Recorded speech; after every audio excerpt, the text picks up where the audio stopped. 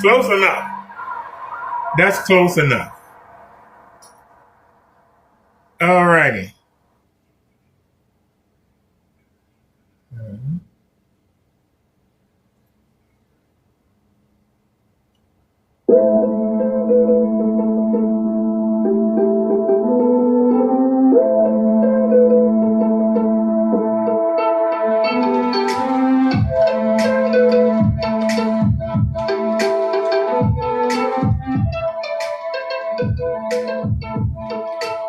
Come on, hit me.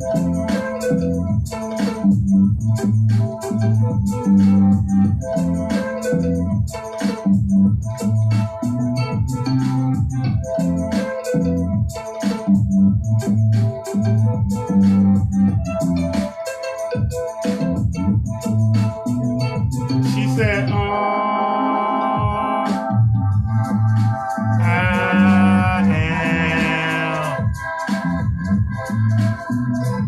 She said,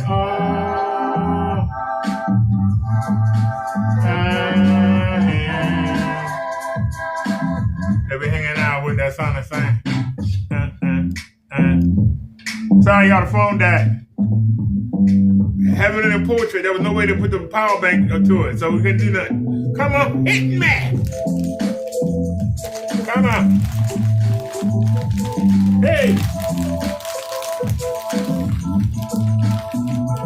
Come on!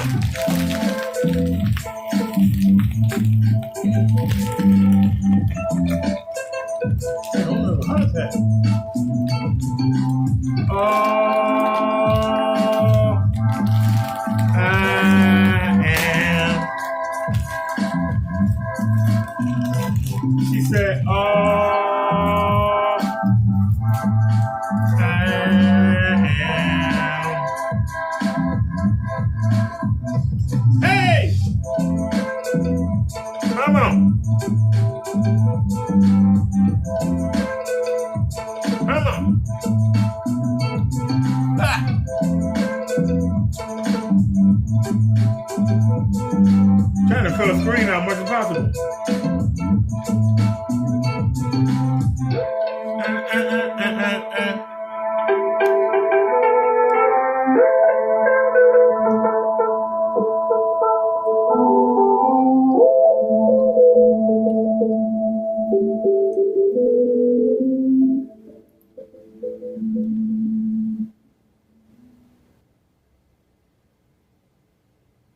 I'm done. The hell with it. We're going to rock with it the way it is.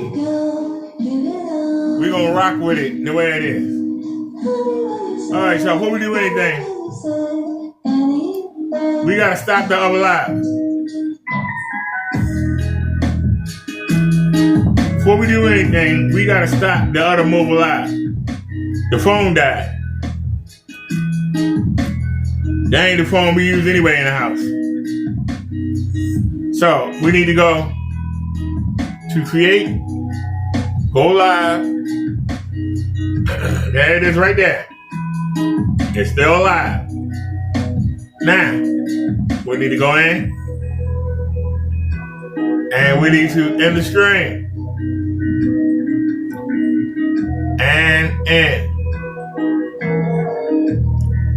All right. Whoa, we got 4,052 views. 66 people at the same time? Are you serious? 4,052 views. Holy Moses. Did anybody donate?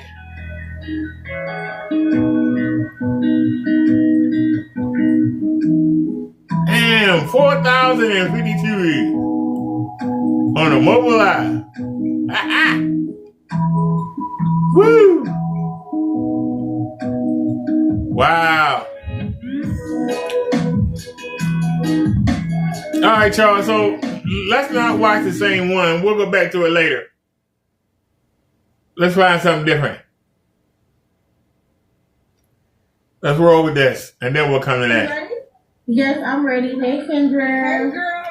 Hey, girl. Congratulations, girl. Kendra, you look beautiful. Hi. Hi, Kendra. Oh no, she got a gay friend with her. We're in Atlanta.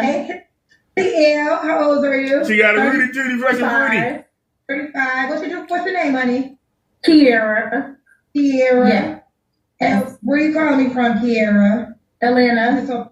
That's my fault. What's your zodiac sign? A Leo. Can we do a double deuce? Okay, I'll see you after. You have any kids?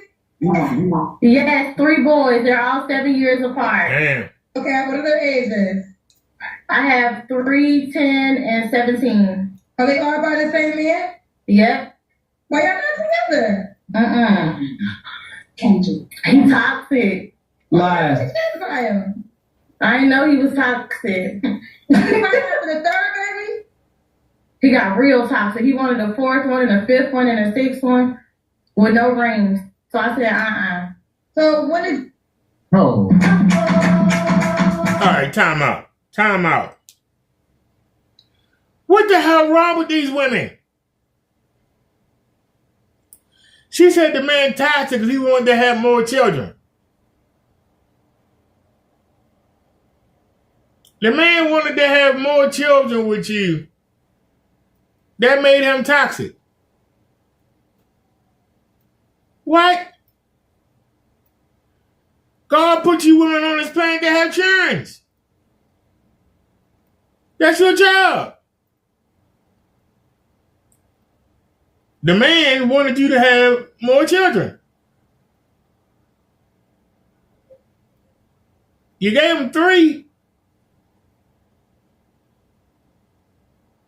What man is going to want you knowing that you left a man because he wanted to have children? So here we go. Bonquisha up here, 35 years old with 3 strong boys. And by one man, allegedly. Kendra said, why don't you marry this man? Because he toxic. How is he toxic? Because he kept wanting to put babies in me without marrying me. Well, Bonquisha, you have the first 3 rights of conception. He shouldn't have been able to even sleep with you without marrying you. You had that much control. You can do that. Can we visualize this character? Yes.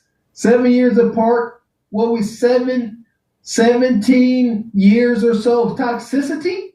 Huh? No, 10 years. 7 to 17. 10 years of toxicity. My foot. No. This brother most likely everything she want to get 3 babies. She's act like she wanted a ring. But what do we know that? Hold on. She said they 10 years apart each, so that's 30 years. How you with somebody toxic for 30 years? You might as well just stay with them the rest of your life. 30 years? She said all the kids are 10 years apart. You spent 30 years with that man? How old is he again? Man, that's not possible. No kids can't be 10 years apart. She only 35. Well, you can't listen to what you're going to say out their mouth. The standards are for simps, and when these sisters like a guy, those standards go out the window. So 1, 2, 3 times over, she swallowed her standards. Well, she should have been swallowing something else. Now she's 3 for 1 asterisk. You realize, so what did he do that made you realize he was toxic? He didn't want me to have a life, no friends. Everything was just about him, so I had to let it go. Okay, and that didn't come about until the 3rd baby. Okay. All right, what do you do for a living? Kiara, right? Kiara, what do you do for a living, love? I own a collection agency. Okay. Girl, if my name ever come across your desk, make sure you be like, I don't know. If my name ever come across your desk now, look out for it, sister, okay? All right, so we got Kiara, 35, Leo, Atlanta. My 3 boys by the same man, never married. She owns a collection agency. What kind of man you looking for, girl? One that's hardworking and honest. Okay. Do you have any deal breakers?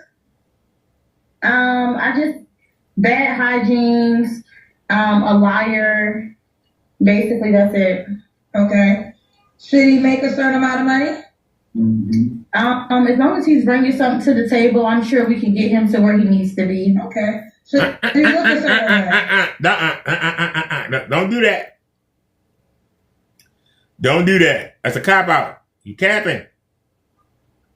She said, as long as he bringing something to the table, we'll get him where he need to be.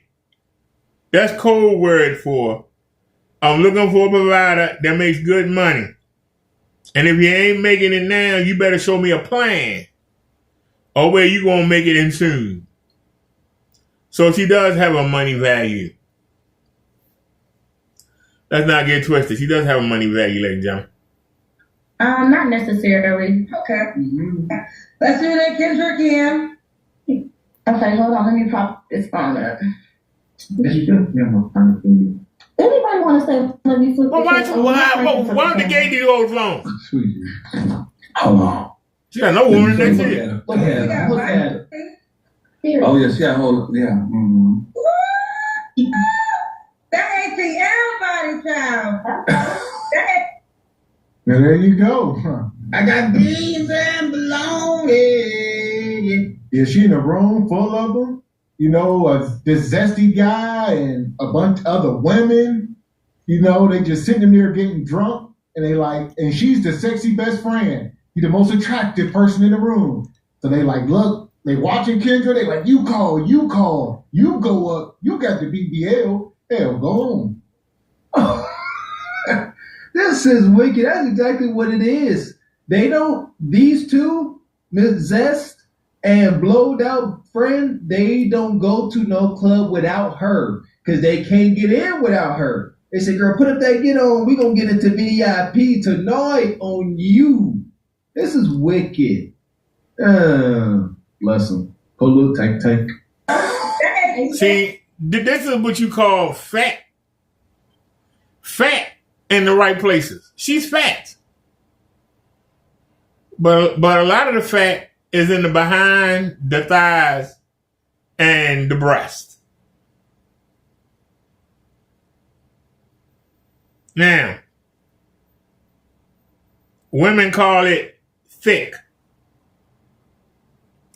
Society says obese.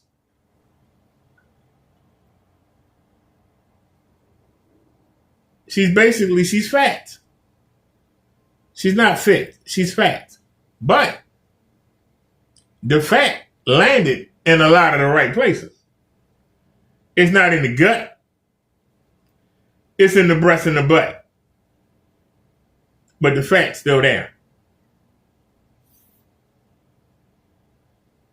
Everybody style. They got somebody around here. Therefore, you get your luggage and you get your body all at the same time. that ain't no way. You got 3 kids? 3 boys.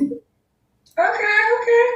3 boys. I ain't got no way. All right. So, Kiera, what was your last relationship? It ended a year and a half ago. Okay. And that was your child's father? Mm-hmm. Okay. You don't have to answer, but I'm going to ask, when's the last time you was intimate with someone? Last week.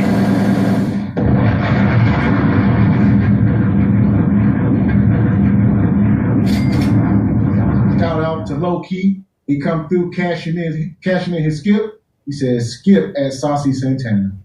Mm-hmm. What else did this goofy sister say on top of the BBL that threw us all off? She said she owned a collection agency.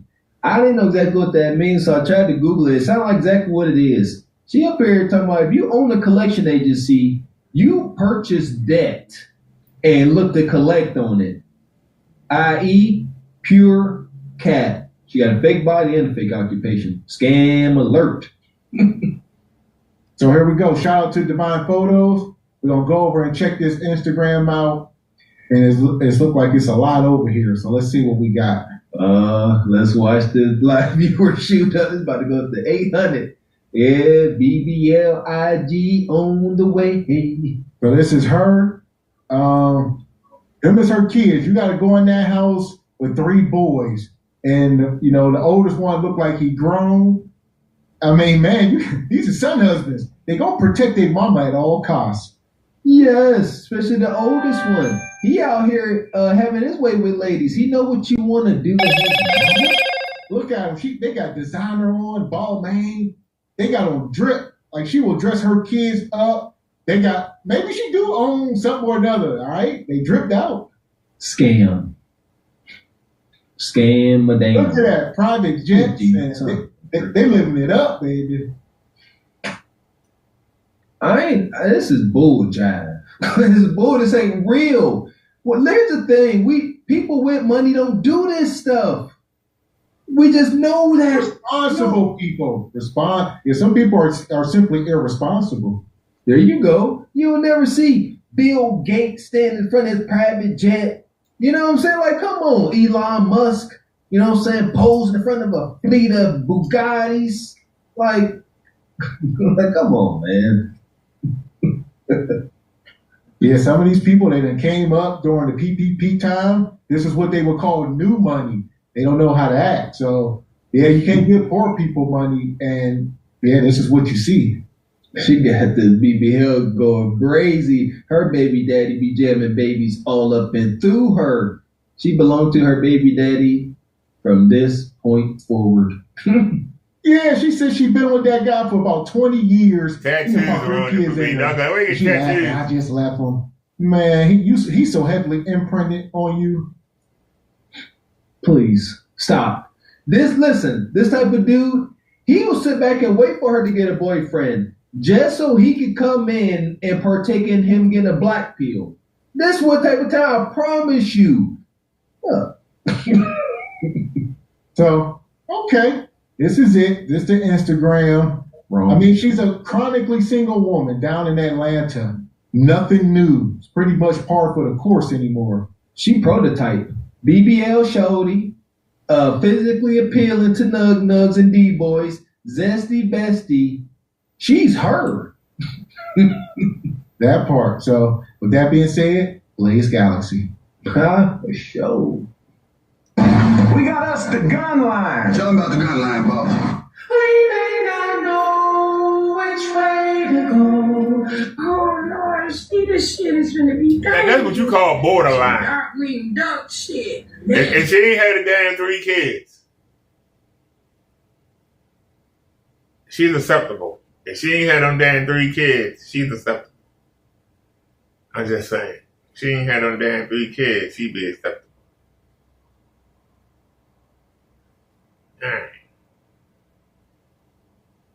So where are we at now? What's this?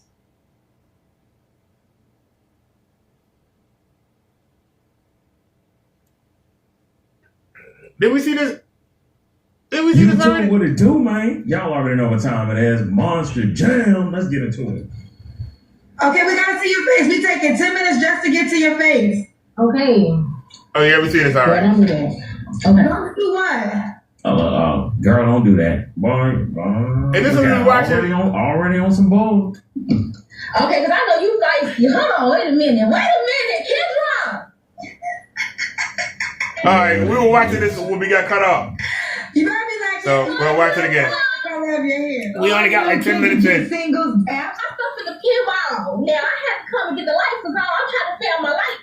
I seen there was 6 people in the queue. I'm like, hold on, let me see. I might get picked. I'm like, hey girl. You ready, baby? Your hair color is pretty. Thank you, Valentine's Love Day. Okay, what's your name, boo? Y'all, these women, I'm gonna just be real, man. These women be absolutely disgusting. I'm gonna just be honest, man. Some of these women, they be straight up losers, man. Straight up losers, and y'all wonder why y'all wonder why y'all end up on Kendra's Monster Jam app. My name is Akila, but I go by AK. AK, and where you calling us from? Try to stop moving, love. Chicago. Chicago, how old are you? I am 28. 28, and what you do for a living? I am a traveling nurse, but I write music and I rap on the side. It's like something I've always been into. So you're a traveling nurse, you write music and you rap? A traveling nurse and a rapper. She belongs to the street. What is with these women want to rap nowadays? What is up with you masculine ass women trying to rap? Y'all want masculine heterosexual men, but you want to rap? They come from loser ass men validating them and pedestalizing them for absolutely nothing. Loser niggas who just want to clap and they got no standard, taking any and everything. Just letting women just do and be whatever. Yes. Do you want to give us 20 seconds? Do I want to give you 20 seconds of what? Of you rapping. She said a what? Dang, okay, let me see. Damn, I kind of went blank. That's terrible. That's sad. I should be more prepared than that. Okay. Well, that's okay. You don't have to. Yeah. Do you have any kids? I have a little boy. He's a son. How old's your son? He's 4. Why you not with the dad? I'm not scared. Oh my God, they said I'm scared. I'm not. I'm just not. I'm just still getting used to a lot of things. I'm not with the father because it was kind of like a thing that we dated, and I kind of like got out of the situation when I just felt like things just didn't go right. So she ran. So when I decided to leave, that's when I found out. That's when you found out. Okay. Okay. What's your zodiac sign? So she shot herself in the foot. She left out.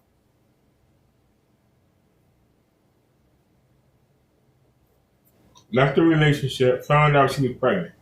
Why she didn't go back and say, hey, I'm pregnant, we made a baby together, let's raise this child and have a happy home, instead of being out here on Kendra's show. It's less humiliating to be out here saying you can't get a man than it is to be on Kendra's show. AK. I'm an Aquarius. Huh? Aquarius? Okay. Is your birthday just passed? But it just passed, yeah. Okay. So we got AK Chicago, 28 Aquarius. She's a traveling nurse. She also writes music and raps.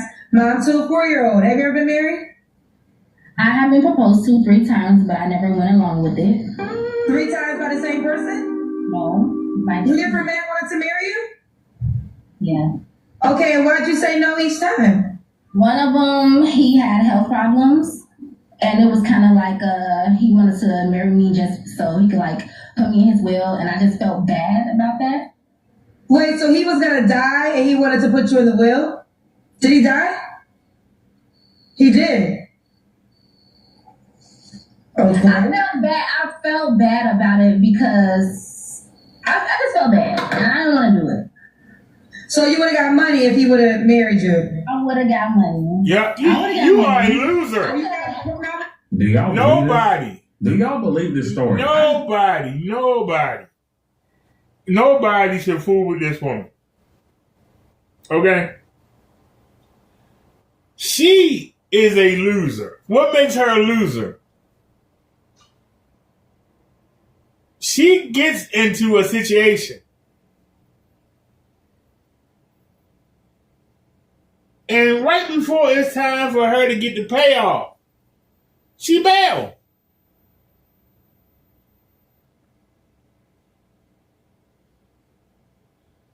It's like somebody entering the top 10, whether it be boxing, wrestling, MMA, they in the top 10. They number 10. They work their way up to being the number one contender. The night of the fight come, they don't show up. The night of the fight come up, they don't show up. They literally do not show up. That's all I want to know. Do y'all believe that? Are you guys dating? I feel like a lot of girls would have did it, but I just feel like I would rather marry for the right reasons other than that way. Were you guys dating? No, it was kind of like I met him at a bar because I've been like single and I just went to a bar and I met an older guy and I felt like he was looking for somebody to get interested in, to do something like that. And I came across somebody like that. I'm looking for something serious, a long-term relationship.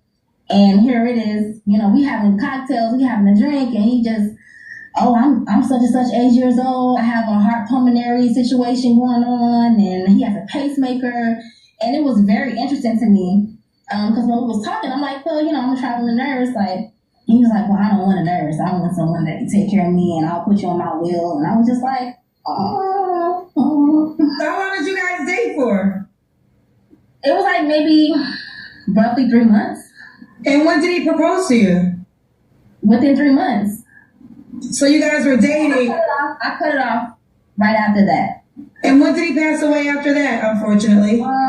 So this was like 3 years ago. So he passed away, I don't know, because I got in cool with his sister. So she told me he passed away roughly like eight months to a year. Okay. Yeah, after we stopped talking. And she was just like, he passed away, like he talks about you all the time. Yeah, I kind of felt kind of slow for not, my phone, let me put my phone on the charger. I kind of felt slow after not taking the offer because the fact that his family was like in contact with me, wanted to talk to me, I was like, well. How much older was he? 67, so very much older. Oh my God. He did not look like it. He did not look like it. Like, he didn't even have gray hair, gray beard. He didn't have none of that. He didn't look like it. He was a very tall, handsome guy. He did not look like it. So I'll give him that. Okay, so that was the first guy. What was the second guy that proposed? The second guy, he was shorter than me. How tall are you? I know. I'm 5'5". How tall was he? He seemed like he was like 5'3", maybe 5'2" or something. But he was really nice and really genuine. And that's the thing, like, I don't want to go off of like height, but I think us girls as a taller girls or whatever, we don't want to like look down. So how long did you date him for? I don't know, child, you're making me go back. I guess I'll give him like 8 months, 6 to 8 months. So you dated him 6 to 8 months and he proposed. Gentlemen, they say they don't want it, but they still take it. He must have been a hell of a pookie. And you dated him for 6 to 8 months. We don't want the short man, but we dated him for 8 months. Make it make sense. Y'all, this woman is an absolute liar, man. Just lying. Just up here just yapping. Just straight up yapping. A manifestation thought rocket. The last guy, was it your child's father? He did not take, yeah. It should not take that long. It should not take that long for a guy to know if he want to marry you. Notice that. Okay, well, let's go to the third proposal. That was your child's father? Oh, no, he wasn't. Okay, so who's the third guy that proposed? The third guy was someone that I dated after my child's father. So after I broke up with him, because me and my child's father, we used to like work together. After that, I ended up dating someone while I know people probably gonna judge me while I was pregnant, but this was an old friend that I used to work with just as well. Excuse me. And he just felt like, dang, I thought by the time you had a baby, you would be married. People would, it would be like your husband. Like everybody was kind of thinking like by the time I got married, because the type of girl that I am, like people that know me, they know that I wouldn't just be with anybody. This was a surprise to myself, but I just didn't want to go through the riffraff of like not having a kid and going through like the whole abortion thing or whatever. I don't know if people say that on TikTok, but yeah, so he kind of like grown king to me, and he started taking care of me and the baby while I was with child. So he was dating you while you were pregnant? Yeah. So you broke up with your child's father while you were actually pregnant? Yeah. Well, this was before I found out. Before I found out that I was with child, me and him broke up. Okay. And when I found out we was trying to kind of make it work, but I kind of didn't want to make it work. I actually didn't want to go through with it because I felt like I didn't want to be a single mother. People just don't know like how hard that is. Like I've seen my sisters do it. I've seen a lot of women do it. It's not an easy thing. I didn't want to go through that. So I end up eventually we came to an agreement like, yeah, we're gonna do it. You want to be a single mom, but wind up becoming a single mom any damn way. I told y'all these women move and date like straight children. They move and date like straight up children, and wonder why they wind up becoming single moms and eternally clap anyway. Why are we having kids by men we're not married to? First off, and they always want to blame it on I was young and it just happened. All right, loser. And it just didn't work out, but it was people that knew me. And when I would post it on my Snapchat, I'm a very private person. I don't know if you see my page, I'm kind of private with things. And like on my Snapchat, people that knew me, that I worked with, they was like, I can't believe you're pregnant. Like, who was the father? You getting married? People thought I was getting married and everything. I'm like, no, this is not that type of thing. Okay, so real quick, because I gotta go to the regular questions. I just want to package this last one. So this guy was dating you while you were pregnant, and he proposed too. Mm-hmm. So why'd you say no to him? Here's gonna be the crazy part. So he was a very good provider. Everything was fine, but it just seems like when it came down to when I was ready to actually move to the next step sexually, it was an issue. So how we have sex? I didn't want to right away. It was an issue for him that I didn't want to be sexually active like super soon.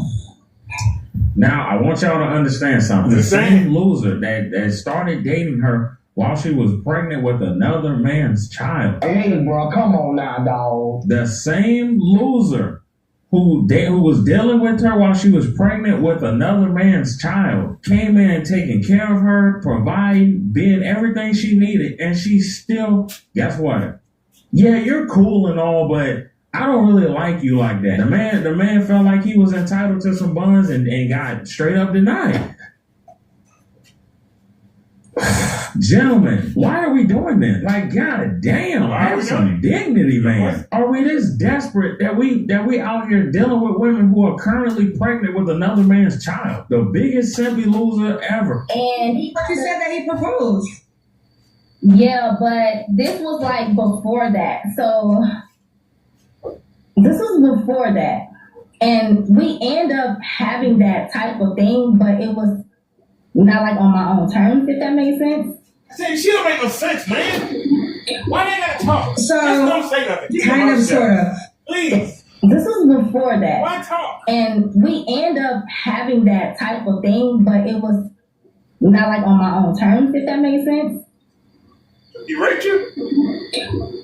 So, kind of, sort of. So you're saying he wanted to have sex, you didn't want to have sex, y'all ended up having sex, and then he proposes to you. This was like after a while. He got an attitude about it. He was like, I don't feel like I'm the man because it's nothing that I do pleases you. It makes me feel like you don't want to like be. Well, that was how he felt. Why did he propose to you? Like I said before, a straight up simp. I don't feel like I'm the man because, dog, you're not the man. Why are we with women who are pregnant by other men currently? This is why I said y'all gotta have respect for yourselves, man. Y'all, I'm telling you, it's a lot of desperate, lonely, loser men out there too who will sign up for absolute nonsense. They be out here validating these other loser women. And y'all wonder why these chicks be so fucked up. Y'all be validating these women for absolutely nothing. Just so y'all can get buns, and then when she don't give you buns, you want to get mad. Like make it make sense, dude. He got enough money to provide. After he was upset? Yeah, not directly after. This was like after the fact. So after this happened, we kept dating. We kept seeing each other. Me being the person that I am, I liked him for who he was. He didn't mind taking care of me. He took care of my son that I am. I liked him for who he was. He didn't mind taking care of me. He took care of my son. Did she say I like the fool he was? We had a good relationship, so I kept seeing him. But as far as like gaining feelings for him, I could not gain feelings for him because it was just how our sexual encounter had ended up. You used him. Loser. You made me feel like I had to do something just to make you feel like you were the man. Because his specific words was, I don't feel like the man. Okay, I got you. I got you. Because he felt like that. Okay. Gentlemen, going forward, stop validating women for no reason. What did she do to earn beautiful, gorgeous, sexy? What is she doing to earn all of this? Nothing. Y'all just roll straight up on women calling them sexy, beautiful, and gorgeous because y'all want to clap. Let these women earn that shit from y'all, man. Have some respect. Y'all, this man took the biggest L ever. Not only did you get with this woman while she was pregnant by another man, you stepped in and took care of the kid and then asked for the buns, and she said no because she didn't respect him. She saw him for the loser, simp, fool that he was. And he got played and he was mad because she didn't want to give up the bun. Gentlemen, have some respect, man. Damn. Okay, AK Chicago, 28 Aquarius, traveling nurse, Price Music Rap, mom to a 4-year-old, never married, proposed to 3 times. What kind of man you looking for? I'm looking for a guy that is a generous guy that knows how to provide and protect, blah, blah, blah. But it's like, for me, it's more of a connection. When you know you meet somebody that you actually want to talk to, you actually want to build something with, not trying to put me to work. I have my own dreams, you have your own. We're going to inspire each other and grow together. Like, I don't have time for the forcefully sexual role. I don't have time for the super, all these baby mamas, all these kids. I have one son, so I don't want to be met with a bunch of children behind. I don't want to be nobody's stepmother. You the one that act like a damn child. Mama, don't care about it. So if he has kids already, you don't want to be friends with? What would the man have to be to your child? He would have to be the stepfather, correct? If he dates you serious? No, this is what we're talking about, man. This is the result of simply loser men validating these bimbo loser women. His children's moms. If he have a bunch of children, obviously... No, but obviously if he can like afford to have all these kids and me, there should be some type of respect line between that. Okay. Yeah. What about deal breakers? Deal breaker for me would be making under 6 figures. So if he made 90K, don't reach out to you. Well, yeah. If he made 90K and he worked every day, I feel like guys like that, they kind of want somebody to move in with them and build off of what they have going on. They're not gonna like invest in your dreams, invest in like what you have going on. See? So no. See, she's a user. I said she's a user. She's a user.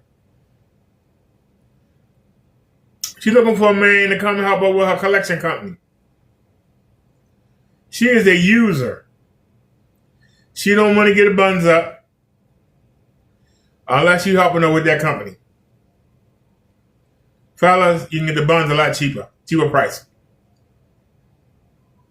This woman is a user. She goes from man to man, using man. From man to man. And she gonna meet that psycho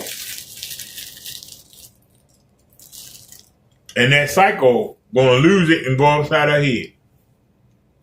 She's gonna wind up getting raped and assaulted. She keep playing with these men's emotions. She gonna play with the wrong man. He gonna have something wrong with him, and he gonna go off on her. 100K. Probably over that. Okay, so what's the minimum? Just tell me what the minimum is. Half a mil. He has to make 500K. Yeah. We're on the Monster Jam app looking for what? A man making 90K. Oh, he's probably going to want me to move in with him. I don't want to do that. So what the hell are we doing? What are we up here looking for? And this is why I always say, on this Monster Jam app, looking for what? What are we looking for? We're looking for more simply losers to come sign up for this and take care of this wannabe rapper. Y'all have to, man, this is why I tell y'all, having discernment is an absolute plus. This is why these men get used up by these women, because y'all don't have discernment. Y'all don't have game. Y'all rolling up on every female, validating them, and they don't deserve it. Do not deserve it. This woman is not a girlfriend or a wife by a long shot. And she up here looking for another simp loser, making a whole bunch of money to come be the next fool. What did she call that guy that took care of her while she was pregnant with another man's baby? She said, oh, he was a fool. So I kept entertaining it. Come on, man. You can't make this up. Have some respect, gentlemen. Okay. So he has to make 500K. Anything less than that, don't reach out to you. Yeah. Okay, what else are you doing? Hold on. Huh? As far as kids, like when it comes down to kids, I just feel like if you have a lot of kids that live with you, like there are men that have kids that live with them. I feel like if your kids live with you, then that means you had a bad taste in women. So I don't want it. Don't your 1-year-old son live with you? So what does that make you? Doesn't that mean you have a bad taste in men because your child lives with you? Oh my God. Do you make 500K? I make 80. Oh, you make 80K. Yeah. But your man has to make 500K. I want him to make more than me. Ma'am. Look, and look, mind you, 80K is not a bad salary. It's not. You can do a lot with 80,000 if you have good money management skills. But this is the problem. She's up here. This is why I said earlier, manifestation thought rock. Ma'am, a man making 85,000, 90,000, 95,000, 100,000 is making more than you, ma'am. But no, we're gonna shoot for the moon and the star. Because you know why? Y'all remember that dumbass so-called couple update that I reacted to a few days ago, Mr. 500K. Now she's getting up here trying to manifest the same thing. Looking for another loser to spend all his money on her. I'm just curious, why would you not date a man that made 100K? Just throwing it out there. I feel like if you go above, you're gonna get. So my auntie always told me, if you go above, you're gonna at least get something of what you want. Say I want an 80K. Say I want 100K. Why would I want 100K? Why would I say I want 100K and then somebody comes that makes 100K, but then he could possibly go lower. So if I go higher, somebody could come with more, and then if he go down, then he wouldn't go under 100. He probably go 300 to 250. Not saying that he will lose money, but in this economy, it goes up and down. You just never know. Your baby Why do they made talk? 500K? No. I don't know. You don't know? No, I don't know. Why don't you know? I don't think so. I don't think so because I will be with him. She belongs to the street. So that's like one of our Exactly. Now we expose ourselves. A manifestation thought rocket. Looking for a man with money. Looking for simp losers with money. That's why I said on the Monster Jam app, looking for what? Gentlemen, if you sign up for this woman and date this woman seriously, you are a loser. Do you hear me? You are a loser. If you sign up on this app and date this woman, you're a loser. Straight up. That's like one of my reasons why I'm not with him, because he just felt like it's a 50-50 thing. And I feel like, no. Should a guy look a certain way?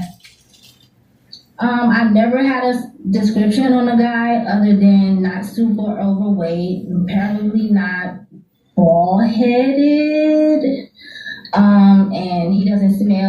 good teeth, and he's fresh and clean. I don't really, if you like, I don't, the stocky, the small, not super short. You can be tall, no smelly breath. Let's do the Kendra can.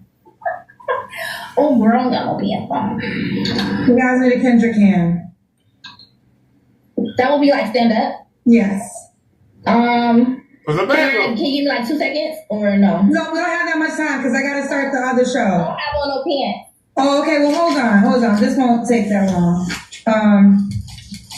Hold on. So 500K is the lowest, right? You'll take?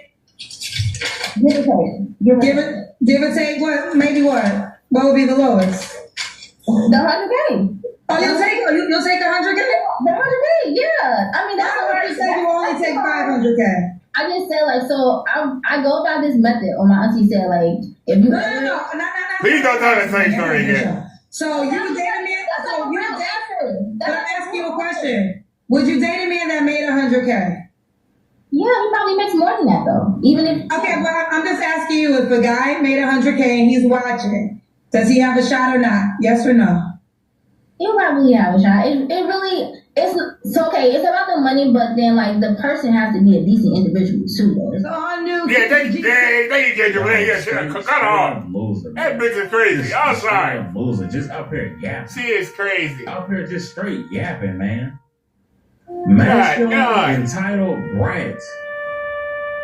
And it's the sad thing about it. It's a loser man who ready to go get with her right now. I'm sure it is. It's a loser ready to go get with her right now, validating this woman, and she's done nothing to earn the validation. Gentlemen, bring it in.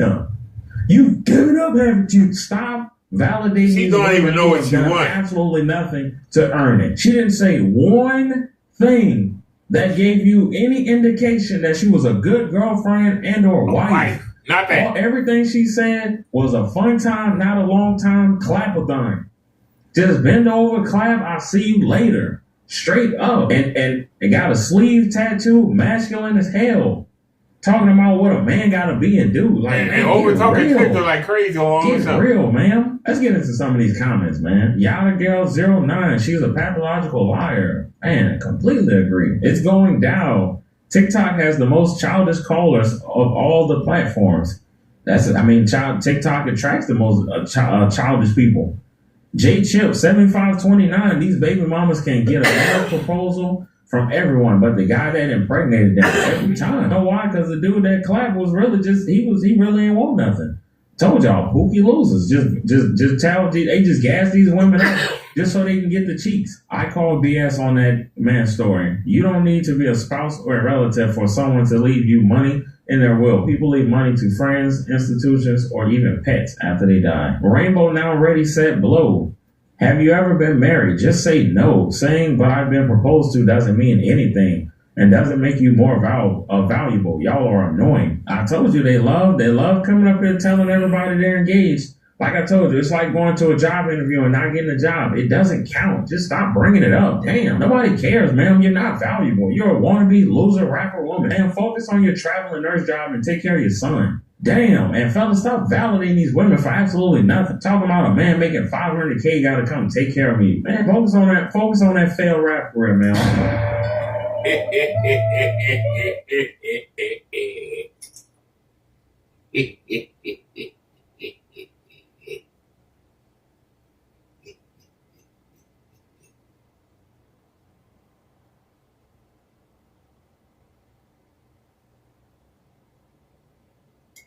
Ordered them from Temu. Wait, I gotta see this. Hold on, I wanna see this. Let me see this already. You too. What it do, man? Y'all already know what time it is. What time is it, ladies and gentlemen? The Monster Jam. We already got a Monster Jammer up here already. Let's get it. Hello. Hey, Kendra. Hey, what's your name, boo? My name is Victoria. Victoria, you got on glasses. Looks like my glasses on so y'all can see. The hell?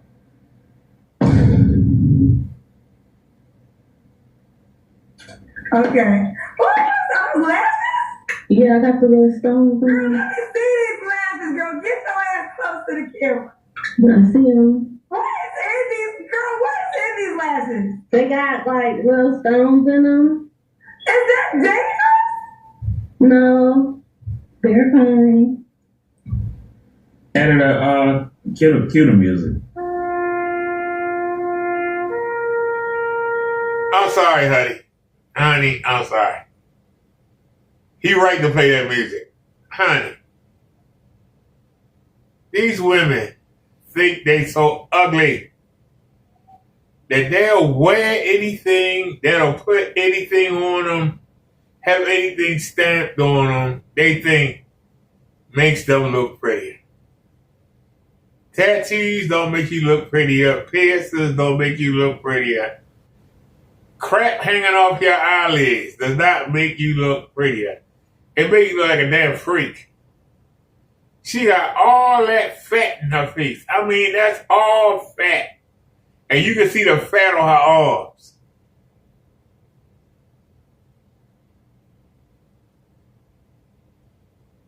Seriously.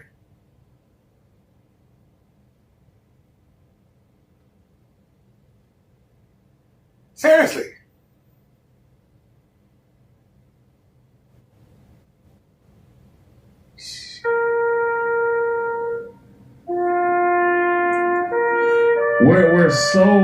We're so unserious.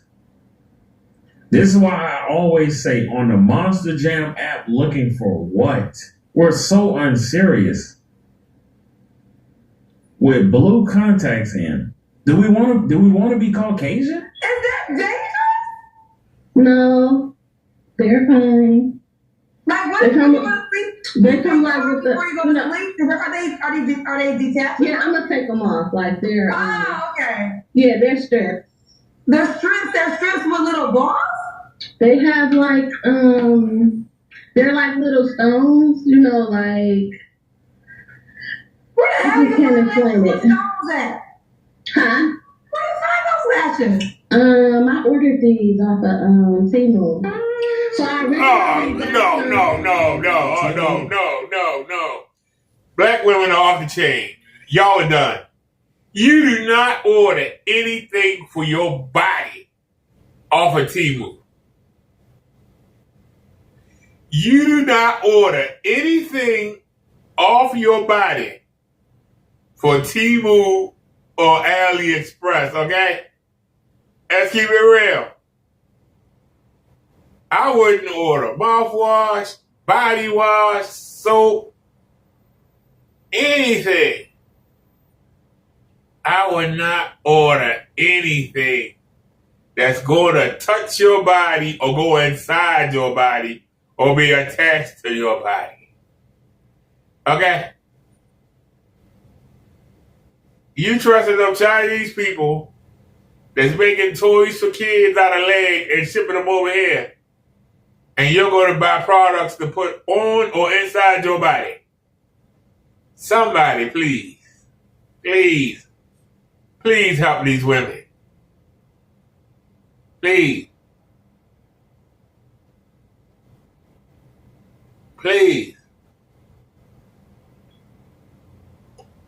And I'm going to be honest. If you take away the crap on her damn eyes, if you ignore her three chins, hopefully the Kendra Cam don't do an end. I think she's cute.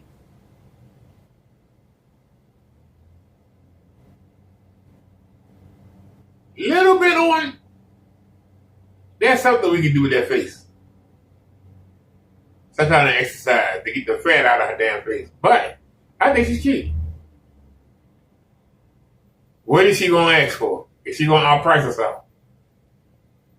Princess, man, I tell you, boy, we have nothing better to do with our time other than order booty, butt cheek, eyelashes off of Temu. From Ross, right? But I haven't been able to find them again because I like them. So I ordered them off Temu. Yeah.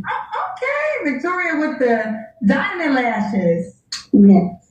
How old are you, honey? I'm 39. 39. What do you do for a living? I own my own trucking company, and I do braids, wigs, lashes.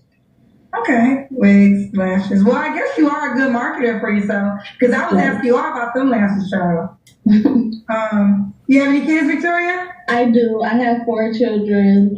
They're 22, 20, and I have an 8-year-old. Have you ever been married? No.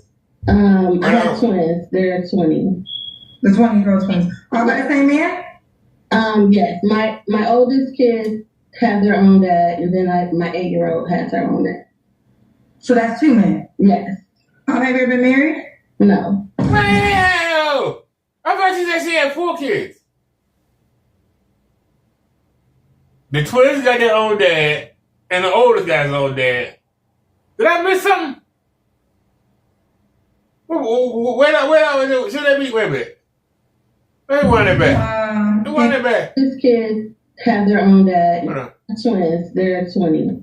You have any kids, Victoria? I do. I have 4 children. You said I have 4. They're 22, 20, and I have an 8-year-old. Have you ever been married? No. I have twins. They're 20. The 20-year-old twins. All by the same man? Yes. My oldest kids have their own dad, and then my 8-year-old has her own dad. Okay. So that's 2 men. All right. So the twins are 22, and then it's a 20-year-old, and then the other kid. Okay, so 3 kids by one man, and a kid by the other. Okay. I knew she said she had 4. Yes. Have you ever been married? No. No. And what's your zodiac sign, Victoria? I'm a Cancer. Cancer. So we got Victoria, 39, Cancer, owns her own trucking company, also does wigs and lashes, 4 moms of 4, a 22-year-old, 2 twins that are 20, and 8-year-old, by 2 men, never married. What kind of man you looking for, honey? Before you start, somebody help me out here. She says she got a trucking company.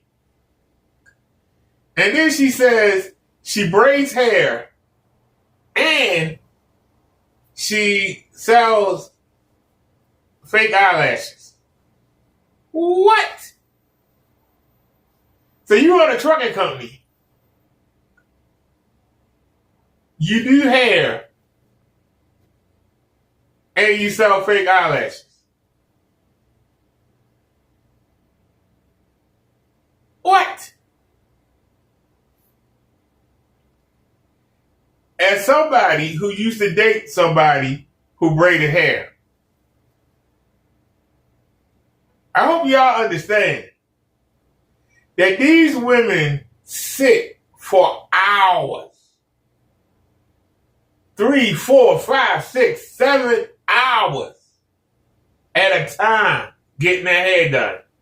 There are African women that come over here off the boat. And within 1 or 2 months of living with somebody else will have their own little raggedy store.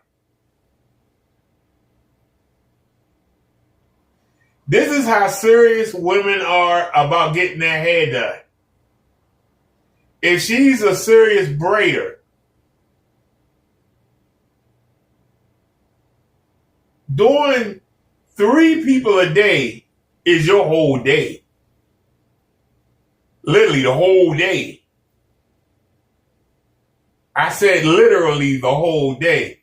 How she got time to run a trucking company and run the eyelash business? She doing somebody's hair. She got, hold on. Phone ringing. Hey, I need somebody to come over here and pick these deliveries up. All right, hold on. Breaker 19, breaker 19. Is there anybody available? Anybody? Truck number 1, truck number 2, truck number 3. Any of y'all available? I need somebody to do a quick pickup. I mean, seriously.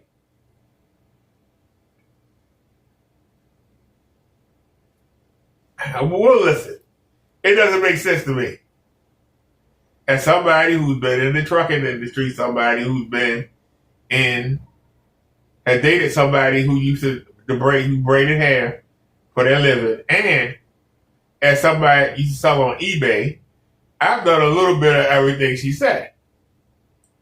I've been in those fields. They are very time-consuming fields. So I'm trying to figure out how she raised 3 kids and stretched out her time like that.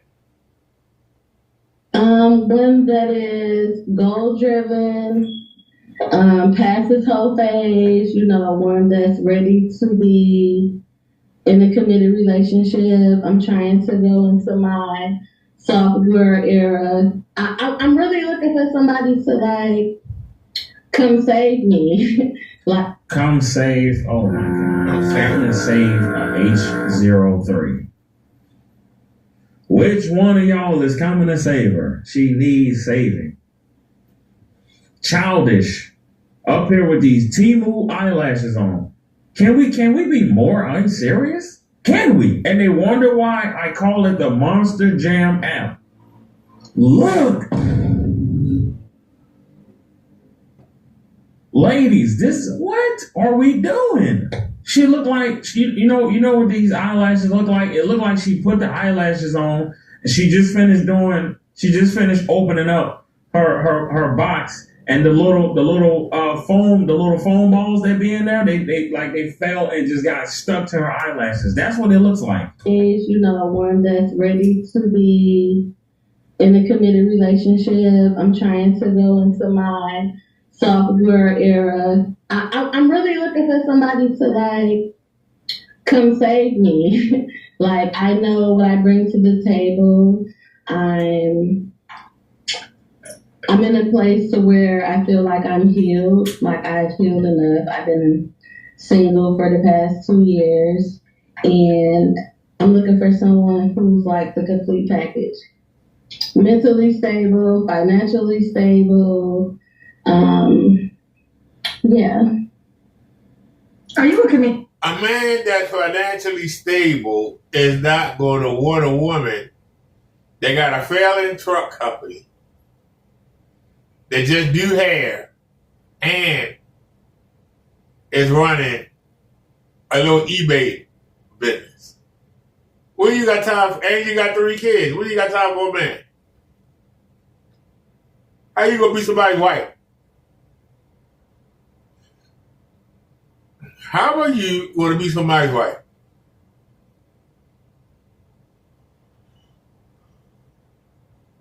You need but 40 hours a week, or you need a pookie to sit on the sofa and wait for you, play video games while you out there playing with your little itty bitty trucking company, while you playing, doing somebody's hair. You need him on the other side of the room.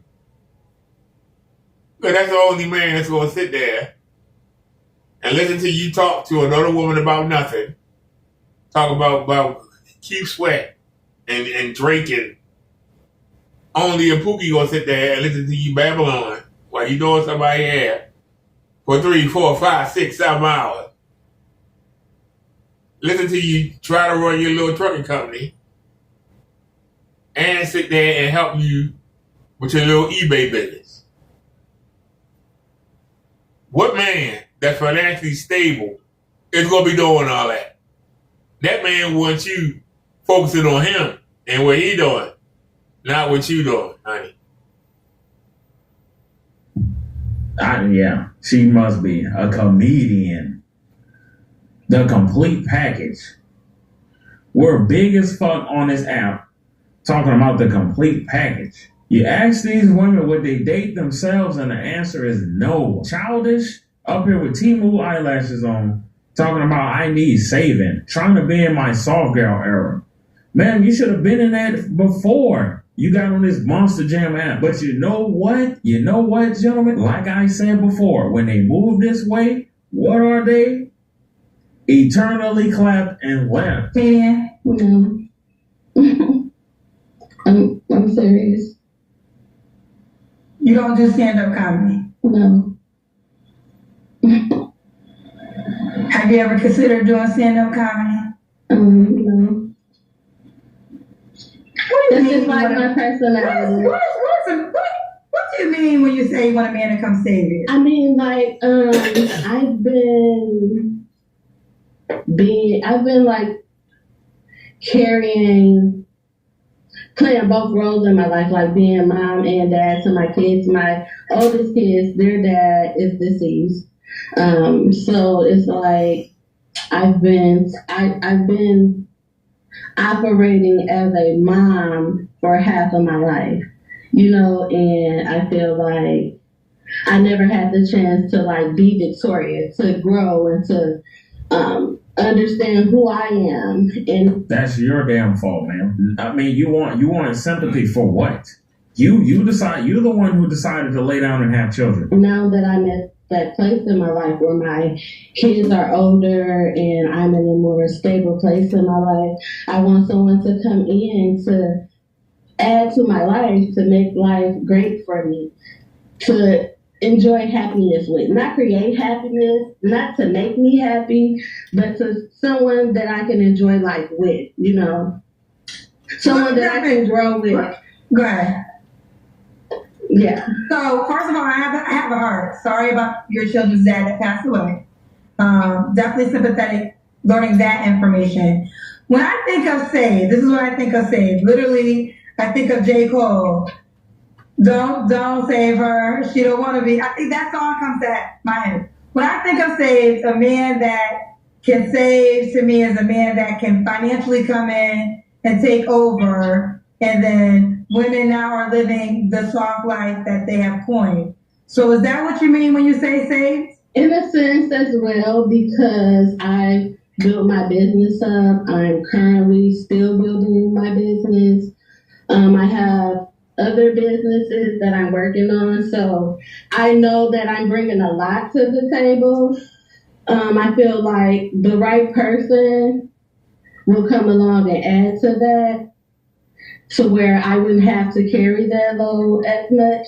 He may be interested in the same things that I'm interested in. Cal, you know what's so crazy?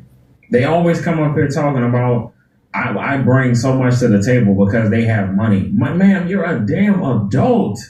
Can we stop getting up here saying because we make money, we bring a lot to the table? You're a goddamn adult, man. With children, you're supposed to be bringing it to the table. Do you want to be homeless? So I feel like I have gotten us this far, as far as like to get into a serious relationship, I know what I bring to the table. And I feel like he can have it from here. Like he can. This man, how much does he got to make a certain amount of money? I'm established. I would say at least 80K, 100K. Okay. At least 80K. A minimum 80K. At least 80K. A minimum 80K? Yes. Do you normally date men that make 80K to 100K? I have a couple. No drug dealers. I don't want no drug dealers. I have, yes. Have you dated men that make 80 to 100K that were drug dealers? Yes. What happened with those men? Really like lack personality, or always boasting about what you got, or I don't like that. I don't like that type of energy. What you boasted about what you got? Energy. You boasted. Yeah, my business is successful and I got other businesses. I told you, like you said, women won't date who they are. But they want the man to be who they are, but they won't date who they are. Our biggest problem was, I've dated men that made good money, but they brag about their money. But she bragging about, I got a business, I do braiding, I got an eBay little thing going on. That's bragging. I'm successful and, I want somebody to come in and save me. Why would somebody want to walk into a situation where somebody needs to be saved? That's a problem. Who wants to walk into a problem? You supposed to come to a relationship with your stuff together. Why is it that men supposed to take women that don't have their stuff together, but a woman won't take a man that don't have his stuff together? You gotta already be where you are. You gotta be ambitious. You gotta be on the road. You gotta have a plan of where you going. You gotta have all this before I deal with you. But when we talk to y'all, nah, I'm doing this, I'm doing that, I'm dabbling on this, I'm trying to get this together, I'm going to school. I'm trying to, you're not together. You won't date yourself. Why you expect somebody to date you? If you won't date yourself, why would you expect somebody to date you? That's all I'm asking. It's just like I want. Little, see, but there go to shaming. There go to shaming. And you know where this comes from? When these men tell her exactly how they feel about her, that's when they start coming with the shaming stuff. The shame tactic is the low blows they come with when you start telling her exactly how you feel about her. Up here talking about a man got to be making $100,000 plus to come get what? Ma'am, you're ordering eyelashes off Temu. Miss Money out here ordering Temu eyelashes with the foam that covered the eyelashes in her eyelashes, and thought it was a fantastic idea to get on the Monster Jam app and ask and look for who. You would have to be a god darn fool to come save this woman. The kind of man that she wants, she wouldn't be able to handle him. Want my person or the person that I'm with to be a guide. Like, you don't have to talk about or brag about what you got or my credit score is this. He got to be a what? Or the person that I'm with to be a guide. Like, you don't have to talk about or brag about what you got or my credit score is this or. What did I say, gentlemen? Vibes, horoscopes, ding-a-ling. I just bought this. Like, I don't like that. So. That wouldn't work for me. Ooh, child. Well, most men who do it have egos, right? Because they feel like they are different than other men. So most men who make a certain amount of money, that ego is going to come with that to a certain degree. Yeah, but at least have like some personality behind it. Where's your personality at? Where's your ego? You got this horse head sitting on top of your damn head. You got fake hair glued to your damn scalp. You got a headband with something in it inside the fake hair. You sitting here with, I don't know what the hell you got inside them damn eyelashes, but you got this crap sitting on your face trying to act like you make 6 figures when you look like you just came out the daggone ghetto store. I mean the ghetto store. You know the store that don't even have a name on the front of it. You just go in there and just get stuff for $1. Y'all know what I'm talking about? She looked like she came out the store and got a little bag on her arm. Really? You come on here looking like a chia pack.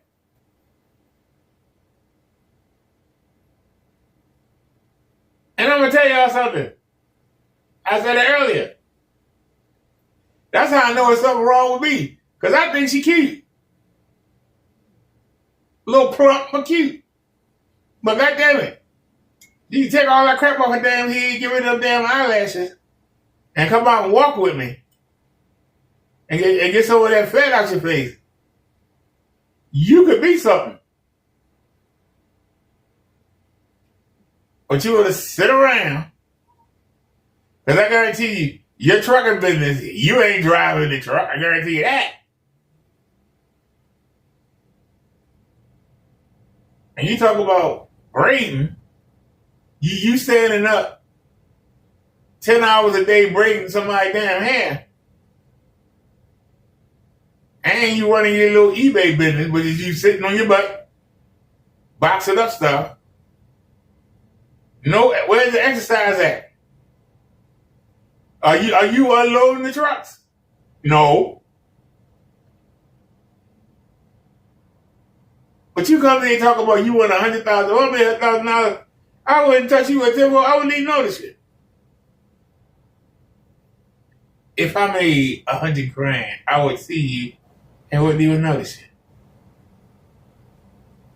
Seriously, I wouldn't even notice it. You know, I was surprised today. I think I only said hi to like 10 women today. If somebody want to watch the mobile live or the 360 video, I'll be uploading that up. It should be up by tomorrow morning. The camera's still on the chair. I ain't took it off yet. I gotta say, we had a pretty good day today. Everything was smooth. I got done early, and we walked up with extra time, but I went on. I had to run back upstairs to get my coat. So I got my workout before we even left. But I still, I still walked up and down. I practiced jogging up and down. I got some exercise today. Very, very happy. Not as much as I normally do, but I got it in. But man, I think I only talked to 10 women today, and I didn't have a conversation with any of them.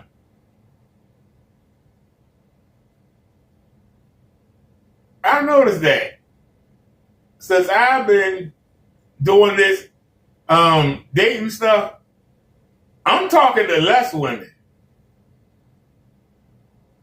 than I was beforehand. Go look at the mobile app. I'm talking to less women.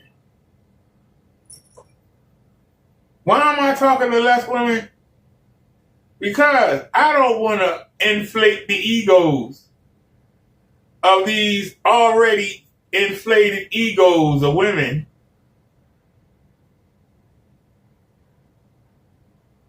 I don't want to inflate the egos.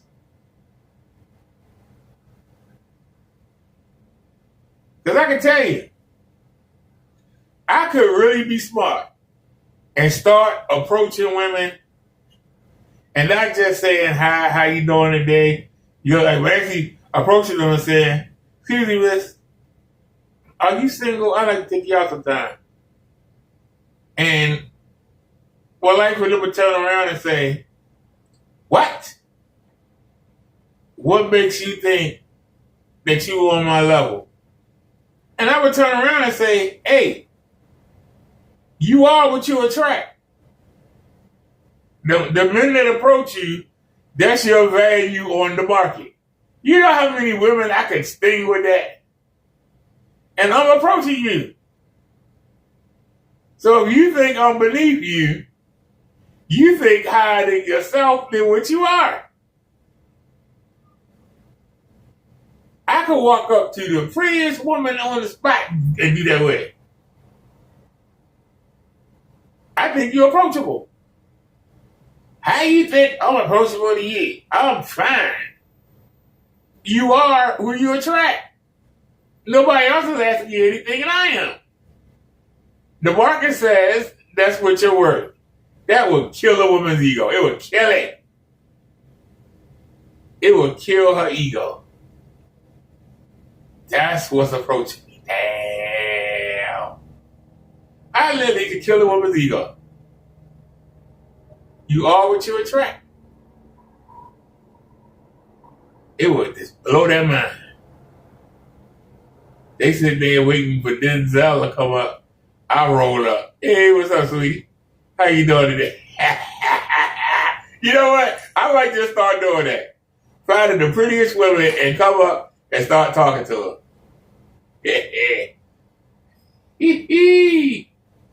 And then when I asked her, hey, would you like to go out? I was like, hey, can I take you to IHOP? Can I take you to Denny's? Can I take you to Dairy Queen? And see the look on that face. And then be like, hey, you are what you attract. And you attract to me. That's what the market says you are. It would kill them. Nah, like what you make is just a percentage of a relationship or what you can bring to the table, but at least have substance behind that.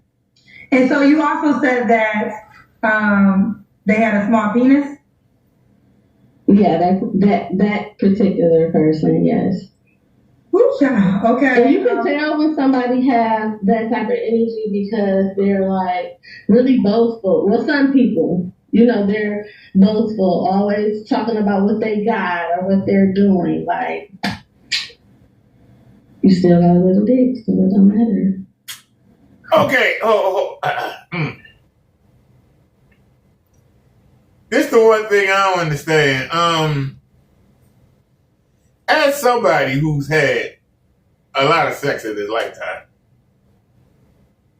like I say, my father was a player, and they say I supposed to be one, but my grandmother put me in a damn church, so that killed that. But I could make a woman swoon with the tip of my damn fingertip. I've always been amazed by that. That the women always talk about the size of the man's penis. But they never talk about the shape of the woman's coochie. Because whether a man is 14 inches or 1 inch, the woman's vagina is supposed to snap down on it. Now, if you got lazy coochie muscles, because let's be honest, the vagina is only 6 inches long. So when you hear a woman say that they want 10, 11, 12, 14 inches,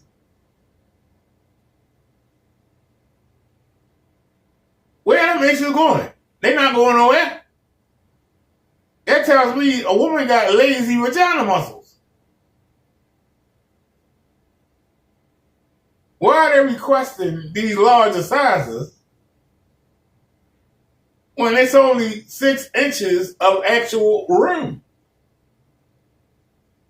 Now I know women that have children, their vaginas get enlarged through childbirth, but they pose to snap back. If you exercise and keep in shape, it pose the elasticity supposed to snap back. Now if you fat and lazy, then you fat and lazy, the muscle might not snap back. But I remember reading, I don't know if it was Dear Abby or Dear Ann Landis, where a woman was saying that she had a big baby. I think it was like 13 pounds. She delivered a 12 or 13 pound baby. And it stretched her vagina out. And she was having a hard time finding a man because she was having a hard time. The men weren't satisfied with her, and she wasn't satisfied with the men.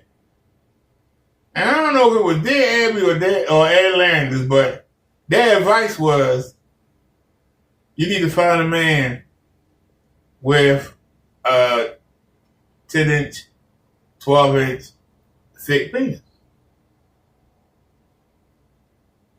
Because your walls are stretched and they're not coming back. And so a man that's 4, 5, 6, 7 inches, and he ain't gonna do nothing for you. And you ain't doing nothing for him. And she also advised, talk to a gynecologist about, are there any kind of like Kegel exercises or exercises you can do to get your vagina in shape, put muscles in your vagina, so that they can grip down. See, a lot of women are just lazy and they just come as they are. They don't realize that vagina needs to be kept in shape. And the reason why the women that are the most loosest, the most trappiest. The reason why they seem to get the most guys is because their vaginas are shaped from all their action.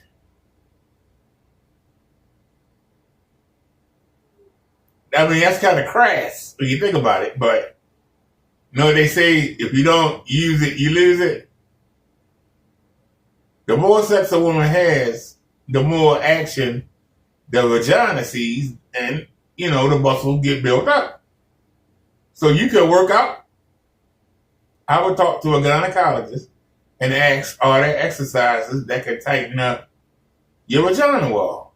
Because if you're a woman and you know that $100,000 man that's not married, that's not homosexual, and that's black, is only 0.5% of the population, and you get your tall, dark, handsome, great smile, 6 figures, and you find out he only got 2 inches, you're going to miss out on your tall, dark, handsome 6 figure because your lazy vagina walls ain't going to do nothing for him, and his 2 inches ain't going to do nothing for you.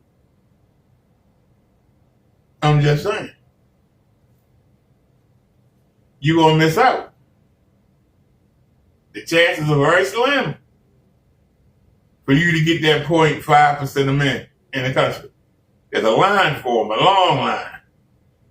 If you're lucky enough to get one, you better find a way to make it work. Wherever they complain about what he don't got, you better find a way to make work what you and him both have. Because a small penis and a lazy vagina is not a good match. And money will only carry you so far. Sooner or later, somebody gonna want to get off. Seriously. She's saying this, but those men probably clapped.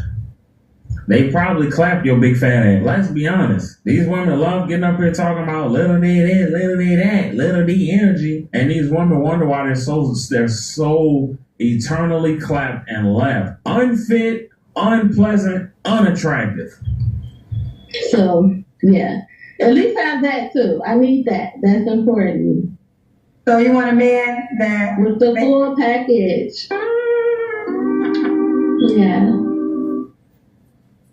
If you never meet the man with the hold on, she don't have the full package.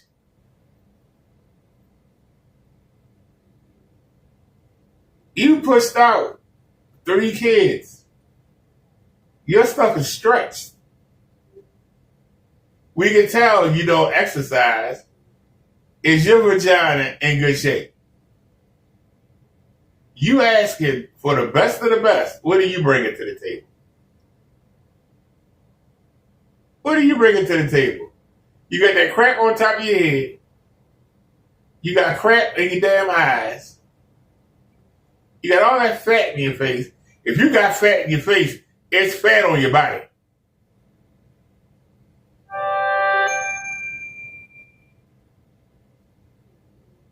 You have pushed out multiple children.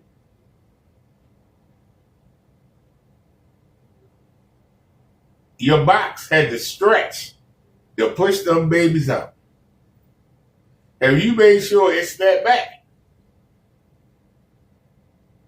It had to stretch. Y'all know a rubber band, you stretch it and come back, stretch it and come back, you stretch it and come back.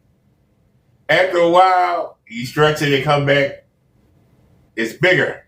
You stretch it again, you come back, it's a little bigger. It's bigger. Pretty soon, you can't use it to hold anything anymore. You got to throw it away. At what point do you throw the woman's box away? How far can it be stretched before the elasticity goes away? You know, it's like, you know, a man they keep wearing the same pair of drawers, and you be like, why you don't change those drawers? Like, these are my house drawers. I don't change it. These are my laying around. They comfortable. I like my house drawers. The elastic is coming off of them and they falling off his butt. That's what a lot of these vaginas is like.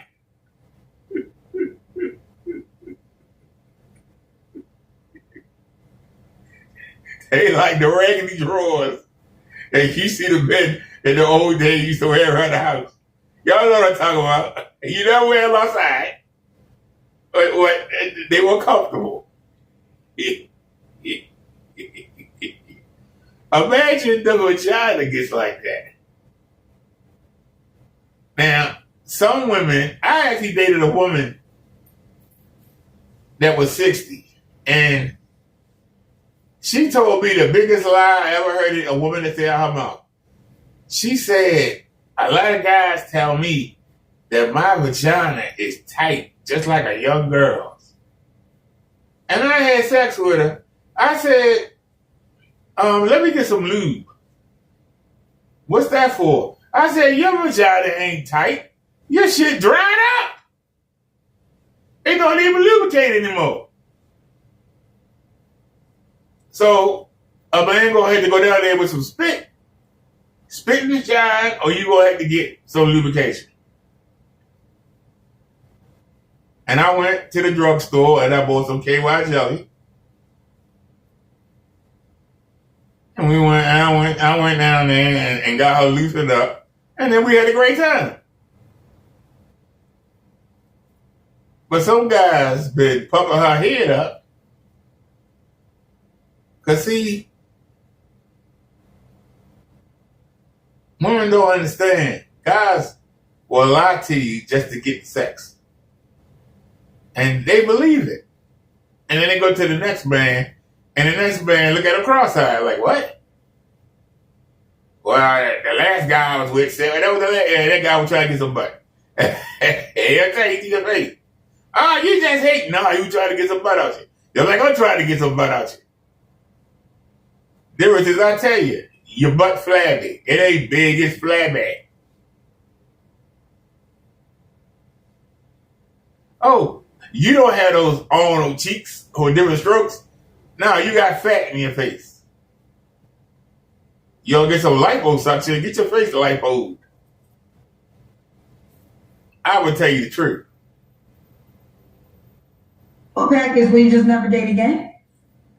I feel like I'm at a point in my life to where I want to date with a purpose. Like, I want to be in a committed relationship. So if I did, I would probably try to pursue that, but not too long. I don't want to be like a serial dater and just date multiple people. I don't have the time or the patience. Okay, so let's do the Kim for Kim. Finally. You better look good, honey. You better be going. Big fat ass. Oh, you got a shape. Ooh. Yeah, she got a shaper on. That's what that is. She got a fucking shaper on. Containing the gut. Can y'all see me? It's not helping her. You got a shape. Ooh. Are you sure? You got a big booty. Yeah. It's big fat ass. Talking about thing. I'm telling you, these women think. I'm telling you, man, these women think just because they be shaped like this and that. Because they got fat ass and fat titties, bro, they think they the shit. Come up here talking big shit, fat as fuck. I'm telling you. Like I say, you can't get the butt without the gut. It's very rare. If you find a woman that got the butt but ain't got the gut, you better latch on to her. You can find, if she's not crazy, you better get her. You can get the butt without the gut. Now that woman that we saw on the other show that had the BBL, that's surgery. Because she was fat everywhere but her waist. Thighs was fat, butt was fat, breast was fat, the waist wasn't. I believe that she's wearing one of those, what did they call them back in the day? chastity belt braziers. Is that what they call them? Y'all know where the women put that corset around their waist with the strings, and they pulled it as tight as they could pull it. And then they put a dress or a blouse over it so you can't see it, and it held the fat in. But then when you untied it, the fat just jumped out. It was slap you like bam, like a rubber band. Bam in your face. Now, like I say, on my hair under 20,000. Could I deal with this? Yes. At 20,000. At 30,000. Could I deal with this? Yes. At 40,000 and up, X out. And I'm not even sure about the 30. This is average. I'm sorry, honey, you average. And you got tattoos? Oh, no. And you got all this fake stuff on. No. I'm sorry. Go in the pit. She got a shaver on under here. Got them cooking arms. Get out of here, man. It's mine too. No BBL. Say what? I said no BBL. No BBL. Do you want to share your height? I'm 4'11". Okay. Oh, you do look like short. 4'11". Yeah. Okay. Victoria, when was your last relationship? About 2 years ago. You don't have to answer, but I'm going to ask. When's the last time you was intimate with someone? Last week. Yeah, I'll pass. Yeah, last week. Eternally clapped and laughed. I say this all the time. Eternally clapped and laughed. Y'all already knew. Yeah, I'll pass. I don't want to waste time dating guys. I don't have the time for that. But you was just eternally clapped this morning, ma'am. Stop the freaking cap. You was clapped this morning. Temu eyelash wearing pie-pies connoisseur. Okay. What are 3 flaws you have to work on? My communication.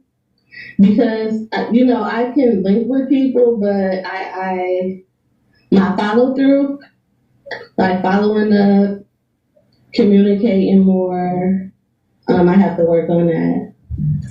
Also, pay attention too, gentlemen. Every time you guys get in an argument, she's going to talk about your manhood. Because what did she say earlier? All of those men had little D energy. And guess what she has? Maximum calorie delusional energy. I say also... See, that argument works on beta men. Alpha men don't worry about that. You know why? Because a woman can be with a man for 5 years, 10 years, 15 years, and they break up. The woman will go to her friends, especially the girlfriends that she knows have been looking at her man all this time. And what's the first thing she gonna tell him? Yeah, I know you don't even bother with him because he got a small thing, or his thing don't work, or his thing stink. And the woman is gonna laugh with you and go, yeah. And you know what she's thinking? Why you lying, heifer? It was good enough for you for 5, 10, 15 of the past years. You were talking about how great this guy is. And now you think that one of us might try to get with him because you messed up with him. And then you going to tell us that his thing don't work, or it's too small, or he don't know what he's doing, or he stink, or... You lived with that little 1-inch penis for 5, 10, 15 years. It was good enough for you. His erectile dysfunction, you claiming he got. It was good enough for you. His balls stink. You didn't mind smelling it for 15 years. It was good enough for you. Oh, why can't it be good enough for me? Ask them that question. Ask them that question. It was good enough for them for that 5, 10, 15, 20, however many years they were together. Even if it was just for a year. It was good enough for a year, and you was going around talking about how much you love him. Now all of a sudden now, he broke down. He ain't got no game. He don't have no stroke in the bedroom. He stink. But yet he was with you all this damn time, and you never said not one thing about it. But now that y'all broke up, now you go around telling. I remember a woman on the job. There was a Mexican woman that moved downstairs, and I told her that the Mexican woman, she had a son, and I don't know what she was doing, but I do know that she had some good hooch. And I was telling the girl on the job about how I went down to, we was in a rooming house, and I was up in the nice part, and she was down in the bad part, right? And I was telling her about how I went down there and I actually started cleaning up because she was from Mexico, and I was like, this is filthy the way you lay down here.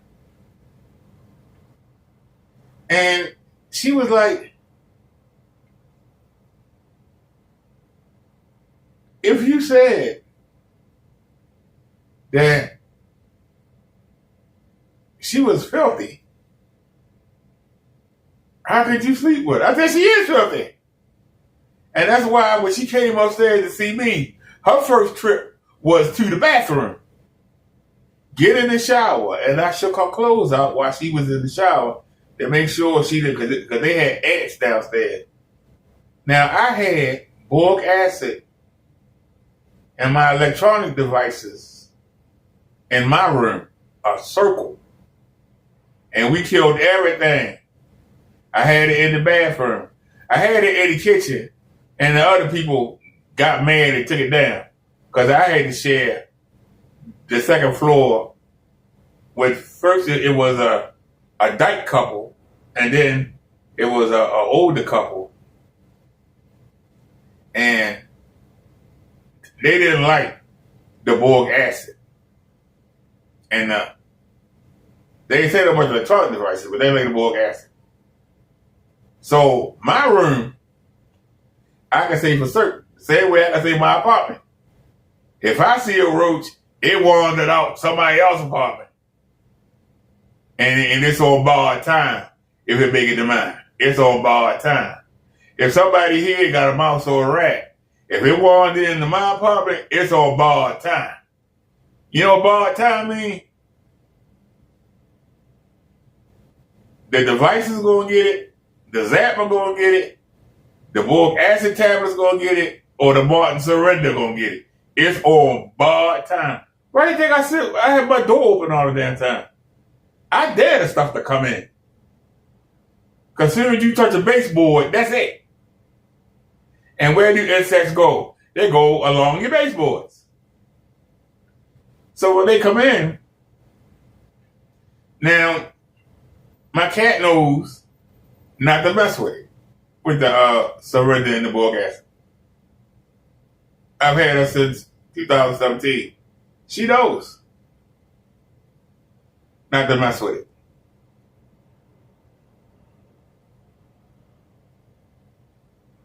I don't be around dogs and cats. I don't be around animals. I don't like to go in the grass. You can pick up ticks. You notice you very seldom see me in the grass. Look at both lives. See how much time I spend in the grass? Only when I have to. And I do mean have to. If there ain't no sidewalk or no street, and you gotta go in the grass. That's the only time you see me in the grass. I ain't even like, when I was riding an electric bike, I ain't like riding that in the daggone grass. I'm being honest. I try to make sure I don't bring anything back in this house. When the people next door got a cat, I was nervous at first, but they had a house cat. I was like, yeah. But then the people across the hall got a dog, and I'm like, oh, Lord, they got a damn dog. But they on the other side of the hallway. I don't even like being on the elevator for people that got dogs. I don't like being in the market and in the Walmart. People coming there with dogs. Like, what you bring a dog in here for? I bring it over there retarded. Then you bring a dog in the damn market for? Why you bring them in the target for? Why you exposing us to them fleas and ticks? Nasty bastards. It's bad enough you coming in here, you gonna bring the animals in here. It totally ticks me off. Totally ticks me off. But yeah. First thing I do when I come in the house, and I even did it today, and we were recording live. I took my clothes off and shook them out and hung them up and put on my house clothes. See, I got house clothes and I got outside clothes.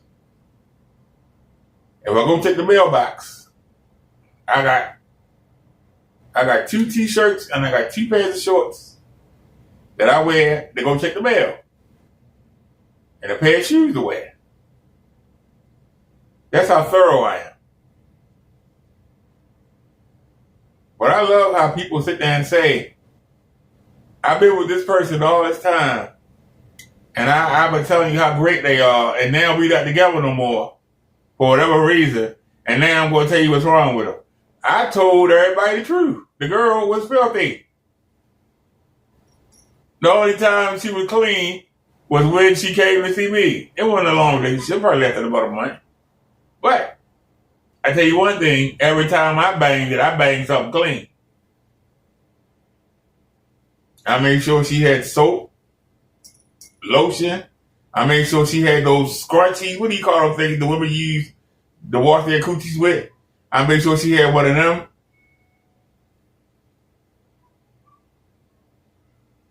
Because whatever she did downstairs, I wasn't down there. I don't live down there. But she come upstairs. She not bringing that mess up there to me. Like I say, she got in the shower. I went in there and shook her clothes out and made sure that she didn't bring nothing upstairs. And then when she left, I got some insect spray and I went down the steps. Spraying all the way down the steps. I don't play. I don't play. And if somebody asks me, I'll tell you what I just told you. I'm not going to sit there and lie. Because the coochie was good. It was. But I made sure it was clean. Where I went there. You got to do the same. So, being too trusting, like having expectations and being let down when certain things don't go my way. So I'm learning not to like set as many expectations and things. Oh. And I say, having patience. Like sometimes, like I get bored real quick, but sometimes I need to. That's TikTok, man. TikTok doing it to your big fat ass, sitting up there scrolling for hours and hours and hours on TikTok. You know, TikTok and cooked a lot of these females' attention span anyway. Just childish. Go ahead on, you big wide mom. To just step back and think. Yeah. My patience. Okay. And why would a man be lucky to be with you? Because I'm her. Like, I'm smart. I'm outgoing. You who? I'm her. Like, you're her? Who's her? I feel like her. Like, what a man needs. Like, what is it? I'm what he needs. I'm the full package. I feel like I'm encouraging. I'm loving. I'm supportive. You're encouraging, but you just finished calling men that didn't agree with you little D energy. That encourages who, man? What man would be encouraged by that? Other than to leave your big wide ass. What words of encouragement have you got up here and said? I mean, absolutely nothing to offer men, and wonder why we are eternally clapped and left. And these types of women that move like this, they think they deserve to be longtime girlfriends and wives. The whole time she's a fun time, not a long time kind of girl. My ass real too. Ma'am, guess what? They gonna bend you over, clap you, and get out. I feel like everything attached to me wins. So whatever he's doing, whatever he has going on in his life, I will support that. I would help him be his best self. Yeah, I just feel like I'm her. And they have it. Stop saying what you We feel. thought we had her. Tell us what you know. What do you know? You keep saying what you feel. Anybody can feel anything. What do you know? Tell us what you know. We know that you're up here capping. We know that you got a bunch of fake stuff on, that you don't think you're beautiful. You got tattoos, weave, you got glue on your damn forehead, you got stuff hanging out your damn eyes, anything, because you think you ugly. You got these things that make you look better. You got these things that make you look better. Why can't y'all be honest? I can't wait till the 17th. Why can't I wait till the 17th? Because I'm going to see a dentist, and it's an American dentist. Not no Indian dentist, it's an American dentist. Damn. It's two things that I want. One, I want my teeth cleaned. And two, I want a partial for the tooth that's missing. That's the two things that I want. I'm thinking about getting a denture for the lower left.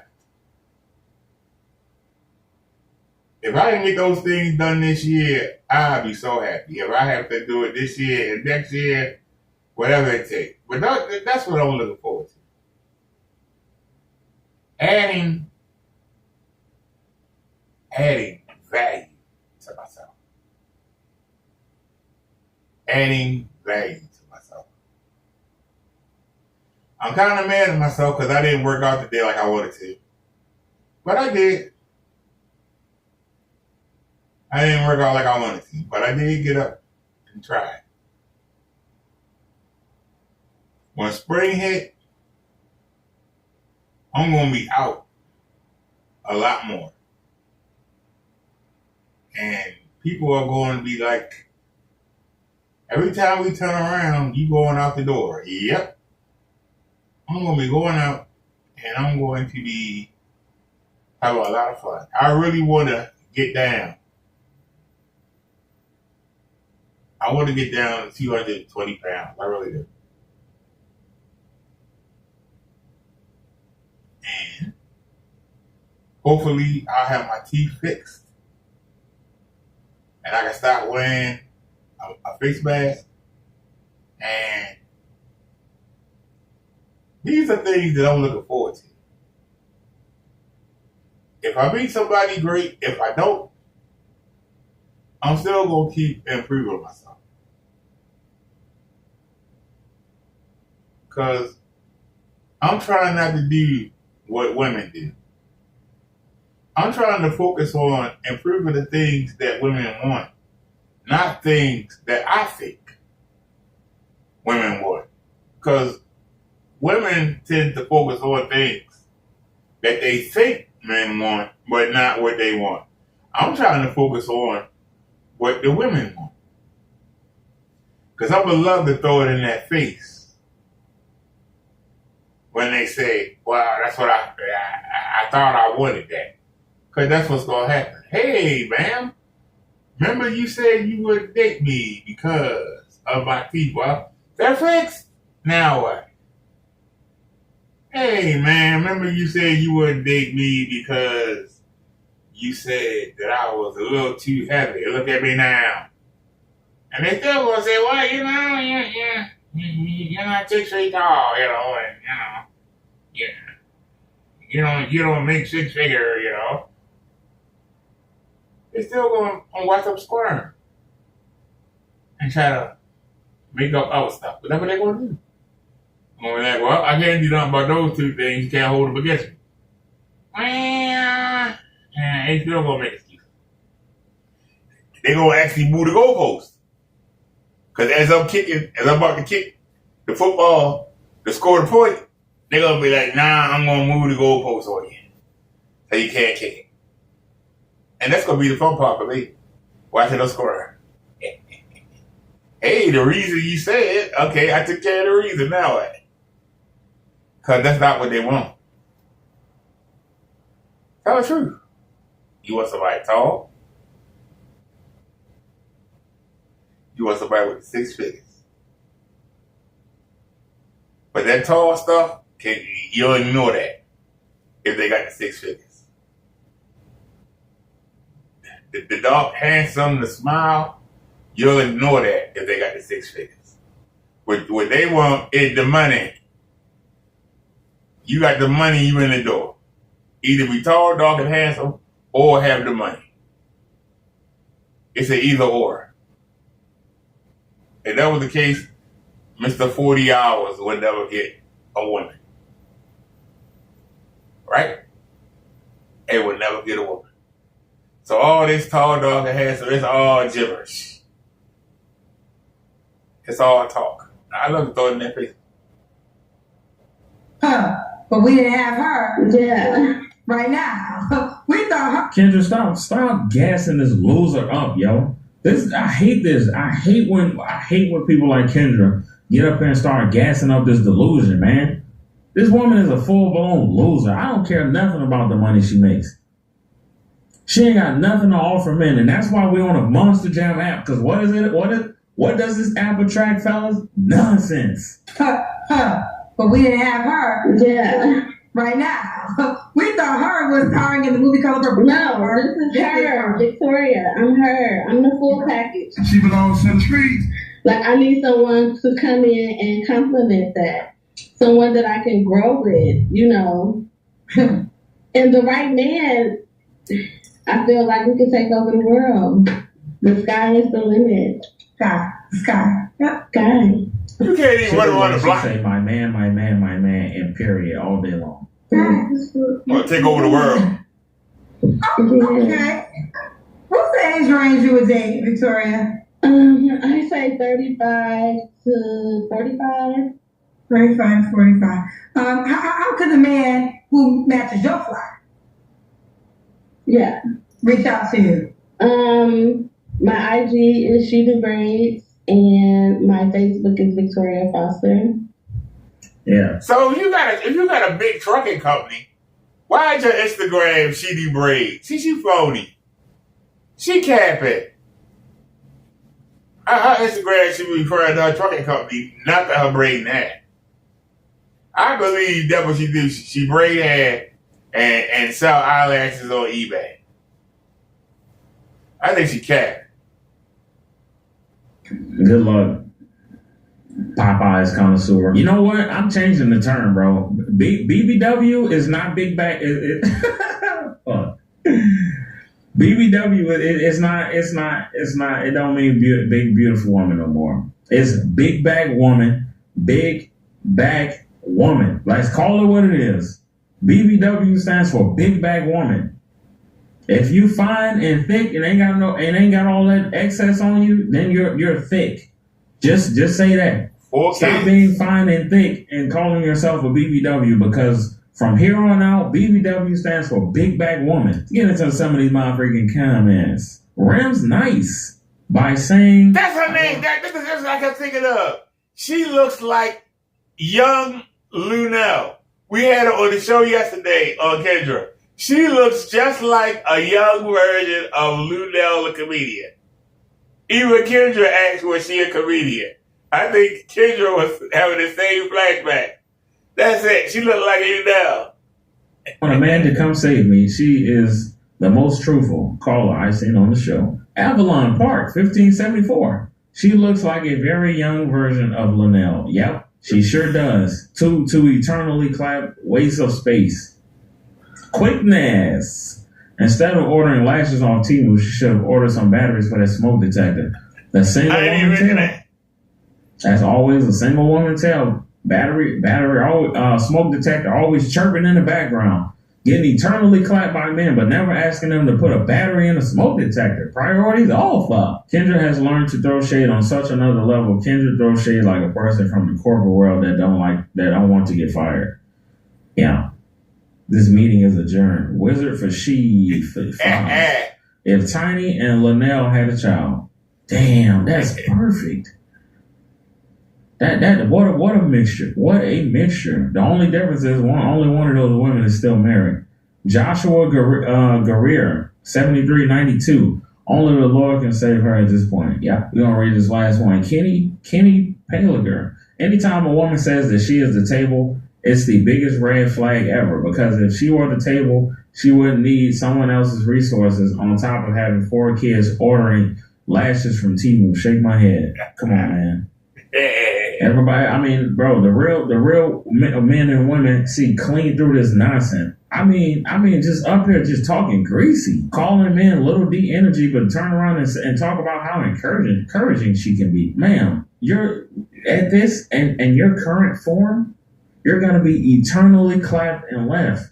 Only a simpy sorry loser dude is gonna come wife you up. You're not pleasant. You're unfit. You're unpleasant and you're unattractive. Carlito, you're so goddamn mean, man. Guess what? If you caught your boyfriend or your husband cheating with this woman, what would you call her? If you caught your boyfriend or your husband cheating with this woman, what would you call her? I rest my case. Hey.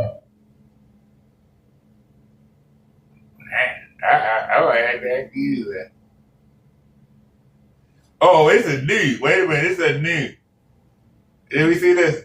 Oh no, it's a dude. Salute. Salute to the MABW team. I'm back with another video. Let's get right into the clown show. Hey, Miss Kendra. Hey, boo, I gotta see your face. Oh. Hey, girl, you ready? Yeah, well, this is my first time on here. I'm a little nervous. I can be nerve-wracking. What's your name, love? My name is Amani. I'm in Charlotte. I'm 33. Okay, give me up. Amani. No. Ain't no way in the world she's 33. You look old. Yeah, like you about 49, 50. Wait, 33. She look old. Hey, you had a hard life, honey. What the hell you been up to? God damn, she look old. Hey. Well, why don't I just go ahead and give you the good news? Charlotte is the next city we coming to. Oh, for real? Yes. She's already in Charlotte. If she's there already and she didn't find a man already, what makes you think her chances are going to be higher if you go there, Kendra Sleaze? I'm going to knock this out the park every single time. That's not good news. Oh, Kendra Sleaze is coming to Charlotte. I'm going to find a man now. She couldn't do it on her own. So what's going to make it any better if you go there? I'm pretty sure they already have mixers and singles events in Charlotte already. You're not going to change the dynamic of that, Kendra Sleaze. I promise you. See, that's the things that Kendra Sleaze won't tell her.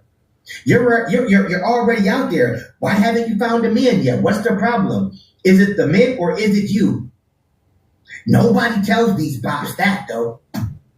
Okay. We are coming to Charlotte March 11th. It's the next city for my mix and mingle speed dating. I was going to tell you on Tuesday, but since she's from Charlotte, I want to tell her. So now y'all know. You'll be able to get a free ticket starting Tuesday. But back to you. Imani, Charlotte, how old are you? 33. And what you do for a living, boo? I work at home. I have 2 jobs. I do health insurance. So health insurance and what else? The second job is really not, I mean, it's a job, but it's not really nothing. I'm the person that calls and asks you to do surveys and you hang up on. The service. What is? Can somebody explain this to me? What is I Do Health Insurance? What is the real title? What company? What is I Do Health Insurance? She called Somebody you help me out. and offer you, would you like to join the plan like you do with the service? See, when men, if they gotta explain jobs to women, women want to know the full dynamic of that job in and out. A man cannot come out here and say, I got two jobs. One is I do health insurance. The other one is like this type of job where I just call and then I like hang up. What? Are you trying? Is it health insurance fraud? Like, what are you doing? Are those the people you calling and hanging up on? Like, y'all know how y'all get them scam callers? They call you and then they try to ask for your information and you don't give it to them and then they hang up on you. Is it that type of health insurance thing you're doing? Help me out here. These are they really think it's funny when they can't explain the type of job that they do. Then they explain some bullshit job that people are supposed to accept. I do health insurance. What? Survey caller. Yeah. Okay. You have any kids? I have two. I got 2 humans and I have 4 animals. I have. Well, let's talk about the kids that came out your vagina. Okay, well, I have 2 kids. How old are your 2 kids? 11 and 4. Okay, both by the same man? No. Why you not with the 4-year-old dad? We just don't get along no more. Like, he just, things just did not work out. He just, I don't know. Like, he just, I don't want to say it because it's not for the world to know, but he ain't cheating nothing. He just, do y'all hear the bullshit these women spew out of their mouth about why they broke up with their baby father, but they don't want to exactly explain it. The thing is, it's usually nothing big for real, and she knows once she does say what they broke up for, people will be like, "Why you ain't stay with him? That was a petty reason to break up with him." She knows that's what people will say about her, and that's why bots like this never want to explain it. They don't want to go further into detail. Usually, when women want to break up with men, and it was something that happened that was bad, they'll go on a full tangent about it. They're going to explain it in detail. So any guy that's vetting them know why they broke up with their mate or their baby father or their husband. They're going to let it be known. When they know it wasn't a real big deal and they just broke up with their spouse or whoever they were with for no reason, they know it looks bad on them. He don't want to listen. Yeah, he don't want to listen. He still want to be with me, but I don't want to be with him. So give me an example of what you mean why he don't want to listen? So, like, when a guy gets comfortable after they get you, so, like, we was going on dates and stuff, and then once we got in a serious relationship, it was like no more dates. Like, I would have to, like, basically ask for stuff, like beg, and I'm not finna beg nobody for nothing. And then in the midst of that, I end up getting pregnant. So, you work 2 jobs. According to you, you work 2 jobs. And you said you broke up with your baby father because he got comfortable. And you didn't like having to beg a man for some money. You got 2 jobs. Why you got to beg a man for some money? You say you work 2 jobs. Why do you have to ask anybody for anything? That tells me you can't manage your money. And this man sounds smart to me not to give you any, because you don't know what to do with it. Why would he waste his money when you don't know how to manage it? Why would he give you? I wouldn't give you no money either. You work 2 jobs, you have to keep asking for money? There's something wrong with that. You work so you can get what you want.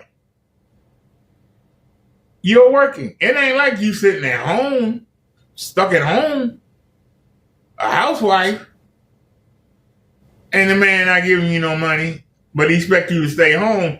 That's a whole different story. You got every right in the world. But you say you work 2 jobs, and you already had a child, and then y'all got a child together, and you didn't say he didn't carry his load of the bills. You said he didn't give you money. You had to ask him for money. Obviously, you don't know how to handle your money because you're not handling the money you're making off your 2 jobs, and you probably was pissing this money up too. He said, I ain't giving you no money, you know what to do with it. I can't blame the man for that. That sounds pretty smart. I can't blame the man. Sounds pretty smart to me.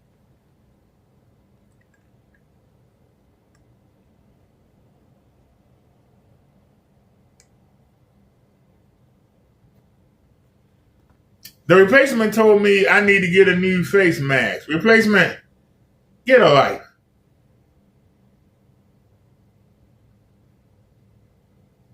Hopefully, and I'm being hopeful, because I keep saying April. I don't want to be like Kenneth Bird. I had to keep moving the date. Hopefully, after April, I won't have to wear a face mask. You telling me to invest in something that I'm not going to be wearing. And I did. I'm on my 3rd face mask. That is my 3rd one. I actually have 5 face masks on the door handle over there as I come into the apartment. And I got a backup inside of the backpack on the back of the chair, the 100-liter. So how many is that? Is that 7? I have 7 face masks. Now, if you would like to donate, since you want me to get a new face mask, if you would like to donate, let me put the Cash App in there for you, and we'll actually go buy one. I'll let you pick it out. We'll go to Amazon or eBay, whichever one you prefer, and I'll let you pick one out. Let me type in the donation. This is how you shut people up. There you go. There's the Cash App link right there. Hit that Cash App. Hit that Cash App, and we'll go shop for a face mask.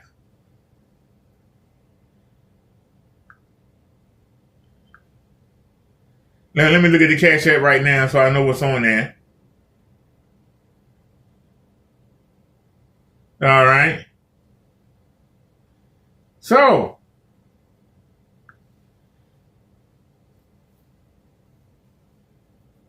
that's the difference between me and your boy Kenny.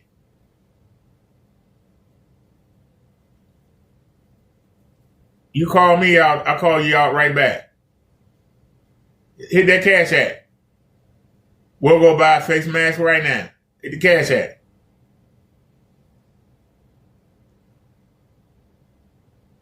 In fact, this is boring anyway. Well, we'll go ahead and to take a look. Since you want to interrupt the show, let's go to Amazon.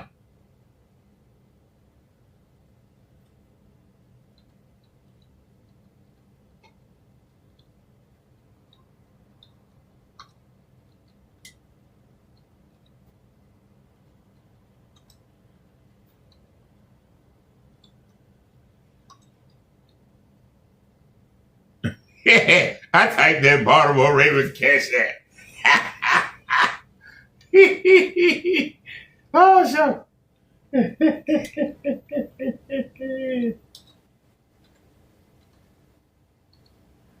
Go. Now we do low to high and prime, and let's go.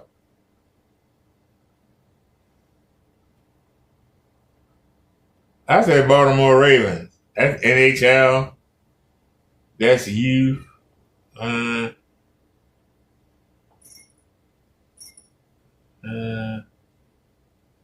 Atlanta Falcons. That's a storage bin.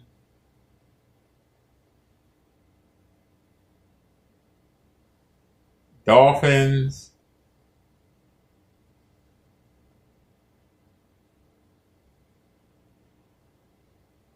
That's a scarf. Oh, where's the Baltimore Ravens at?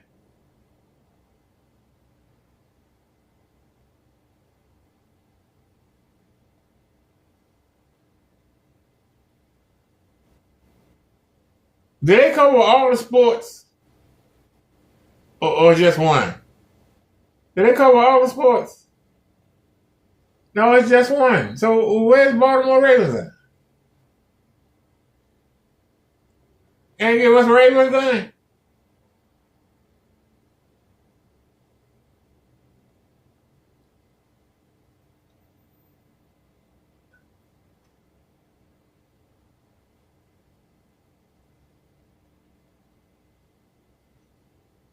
$27 for a 3-pack. But that's nothing for the replacement. Waiting for you to hit the cash app, sir. That's really the only ones you got? And let me go up there and let me type it again. Hold on a second.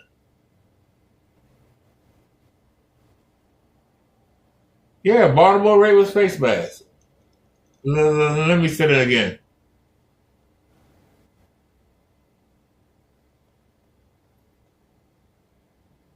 Yeah.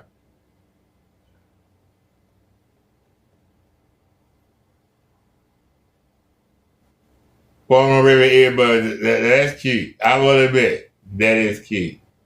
Would I buy it? No, that's cute.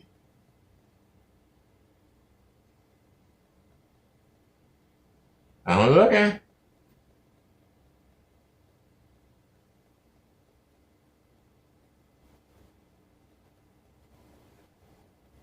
All right, so Amazon don't have it. Yeah, all right, let's go to eBay. Let's go to eBay. And of course it ain't showing up. That's all right. Type it in. Just type E. There it is.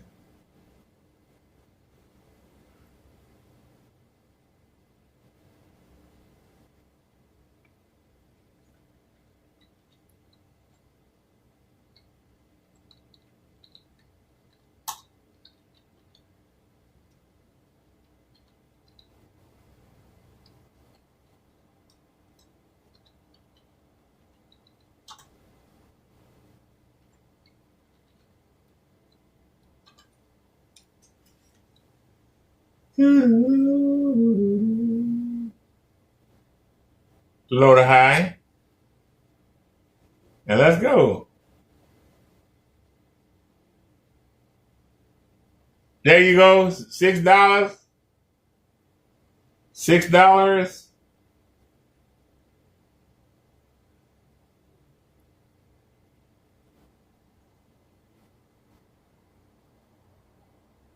And is there like 7 of them? New lot, 6 face masks, NFL, football. Do they all look the same? Do they all look the same?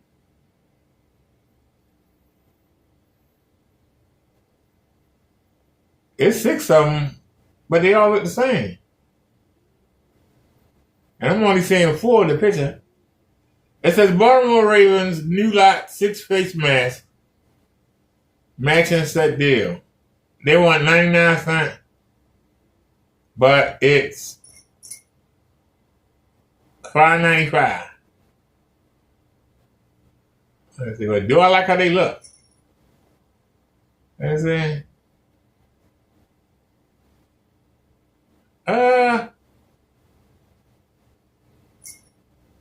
It's something different.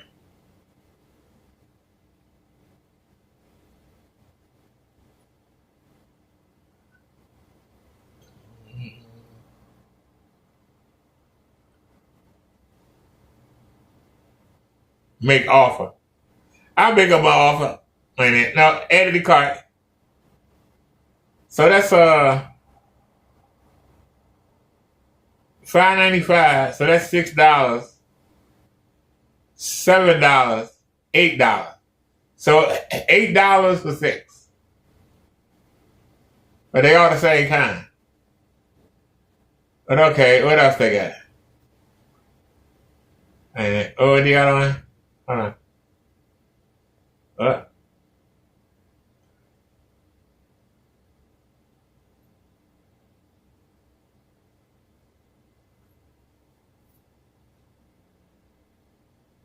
Buy one, get one free with code BOGO mask.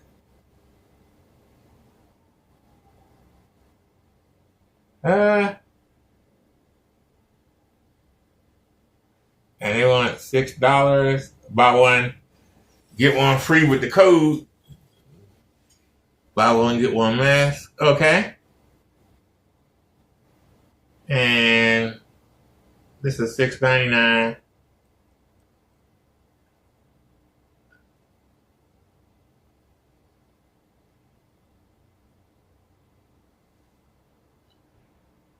So, come on, sir. You holding the show up. We waiting on you.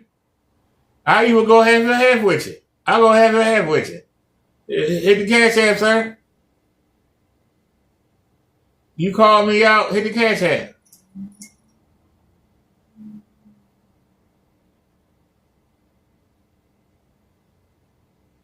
Now, this is the mask I have now.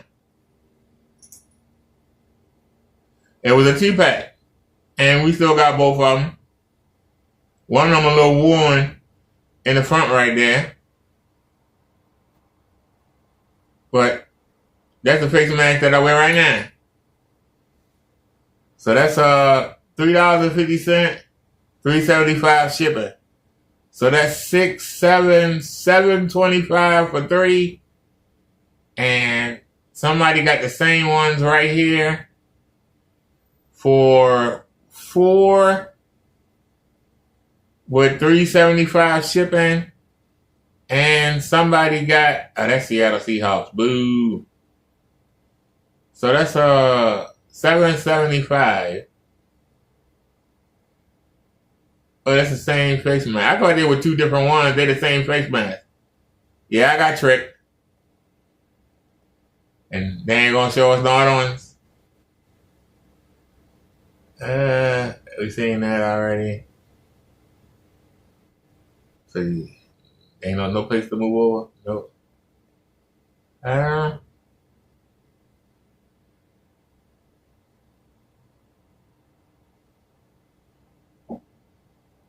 That's just one. They want way too much money.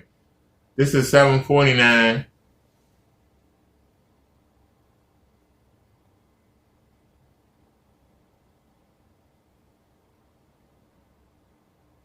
This is a 2-pack with $2.49. So where you at, sir? Mr. Replacement, where you at? Were we calling you out, sir?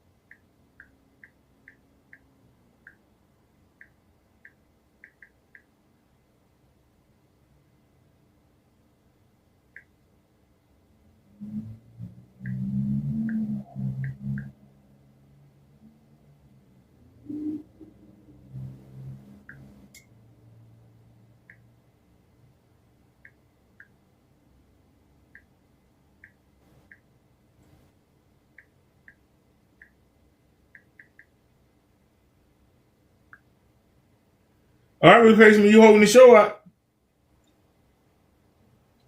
Come on, Mr. Replacement, you holding the show up. You are holding up my show. Come on.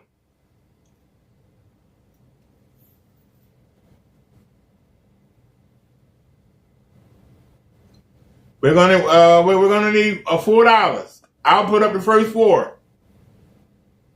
I will put up the first 4.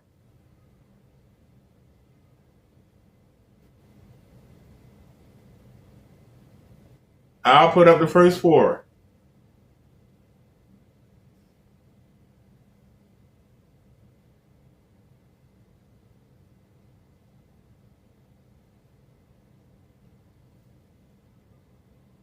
Well, obviously, he's full of crap. Anybody else? Anybody else? See, unlike broke Kenny Winnie,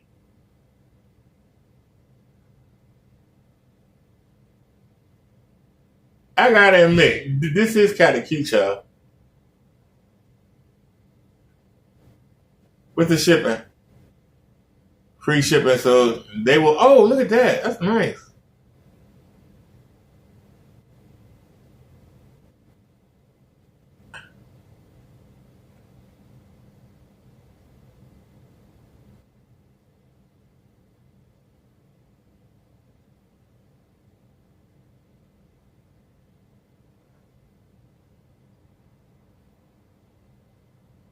What do y'all think?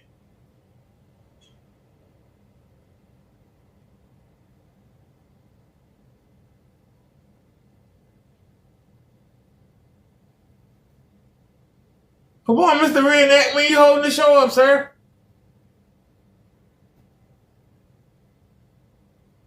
Come on, El Broco Loco in the chokehold. You came on here talking that mess. Come on. Ain't nothing worse than somebody coming here running their mouth and then don't want to do nothing. I'm calling you out, sir. Don't make yourself look stupid.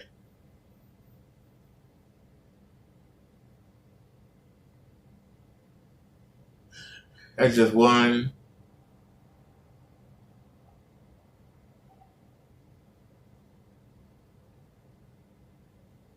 Is that a face mask?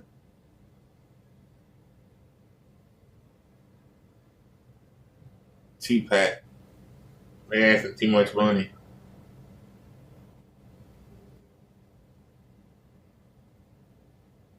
Okay.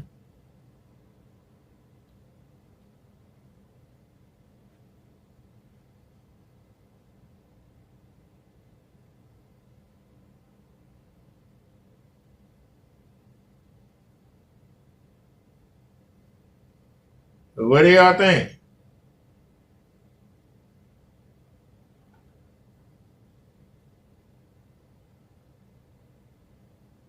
Is that one of those?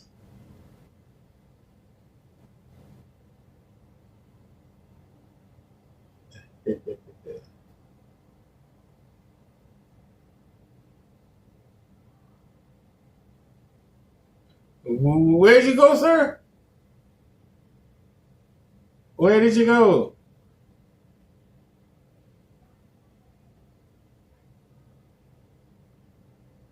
Hello? Mr. Reenactment. Where are you? See, he's sitting there giggling, not knowing he look like a damn fool. He thinking, yeah, I got him to stop his show.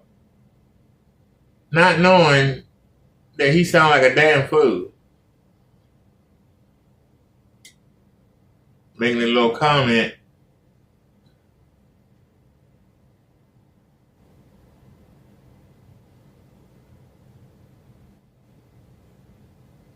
Are they all the same color?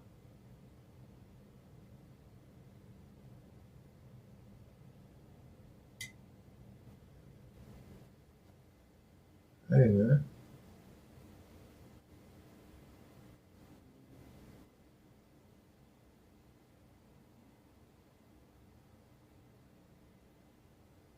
Wait a minute, something wrong. What happened?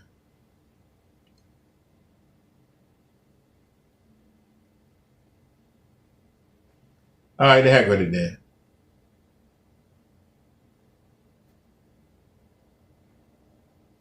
Just out of curiosity, ooh, what's that? Are they just regular face masks?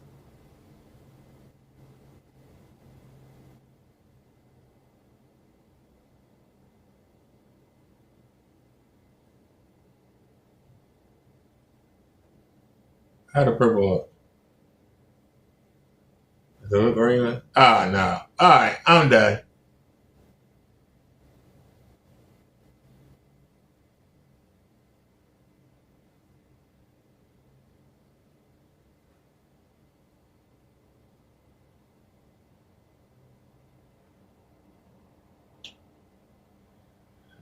Let me check the cash app.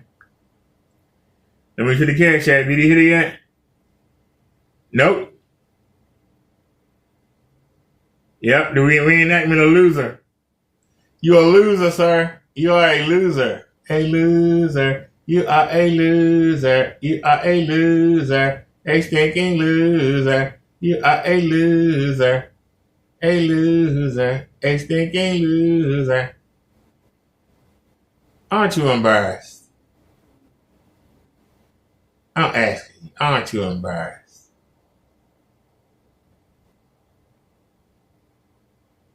It's 6 of them.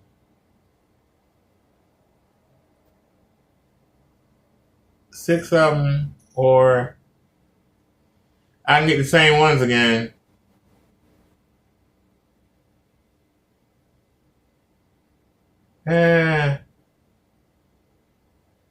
Let me see.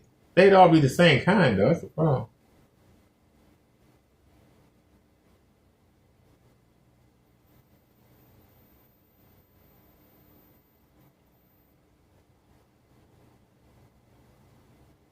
Okay. Baltimore Ravens, 6 new face masks live NFL football. New matches set coordination FanDuel.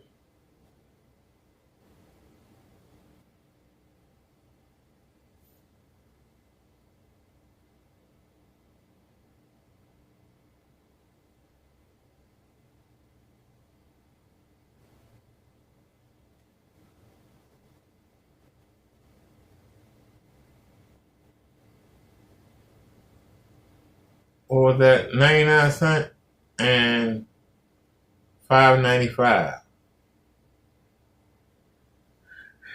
99 cents and $5.95. Hold on. Oops. 5.95 plus that 99 cent equals $6.94 times 6%. 6.94 equals plus 6.8 plus 6.94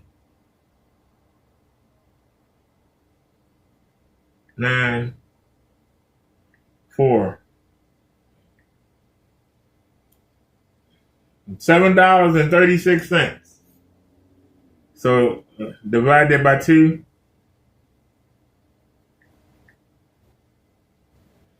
$3.68. Anybody want to hit the cash app for $3.68? I'll match it.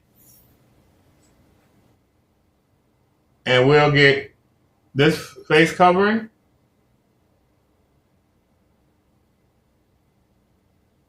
Does anybody want to hit the cash app? Everybody was talking a bunch of stuff. Anybody want to hit the cash app? But it ain't important to me.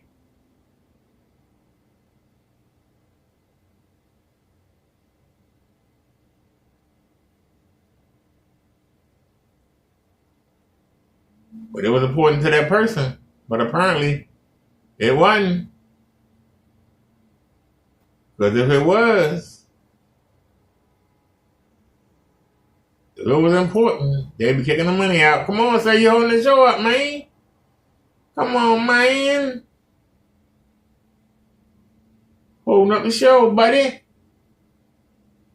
You holding up the show. You holding up the show. Hi ho, Mario. You holding up the show. Oh, wait a minute. Oh. Wait a minute. Somebody got a big lot here. Baltimore Ravens new big lot face mask cooling band NFL says a deal. There's a deal. Hold on a sec. What they asking? 99 cents. How much is the shipping? $7.95. Man. So you got 1, 2. How many of them is it? Yeah, this is a lot. You got 2 right there. You got 2 right there. You got 2 right there. And 2 right there. So that's 2. Wait a minute. 2, 4. Shucks.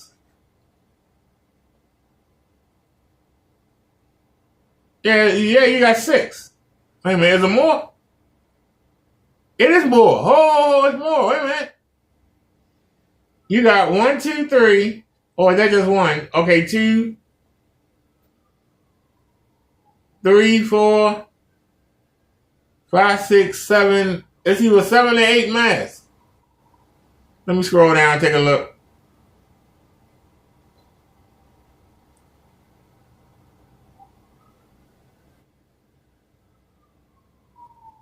There are 6 masks and 2 cooling bands. You get the exact ones pictured. We will not split up the lot, so please don't ask. Comment shown. Hold on. 2 cooling bands. What's a cooling band? Is that a headband? Yeah, they're headbands. Okay. That's what those are. Those are headbands. Okay. And they're better than the ones we got. Hold on. How much is it? 99 and $7.95. So that's $8, $9, $10. $10 for 6 face masks and 2 headbands. That's damn good. I'm gonna buy one right now. Yeah. All right. Add the cart. Shoot, that's a damn steal. Hey, whoever that is, thank you. Okay, there should be 2 things in the cart. All the sunglasses that we never got. Save for later. So what's in the cart now? So $8.99. It's $8.94. Yeah.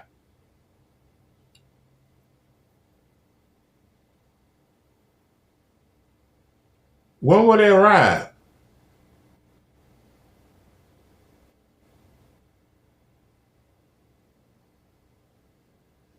I want to pay for it, but I don't want to dox myself.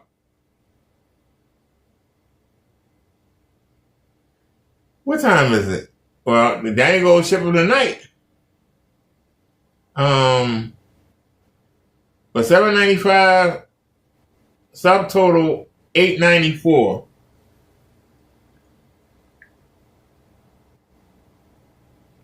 $8.94 times 6% equals plus 8.94. It's gonna be $9.48. Anybody want to go half and half with me on the face mask? Anybody want to go half and half?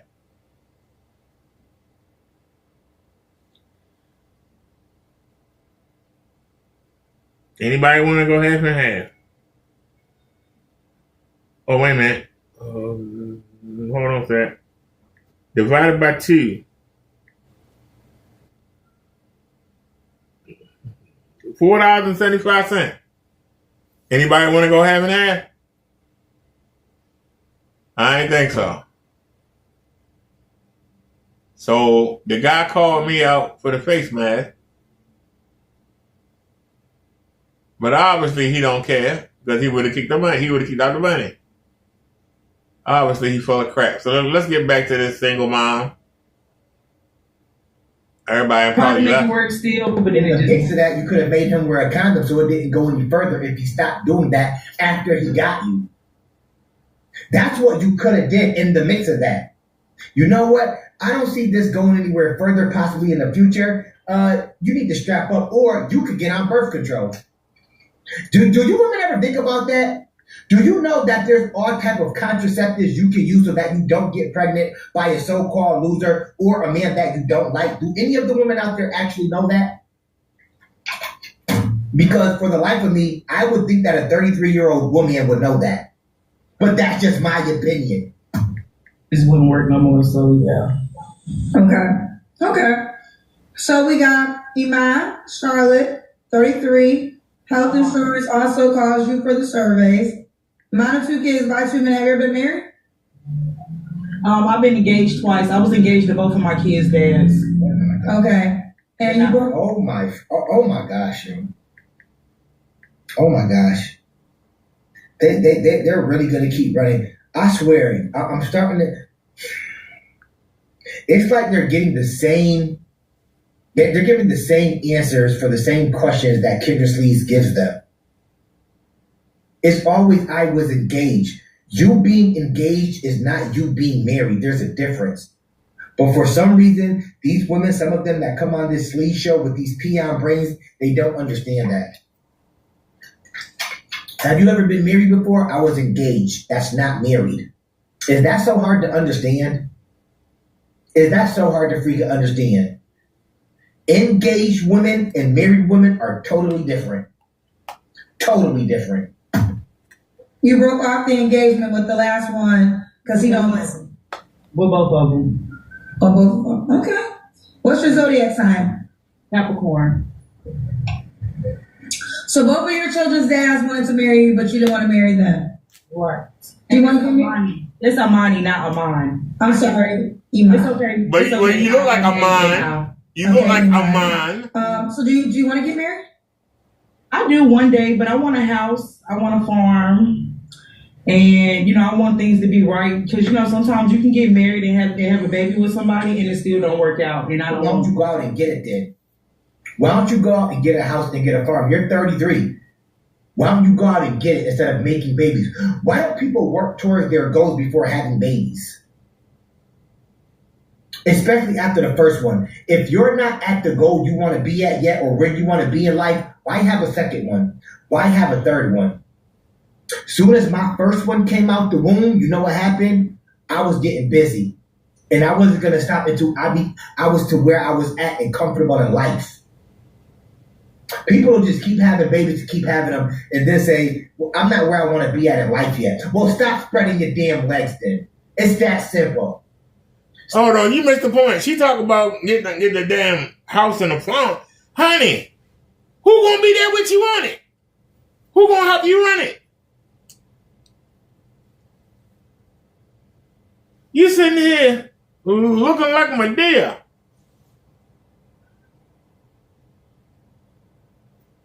Who Medea have in her house? Her sorry buddy Joe?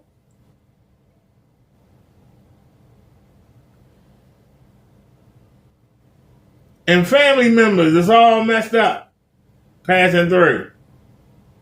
Who gonna be on your farm? You gonna be out there down on the farm? Who gonna come out there and milk the cows? Who gonna feed the chickens? Who gonna feed and clean the pigs? You keep talking about what you want to have. You're a dreamer. You waiting for somebody to come give you something.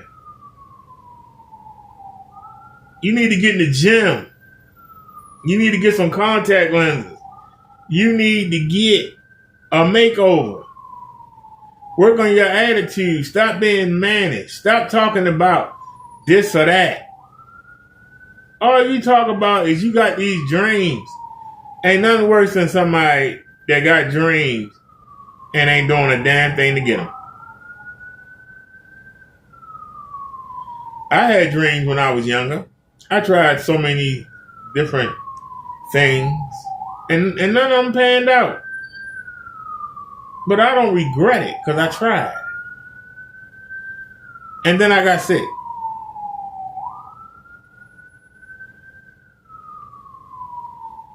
I come on YouTube every day, but I don't come on YouTube expecting to get rich.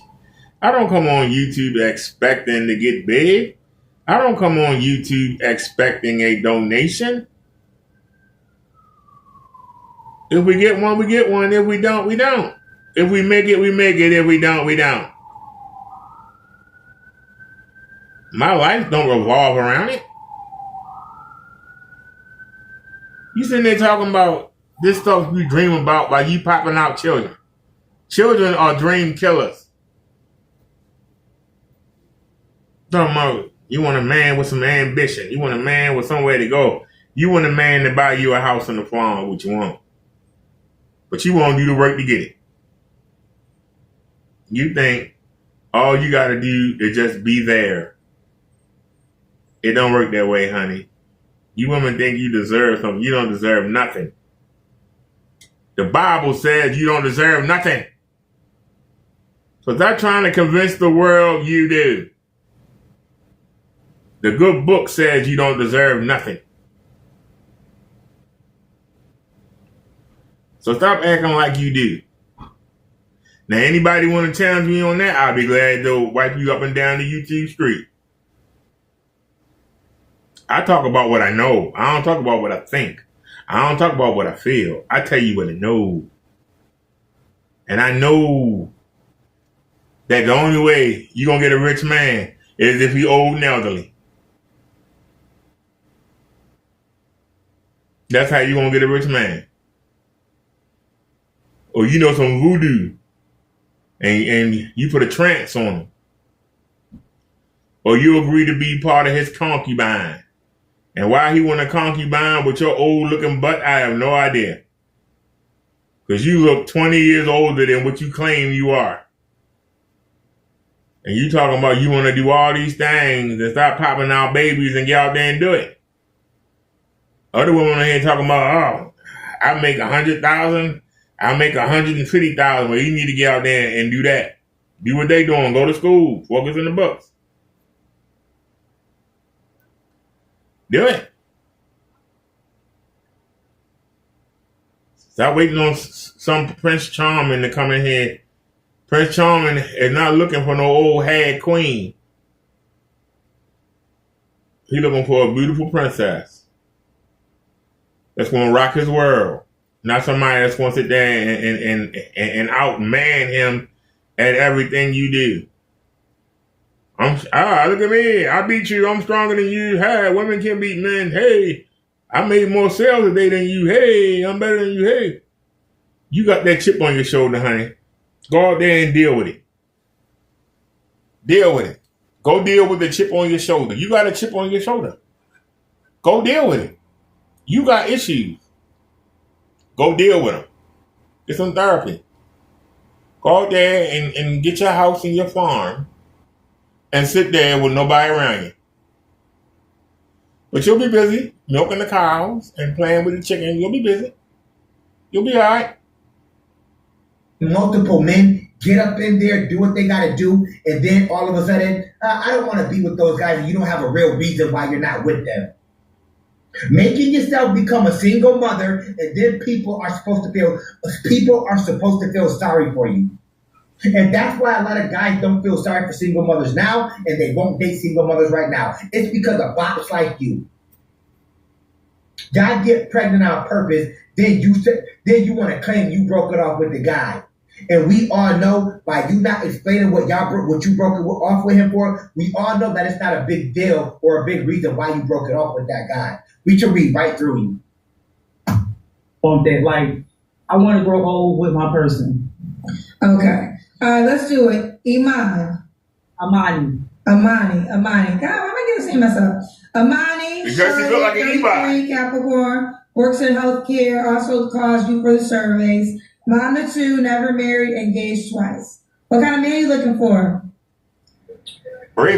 Family oriented, like to go to work, loving, honest, the typical things. I like the person to be themselves. I really don't like to put stipulations on it because, everybody is different. I might get somebody that I never thought that I would date before, So I really don't like to put too much stipulations on it. But yeah, you got to have a job, definitely.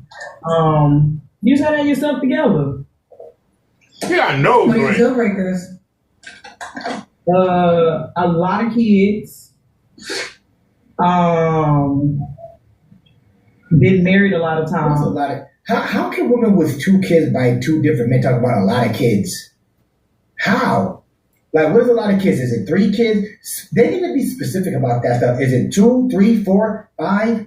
Because the thing is, there are men out there with that many kids who can have more money and have everything going on for themselves when you don't. You don't have everything going for you in your life, so why does it matter? Yeah. More than really 3. Okay. See, and if she would have had 1, or my bad, if she would have had 2, it's got to be he can't have more than 3. If she would have only had 1 kid, he can't have 2. If she had 4, he can't have 5. They're so freaking lost. They're so freaking lost, and they make up stuff as they go along. It was all good until you got pregnant by 2 different dudes, huh? I can guarantee you right now that there are men out there right now watching me or watching Kendra Sleaze that have way more kids than her, that have a house already, possibly could be on a farm already. They're not working gig jobs. They actually know what they do, and they're not struggling. I can pretty much tell already just by the way you're talking, it's a possibility that you're in struggle mode and you're looking for a savior. That's what it looks like to me, though. Maybe not to anybody else, but to me, I think you may be in struggle mode a little bit. More than 3. Yes. And I say that because that could be a lot. You can have 3 by 3 different women. Or if you got 3 by the same person, I can deal with that. But if it's like 3 different people, I can't do it. Oh my God. Okay. Well, should he look at something? Oh my God, yo. The pot calling the kettle black, yo. Oh my God. So hold on. So the man can deal with your baby fathers, but you can't deal with his baby mothers. Wow. God. Y'all can't tell me I don't be knocking this shit out the park. Straight like a home run. Say that to the bros all the time. If she got 2 baby daddies, so you can't have more than 2 baby mamas. But if she had 3 baby daddies, you can't have more than 3 baby mamas. Whatever, man. How about not having no baby mamas? I like tall, dark skin. It don't matter if you got dreads or hair or not. It just depends on how you look with it, you know? I do not like banana pudding men. That's light skinned men. Banana pudding is what you call it? Yes.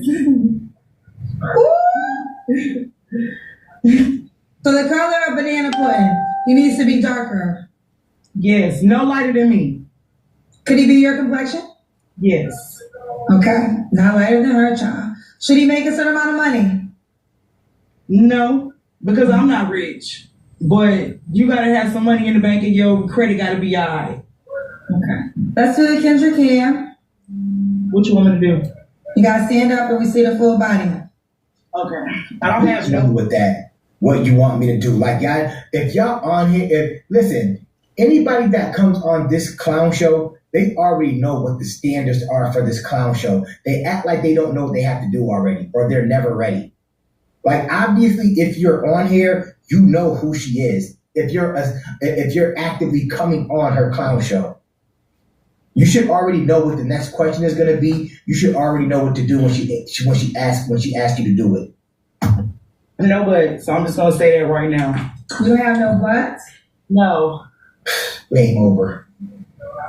Move. I'm sorry, my dog right here. Move up, move juice. Okay. We see you, girl. We got you, girl. Okay. Amani. Average. I said it right? Yes, you did. When was your last relationship? 3 years ago. Okay. You don't have to answer, but I'm going to ask. When's the last time you was intimate with someone? Last week. Why are you laughing? Because that means last night, Kendra Sleaze. It means less than a week ago, possibly, Kendra Sleaze. You know why she's laughing. Everybody out there right now, everybody watching right now, they know exactly what that type of laugh means. Let's be real. Put it in the comment section if y'all think y'all know when the last time she had some so-called good loving. Put it in the comment section. We all know, everybody watching me right now, you all know what that type of laugh means when a girl does that. We know what it means. I can guarantee you it was either today, last night, or less than a week ago. I promise you. She ain't going to tell you the truth, but that's what that means. Because she knows she just got her busted and beat up. Recently. Real recently. What's so funny? Nothing. It's just funny that you asked that. I didn't think you was gonna ask that. I forgot you be asking that question. 2 days ago. Exactly. Well, you don't have to answer it, but since you wanted to answer it, who was the person? Exactly. Remember, y'all, mom of two by two different men just got her busted and beat up 2 days ago, and now she's already online looking for another man. And then wonder why we call these chicks on here bots, but everybody want to come at us reaction reaction content creators. Because she's not gonna say nothing about that. She's not gonna say, yo, you need to go sit down somewhere. You just had sex 2 days ago. You got a 4-year-old, for God's sakes. So what are you letting men do? Come in and out of your house to beat up the busted yam and then go home? They're not worthy. They're not worthy enough for you, but they're worthy enough to get the best thing that you possess, which is your so-called kitty cat. That's what these black women are doing. But we're exploiting black women. Kendra Sleaze isn't exploiting black women. We're making a mockery out of this now for black women. It's us. Whatever y'all say, haters. Person 2 days ago. Somebody that I'm talking to. Okay, so you have somebody you're currently dealing with. Yeah, we just friends though. It's nothing like we haven't established that we're like actually serious or not. Like we just really friends. Could it be serious? So why would a new man want to come in when you just had sex with somebody 2 days ago? I still say last night, but she said two days ago. Okay, why would somebody want to come in when you're actively involved with somebody right now?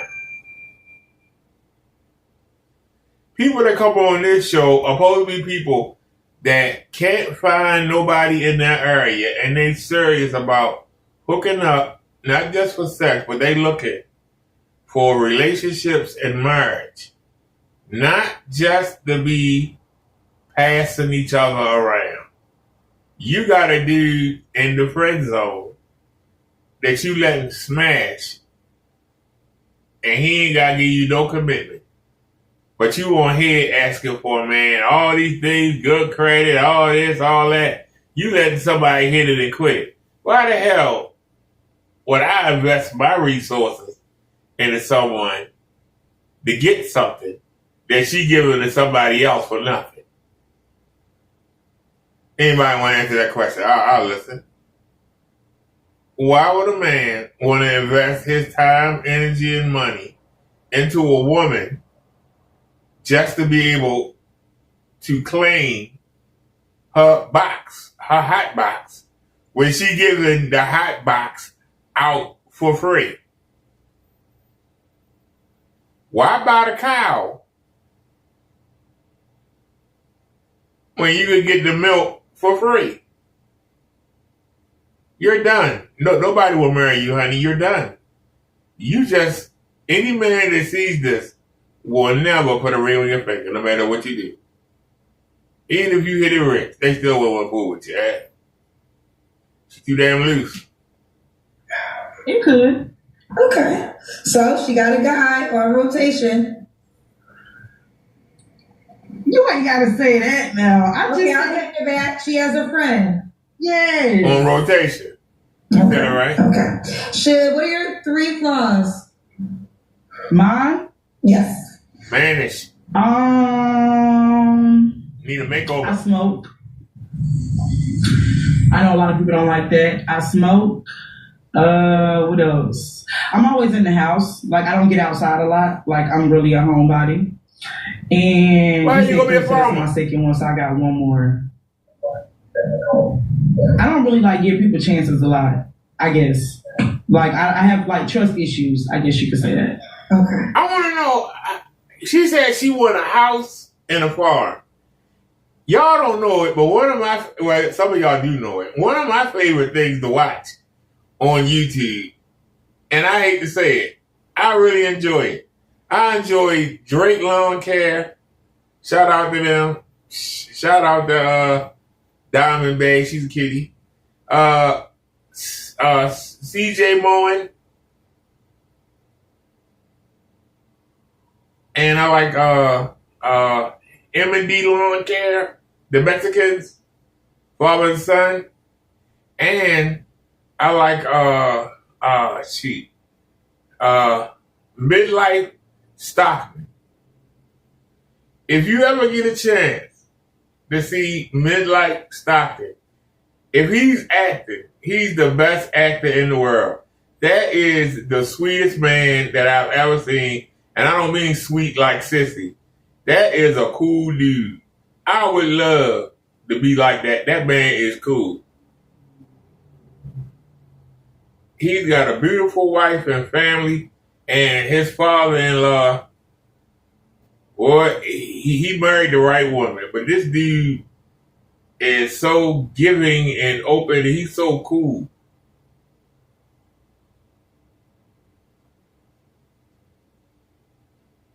That's somebody who I really enjoy watching him.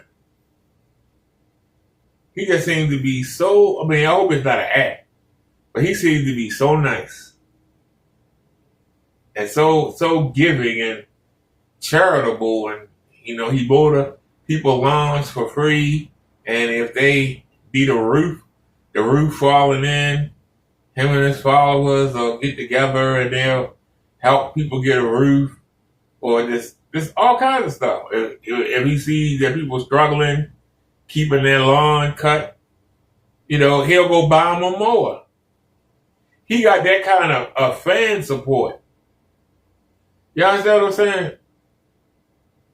His followers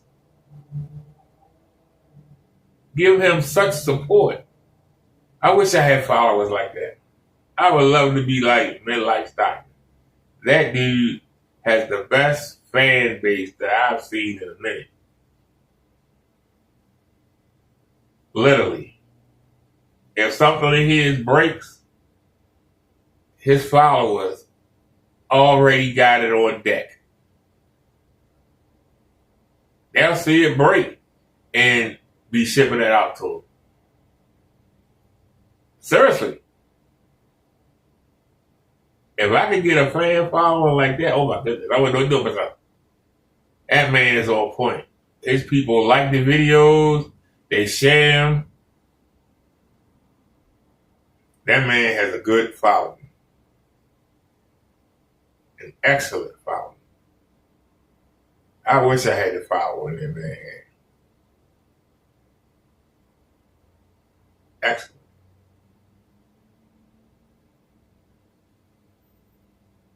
But I gotta tell you, these women come up here and they keep telling you what they think they deserve instead of thinking the man that they want, what does he deserve? Because if you won't date yourself, why should the man that you want, why should that man want to date you? You won't date yourself. Why should the man you want to date you? You won't date yourself. That takes a lot of nerve and a lot of gumption to be able to look in the mirror and say, if I won't date myself, why should anybody else? I know every time I approach a woman, I'm working from a deficit. I'm not tall, dark, handsome. I don't have a great smile. I'm working on it. I'm not fit, but I'm working on it. But the six figures will forever, the tall and the six figures will always hang over my head. I know it.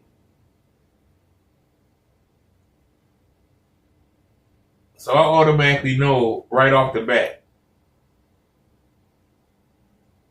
as I'm fixing my lips to say, hello, or how you doing today, or you got a pretty smile, you look nice. As I start to say this, I know the odds are not in my favor because I'm not what they say they want. But I got to find a person that'll overlook it. The same way you expect us to overlook you got 3 or 4 kids. You expect a man to overlook the fact that you fat and sloppy. You expect a man to overlook all the crap in your damn head. I got to hope I can find that woman that can overlook. And the one advantage that I have that you women don't, there's an 8-to-1 ratio. I got an 8 times better chance of finding that one woman that can overlook her hypergamous nature than you find that 0.1% of man out there that there ain't already 800 women trying to get up to. And then marinate for a second. I got an 8-to-1 chance. You got a 1 out of 800 chance. Might be 1 out of 8,000. I might have the numbers wrong.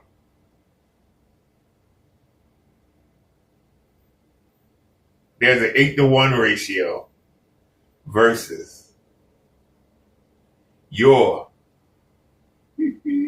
1 to 800 to 8,000 ratio. Good luck. Difference, I try to add value. You think you find the way you are. Somebody's going to reach the finish line first. Chances are it'll be me. The odds are in my favor, not yours. And why would a guy be lucky to be with you? Because I'm me. What you think? Look at me. I'm Lord. Like, I'm done. I'm me. I'm done. That's why I got I'm done. I'm done. She's totally delusional. Ain't no need to even look at it. I don't know where the hell. You too, what it? I don't know where you what it do, man. Wherever he found her at, he need to put her back. Wherever he stole her, wherever Kendra found her from, he need to put her back. God darn. At random. Oh, Lord. We were just talking about that woman and saying that she looked just like Linnell. Well, ladies and gentlemen, let's go. Let's go. Let's go. Salute to the MABW team. Let's get into part 2 of this video. Let's go with the clown show. And smells good if you're gonna pick me up in it, you know? Okay. And for 30, because somebody wait a minute. Oh. Wait a minute. It's 2 parts. Hold on. It's 2 parts. Wait a minute. Part 2. Where part 1 at? Wait a minute. Something's wrong.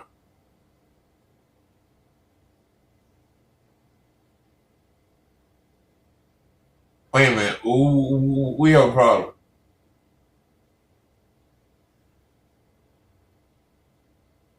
What? That's already done. Video processing. Hold on.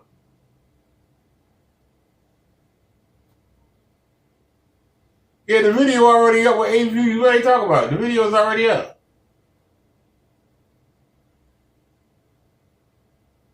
Yeah, and I got the 360 from the data upload.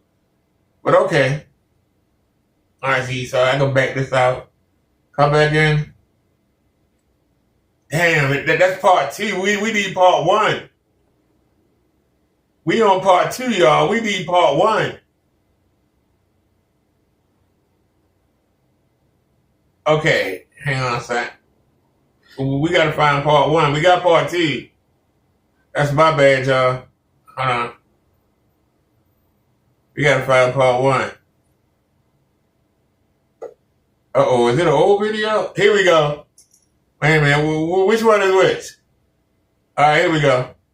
All right, y'all, let's get it.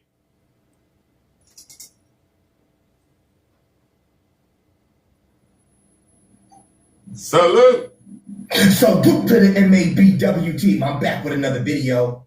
As you know, MABW team, anytime videos are pretty much 30 minutes or longer, I'll break them into 2 parts. So you're going to get 2 parts to the clown show today, okay? Now, I don't understand why people like Lunel have to even come on this clown show. Like, I know she's a comedian, but I don't think she needs to be on this clown show. And honestly, if you travel from city to city to city and you're doing all these shows and you haven't, if you haven't found a man for you yet, I honestly don't know what to say to you. And I'm being dead serious without even trying to bash her. Like, I don't understand how these women can't meet men when they're traveling, when they're famous, they're the ones that have it going on. You would think that Lunel has more clout than Kendra Sleeve. She doesn't need to come on here and talk to her about anything. But obviously, she wants to come on the clown show and play. So let's play. Let's get right into the damn clown show. Girl, Hey, look at you like you got the red lipstick on. and the red nails. And the red. So you don't have to share, but do you want to share some of the things that you've seen on my show and some of your thoughts? You don't have to if you don't want to. Sure, I can. Okay.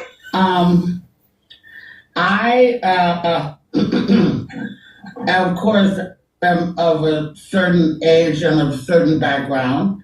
Yeah. I was born in Arkansas. I was raised in Oakland, California. Okay. I remember when Black women used to be the most exotic, exalted creatures that roam the earth. I lived when Black men really loved Black women and Black love was a real thing. And I think that the advent of social media and reality TV has skewed a lot of women's and men's sense of reality. They want to live the in the phone life instead of the in reality life. I don't think, this is my thing though. I don't think social media really did that to men. Like, to a certain notch, it did a little bit, but it's more, for the most part, these women, some of the women that, especially women that come on her show, you got to understand, they have these standards that are non-existent when they're not even living their life like that. So I believe social media has made things worse in the dating field, but these women with all these extra demands that are like out of this world, they're the ones that with these superficial demands that no man is going to give them. And I always say this, you have these women that come on here with all these kids, all these baby daddies, but they want these men to do so much for them. And I'm not saying that there isn't any man that won't do that for them, but they have to stop being so cocky, and they have to stop coming in real hot. He has to make all this money. He has to accept my kids, but I won't accept his kids. I got kids that are 15, so I'm not going to accept kids that are 10, 15 or younger. They have all these demands when the men are doing way better than them. And then they claim we don't need men. This is what women have been saying online for so long. Women have been screaming we don't need men for so long. Now they're getting exactly what they asked for, and women can't handle it. And when you can't handle not being able to get men in the real world because of all the things these women have said on social media with these superficial demands, y'all end up on the clown show. Even you, Lunel, like, you coming out here with raptor claws. Like, come on. Like, to me, this is just my opinion, though. Y'all might have different opinions. You too old for all that. Like, you to me, you just too old for all that. All these raptor claws, like, that to me is being superficial. That to me is doing too much when you're up in that age range. You're not showing the younger girls anything. But like I said before, that's just my opinion. Y'all can come up with your own opinion. It's just mine. You know, and that hurts me because there's probably a lot of great guys out there, but because they don't make $100,000, because they don't drive a Ferrari, because they can't buy me a Cuban, they're going to get passed over. Yeah. But there's guys out there, especially them Texans, she was just talking about Texans, that maybe he don't have all that. Maybe he drive a truck, but maybe he could build you your dream house. That's right. Maybe he has a farm, you can grow your own vegetables, since they're trying to kill us in the stores anyway. So I just think that we as women need to look at what a guy does have instead of what a guy don't have. Okay, you served that very sweet. It wasn't, it wasn't the way we talking. I just don't. I do not like them raptor claws. It's just something about them. Oh, it's just too much. And what she said, I respect everything as of right now that she's saying, because these women, they look at the wrong things, and that's why they don't have men. They're looking for men already that are business owners instead of hardworking men that work 9 to 5s, and they act like these men that work 9 to 5s don't make good money. Like I told my audience before, I don't do the high value male thing. I do the qualified men. Qualified men in my eyes are the brothers that aren't living check to check. They're taking care of their business. They're not in all this debt, and they're living good enough to take care of themselves. If they have kids, their kids, and they're not hurting your life. That's a qualified man. And I say that because some of these women out here that come on her clown show, they're not qualified women. They're in debt. We could tell that they're living check to check. We could tell for the most part they're lying about what they make. It's always like that. And then they want the men to come in and save them, especially when they're package deal moms. Like I said, but it was sweet. I like that you delivered it where I think people can receive it. Let me ask you this. Now, when I posted that you were going to be here, a lot of people were asking, I thought she was married. So do you want to talk about that before we get into the question? Yeah. Yes, I'm actually a widow. I was married for 20-something years. My husband did not have social media, didn't give a damn about it. And I never posted my husband on social media until he passed away. So that's why a lot of people did. And then we were separated on and off, we were married for 21 years, but not all in a row, and we were on again, off again, but he was the love of my life and I was that of his. So I know what love feels like, at least from him. And I have to try to definitely not compare a new guy with the love that I had from him. Because I doubt that I'm going to get that kind of love again, but I might get a new kind of love, you know what I'm saying? And as I was saying earlier when I was telling people to watch tonight, people know me from my job, and people know me from, social media and stuff like that. But people don't really know me as a woman. They think they do, but they don't. And I'm not on here to be doing comedy. I'm not on here to be doing all that. And I did download your app, and I got about 58 hits. And all of them want to play like they don't know what I do. And I find that to be a bunch of bullshit, because of course they do. I know, not all of them maybe, but some of them. And also the other problem that I found, That's the game, though. That's the game. And that's why, me personally, I tell women, you got to be careful. Because in all honesty, if men do know what you do, they do know you have a couple of dollars, what do you think they're going to do? Because you could ask Kendra Sleaze this question. They know you got a couple of dollars. They know you have something going for yourself, possibly. What do you think men are going to do? Because Kendra Sleaze got scammed. She was dealing with a scammer who probably was after what she had. If men see you and they're scammers, or they're possibly hurting, or they have nothing, they're going to hit your inbox up because they're going to try to get something out of you. That's how the social media and dating game is played this day and age. And like I said, I don't understand why you need to be on her platform if you're pretty much bigger than her. Why would you need Kendra Sleaze? Let's be real, everybody. Why would Lunel need Kendra Sleaze if she's bigger than her? If she's getting more money than her, she's traveling. Why would she need her to find a man? And like I said, this day and age, for the most part, it's not going to happen. That stuff has to happen organically, especially, unfortunately, when you're a lot older. Because the men that are going to come in the men that are going to DM you or come in your inbox, they're going to be playing games, guaranteed. Out of the guys that were on my app live thousands and thousands of miles away.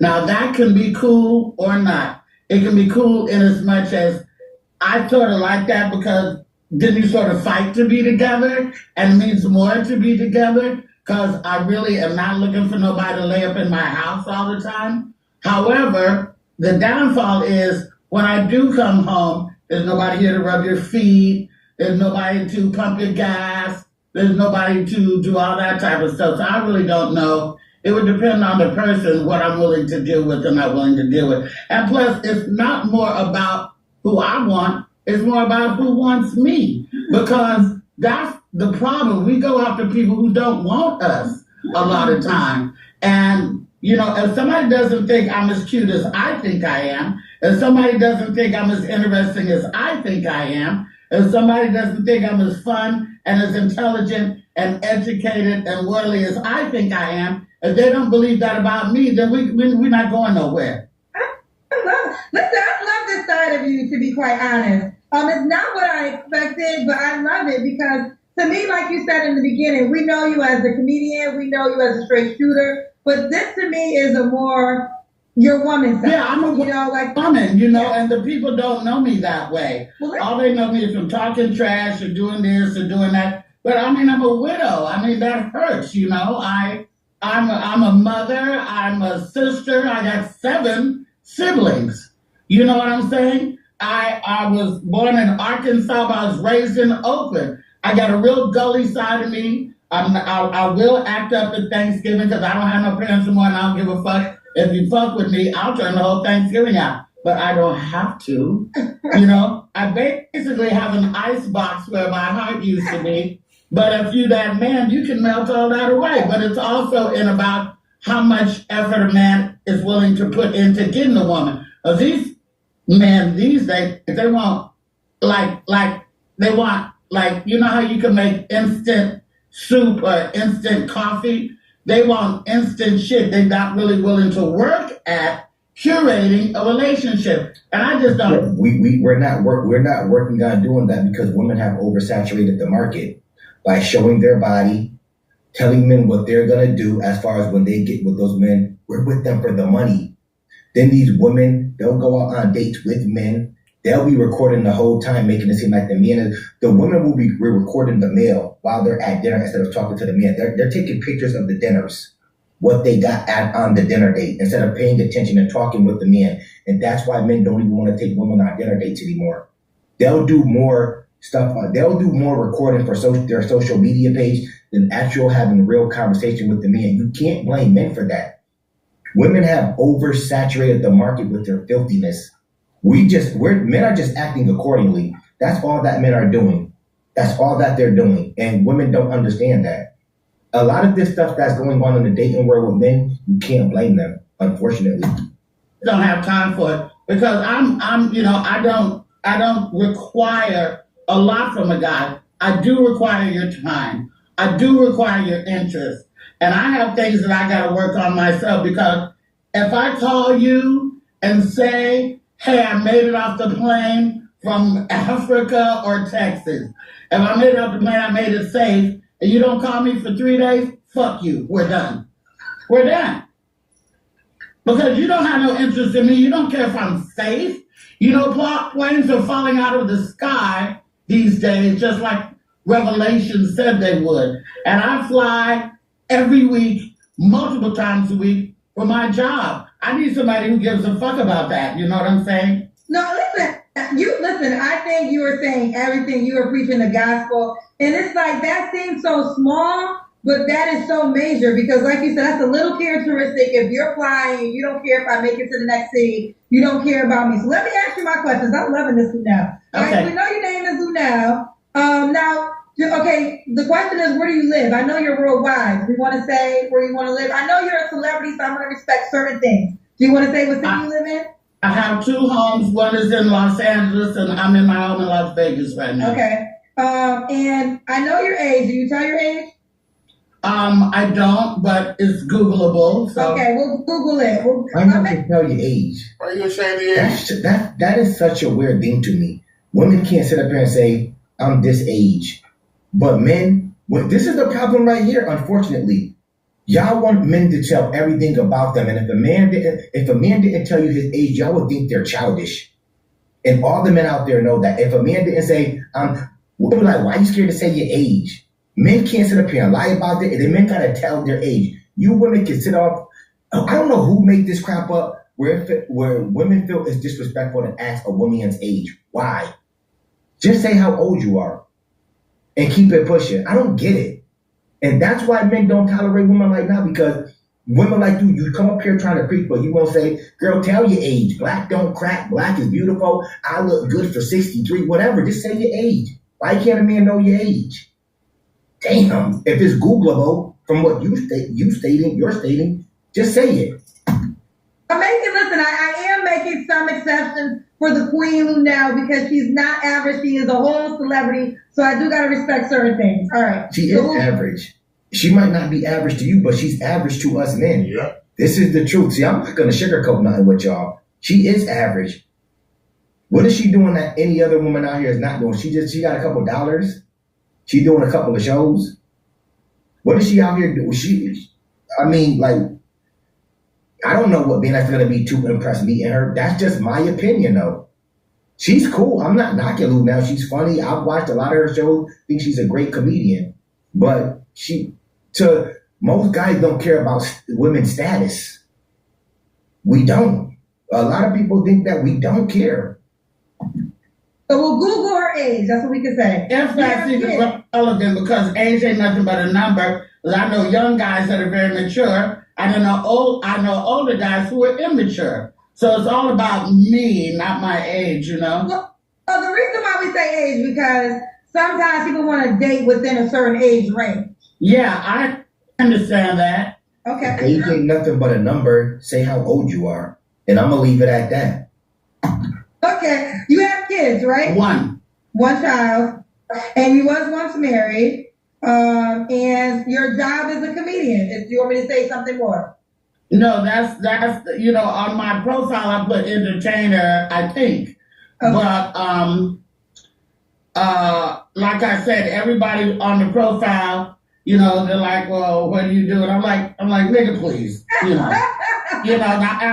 don't. Everybody don't know what I do, because one guy that I was looking at, he was born in Sweden. He's black. He's born in Sweden, grew up in Chicago, but he's in Kuwait right now for business. He very well may not know who I am, and that's fine. But please. Okay, I'm gonna put comedian entertainer. All right, so now we got it down. That's how scammers operate. Scammers gotta act like they don't know you have money. I'm not saying that was a scammer, but that's what scammers do. I don't know nothing about her. I have to make it seem like that. But once I get up in there, I'm gonna get her for everything, and that's just the honest to God truth. We got now. She has 2 homes, Los Angeles and Las Vegas. We will Google her age. One child, was once married. She's a comedian entertainer. I know you said it's about the man that wants you, but let's just start with this first question. What kind of man do you desire? I would desire a very caring, romantic, fun guy who's not jealous, who's not demanding, who's not needy, and who can deal with my lifestyle. Oftentimes the women are asked to deal with the man's lifestyle. If he's a rapper, he's a musician, if he's an athlete. But what about when the woman is the baller? It's different. Because a lot of men get in their feelings. Will you be able to go out to dinner with me with people approaching our table? Because that will happen. Will you be able to go out with me and play security? Because that will happen. Will you be able to go out with me and people got to ask you to take pictures of me and somebody else? Because that's going to happen. And I want my man to say, I'm sorry, I'm not the photographer, but maybe you could get one of your friends to do it. You know what I'm saying? You don't want him to say that. No, because I don't want my man to be put in that position to be my fucking photographer. Because that gets on my daughter's nerves. You know what I'm saying? Yeah. They're not the photographer. If you want the picture, get somebody to take the picture. So, I just want to see. So, let's say this is your man, and then a person approaches you, they want to take a picture. You want him to say no to that? No, I will probably tell them myself. Okay. If you can get somebody to take the photo, I'll be glad to take a photo with you. But my date is not your photographer. No. Okay, got you. Okay, we got you. Now, what are your deal breakers? What don't you like? I will not deal with any tobacco products.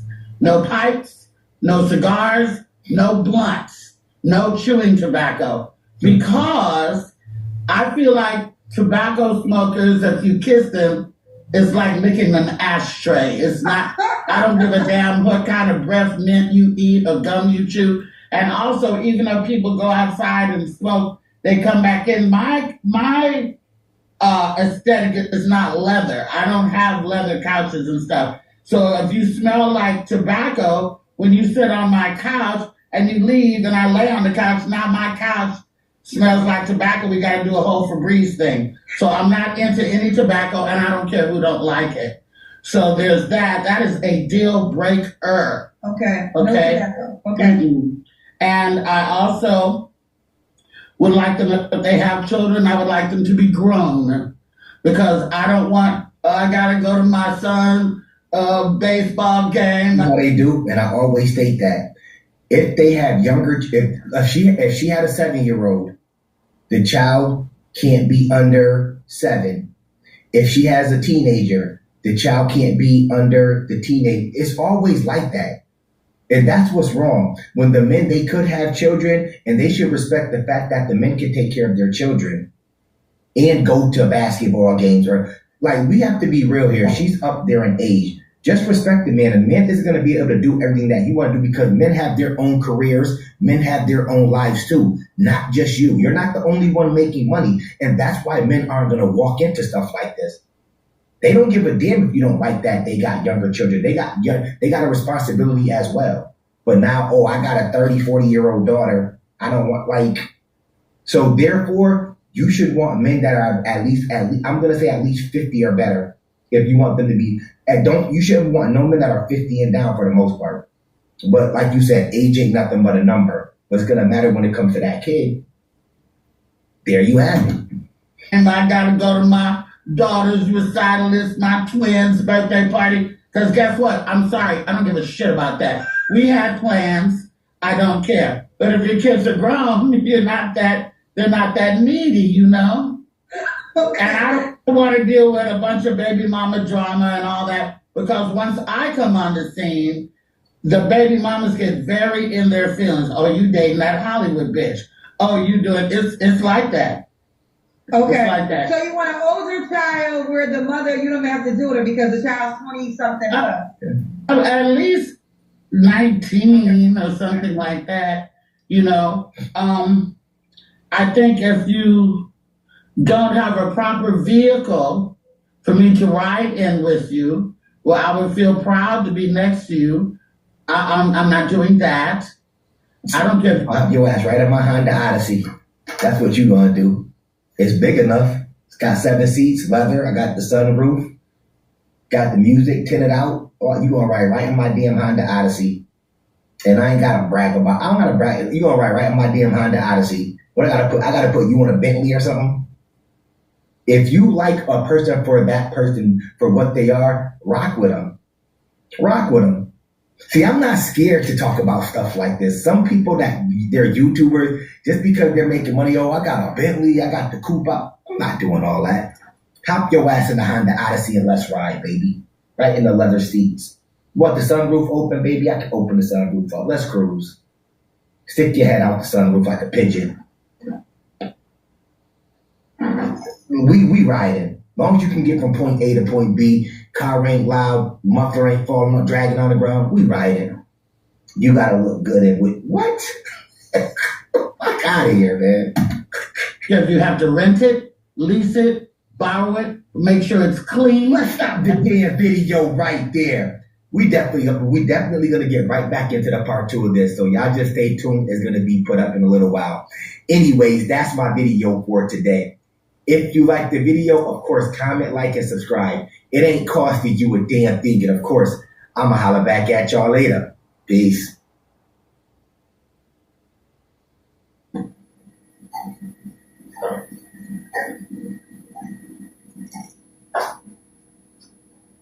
Salute to the MABW team. Let's get into part 2 of this video. If you haven't watched part 1 yet, go up top and watch part 1 before you come to this video, because we have and I mean we have to smoke this professional DNA collector. She has 5 kids by 5 different men and think that nobody should be holding her accountable.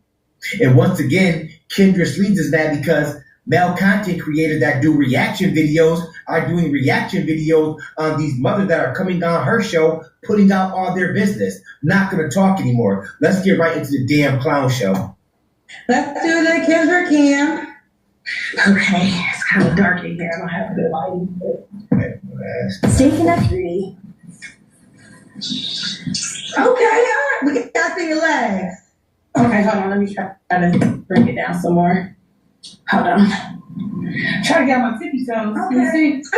We can see you. Okay. No talk. I don't think any guy out there would care how bad her body is as far as if it was nice or not. They know what's down below. It's finished. And all the bros know what I mean when I say they know what's down below. It's finished. 5 kids came out of that by 5 different men. She will never be able to pair bond in her life. Talking about she don't care if she gets married or not. I bet she doesn't because no man is gonna marry her. Let's continue with the damn clown show. Okay. So you bartend Phil full time, right? Yeah, right now I'm bartending at a really great spot. I really like it. I do have some things that I do on the side with consulting and helping people start businesses, but bartending right now is really How can you consult somebody and help them start a business when you don't got a damn business? You're a bartender. And by the way, a bartender isn't a career job, but you want a man that has a career.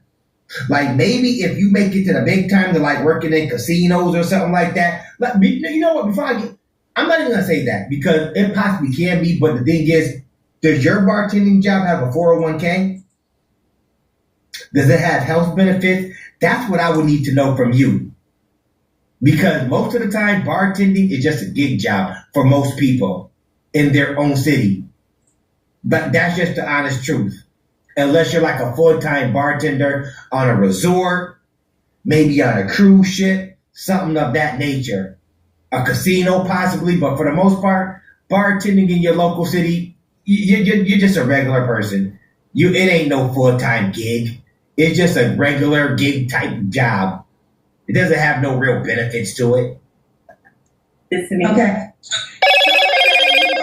But you want him to have a career. Exactly. So bartending is a career. I don't know what kind of bartenders you're used to, sir, whoever said that, but I'll get the name for you. Because we don't find out by names. Because that's the problem. Y'all be saying shit, but I'm going to say the name that said it. Because I want you to know. Bartending, I make over 50 bartending. Baby, you can touch 6 figures bartending.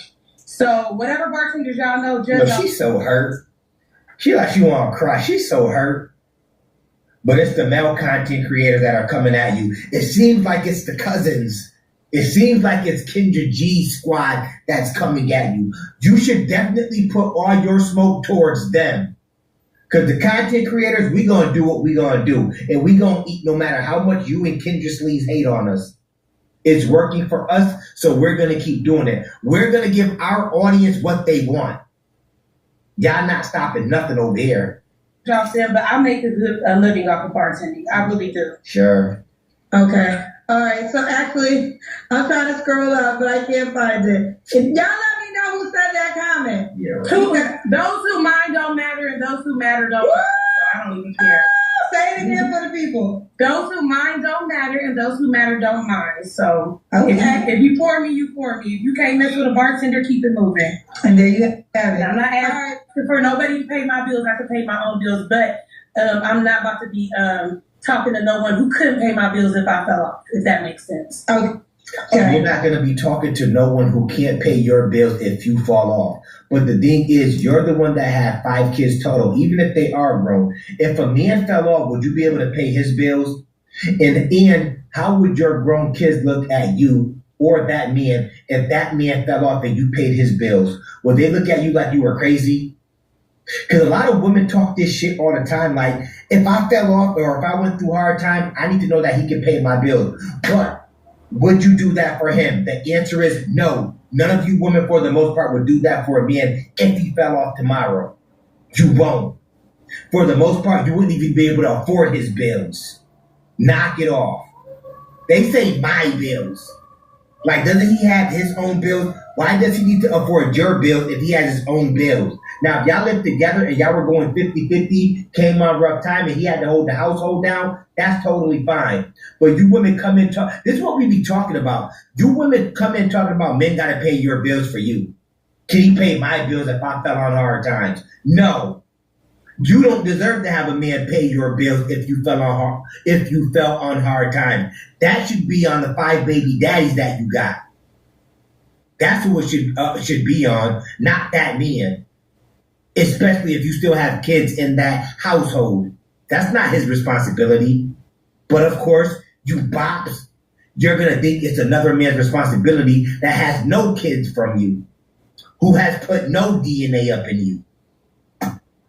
So you're not requiring anybody to pay your bills, but if times got hard, you want someone that can. Yeah, we would sit together and build it and vice versa. I'm a very great person. I had someone who fell on hard times and I had to nurse him back to health and take care of him and be his backbone. So I've been through a lot and I know how to hold my own, and I want a man that can hold their own and me as well. Okay. When was your last relationship? My real serious relationship would be about 2018 and 17. I just been dating in between and bumping my head in between because I was a lover girl. I was the type of girl to fall in love easy, have babies, and wear my heart on my sleeve. So I learned a lot. And right now, I just been dating. I see people, but I haven't met anyone worth being serious. I just don't get it. How don't you learn anything after the second baby or the third baby, at the least? After the third baby, shouldn't you have learned that, okay, I'm doing something wrong in my life. I don't think this is the way to go. I'm going to put that thing down there on lock, and I'm just going to stop messing with guys. That's something you should definitely know.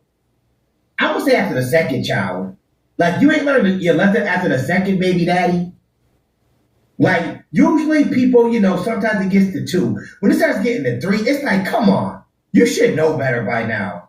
You're older. At some point, you get old enough to know better.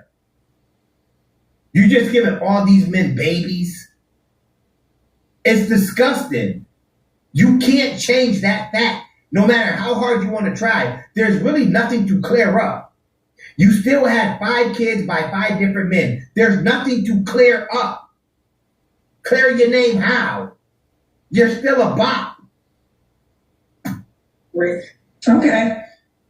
And you don't have to answer, but I'm going to ask. When's the last time you was intimate with someone? Probably like last month. Okay, is that guy an option? That proves right there she hasn't learned anything yet. That proves right there she hasn't learned anything yet. She had relations with a guy last month. Sexual relations with him. That proves right there she hasn't learned anything. You haven't had enough of that in you already? You're 44. You haven't learned nothing yet. Okay. He's really not an option. He's just someone that I'm comfortable with, and we have a great friendship. But as far as someone that I can be with, no. He's kind of like too set in his ways. He's older than me, and it's just not working. So what do you want? So what is your ideal dynamic? I would like to meet someone. Well, she's damaged goods. Like, you can tell in a chick's face like this when they're just damaged goods. That's all she is. Like, she'll probably, after this interview, she'll probably tuck up under her pillow, put it over her face, and cry tonight. She's damaged goods, straight up. Nobody can tell me that this chick isn't damaged goods. Date someone and eventually build with. I work best with someone who has a plan, and like I said, I'm a good helpmate. I can assist him with whatever he needs me to assist him with, or we can both come with what we come with and build from there. But I'm a forward moving person, so my wheels are always spinning. So I like a very inventive man, an entrepreneur, someone with that type of spirit, so that we can build and get money together. That's my ideal, because I'm a little hyper and I like to stay busy. So my ideal man would be able to have me working for him, to be honest. Okay. Working with him. 3 flaws you have to work on. I said before, I'm a little I'm a little petty. Like I cut people off really too easy sometimes. I don't know if that's a gift or a curse, but sometimes I feel like it's for the best. I need to be a little more understanding, and I just need to have a little more patience with men. Yeah, as you get older, I feel like patience just goes out the window because I don't have to tolerate stuff because I'm so happy about myself that I just be like, nope. I just give up. Okay. And why would a guy be lucky to be with you? Because I'm a great person. I'm a nurturer. I'm caring. I'm helpful. I'm super. Most men don't need someone like you that's a nurturer. Nurture your damn babies. Your 5 kids. That's the only people you need to nurture. Men do not need you to nurture them, okay? You women always say that like that's the biggest. We don't need that. We don't. We're grown. If we need a nurturer, we'll go to our mom or something like that. You're not doing nothing for it that we can't get from someone else. You're damaged goods. You're done. Kendra Sleeves knows you're done, but she's not going to tell you you're done. And that's exactly why they need reaction content viewers on YouTube. This is exactly why because we're going to tell you the truth. She's not. She's going to sugarcoat it a little bit, gloss over it. We're not going to gloss over it. We're bringing shame back and we're going to hold you accountable. And women, for the most part, don't like accountability. It's like kryptonite.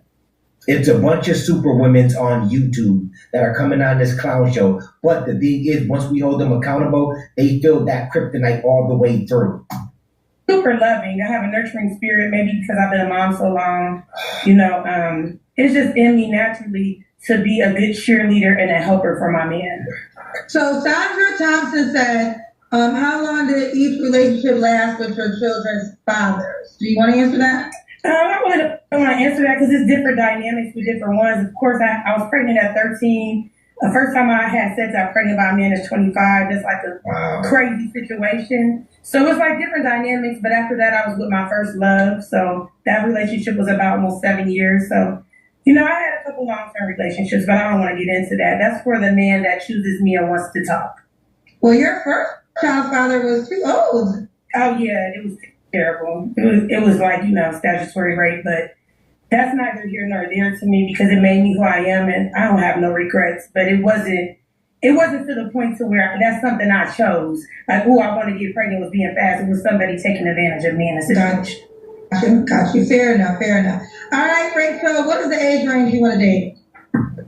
They was mad at me for this because my son's 30, but 35 to about 65, I'm open. So you want to date someone younger? I don't mind younger than me. I have realized that there are men that's about 35, 37 that are super mature, very mature for their age. And there's some men that's 53 that's childish as hell. So I'm open from about 35 and up. 35 and up.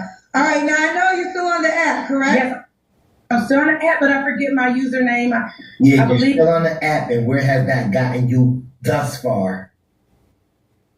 And quick PSA to everybody out there. I heard Kendra G's Wink app is bullshit. I heard it's not that great. But for some reason, y'all keep going on her Wink app. Then you come back on here for a second time. So what's really going on with that Wink app, Kendra Sleaze?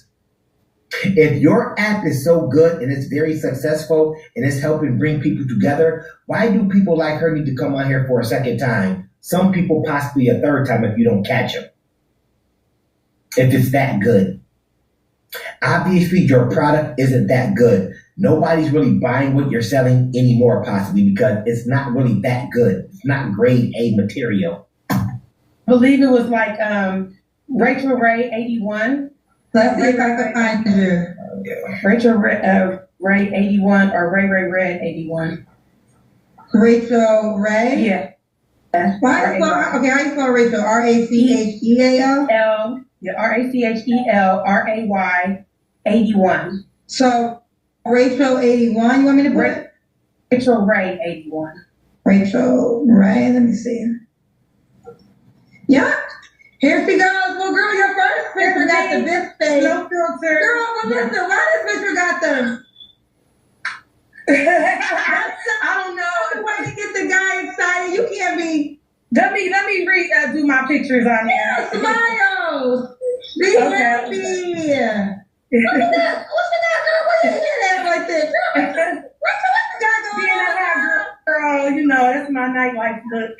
Okay, here's the race. I want you to smile. Don't have the. You gotta smile, Rachel. I'm gonna update my pictures for everybody. I've been on there for a while because they was trying to catfish me on here. It's pissing me off. Who? What? We can have, like, my phones. I actually have a phone. Who would need to catfish you? That's an honest question. Who needs to catfish a mother that has 5 children by 5 different men? You should be happy if somebody actually catfished you. I bet you wish you could be catfishing people with them 5 kids by 5 different men, but that's your reality. That's something you gotta deal with. And nobody's gonna accept that. Nobody's coming to save you. And you look desperate no matter how you think you don't look. This is how everybody thinks you look. You look like you're in desperation mode, which technically you are, because you're on the clown show and everybody's watching you for entertainment. Over here, and then they're gonna go over to the reaction channels after this. Game over. A phone dedicated just for this moment, and I never use it. Let me put this child. People trying to think. No, it's not an invisible part. I have on a wig, ma'am. That's my real hair in the picture she's showing y'all, but yeah, this is just a wig, little quick throw on wig. I went to a funeral today, and I'm just getting over the flu, so excuse me. That wig, it looks like it needs its own funeral. You should be burying that wig tonight. You should have had a funeral for that wig or cremated it. That's what you should have did. To hell with going to a funeral. That wig needs a funeral. It's in itself. And while you're at it, go ahead and add Kendra sleeves right up like a couple. Just lay them wigs right by each other like a couple and put them in the ground. Or cremate them wigs together. Sounded so winded. Okay. So listen, this is the way you can shoot your shot at Ray so fast. You can send her a message. You can send her a voice message as well. They already sending me messages. Okay. Okay, yeah. So send her a message. Yeah, here's the way, because I want everybody to be careful. Don't send anybody no money, and don't go to WhatsApp. Like, if they ask you to go to WhatsApp, that's number one sign that they ain't right. But like I said, we're going to be introducing video verification soon. Here she is, Rachel Ray 81 on the Kendra G Singles dating app. Rachel Ray 81. I'm going to tell you how to shoot your shot. I'm going to send her a message. Y'all so miserable in them comments. That's all y'all going to do is just view people on here and talk on a Friday night and be miserable. That's so miserable. Isn't this what you wanted? Are you not entertained? Isn't that why you're here? Isn't this what her audience is about? You're mad because they're actually stating the facts that you actually told the world. Is this not why you're here? They are there on a Friday night, the same place that you're at. So who's really miserable? Who's really missing out on something in their life? Who should possibly be with their 11-year-old, the youngest child? Or possibly at the bar, bartending or doing some shit like that to make some money. Something tells me that you're possibly getting government benefits and you're doing bartending on the side so that you don't lose your government benefits, because that's what a lot of chicks do. Because you don't got to report, bartending jobs. You don't. A lot of people out there know that. You know I'm not lying. Yeah, my part is visible. So what? I know somebody like you. That is just so sad. I recorded you and sent you your message. Okay. Okay, that's how it works. One more time, fellas. Rachel, let me tell you something. Yeah. Even Jesus had a hater, girl. You can't worry about it. You can't worry about it. You know what I mean? Y'all always gotta bring Jesus into y'all mess. This had nothing to do with Jesus having haters. See, the thing with her is she had 5 baby daddies. Jesus didn't have 5 baby mothers. There's levels to this. What are you talking about, Kendra Sleaze? Every time y'all want to make an excuse for something or y'all want to make yourselves look good, you either bring out a Bible verse or you throw Jesus in it all the time. Y'all so freaking blasphemous. They literally crucified Jesus. Jesus sat up here and died for our sins, and all y'all can throw out because she had 5 kids by 5 different men is, well, Jesus had haters too. There was a difference in that. That had nothing to do with Jesus having a bunch of baby mothers and all these kids roaming around the world out of wedlock. It had nothing to do with that. What Bible are you reading from, Kendra Sleaze? But people want to give her the time of day and call male content reaction creators haters, and we're still like, do what y'all want to do with that, man. They're gonna have to answer to Jesus for this stuff they're talking. They're gonna have to answer to God. My bad. Y'all gonna have to answer to God one day, and I hope y'all be prepared. Here it goes. Rachel Ray, 81. Rachel Ray, 81. You just go on and live your wonderful life. Thank you, Kendra. And I'm glad I got to follow up with you and not these people trying to get fame off your podcast. Sure, they're just trying to get fame off my. Say it again, Rachel. They're trying to work. They are just kidding themselves instead of being original. Imagine saying we're trying to get fame off our podcast when we already gained motion before she was even started. Me personally, I've been here since 2021.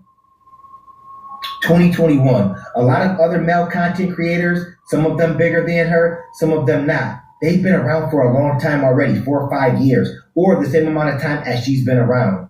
What is she talking about? She just doesn't like that our content is good when we do reaction videos and we really call her clown show for what it is. That's what she doesn't like about it. It diminishes her content a little bit. It waters it down when we do it. Like, y'all ain't really gonna get these type of men. Y'all playing yourself. She doesn't like that because she wants to make it seem as if it's a prominent dating app show when we know it's not. Game over. Just trying to ride on my coattail with your heavy asses. Right. Just trying to ride on. Can't build nothing on your own. Because they're not authentic. They ain't even got it in them. Rachel, how you live again? I ain't never been to Ohio. Dayton, Ohio. Ohio give you a damn drink, Rachel. Yes. But no, and the truth of the matter, it really is the reason why this show is successful, because I'm truly passionate about connecting people. Yes. People give me all these titles of, relationship expert, relationship guru. I don't claim to be any of that. I've always said I'm a journalist that started a dating show. Now, I've talked to more than 15,000 single people. I know a thing or two at this moment in time. But the reason my show is successful is because it really isn't a gimmick. It's a real love and passion behind connecting single people. It's not a gimmick. She doesn't even have over a 50% success rate with getting couples together, but it's not a gimmick. Does anybody out there believe that? Okay, let's continue. People, and people be like, oh, we're single. Bitch, the show was called Kendra G. Single. The people will never be satisfied. Let's stop the damn video right there. It's called Kendra G Singles, not because she's single and we're joking on her, because she is, but it's called Kendra G Singles because she's going to keep you single. That's all that's going to happen if you come on this clown show. I promise you. Anyways, that's my video for today. If you like the video, of course, comment, like, and subscribe. It ain't costing you a damn thing. And of course, I'ma holla back at y'all later. Scam center convinced that I was an old lady. Maybe because my computer looked like this, maybe because my face looked like this on the webcam. They claimed hackers were going to steal $94,000 from me, but here's the story of how they lost $94,000 instead. No. Do not understand the open internet experience. From where you log into your email and banking. Right here, of course, on the internet. These hackers that are trying to get into your account haven't been like a successful now, okay? Hold on. Do you think I should get more than 8 megabytes of RAM? Okay, not a problem. Take your time. To keep this bait going, I needed to switch to Windows 10. Because my main motive is not to earn money. My main motive is to help people. I bet. Help people. I hate this computer. It's so... The mouse moves so fast. I mean, look at how quick that moves. You can just do one thing. You can enter the password and let me know once it's done. You think there's really something wrong with the account? I'm saying nothing, ma'am. Just wait a moment now. Do not do anything, okay? Automatically, I'll run box. Wait a moment, okay, man? Yeah. Okay. Yeah, wait a moment. Yeah, ma'am. Actually, I want to tell you one more thing, ma'am. Just listen to me carefully, first of all. With whom you live, first of all, tell me that. Is your husband, your son, your daughter? Well, Hank is he's my nurse. I call him my husband, but he's not really my husband. Okay. He hates it. He hates it so much. Yeah. Gotcha. He's a young kid. So he's your over, caretaker, like a caretaker, right? A few days a week he comes to the house and makes sure that I have what I need. And I call him my husband. Maybe I'll call you husband by the end of the day. Oh my God, you can call me husband as well, don't worry about that. Yo, did you see don't worry about that, ma'am. You can do one more thing, ma'am. Just take a pen and paper handy, okay? Did you hear how and much write down my changed after personal he extension number and my the name. other If camera? you feel, Do you think probably he just call me hit the anytime, okay? jackpot now? He would love to meet you. Let it talk. He hates talking to me, I think. So I'm sure anyone else that he can talk to. Not a problem, ma'am. Why he hates talking to you? I love talking with you, ma'am. Well, I don't think he really hates talking to me. I can spend my whole day talking with you. But he drives me places. I'm the same. I drive him crazy. It's a fair trade. I understand, ma'am, but I'm telling you one thing, that I can talk to you a full day with you. I can talk to you full day, whole night, whole day. Oh, wow. And ma'am, tell me one more thing. As I can judge by your voice, you're not looking that mature. Like you're looking around like 40 to 45. Is that correct?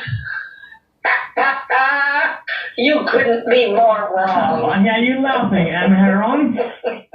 Oh, can I add you on MySpace? I'd love to see your picture. Okay, you'd love to see my picture? You're gonna charm the hair right off my legs, sweetheart. Oh my God. First one question was like Normally your I age ask not 40 to Henry to 45? shave, but I'm not gonna have to this week. Okay. And ma'am, I can see your DP. It is a type of a Google Play card? Like a profile picture? I don't know how to change that. Oh, okay, not a problem. Yeah, So, ma'am, what are we doing now? I had to take some pictures a couple weeks ago. And I haven't figured out how to change it. You have a very nice Definitely. DP And have a as good well. day. Thank you, ma'am. Thank you. You watch my DP? My profile? Yeah, I like your hat. Just think that I'm your friend only, okay? Do not think that I'm a Microsoft executive. Just think that I'm your friend, okay? Whenever you face any problem in your computer, you have my number. Just directly call me on that number. Okay. Just fix that issue free of cost. All right, well, then I'll call you tomorrow. That's great. You Have a can good- call me anytime. Not Have only a for good day, Nick. Yeah, Thanks for helping me. Yeah, just be in line with me. Wait a moment, ma'am. Let me put security. Wait. I hung up and ignored his calls for a while until the next day when he wanted to introduce me to one of the more experienced scammers in the group. I'm only going to talk to him if you're on the line. I don't trust him.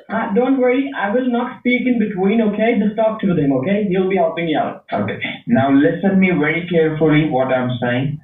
Right now, someone tried to charge your amount, and it's an amount for $94,000. It's a big amount, and some hacker is trying to charge this amount on your account. Just talk to your bank and tell them, I did not make this payment. Help me to get my money back, okay? Connecting your call to the bank now, okay? Okay. This call may be recorded. To get started, please say or enter your telephone access Permission to ID. record this phone call. Ma'am, Okay. it's IVR. They are not recording your voice. Whenever you call your bank, they will ask you for Bowel the syndrome? Yeah, I have that too. Sorry, ma'am. I didn't realize. I'll cut you a break. Just wait. Nick, how do you know her? Did you guys go to school together or something? Ma'am, you gave me the number. Just wait. I'm just connecting your call, okay? Okay, yeah. Terence is connecting your call to bank, ma'am. Just speak with your bank, okay? Oh, cool. It's a three-way? I didn't understand. Please say. My name's Ethel. I didn't understand. My name's Ethel. Okay. How are you today? I need to I talk didn't understand. I need In to order to talk get to into somebody about my bank, please. Normally another scammer would join the call, but I'm just messing with him. You'd like to speak to an associate, is that right? Yes. Okay. That would To get you be to the right great. place, Thank and you very insurance. much. I didn't understand. You can say yes or press 1. It seems as though there could be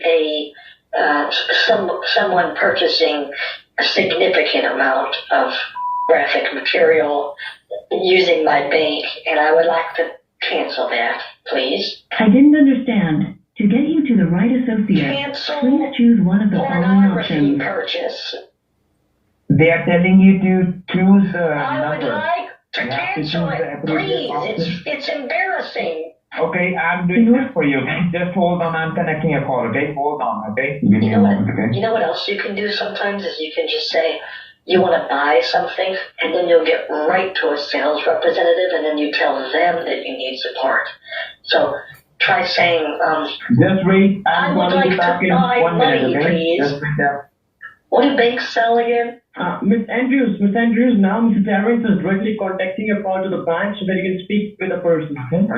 Are you there, ma'am? We just got disconnected again. Wait, I'm yeah. connecting your call. Okay, you're back. You'll figure Just it wait. out someday. I'm connecting your call. Keep practicing. Just be online, ma'am. Don't The worry. guy can't Now make he's connecting one your simple call to the phone bank. call, Nick. He is, ma'am. He's a mentor. The man's He's clearly connecting your call to lying the about bank. being a level 3 technician. I mean, whatever he told you is false. I understand. He's connecting your call to the bank now. Just wait a moment. You Okay? don't pay him, do you, to be his mentor? It's not worth it. Hold on, I'm just transferring your call. Okay, the next voice is from. Yeah, they hung up accidentally. Hi, I would like to buy Please checks. say or enter I your would like to telephone. order checks, please. These are about the cards now. I would like to purchase checks. No, trust me, because then they're going to transfer me to someone right away. Okay. I want to purchase checks with little bunnies on them or flowers for springtime. I didn't understand. Thank you for calling Bank of America. My name is Eric. How may I help you? Oh, hi. I would like to buy checkbooks, please. Ma'am, you're connected to us for the checkbooks? I wanted to talk to a person, so I said I wanted to buy checkbooks, but So, how may I help you? yeah, what kind of checkbooks do you have? We don't have any checkbooks. Why did you call on the number? Can you transfer me to the personal checking department, please? You are already connected to the personal checking department. I thought I was connected to How may I help the you? checkbook department. Can I have your first and last name? This is Ethel Fran Andrews. Sorry, do I have Terrence Alright. and Nick on the line as well? Are you two both still here? My name is Nick. Now you can speak to the bank, okay? Okay, and Terrence, are you there as You well? can speak to the bank. Yes, ma'am, I'm here. Okay. Just talk to your bank, okay? Your call Okay, has been yeah, these connected to two your have bank. been helping me. Because you're talking They to your found some bank. problems with my account. May I know whom are you speaking to, ma'am? Nick and Terrence from the computer company. This account is under the name of Ethel Andrews. Am I speaking to Ethel Andrews? Yes, you're speaking to Ethel Andrews and Nick and some other guy who doesn't matter a whole lot. Terrence, I think. So I can see there are 3 personal chicken accounts. First is personal chicken 7351. Terrence, do you want to just hang up? I think we can handle it. I don't know if we need Terrence on the line. Just talk to your bank, okay? Unless you need to stay on. Whatever's the best course of action. Okay, just talk to your bank, okay? Go ahead, Nick. I just want one. Okay, can you tell me the charge, Mr. Sir? If there is I can see a pending transaction. It is a pre-authorized transaction for $94,000 on our checking account. You know what? We better ask Terrence, actually. It is an online transfer which is good. Oh my God. Did you recognize this charge of $94,000? Hey, is Terrence still here? No, Terrence is not there. Oh, shoot. Well, he's level 3. He would know. I will just explain you. Nick, can we call Terrence back just to make sure that that's the right... I can't remember if that was the problem or not. Yeah, this is Terrence. How may I help you? Hey, Terrence, the guy at the bank told me that there was a charge that's expiring in 3 hours. Yes, ma'am, I already told you, but you are telling me that you don't want to talk to me. I already told you that there was a pending charge. All right, Nick. on your account. You can tell Terrence we don't need him anymore. Hey, what was the guy from the bank's name? I can see there is a transaction of $94,000. Did you make this transaction? Did you approve it? It's a pre-approved transaction. No, I didn't approve it. Nick, we didn't approve that, right? Yes. Okay. So do you guys want to dispute this? Nick, will you double check with Terrence to see if he approved it? No, he didn't approve it. He told me that. Okay, yeah, tell Terrence that we're handling it. No, ma'am, it's a fake charge. Just tell your bank to dispute this charge, okay? Hey, Nick, will you Just tell your bank to Terrence he dispute doesn't it. need to talk? It's a little bit too much on the phone right now if he's talking. Just tell your bank to dispute the charge. Okay, Eric, would you please dispute the charge? All right, let me go ahead and check with the fraudulent department regarding this. Nick, tell Eric to... Nick, can you please tell Terrence to tell Eric to cancel it? Maybe he'll understand the level 3 technician better than Nick, will you tell Terrence to tell Eric that we need to cancel that? Yeah, let me speak. Just one person at one time. So should I speak? I don't know what's going on. Amidst the chaos, they're starting to get a little suspicious. Well, I'm just saying, I need to cancel it, and I guess I don't know if Terrence understands better. Please listen to me. Please listen to me. Please listen to me. I'm trying to explain you. Listen to me.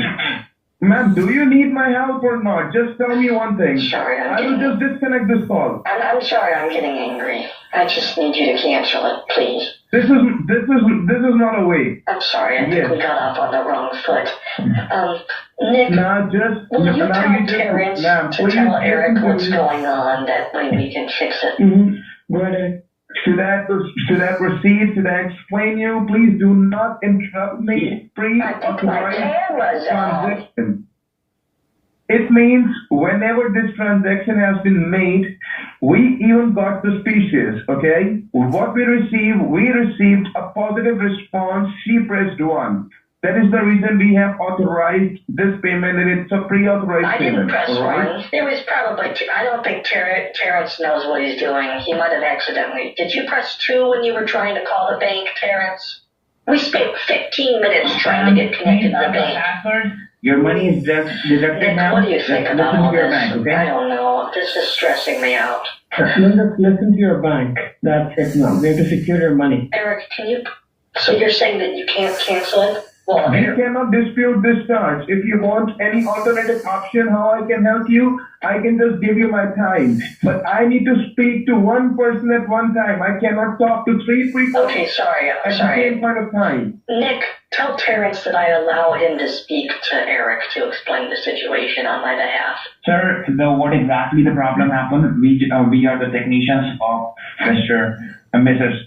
Ethel, behalf of her. Well, in this thing, what I can do for you is I can give you an alternative option for Eric, you. Eric, are you having a hard time understanding? I can barely understand what Terrence says most of the time.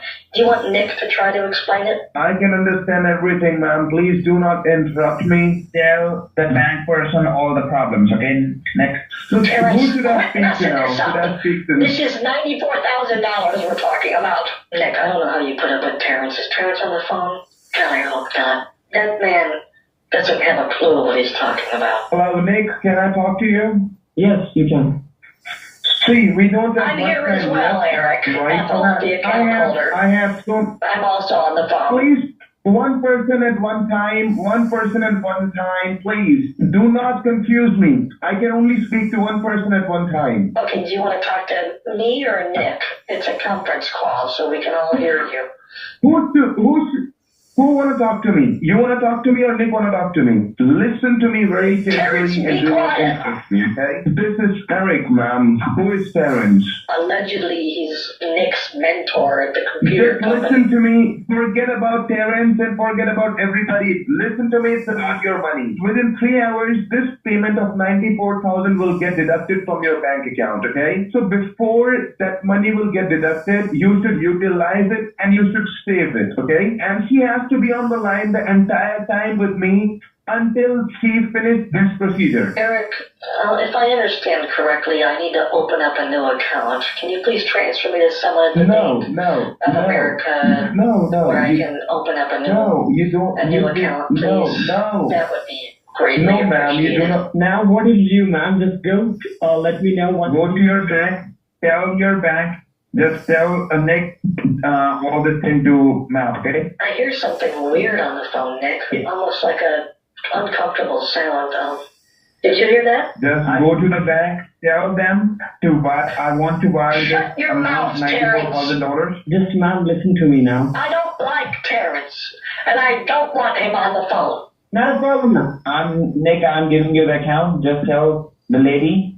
Don't tell bank anything, okay? Just tell them. And this is my business purpose deal. I'm sending this money, okay? I'm sending you the account, okay? I'm sending you the account. Okay. Who's talking?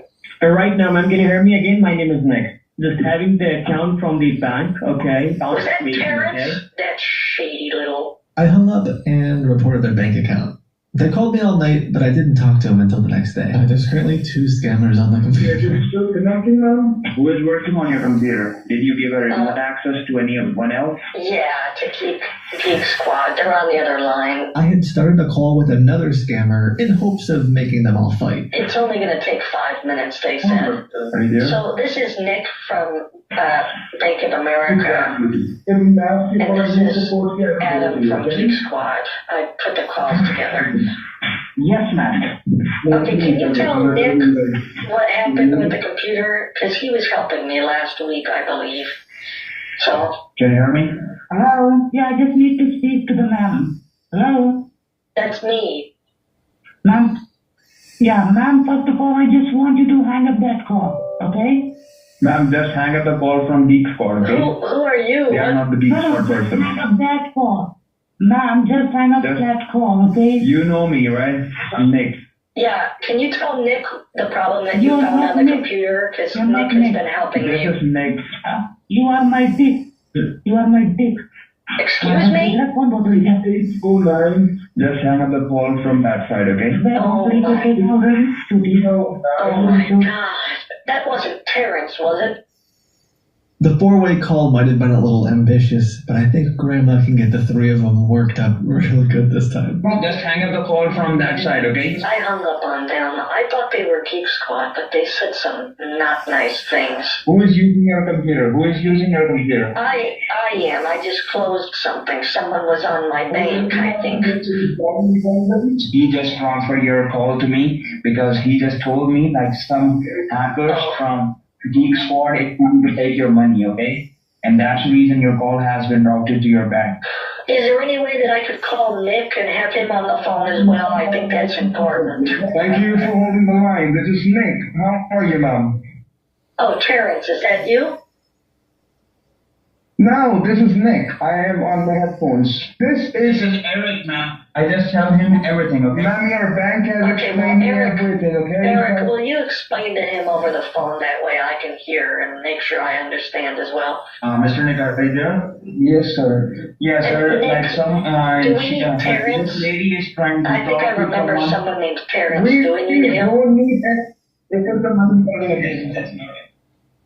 Ma'am, he is not in the office. We don't want anybody.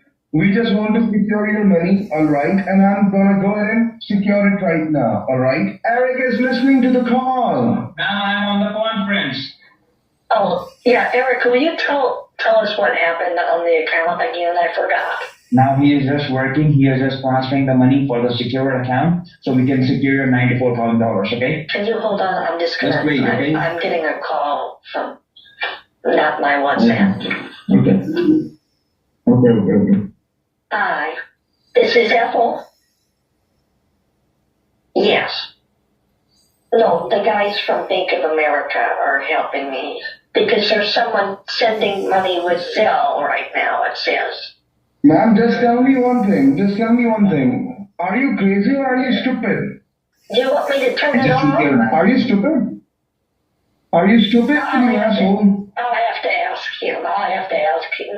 Hold on a second. Are you stupid or are you Hello, stupid? Nick?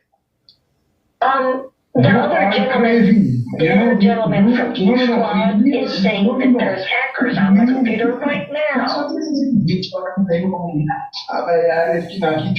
Can you see anything? Are you mad? No, I'm not mad. Do you have any? I know that you've just been trying to help me. I'm not mad at you. Are you mad? At me? Yes, ma'am, I'm mad. I'm talking to you. Why are you mad at I'm me? getting mad, but The managers are obviously disappointed that they've gotten nothing from this crazy old lady for a few days, but I decided to call Nick just to see what he would say. Well, what do I do?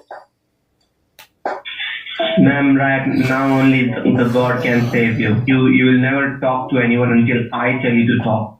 I promise. So what you have to do, ma'am, you have to go to the drive-thru, okay? And first of all, you have to only withdraw $10,000 from there. And if they ask you, like, why are you withdrawing this money? Promise to go to the bank and withdraw $10,000. No, ma'am. If your bank person asks you, like, why do you want this big amount, you have to tell it's for a medical emergency, okay? You can just say it's for a medical emergency, or you can Call just an say ambulance, but not for me. So just get ready and just leave for the bank, okay? I'm on the call with you. All right, Nick.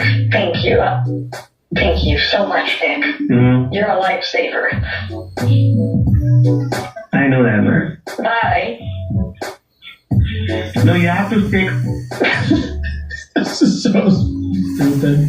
But eventually I hung up and just left Nick wondering what was going on. He called me dozens of times, and I tried to get more bank accounts from him, but unfortunately his managers didn't seem to want to give him any other accounts. Nick ended up blocking me in the end, but I hope you had some fun seeing how they got blocked from stealing $94,000 from a potential victim and lost one of their bank accounts in the process.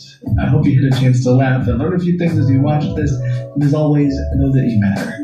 I'll see you in the next video. Bye. Oh, we've got a podcast now, if you're interested in that sort of thing. Audio only calls. Check out podcast.kitbogashow.com.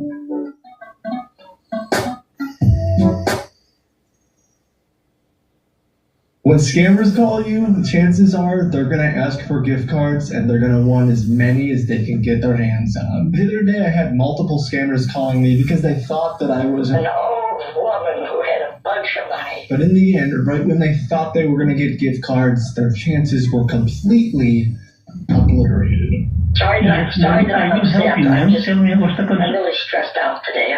No, there's no need to be upset, ma'am. I'm very stressed out. Just relax, ma'am, okay? Relax, Yeah, please. well, after the accident, Just tell things me, haven't been what's the going well. concern? Okay. There's I'm sorry about that. Sorry to hear that.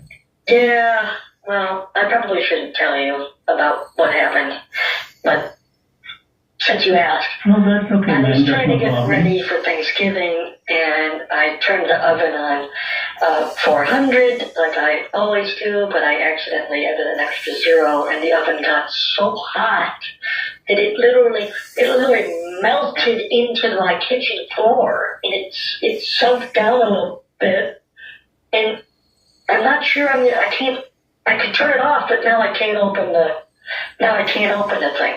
I don't know how I'm going to cook Thanksgiving dinner.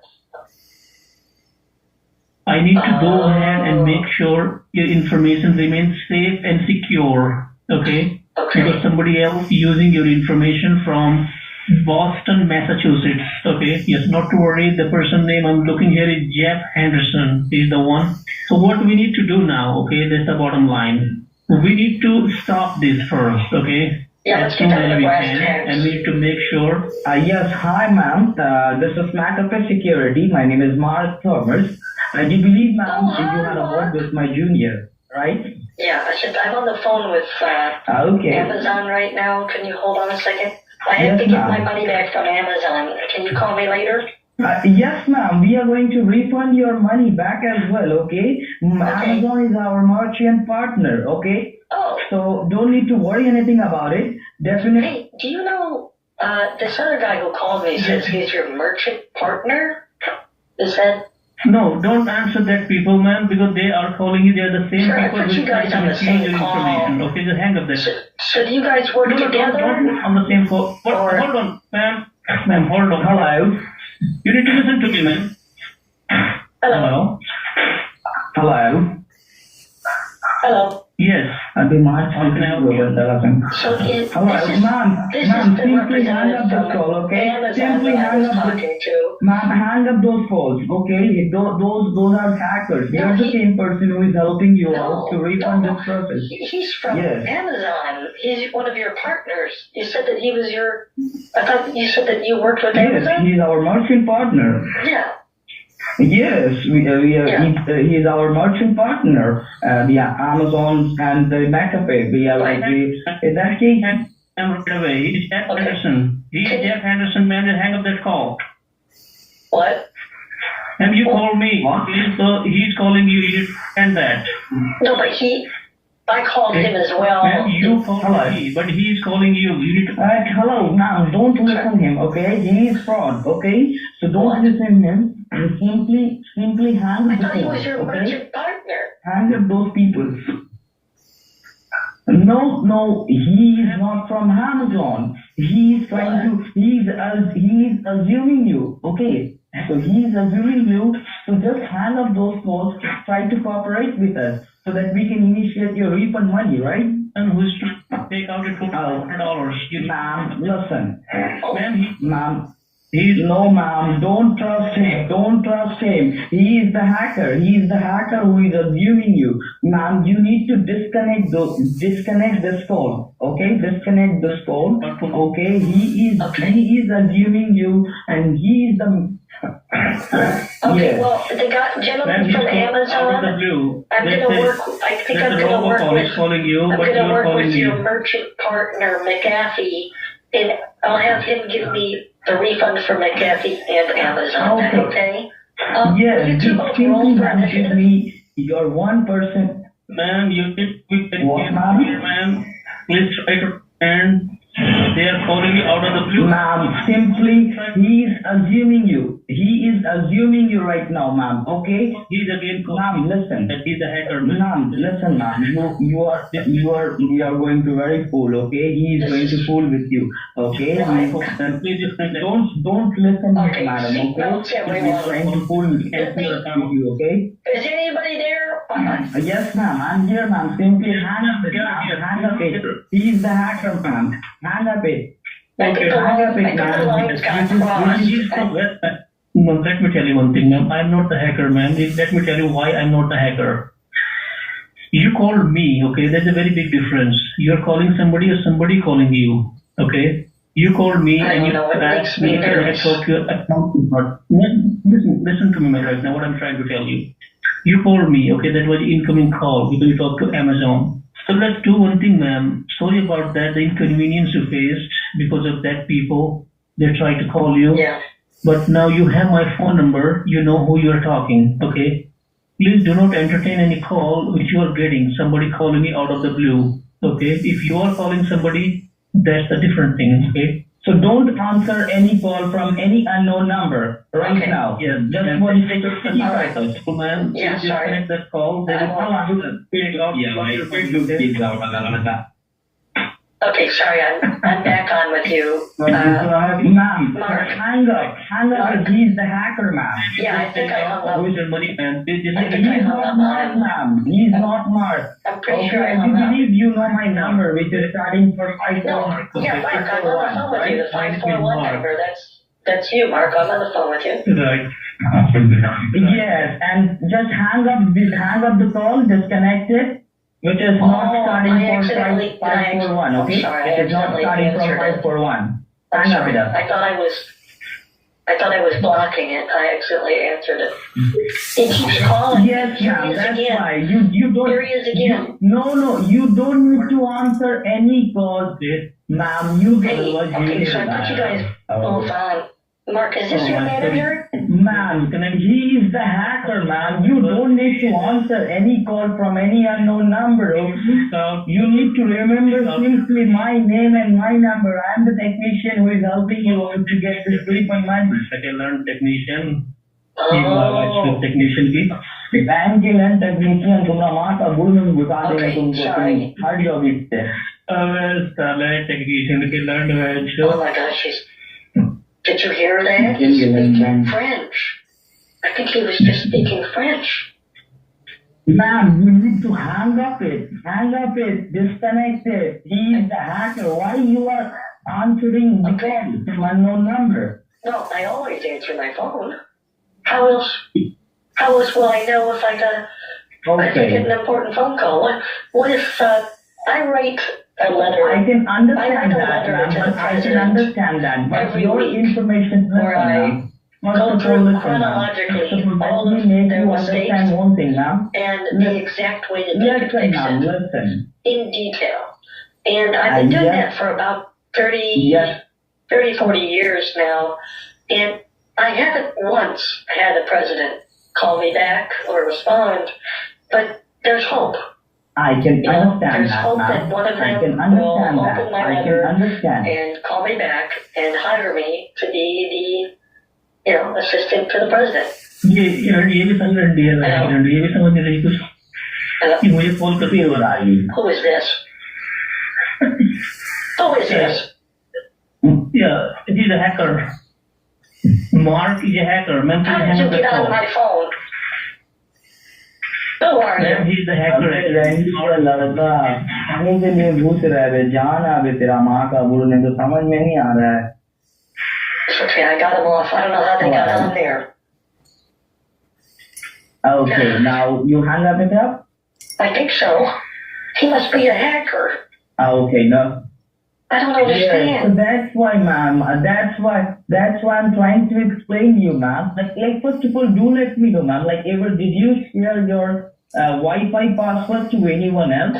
Any unknown people, ma'am? No. You never share your Wi-Fi password with anybody except your family. I can see that. I was taught that can many see years that. ago. After the scammers fought for a while, I decided to call one of them and pretend that I was being scammed by the other. I skipped right to the end of the script and said, "You sent me $30,000. What am I supposed to do with it?" Yeah, you accidentally sent too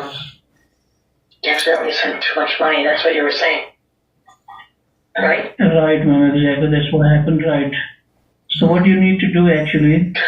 First of all, ma'am. Man, $30,000 is a significant amount of money, Mark.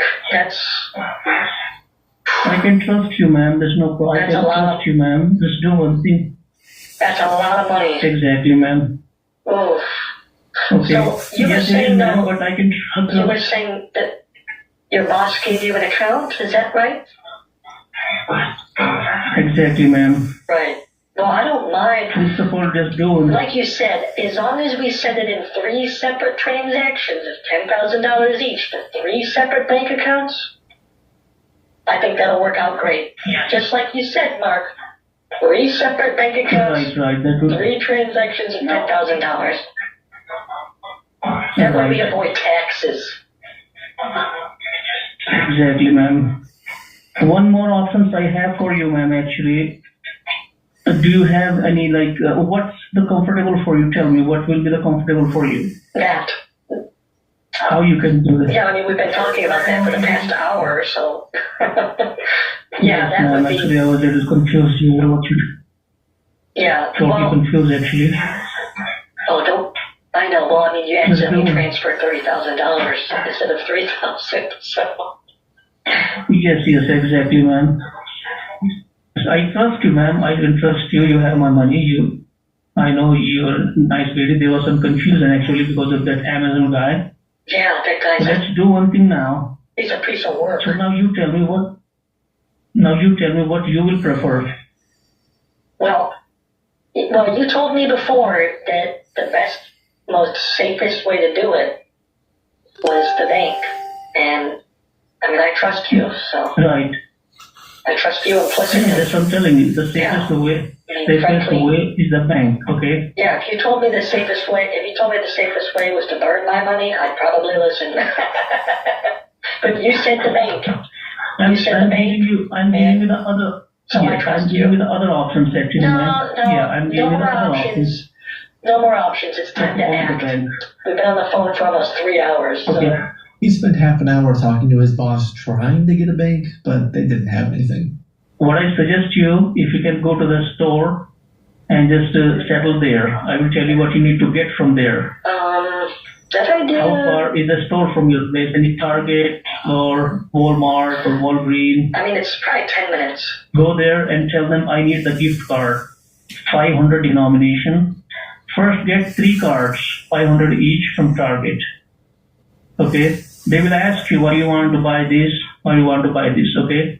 You need to tell them, I'm buying for my person for Thanksgiving, okay? Tell them I want to gift somebody. Okay? Oh, okay. Hi. I was just waiting. I thought we lose you, okay? No problems. No. Sorry, so No. where are you now? Well, you told me to leave my phone at the house, so I went to the store and I came back. Oh, okay, I thought there was a misunderstanding actually. Yeah, I thought you had the phone you with you said in that the you wanted me car. to leave the phone. You said leave the phone. Leave me on the phone. And so I left the That's phone. okay, that's okay. And I went to the No store. problem. And Okay, I'm back. I was very overwhelmed. okay. I gotta be honest with you. I kind of wish that you were on the phone with me. But, I was thinking, he told me to leave the phone at my house. So, I trusted him. No, I didn't tell you to leave the house. I saw Oh, Bass Pro Shop, Sephora, they get Roblox, GameStop, a little of this, a little of that. Right. What I I told know you, you man, wanted I the told you to Target get gift cards, but Target. they didn't have very many left because everyone was buying them for Thanksgiving. Because Right. you give people gifts Exactly. on Thanksgiving.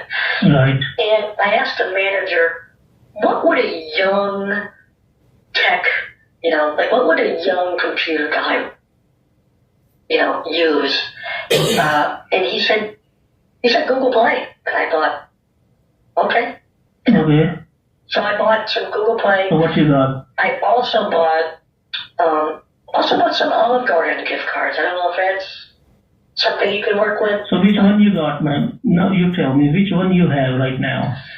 Google Play and Olive Garden. You need to get the card, the Google Okay. Play card, and on the back of the card there is a magnetic black strip. Please remove it gently, and I will tell you what is the next step, ma'am. That's what we I see told. what you're saying. That's what we told you. Okay, so Yes, yes. we don't want Scratch it. that whole Yes, section. gently, You don't ma'am. want that whole section there. Hold on a sec. Get a coin and press it gently, okay? Very gently, ma'am.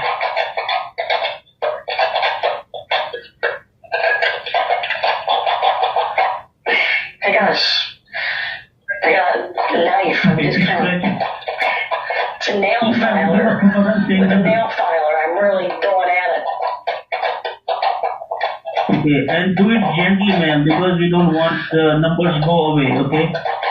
Do it very gently, okay? Make the numbers go away? Okay. No. Do not. Do not make the numbers go away. Do it very I gently. needed those numbers. Yes, I need that, ma'am. I need the number. Do not remove the numbers, ma'am. Okay, I Ma'am, think I got rid of do most of not them. There's a couple of numbers that still show up. Hold on. Let me get those. Ma'am, listen. Ma'am, you're not listening. What I'm saying, please. Ma'am, do not remove the numbers, ma'am. Hello? Hello, ma'am. Can you hear me? Hello? Are you there, ma'am? Hold on. Hello? I'm just trying to get rid of them. Ma'am, do not remove the number. Hello, ma'am. Why are you not listening to me, I gotta ma'am? go get a steak knife, I think. If I had a knife. Ma'am, can you hear me? Okay, hold on. Hello? Hello, ma'am. Ma'am, I need to talk. Hello? That's the first one. Hello, ma'am, can you hear Let me me? get the next one. Hold on. Ma'am, hello?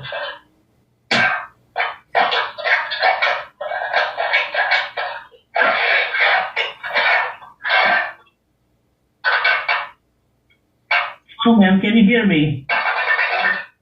Hello? Hello? Hello, ma'am. His card's goners. Can you hear me, ma'am? Hello? What are you doing, ma'am? What are you doing, ma'am? Hello? I'm really getting a workout. Hello, ma'am. Ma'am, please talk to me, ma'am. Can you hear me? Yep. I'm here. Ma'am, what are you doing, ma'am? Please tell me. Can you hear me? Following your instructions. No, what I told you, ma'am. I gotta take a quick break, though. I need to take a quick break because that was a lot. Ma'am, please listen to me what I'm telling you, ma'am. We are going no. Why are you not listening to me, ma'am? We are going nowhere here, okay? So what I'm telling you right now, ma'am, you're not listening. Ma'am, please pay attention to what I'm telling you, ma'am. Yeah, I'm trying to listen. I'm trying. Really, I am. It's just Yes, please listen sometimes what I I'm get saying. really Ma'am, focused please. on what I'm doing, and we've been talking all day. No. And I just kind of want it to be over, you know? Ma'am, please, ma'am, listen to me what I'm telling you, ma'am. Please stop what I'm saying. You just need to remove. You just need to remove the black strip from the back of the card with the help of a coin. And then you will see some numbers there, numbers and letters. You need to give me that numbers and letters to me. Yeah. Okay, you don't need to. Hold on a second. Please tell me, did you scratch? Hello? I got a drill, maybe that might work, but how much of these numbers do you need to get rid of? Like, does the card still need to be intact, or should I, like? Ma'am, you don't need to. Decimate you don't need to remove. You don't need to remove the numbers, ma'am. You need to remove only the magnetic strip. There is a black magnetic strip there. Do you see that? What? You scratch it gently, and then you will see the numbers underneath that black strip. There will be some numbers, ma'am. You need to give me that numbers. Okay. Wait.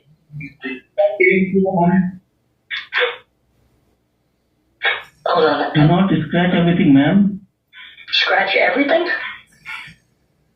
Do not scratch everything, ma'am. You're not listening. What I'm saying, there is a black magnetic strip on the back of the card. Do you see that? No. You need to just. Hold on.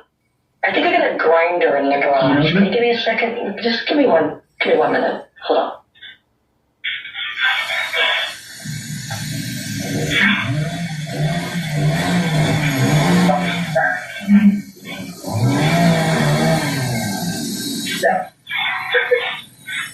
I'm getting rid of all that. I just jump back up for you.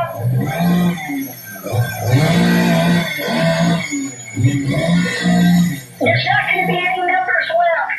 Okay, all 4 cards. I was using an angle grinder, my husband had one. So, all 4 cards. What are you doing, ma'am? The back of the cards are completely. What are you doing? Completely gone. I mean, there's pretty much nothing on the back at this point. The magnetic strip is gone. The words are gone. The numbers are gone. They're kind of broken now. I mean, they don't What are you doing? What are you doing, ma'am? Why are you not listening to me? What I'm telling you? Why are you not paying attention on that, ma'am? What I'm trying to tell you? Plastic's melted too. No, well, I'm just doing what you told me to do. What I told you to do, ma'am, just need to remove the black strip only with the help of a coin, gently only, the black magnetic strip. And underneath that, underneath that black strip, there will be some numbers. You need to give me the numbers. That's all. I got rid of those numbers. Yeah, they're gone. Why? If they're gone, this card of no use. Isn't that the point? Didn't you say? I never said to remove the numbers, ma'am. I said just to remove the black strip only. Maybe I can go back to the store and show them what happened to the cards and say that it was I don't know, maybe something like it was an accident and they'll give me my money back? What if I say I accidentally dropped them in the blender? Because it kind of looks like I dropped them in a blender. Or maybe I could say I dropped them When they fell out of the bag, they fell out of my car, and then a car ran over because it kind of looks like someone. It's just like a burnout. It looks like someone ran over these cars. Do you want to give my money back Classic or no? misunderstanding, you know. I'm sure someone else has gone through this exact scenario. On the back of the card, there's a black magnetic strip. You just need to remove it and give the numbers to me. There will be some numbers. That's all. That ship has sailed, honey. It looks like there was nothing ever on this card. I wasn't supposed to completely obliterate the back of the cards. What I was telling you, man, just please gently remove the black magnetic strip. That's all. There is some numbers underneath that. And I told you to buy Target gift card. But you don't listen. You just go and you told me about a bunch of gift cards. So we don't need a bunch of gift cards. I told you to get the Target gift card only. I'm sorry I disappointed you. There are at least 60. I'm actually really good at puzzles. Maybe what I'll do is I'll get all the dust and I'll come up. No, I can figure this out. I'll get everything. I'll fix this. If it's the last thing I do, I will fix this. Can I talk to your boss or someone? Man, no, my boss is very upset with me. He's about to fire me, okay? So you just talk to me. On that day, you told me, I'm not sure you were lying to me or you were right, that you got $4,000 gift card. You got Google Play card and you told me you just destroy them with a grinder. Well, you asked me to. Yes, no, ma'am. Don't explain. Yes or no? Yes. I just need the number on the back of the card. There are the numbers, ma'am. Please give me the numbers because I just want to get it done, ma'am. Okay, it's on the back of the card. B9. One moment, ma'am. One moment. What's that? F like Frank? Yeah, F3. E9. Or E9? E like F? Come slowly, ma'am. You said F. You're not listening. F like Frank. Y is in. No, you're not listening to me, ma'am. Listen. 14. I'm just listen to me what I'm saying. And then it ends with the letter G. No. Give me the number again, okay? You see, I think that. The one card is starting from I don't F. think that this is Rick. I think this might be someone else. I'm sorry. I was just talking to you, okay? You have my number in your phone. So do one thing, ma'am. Please tell me the numbers again. You told me F like Frank, and after that? Yeah. Oh, it's, sorry, F9, M, 2. No. Tell me, ma'am. 6, 4, 7. Did you get that? The last one's 7. No, I didn't get anything. Give me the number again. Oh, sorry. Different house. Let me see. You know what? No, I've given you this number, so I already gave it to you on the computer, and you were yelling at me. You didn't even say thank you, and then now I'm because giving you don't listen that slowly. over and What you need to do, you need to go on the top floor of your house, okay? You need to go on the top floor and jump. No. Yeah, ma'am, please do, ma'am. I'm requesting you. Okay? You're a terrorist. Say thank you. That's a terrible thing to say to someone. Yeah, I'm just... That escalated really quickly. Well, ma'am, actually, just please go and jump from your terrace. I have done nothing but help you. You're not, I know that. I have done nothing but help you. Why would you say such a thing? Okay. You terrible person. No, you need to jump from there, ma'am. Why would you say You that? need to jump from there, ma'am. Please go and jump from the terrace. Well, I only Nobody have... need you, ma'am, actually. Oh, Your husband don't need you. Nobody loves you. You're a... Why don't you go on top of the stress? Please jump from there. I just want to see you like it. That angry? You're that angry that you say that to someone? After all I've done for you? After I got you cards, after I got you the money? It's unbelievable. You are good for nothing. It's unbelievable that you would say that to someone. You'd say that to me? Yeah, you're good for nothing. I can't believe you. You know, good for nothing means? Yeah, it means that you didn't get money.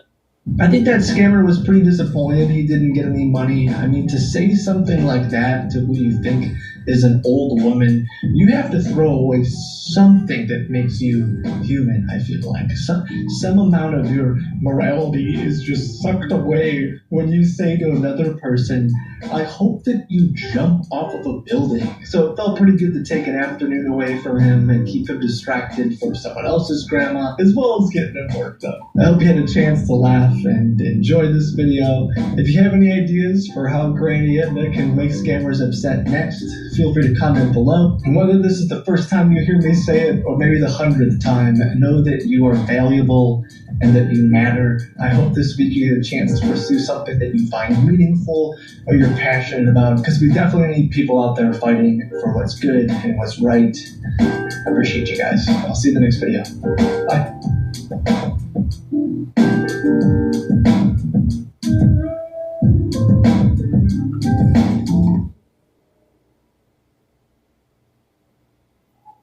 That's, on my profile I put entertainer, I think. But like I said, everybody on the profile, they're like, well, what do you do? And I'm like, nigga, please, now, I don't. Everybody don't know what I do, because one guy that I was looking at, he was born in Sweden. He's black. He was born in Sweden, grew up in Chicago, but he's in Kuwait right now for business. He very well may not know who I am, and that's fine. But please. Okay, I'm gonna put comedian entertainer. All right, so now we got it down. We got now she has 2 homes, Los Angeles and Las Vegas. We will Google her age. One child was once married. She's a comedian entertainer. I know you said it's about the man that wants you. There we go. Hell! Big Lunel. He out in Las Vegas. He's 65 years old. He can still pay for meat and probably does. Las Vegas is a different world, so he can, hire a gent, rent a gent for the night, if you will. Rent a gent for Lunel is wicked. Imagine being that gent. Man, gotta be upcharged on that. Respectfully, this woman's 65 years old, and come on, man, and she don't have any feminine features or attributes in the slightest. Very unfortunate. Shout out to the comedian sister. She's 65. On a dating show? Do we need to say anymore? I don't care how much money she thinks she got. Shout out to God Patty with her wild self. Says, man, there's a guy that's a manager at Trader Joe's that I'd cut off all my hoes for. Shout out to God Patty. Shout out to Creed Bodis. Says, Lunel microwaving. A few decent points, but the nails look like flaming hot Funyuns. Shout out to Cotton Patty. Said, talking about an icebox. What the F? Shout out to Erroneous E. Said, all money ain't good money. Couldn't pay me to smash. She blowed out and got a daggone boosie cut. I see y'all was saying that. Y'all want to smash for 10 million? Y'all tripping. Yeah, I mean, y'all grew up rich, I guess, huh? Y'all can't pull it. You can't. Come on, fellas. Even the married man, you can't go to your wife and say, babe, hear me out. I don't want nothing to do with this. But 10 million? Are you secure enough to let me go and get this 10 million up out of Lunel or no? Yeah, I need that 10 mil. Well, let's just start with this first question. What kind of man do you desire?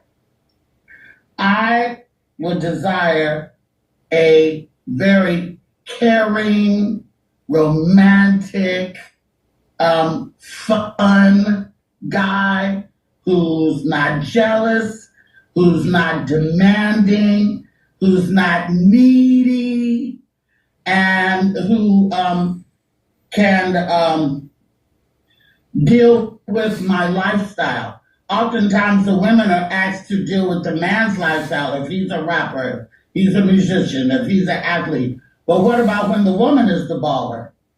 It's different. Because a lot of men get in their feelings. Will you be able to go out to dinner with me with people approaching our table? Because that will happen. Will you be able to go out with me and play security? Because that will happen. Will you be able to go out with me and people got to ask you to take pictures of me and somebody else? Because that's going to happen. And I want my man to say, I'm sorry, I'm not the photographer, but maybe you could get one of your friends to do it. You know what I'm saying? You want to say that? You don't want him to say that. No, because I don't want my man to be put in that position to be my fucking photographer. Because that gets on my daughter's nerves. You know what I'm saying? Yeah. They're not the photographer. If you want the picture, get somebody to take the picture. So, I just want to see. So, let's say this is your man, and then a person approaches you, they want to take a picture. You want him to say no to that? No, I will probably tell them myself. Okay. If you can get somebody to take the photo, I'll be glad to take a photo with you. But my date is not your photographer. No. Okay, got you. Okay, okay, we got you. Mm-hmm. Now, what are your deal breakers? What don't you like? I will not deal with any tobacco products. No pipes, no cigars, no blunts, no chewing tobacco. Because I feel like tobacco smokers, if you kiss them, it's like licking an ashtray. It's not, I don't give a damn what kind of breath mint you eat or gum you chew. And also, even though people go outside and smoke, they come back in. My aesthetic is not leather. I don't have leather couches and stuff. So if you smell like tobacco, when you sit on my couch and you leave and I lay on the couch, now my couch smells like tobacco. We got to do a whole Febreze thing. So I'm not into any tobacco, and I don't care who don't like it. Like I said, Kendra must have paid you. This is an old cantankerous woman who is completely cemented in her ways. She won't budge. So either you're going to pay this man, you're going to have a submissive house husband. Muted, Mr. Walker. Submissive or obsequious. Yeah, very submissive ninja to come through and deal with Lunel. And this is the plight of the modern successful woman. They always say that if the dude don't make as much money as them, the relationship is for naught. It's not even worth trying. Whose problem is that?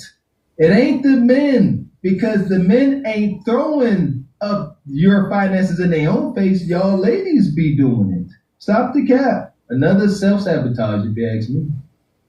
Like, even if she was drop dead gorgeous, this would be a terrible deal. But we are looking at the physical woman. Like, you just got to pay a man for his companionship. We ain't talking about meat. Like, just, I'm going to come over and hang out with you. We're going to drink wine, watch TV. I'll travel with you. All that. But I'll not clapping cheeks. Dang. Okay, platonic situationship. I gotta pay a lot. Listen here, you pay a lot for non-sexual attention. That takes energy. Yeah, that's top dollar. Top dollar. So there's that. That is a deal breaker. Okay. Okay. Okay. Mm-hmm. And I also would like them, if they have children, I would like them to be grown, because I don't want, I gotta go to my son's baseball game, I gotta go to my daughter's recital, it's my twins' birthday party, because guess what? I'm sorry, I don't give a shit about that. We had plans, I don't care. But if your kids are grown, they're not that needy, you know? Okay. And I don't want to deal with a bunch of baby mama drama and all that. Because once I come on the scene, the baby mamas get very in their feelings. Oh, you dating that Hollywood bitch. Oh, you doing it's like that. Okay. It's like that. So you want an older child where the mother, you don't have to do it because the child's 20-something up. At least 19 or something like that, you know. I think if you don't have a proper vehicle for me to ride in with you, well, I would feel proud to be next to you. I'm not doing that. I don't care if you have to rent it, lease it, borrow it, make sure it's clean and smells good if you're going to pick me up in it, you know? Okay. And for clarity, could somebody pick you up in a Camry? I don't even know what a Camry is. I don't know my cars like that. Okay. Why should nobody be picking her up? This woman's 65 years old. There's no such thing as dating at 65 for a woman like this, like a Camry. None of it. You are sending him a Uber Lux. You better send a Maybach to go pick him up. That's it. You know what? I was joking with my father-in-law about this.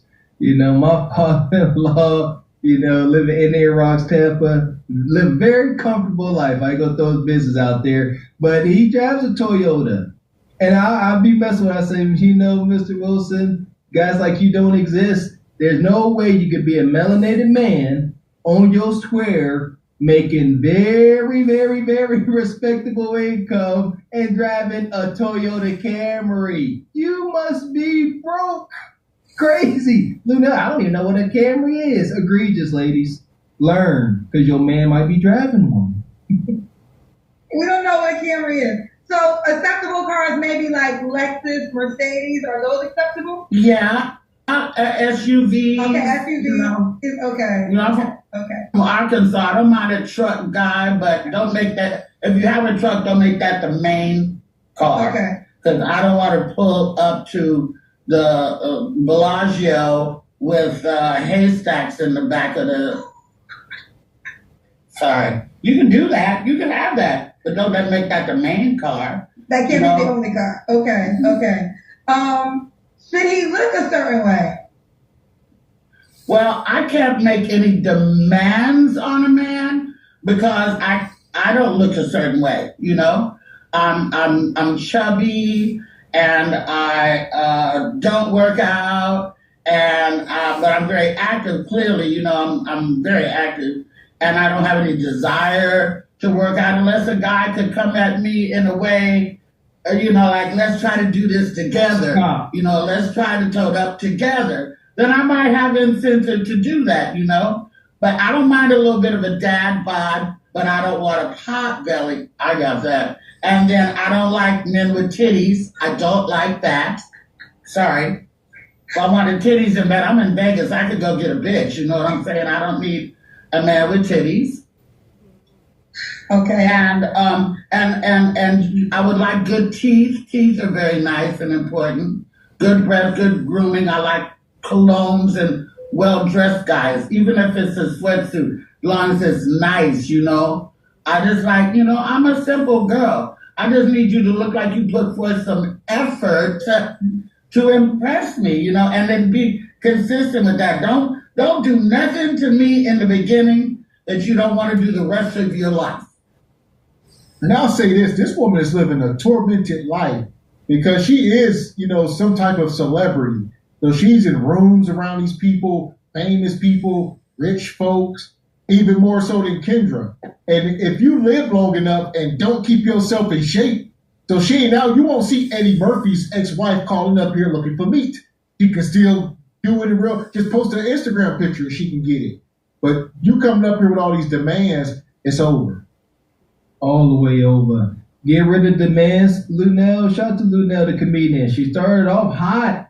She's like, yeah, y'all better act like y'all got some sense. Now you ain't got no sense. He can't drive a Toyota Camry. I'm stuck.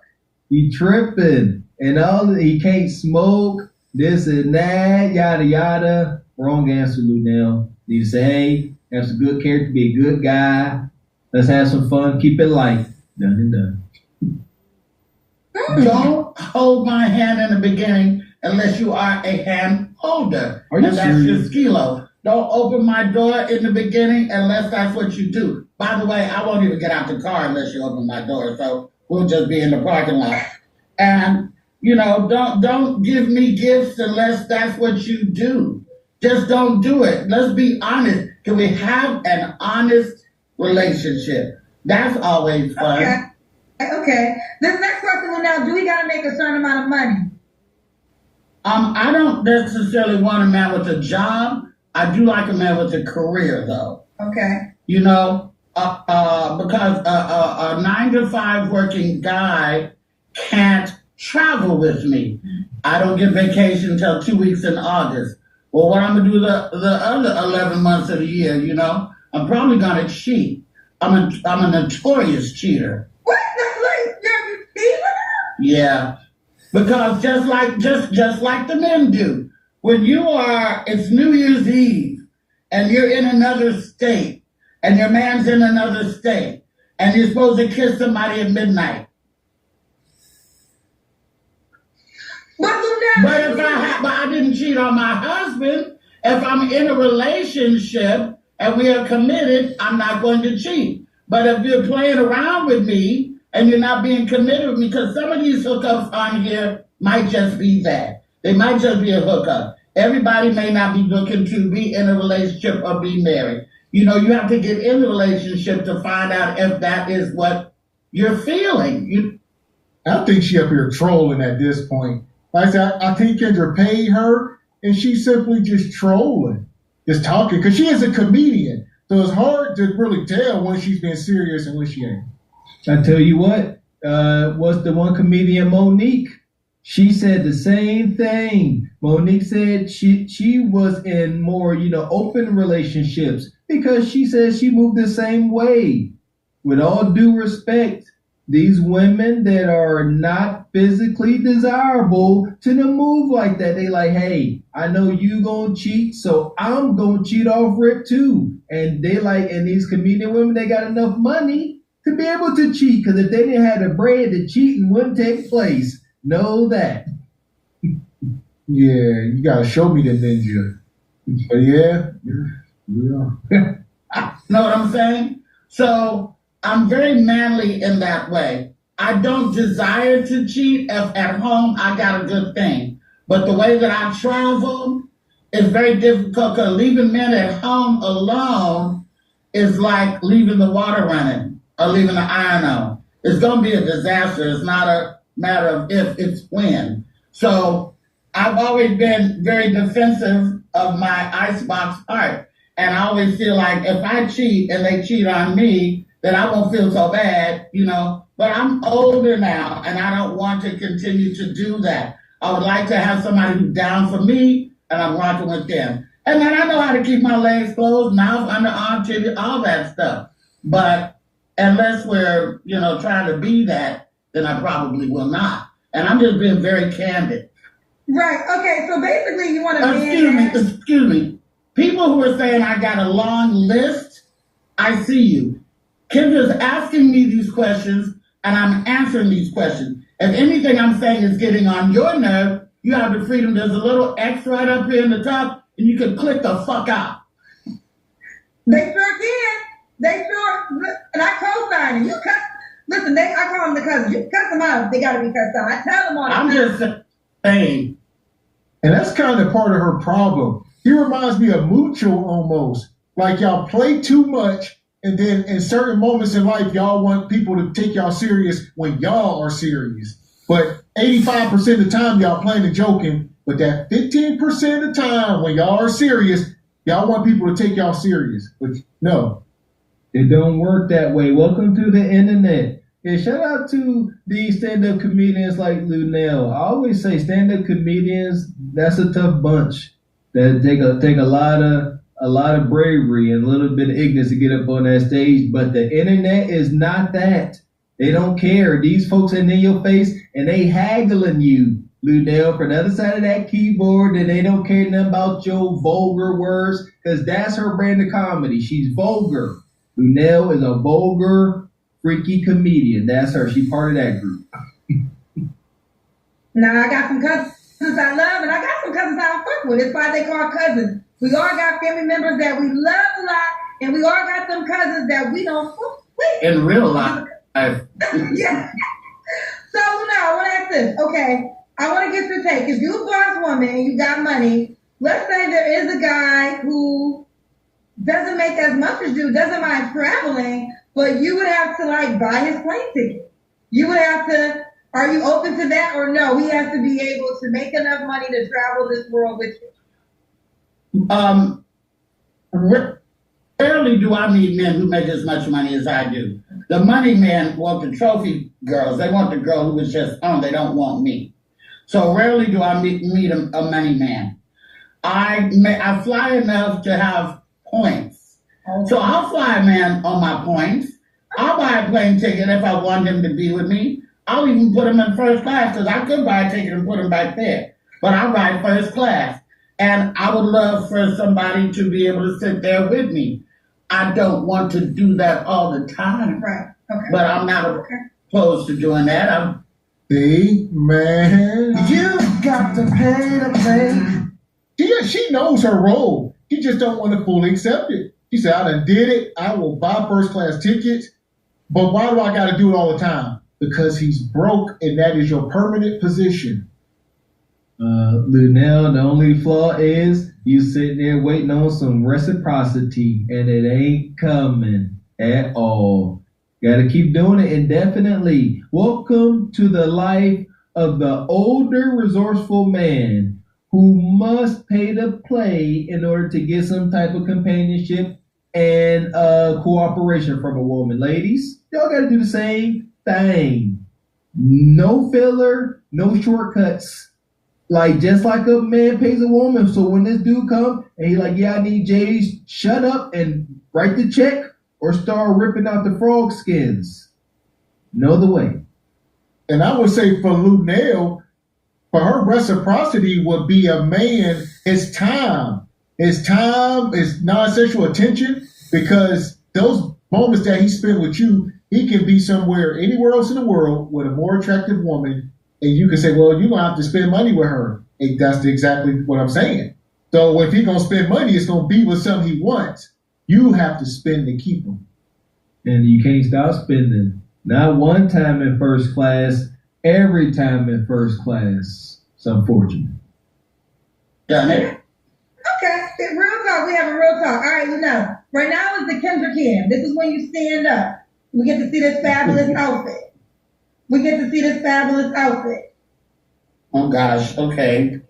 Let's Shout out to the team. I appreciate y'all so much for making this happen. Okay, come on, Ozzy. All right, we see you, girl. We saw that booty when you turned her. And shout out to Sister Lunel. Like you said, there's a thin line here. She is a legend in the black entertainment space, but this is a dating show. And she done crossed over the gun line. And it's unfortunate. We ain't critiquing her as a comedian, her being a legend and, inspiring people. She up here looking for a man. And it's over. Shout out to Moist Boys. Over. All right. She catches strays.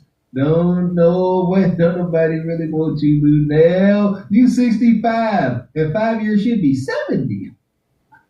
That's crazy. Shout out to Active Nana Lunel. Do your thing. Rip the hip. Get what you want. See you, girl. We saw that booty when you turned around. Okay, we're almost done. What was your last relationship now? Was it your husband? No. Okay, no. Like I say, he passed away. So since then, I have had a relationship. Okay. I'd say maybe 6 months ago. Oh, 6 months ago. Okay. You don't have to answer, but I'm going to ask. When's the last time you was intimate with someone? You don't have to answer. Less than 6, maybe about 4 months ago. Okay. 3 flaws you have to work on. I'm very sharp-tongued when I get pushed. And I'll say things that are hurtful. So I'd rather not be pushed, and I need to maybe need to work on being a little more kinder. And I'm very quick I'm like Cardi, I'm cutting nigga up. I'm a blocker. I'm a notorious blocker.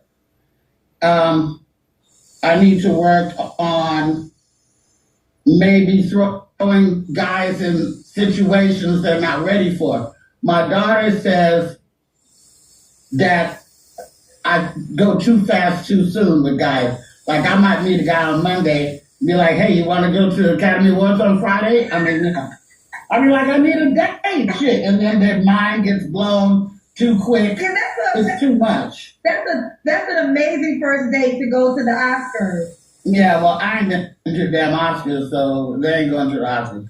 But I have to work on moving a little bit slower. Okay. And then probably maybe I have to work on being a little more caring. Because like I said about the kids' birthdays and I should care, I guess. Okay, and now, what's the age range you want to be? Well, I had been doing the younger man thing, but that's starting to get on my nerves. And I want to just talk a little bit about, because if I say, hey, put on Soul Town on Sirius XM radio, and I say, oh, that's Earth, Wind, and Fire, if somebody says, who? I would say who? What? I know Earth, Wind, and Fire, but I didn't know that song. Well, I didn't name the song. Oh, but it's that Soul Time. Soul Town is a station on Sirius XM radio. Okay. Like Shade 45 or like The Groove. Okay. Kendra, I would not date you. Y'all know Kendra goofy. Listen, Nug be up in there. No bread, no water, just meat. Nug said, I'm not here to do karaoke. I ain't here to do none of that. Put the money in my hand. I don't do sit-ups. I don't do chin-ups. I don't do nothing but get up to them guts with my Johnson, bro. The hell is you talking about, bitch? Anybody, I'll let all y'all know. My exercise is helping new thighs, bro. Believe that, bro. It's all about buzzing a nigga. Holy cow. Nug, no Earth, Wind, and Fire. You know that After the Love is Lost? Yeah, that's the only song Nug, no. After the Love is Lost. They ain't gonna hunt you with your face looking just like that, Lunel. Well, no, I know Earth. Okay, so I thought you were saying so. I didn't know that was a station. I thought that was the song title. But I do know Earth, Wind, and Fire, obviously. So, okay, so basically you want a person that even knows that station on Sirius FM. Yeah, so I'm going to say 40 to 65. Okay, 40, 65. All right, now why would a guy be lucky to be with you? I think that I'm super fun. I think that I live an amazing life. I think that both my homes are cozy as fuck, and I'm a lot of fun. I think that I go between doing this entertainment thing and being a very domesticated chick. You know, I got oxtails in the fucking slow cooker right now, okay? And cabbage and greens in my refrigerator right now. You know, I'm from Arkansas. I've never fed my daughter a bowl of cereal in my life. You know, always hot breakfasts. So I think that I'm great. Am I perfect? No. You know, I just came from a trip in Miami. I'm drinking club soda right now because I drank so much champagne and tequila in Miami that I have to clean myself out for a while. And, you know, and I like to smoke my weed, and that is the only drugs that I deal with. You know, man, shout out to Lunel. At this point, she's going to live a very comfortable life until she get in that casket. She's going to be able to eat whatever she wants, smoke the finest herb, drink the finest drinks, travel in first class, put her feet in any sand she wants. But when it comes to marriage and companionship and a man, she ain't paying for that as well. She won't get it. There you go. And you know what's unfortunate? You know, somebody called it out. She's 65, and glory to her, but she's still working, but what's the probability that she has to still work? You see what I'm saying? There's a difference between working because you just got that much drive and working because the bill man keep beating you upside the back of your head. I believe that if these boss chicks really were financially stable, where they really had earned a life of leisure, they won't mind paying to play, Mr. X. But they can't just pay to play because they still paying for bills that I believe we shouldn't be paying when we get older. That'll lower that cost of living, man. I think that anybody who likes women with ambition and women who stick up for themselves, they would like me. I also, one more thing I have to work on is I always jump in my men's shit. Like if somebody says something to my man, I need to let him handle it. But I'll always be like, what you say to him? Well, da-da-da-da-da, and I need to stand back and let a man be a man, Yeah. If he is indeed that. And if I find out that he don't stick up for himself or he doesn't have a little bit of a gentleman goon quality, I'm probably going to be uninterested really quickly. Yeah. Let me say this before we go to how the guy watching can reach out to you. I want to just say I'm very honored that you wanted to come on my show. I don't take you for granted. You are a pillar in our community. You have kept us laughing for years. You have brought happy tears to our lives when sorrow was going on, and you might not even, maybe you realize, but if you haven't heard it, you are so loved. You are so important. I'm so grateful that I even had this opportunity to connect with you. I don't take it for granted. So I always just want to let people know how humbled I am just from this moment of having this conversation with you. I just think you're amazing. I really, really do. And I'm just thankful for you. So now let's get to a man, girl. Oh my God. Yeah, let's do that. Oh, I wanted to say this about the app, okay? Okay, some advice to the men about the app. Okay. The thing that catches my eye on your profile picture is if you look like you're having fun. If you look like you're smiling, like, what does your smile look like? What do them teeth look like? You don't have to be a Skinner and Grinner because we put 5 pictures up. But you guys that are on the profile scowling and looking like a serial killer or like you beat bitches and shit, I would suggest that you smile a little bit, guys. Loosen up. Okay, so here's the moment. Let me show the men, and I'm going to show you guys how you can actually even DM her, send her stuff. I'm pulling it up. All right, here she is on the Kendra B Singles dating app. So what's her name? You can search by names on the app. Lunell, Luenell. Now, Lunell, you got your feet, girl. You want to have your feet as one of the pictures. I do have my feet as one of the pictures because I want the men to know that I take care of my feet, even in the winter. There's a lot of men out there who care about that, whether you take care of your feet. I do. Okay. And I appreciate men who appreciate beautiful feet. I have yet to have a man pay for a pedicure for me. I'll say this. If you was in better shape, men don't care about your feet. All right, you can have feet like a werewolf. If you had a body like, Janae Aiko or something, if you was walking around here built like Beyonce, you can have feet like, Krusty the Clown. Who cares? Your socks on. Feet like Sasquatch is egregious. Yeah, shout out to HQ, who was over there, and HQ was over there grading women, and we came across a ballerina. To make Mr. X's point, ballerinas, they are fit, model-esque spectacles, but they sacrifice their feet to the game. You ain't gonna find one, established and successful ballerina with pretty feet. Don't work that way. I don't need that, but I sure would like that, Oh, come on now, fellas. You got to get her feet done. Now, here's the deal. You can push the heart or the star or send her a gift. But if you want to get her attention the fastest, it's called Future Shot. I'm going to tell you how it works. Click on it to send her a DM. I sent her one yesterday. I'm going to send her another one today. You can send... I've been getting them. Okay, so I sent her, hey, girl, there's voice memos too. I'm going to click on it. We love you so much. Let me know when that man comes, girl. So So that's the voice memo. I'm gonna turn it up and play it for you guys so you can see how it works. So you can say, wait. We love you so much. Let me know when that man comes, girl. So you can send her a message, a written message or a voice message by clicking on that in advance. You can search her by name.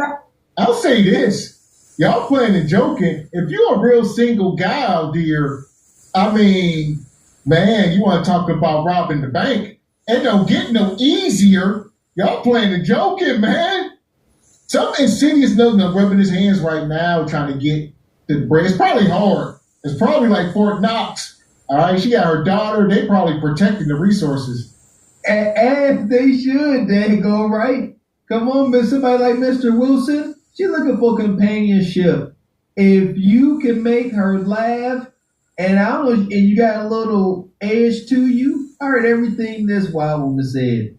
You ain't got to have a job, look decent, be able to, you know what I'm saying, be ready to fight for her, crash out for her, fall under Order 66, and you got a shot. Go ahead, old timers. Have at it. Right now on the Kendra G Singles dating app, LUENELL. Couple of things. What were some of the I'm trying to think. Okay, be a man's man. Be able to be confident because she is a celebrity, so you got to get used to when you guys are out, people are going to walk up to her, but she won't make you the photographer. No, she doesn't mind dad bods. She doesn't mind dad bods. If you have kids, you know, don't have no baseball games you got to go to. Make sure your baby mama is secure because you don't want no jealous ass baby mamas. And be able to travel with her and be able to travel because if not, you got to cheat on her. So make sure you got a job where you can travel because she says she's a notorious cheater. So you got to be free for this one. And if you're so far, get your ass closer. Yeah, like I said, a lot of the guys that hit me up, you know, they're 2,700 miles away and all that kind of stuff. And the only reason I put a picture of me and my daughter on is to show you I do have a daughter. She's a straight goon. She loves her mother. She's not for the fuckery. And you will have to deal with her at some point. But I'm not going to be introducing nobody to my kid, probably for the first long time. Because and I just did that because... That's her daughter, dear. All right? Her daughter just as brutish as her. Her daughter probably every bit of 40 years old. Like, she ain't no spring chicken either. She said with pride, my daughter's a straight goon. Come on. You give me one mom in this chat that's proud to say that your daughter's a goon. Sweet Jesus in the morning time. Miss X, you called it. Before you get to Mom Lunell's Fort Knox, you got to go through the goon daughter. Good luck with that. Of my little character in the Dog Man, the movie that's out right now. So, and I thought it was cute. But I just want you to know I only got one child and she's almost 30 years old. I have no grandchildren. So don't be calling me grandma or no shit like that.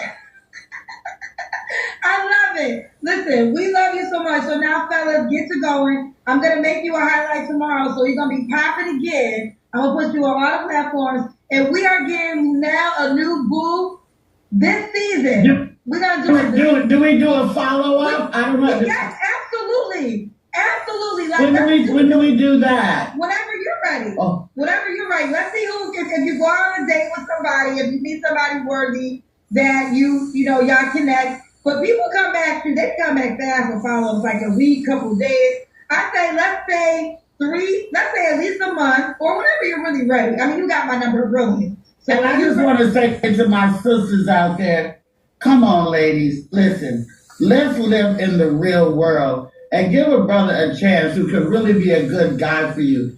Everybody doesn't have all this jewelry. Sometimes a guy might be rich and you're going to pass him up because he's trying to trick you and fill you out and see, do you like him even if you don't have everything you require? You know, what if you get a 6'5" man? What if he's got all the money in the world? What if he gives you a black card, but he likes to fuck your friends all the time?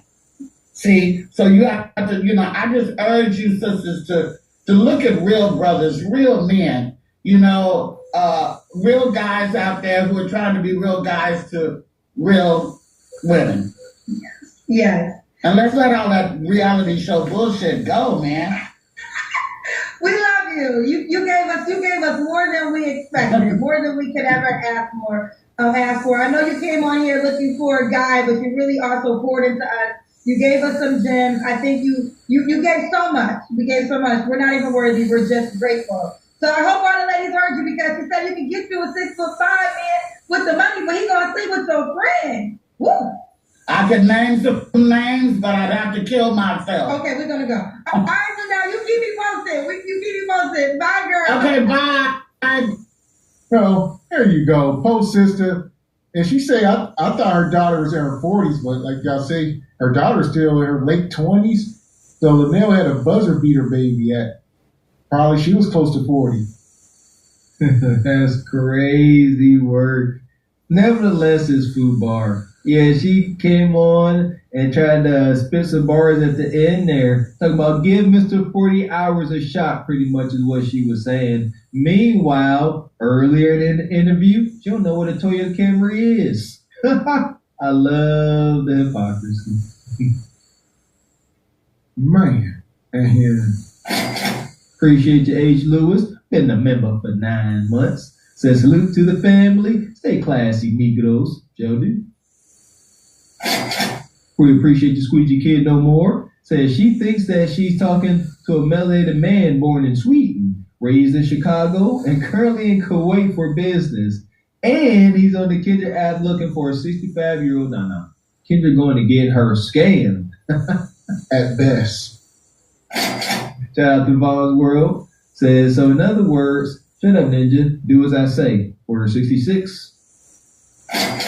Appreciate H. Lewis. Says, your couch smells like old. Don't nobody's any to kiss you, dude. Shout out to Toe Vacancy. Says she's a comedian. That's Cat Williams' friend. Yeah, they are tight, him and Lunell. Don't come for us, Cat. Shout out to Kareem. Says this is Kendra in 20 years, 100%. Shout out to Rodies E. Says she looks like Seal and not the singer. Shout out to Rodies E. Says, hey Kendra, tell us your favorite Lunell joke. I'll wait. Rodies E, don't hurt him. Shout out to Misty C4L. She says, PSA, the all-new Kendra G Singles dating app is available now on your Android or iPhone, ready to download for Nug and Bonquishes only. That part. And like we say, shout out to Sister Lunell, but this is not a Lifetime Achievement Award. He's up here looking for men, and she out of pocket, and she must pay to play. But she probably won't. So in the meantime, we're just going to keep it real with her and ban at the 50. There you go, Lunell. You was married, you're a widow, you had your shot. Hopefully you enjoyed it. Here we are, life goes on. As life goes on, we must adapt and overcome. Maybe not eligible for marriage or anything serious or heavy anymore. Keep it light, what y'all say, keep it cute, and enjoy your vacations until you can't no more.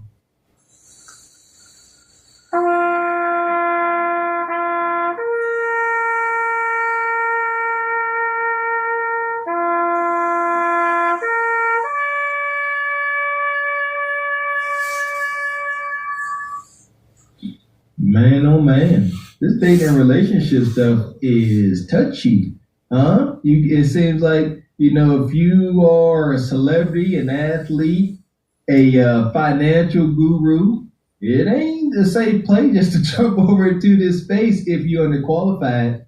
It's very sensitive, very emotional over here. Get your feelings hurt. That part. And for everybody that missed the Regal Rumble last night, make sure you go over to the Carpet for the Horse channel. We had Kendra Madness over there, Big Dime, 6'6". We had the 5'5" woman, and plenty more madness.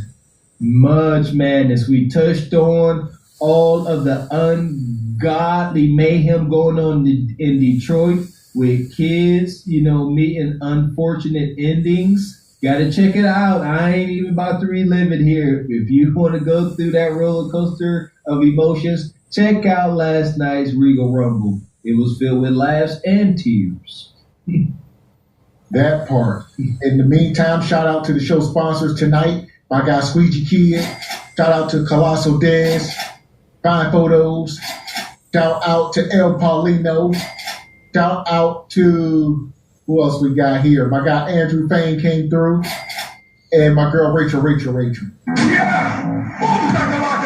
Shout out to all the show sponsors. Shout out to SBC Carbon for the Horse Nations, rocking out with us again for another week. More madness is to come. We appreciate y'all support. Continue to do so. First off, hit that like button, hit the subscribe button over at the SBC channel. We have made our way to 30K. What you say? 30K and beyond. Continue to support the channel, hitting that super chat, hitting that cash app. And we thank everybody for gifting the memberships in the beginning of the shows. We don't say that enough. Appreciate the memberships. It is the gift that keeps on giving. Thank you, and thank you. That part. So shout out to all y'all coming through tonight. We'll be back up here Tuesday night for more Single by Choice madness. And there's more to cook up. There you go. In the meantime, make sure y'all check out Raquel Rose, the Brother Jay Tillman, Crazy Heathen Queen, Natural, KRC. Check out all of the extended SBC multiverse. Where our brother Joker Nutty Nate. Check in, brother. Yeah, we need checks on Joker Nutty Nate and Leon King. Where y'all ninjas at? Yeah, Brother Joker, he had hit us up in the email. His channel I got demonetized, I know, a few weeks ago. His channel got demonetized. But yeah, Joker was talking in communication. But Leon, not sure. Not sure where Leon at. Man, yeah, it's tough. Shout out to the brother Joker Daddy Nate. We'll get it back, brother. Or not even demonetized. He was never mine. I guess he just got deleted completely. Yeah, he got struck down. Yeah. Yeah. So shout out to my guy Joker. But yeah, we'll be back up here, Tuesday night. Tuesday night for more SBC madness. All right. Until then, I'm Gavin X. I am Mr. Walker. And we are Carton for the Horse Production. A good morning.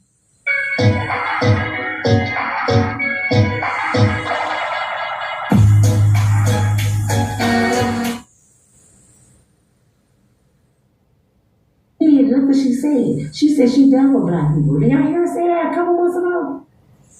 So she said she's done with black people. Think about this. How long Jag been on the internet? For years, about 5? Did any president reach out to her? So she announced she's done with black people. Who called her? Because they want to use her like they used Diddy. Diddy was ready to sell us out too, and he did. He took his own brother's innocence for those folks. Now Jag said she done with us. Now they're giving her an award? For what? What is she getting an award from the White House? For doing what? Candace Owens never got an award from the White House, and she was doing something.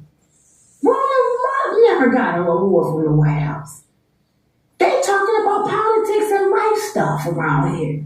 She talking about Jay-Z and Diddy and what everybody else did in Hollywood. They gave her an award. You know what it was for? Here you go, black woman, for dogging your people. We love you. We give you an award for dogging your people, and we gonna make you rich if you do everything we say to take them down even more. I love you. You one of us now. And nobody caught that. Jag wasn't telling no lie. The president? You talking about the 34 convicted felon? You talking about him and his little cousin Elon that's been stealing all this stuff? You talking about them? They gave her an award. That's an honor. And if she loved herself, if she loved her people, if she loved her country, she would have told the White House when they called, I'm good. Hell no. I ain't dealing with y'all. You don't like me. You want to use me? Nope. Now she ran there, standing there with number white people. I am honored to be here. They're using you, Jag. Now, when you end up on trial like Diddy, don't come back running to us. Because they did it to Diddy. They made Diddy mega rich. They made Diddy bigger than life. Where Diddy at now? On trial. They use you until you turn on them. And Jag, you the type of person, you will turn on them. Next thing you know, you're going to make a video about Donald Trump and Elon Musk. You walked in the room and caught them. You going to be talking about them in a minute? You know what I'm saying? Girl, she better be careful. She better be careful. Because she should ask them, what am I getting an award for? They said because she stood up to people and stood on her word when nobody else would. Well, why 50 Cent ain't got, where 50 Cent at? Well, matter of fact, Charleston White. Why they don't have awards? Because they do the same thing she do. Charleston White is a profile brother. What about Dr. Umar? They do the same thing. You know 50 is the king of the shit. Boosie, he all of the people. Why he ain't at the White House getting an award? Because they know Jag is weak. And not only that, Jag had warrants out for her arrest. How you get the White House with warrants? They made them go away. Jag, do you really think the White House paying attention to you too? They only pay attention to the ones that they can get. Why Tasha can't even get one?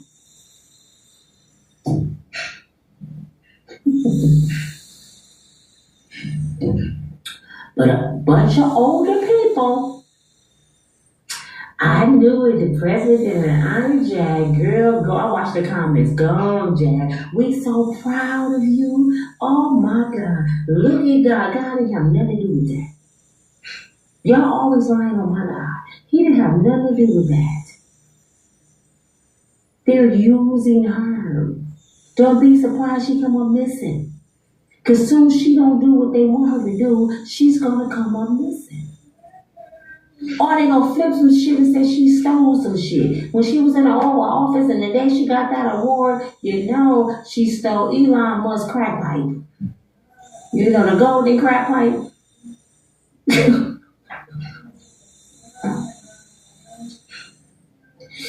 And she the type of person that Donald Trump grabbed the coochie. You know when I was there, Donald Trump grabbed my coochie. I mean, she don't know what she's in for, but you know, Jan, I'm keep praying for you, sis. I hope you get everything you want, but greed is a sin. And you can't step on people just to rise. What's mine is mine. I don't have to knock nobody down to get what's mine. I ain't got to dog Kendra. I ain't got to dog none of y'all. And I don't even think it's Kendra. It's another girl. I forgot her name. Kendra G is the one is beefing with Tasha K. It's another girl. And I forgot her name. Because I don't be trying to dog people like that. I try not to even remember people's names because you get sued for saying people's names. You get sued for everything. So everything I say is alleged. You know what I'm saying? That's why I tell most of my own story. Not because I ain't going to sue myself. I rather tell my story than tell their story. Because my story just as juicy. You know what I'm saying? I rather do my podcast about me. So, and then guess what my sister said about that? Why you always talking about yourself? So you won't. I talk about myself so you can't. You don't look a fool telling my story I already told. So that's why I tell my story.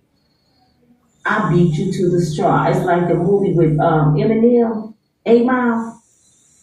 Anybody remember that movie? Eminem knew his rival way of rapping to beat him in a battle rap was talk about the other person. So he thought of something genius. I'm going to go first. Dude was like, go ahead. And I'm going to talk about myself.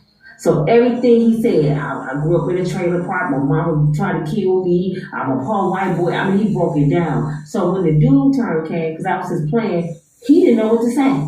He said there like, he was talking about himself, so what can I say?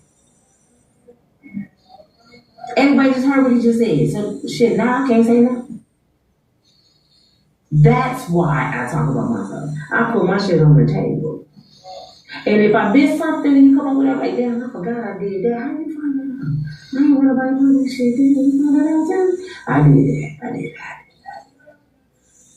I'm not ashamed of nothing I've been through because my misery is my ministry. Everything I've been through is the reason why I'm strong right now. This is why I'm an unbreakable, strong woman, because I've been broken so many times. I refuse to let anybody break me again. I might bend, I might twist, but I won't break no more. My cutoff game is serious. I promise you that on my dead mama head. My cutoff game is serious. I might love you, but I will walk away from you. I will leave you real quick. And I pray, God, give me strength to go on, Lord. I ain't got no more time to waste. I got less time in front of me than I have behind me. I don't have no time to give another Pookie or Ray Ray 25 years. But guess what? Pookie and Ray Ray made me a strong woman today. I love James. I love David. I love G because they was a part of my life. They was a part of my journey. They're a part of my children. I can't hate something that my children is half of. If I hate their daddy, I hate my kids. Because half their blood belong to him. So I don't hate their father. And I don't put no bad blood out there. I don't put no bad shit out there for my kids to hear me say. I might say his big head butt make me sick. And then I might go in there and punch the bathroom wall like, ooh, I hate that. They don't see it. Because now they grown. Guess what they'll say? Mom, why you be talking about my daddy like that? They end up hating me. Shit, I can't be talking about my kids' damn father. Because you must be talking about your daddy. I'll be pissed. I hear a woman tell me my daddy wasn't shit. I'll be like, who are you talking to? Tell me, Rick, my daddy been gone almost 19 years. I'll be ready to fight. What you mean my daddy wasn't shit? You lost your mind? What you mean my mama wasn't? Yeah. So I can imagine what my kids feel like, I'm talking about their damn daddy. That's their dad. Because he don't want you no more, mama, or you don't want him, don't change the way they feel about their dad. How you gonna keep their father from them? Their father? Y'all be something good. Ooh, Jesus. This your girl Dita from Breakable Strong Woman.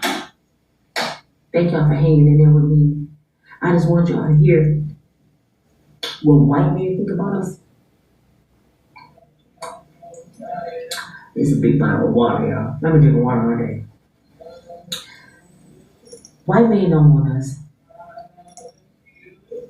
White men, they like black women's sex. Okay, they like black women's sex. I think they just like the fact. It's like a token. Just like when black men talk to white women. It just makes them feel like they accomplished something, I guess. I don't know. You make them mad and see how much they love you. See what that N-word get called all over. Make a white woman mad. See how much she loves you, James. This your girl Nina from Breakable Strong Woman. Kanique said black women are the best. Brown sugar, baby. Of course we gonna say we the best because I wish I was somebody better than me. This is the top of the gram, baby. Broken all, bad credit and all. I don't think nobody know better than me. You can have a PhD, driving a Bentley with a mansion, credit 20,000 credit score. I don't care. I was sitting right next to you, walking the same. I would walk in the room with Beyonce and own the room. I don't care about Beyonce. Beyonce, your dress costs what? 30,000. Guess what mine costs? $19.99. And I still look good. And I will sit there with Beyonce and Jay-Z. Jay-Z, pass me the sugar for my rice, boy. Quit playing. Looking like a cat. I would sing on Jay-Z like he was my cousin. He ain't nobody special. If I could get a visit with Diddy right now, I'd go right in there and be like, so Diddy, you didn't tell me. You couldn't find nothing else to do with the baby or Diddy. You couldn't find, look at your knees. You been on your knees so much, just permanent crust on your knees. You couldn't find nothing else to do with the baby or Diddy. You dumb as hell. What else did you do, Diddy? Because I might can help you, ass. I might get on my channel and give you an interview. I would talk to Diddy like he my damn friend. I would go over to R. Kelly and say, R. Kelly, so you just mess with little girls. All this goodness. All this goodness. You fine as shit. You kicked the old R. Kelly. You could have called me. What the hell you messing with little kids on? But that shit's crazy to me. I never see famous people go crazy. And I've been around a lot of famous people. Troop, when I met the group Troop, they call me Stuck Up. They go, look at her. She like New Edition. Show do. Y'all alright. Y'all ain't Ralph and Bonnie, Ricky, Mike, and Ronnie, and Johnny. Yeah. But I the only one made me lose my mind was Ralph Trasker from New Edition. I still didn't scream over him. I was just rubbing his hair. And then real, I was in a trance, just, oh my God, his hair feels.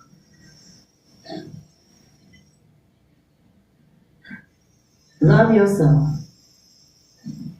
Put you first. You can't love your kids. You can't love your husband, your man, your mama, your job. You can't love nothing until you love you first. Get my likes up for me. You can't love nothing until you love you first. You gotta get your mind right.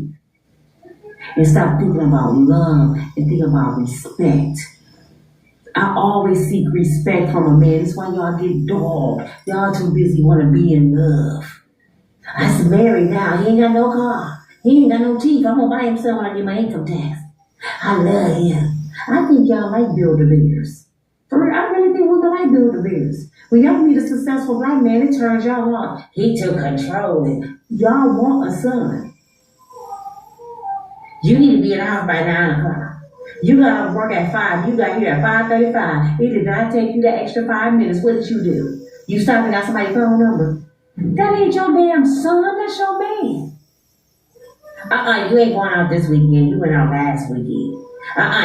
You did not heart that girl picture on Facebook.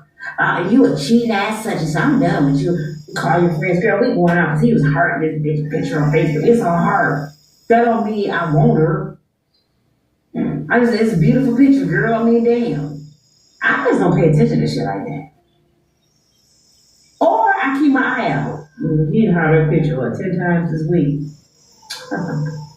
I'm petty, though. I'm just telling you, I'm petty. Oh, we hard pictures? Oh, boop, boop, boop, boop, boop. I know a lot of keep the oils now. Don't play with me. I'm good at this game. I will make you throw up cornbread and grits. I am too good at this game, brother. You don't want to play that game with me. I don't stop.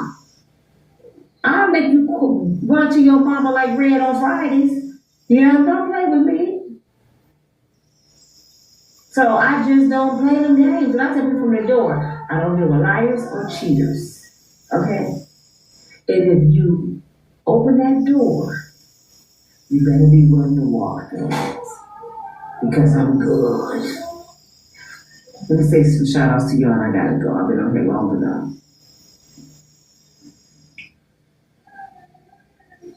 Oh, my glasses, I can't see shit. I don't even know I'm trying. Okay, that's much better. Okay, Romeo. The third fool. What? 352 new edition.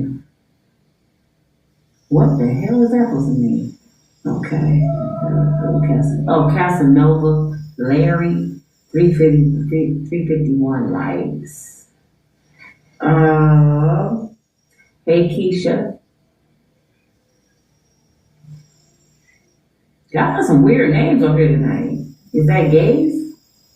Make no difference as long as the black woman isn't racist. Are you a white guy? Do y'all know what racism is? Do y'all know black people can't be racist? I know y'all saying you sound ridiculous. Black people can't be racist, y'all. A racist is somebody that want a set of race of people to be in bondage, to be without, and think they beneath them. Black people don't do that. When we say something about a white person, we talk about what you did to us. And we might be mad about the things that happen to us. You hardly ever hear, I never really hear a black person say, I want white people to lose everything. I want them to die. Call y'all names. I don't want them to eat. They need to leave the country. Y'all not from here either. Y'all from the Caucasus Mountains. Y'all didn't get the memo. We all visitors. So you don't hear white people saying, go back to the Caucasus Mountains. Y'all say, go back to Africa. Y'all say all this stuff to us. So when you say as long as they ain't racist, I don't ever hear women saying no stupid shit like that. And if they do, they just retaliate for some stuff that they say to us. But we don't be telling y'all that die and we want to beat y'all to death. We want to see it dead. We don't, man. We be like, hey, Peter, you buying the beer tonight, dude? Shit, we a party with y'all asses. Y'all the ones don't want to come to the barbecue. If you come to the barbecue, you gonna have some fun, Uncle Pete. He got the weed, man. You better come to the barbecue. How you can tell the difference? Go to a Baptist church. You could be the only white person in the church, and they go praise like you light-skinned it. Ain't nobody go whisper and say, what that white woman doing in here? It was one white woman that went to our church, and she was in a choir, and she was married to my boy. Now, one time anybody said, what you bring that white girl for? She was one of us. But let Nina marry a white man and go to an all-white church. I would be the talk of the church. They would cut him off. He couldn't come over their house no more. They'd be whispering what was in their neighborhood. It'd be a whole different program in their church folks. If you don't believe me, just go to a restaurant with a bunch of my friends. They look at even the kids looking. But y'all be talking about we racist. Stop. Let a biracial couple move into your neighborhood, Karen.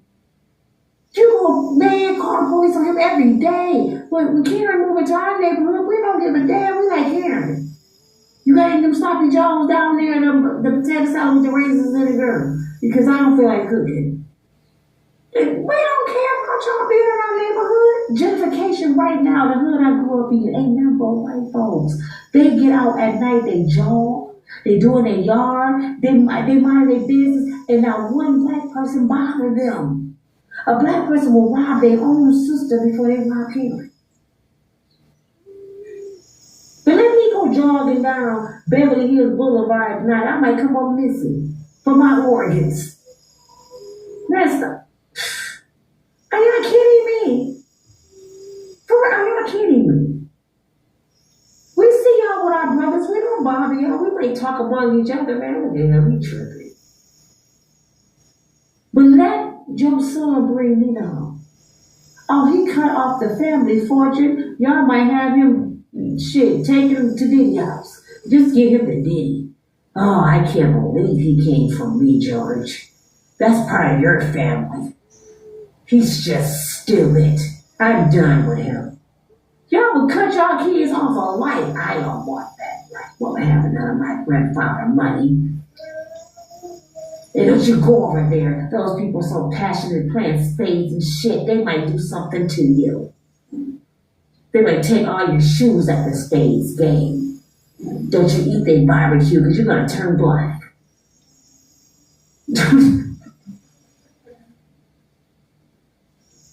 And they're nappy-headed stuff. They're jigaboos. Even though they got that thick, curly, black hair, they can do all kind of stuff with. We hate them. They got the big lips, but we want the lips, but we still don't like them because they're big. They got the big noses. They look like apes. Even though we don't know why their men don't have hair on their back. Ours do, but theirs don't. But they still the monkeys.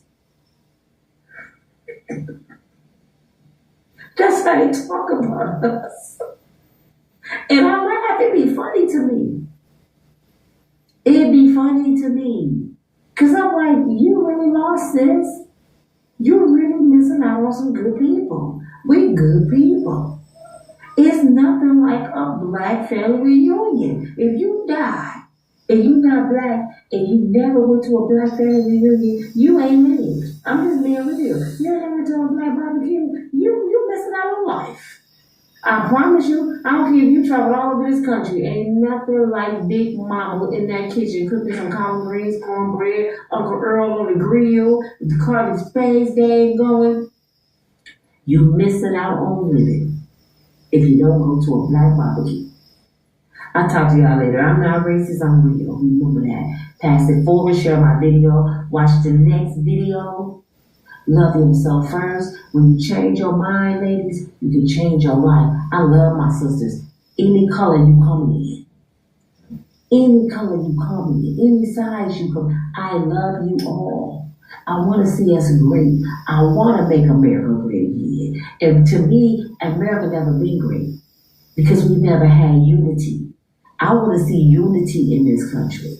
We never had unity, so it never been great, Donald. You talking about great in the slave field. I'm talking about unity. We are American brothers and sisters, and we a child of God under the sun. We one.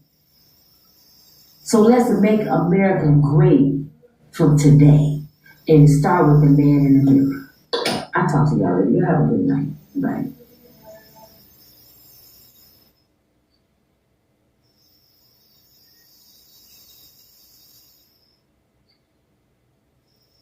Well, the John F. Kennedy Presidential Library in Boston is the best presidential library in the country, completed in 1979. It became the model that all subsequent presidential libraries aspired to. And today, Donald Trump closed the John F. Kennedy Presidential Library. Presidential libraries are quasi-government operations that fall under the jurisdiction of the National Archives. The John F. Kennedy Library has federal employees. John F. Kennedy Library Foundation put out a statement today saying that the sudden closing of the library today was forced, quote, by the sudden dismissal of federal employees. Elon Musk and Donald Trump were not asked about that on Fox tonight. Today, Elon Musk and Donald Trump decided to close the presidential library of the assassinated President John Fitzgerald Kennedy, who was a Democrat. The Nixon Library was open all day today in Yorba Linda, California. Richard Nixon is the only president who was forced to resign the presidency when he was facing accusations of criminal misconduct in the Oval Office, crimes committed in the Oval Office that would have gotten him impeached and removed from office and possibly prosecuted and convicted of federal crimes. A month after the criminally corrupt Richard Nixon resigned the presidency, his vice president, who became president, Republican Gerald Ford, pardoned Richard Nixon.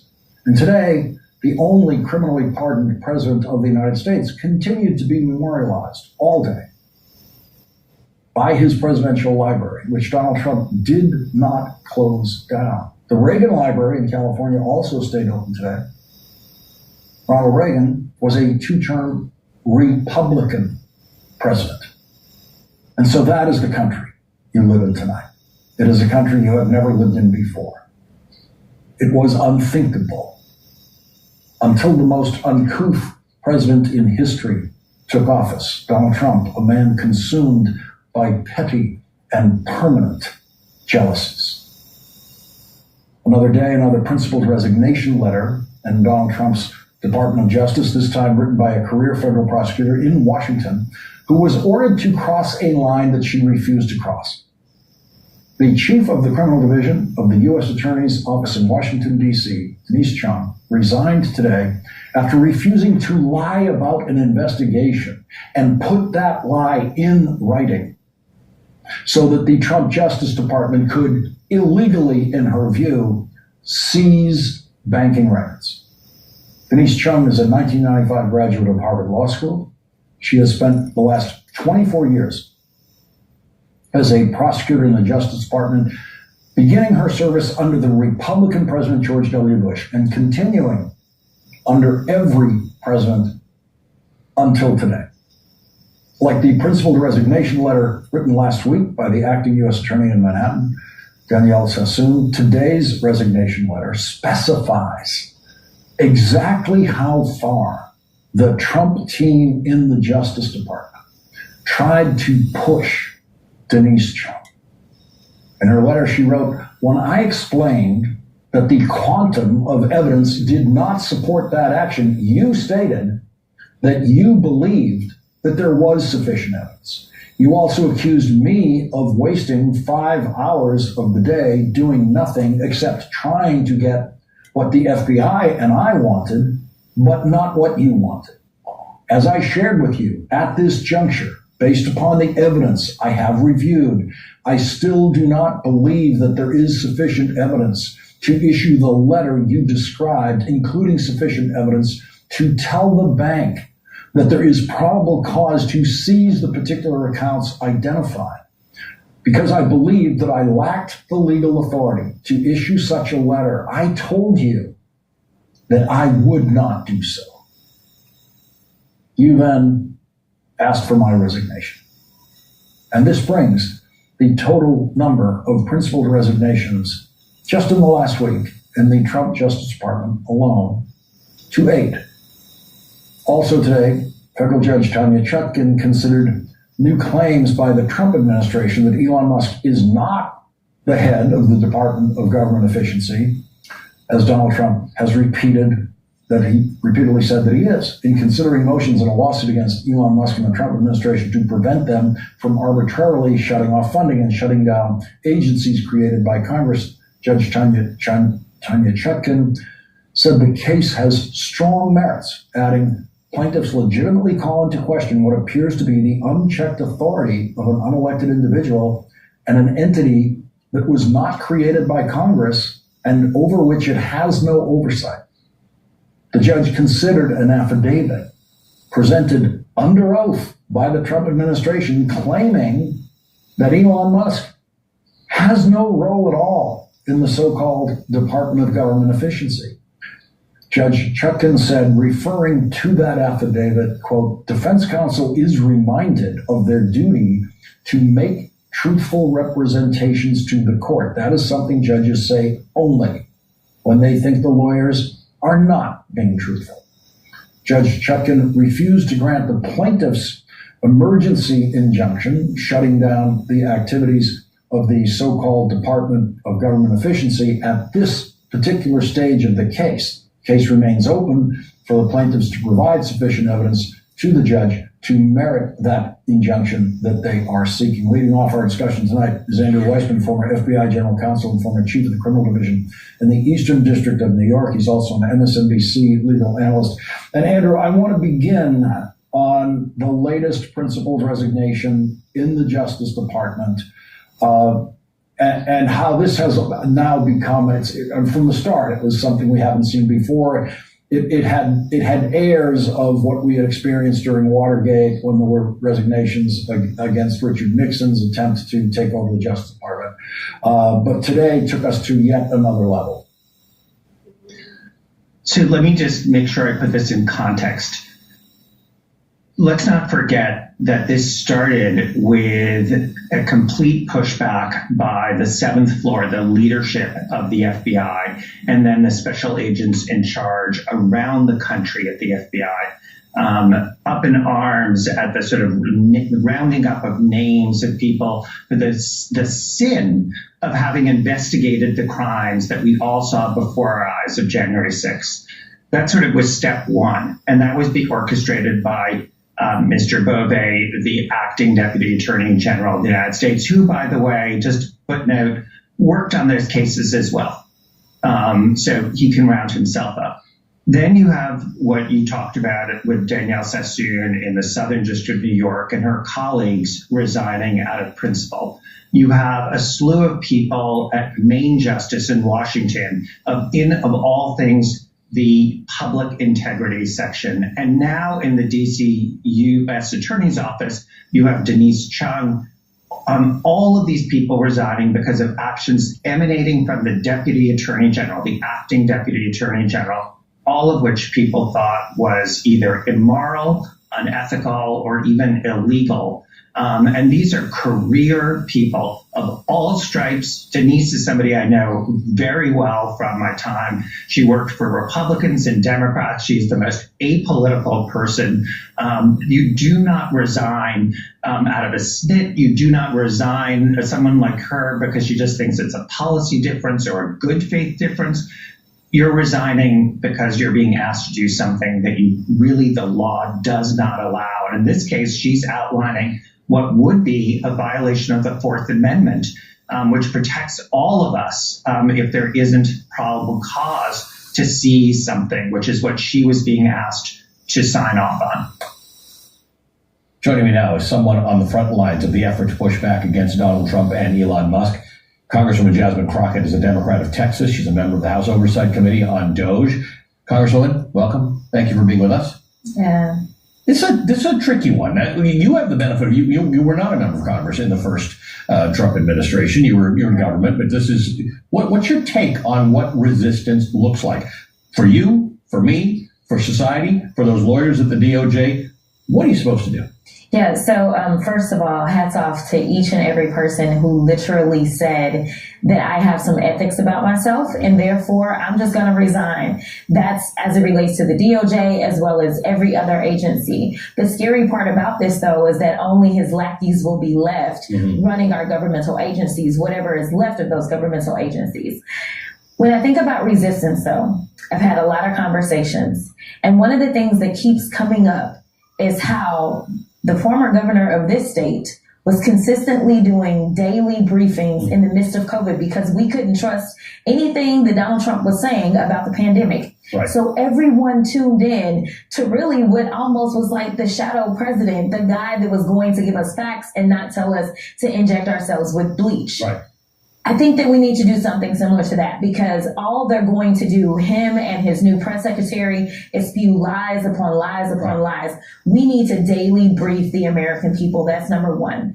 Number two, a lot of people are talking about, you know what, we just are looking forward to the midterms. We only need 3 more seats. I'm sure everybody's tired of getting emails, text messages, phone calls, trying to raise money. But the reality is that we have an opportunity right now. I know that a lot of people look at these seats that are available, which there's going to be a total of 3, and they say these are deep red seats. But here's the thing. We saw that in the state of Iowa, they swung a seat 27 points so that a Democrat could win. I say we have nothing to lose. We need to go out. We need to talk to those people that finally understand that the only mission that Donald Trump has is making sure that he can line his pockets, line Elon's pockets, and any other billionaire all at our expense. It's not just going to be the people you dislike that are going to miss out on their Medicare, Medicaid, or their Social Security. Or down in the state of Florida, where 2 of these seats are, they are talking about getting rid of FEMA. It is time to wake up, and it doesn't mean that you're a Democrat if you vote Democratically. So this is where I want to get to. Who's the audience to swing some of these states? Is it progressives who understand that their priorities are being crushed, or is it people who voted Republican to whom you say, you didn't vote for this, did you? Exactly. You didn't vote for Elon Musk and a guy named Big Balls to have your documentation. Yeah. How does that message get out there in a way that entire audience hears? I think that you're right. Definitely the entire audience. I just don't know how many progressives exist in Matt Gaetz' former district, right? But I do think that there are farmers in that district, farmers that are concerned because they rely upon monies as it relates to USAID and other monies that are now being dismantled. And it means that you may lose your family farm. It may be bought up by a corporate organization. And so I think just having very real conversations, we've seen people who have talked about, well, we don't want you firing the people at the VA, or maybe it's somebody that has to fly all the time and they're concerned because we have a record number of planes literally falling out of the sky because he decided he was going to appoint some guy from Fox to be over transportation. But at the end of the day, there were those that never believed that we could end up with 2 senators in the state of Georgia, and we did. There were those that never believed we could have a Democrat representing Alabama, and in that special election, we did. So I think if there's any point in time that the people should rise up and figure out where should I focus my attention, it's on these special elections, and it's having real conversations on the doors with real people talking about what's really happening and not the lies that they're putting out there. I want to go back to this idea. There are a lot of people frustrated about where a lot of Democrats are in this mix. Yeah. You're out there a lot. We've talked several times. You've got a take on everything that happens. This concept about a daily briefing.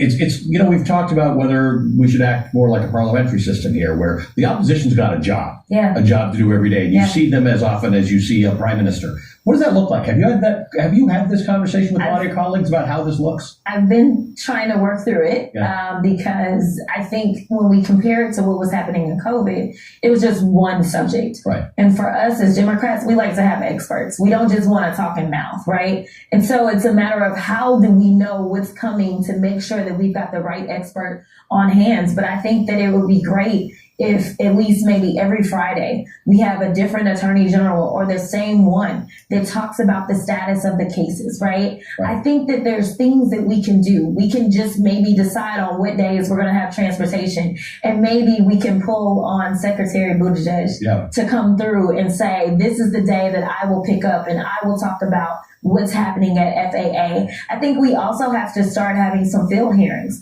We've got to go into their territory. We've got to explain to people in rural America, the reason that you don't have hospitals is because of their policies. The reasons you're not going to have schools is because of their policies. The reason that you had access to more jobs, more healthcare, as well as the next level of farming was because Democrats were the ones that wanted to make sure that you could have broadband access. We've got to start having the conversations instead of just ceding the territory, because the reality is that right now they're trying to cut SNAP benefits. You know who uses more SNAP benefits than anybody else? It's rural America. It's not urban America. We have a story for every single person who's not a billionaire in this country, and it's time for us to tell it. So you had an interesting story, which I wasn't going to bring up because my parents watched this show, but you were involved in a hearing with Elon Musk about condoms.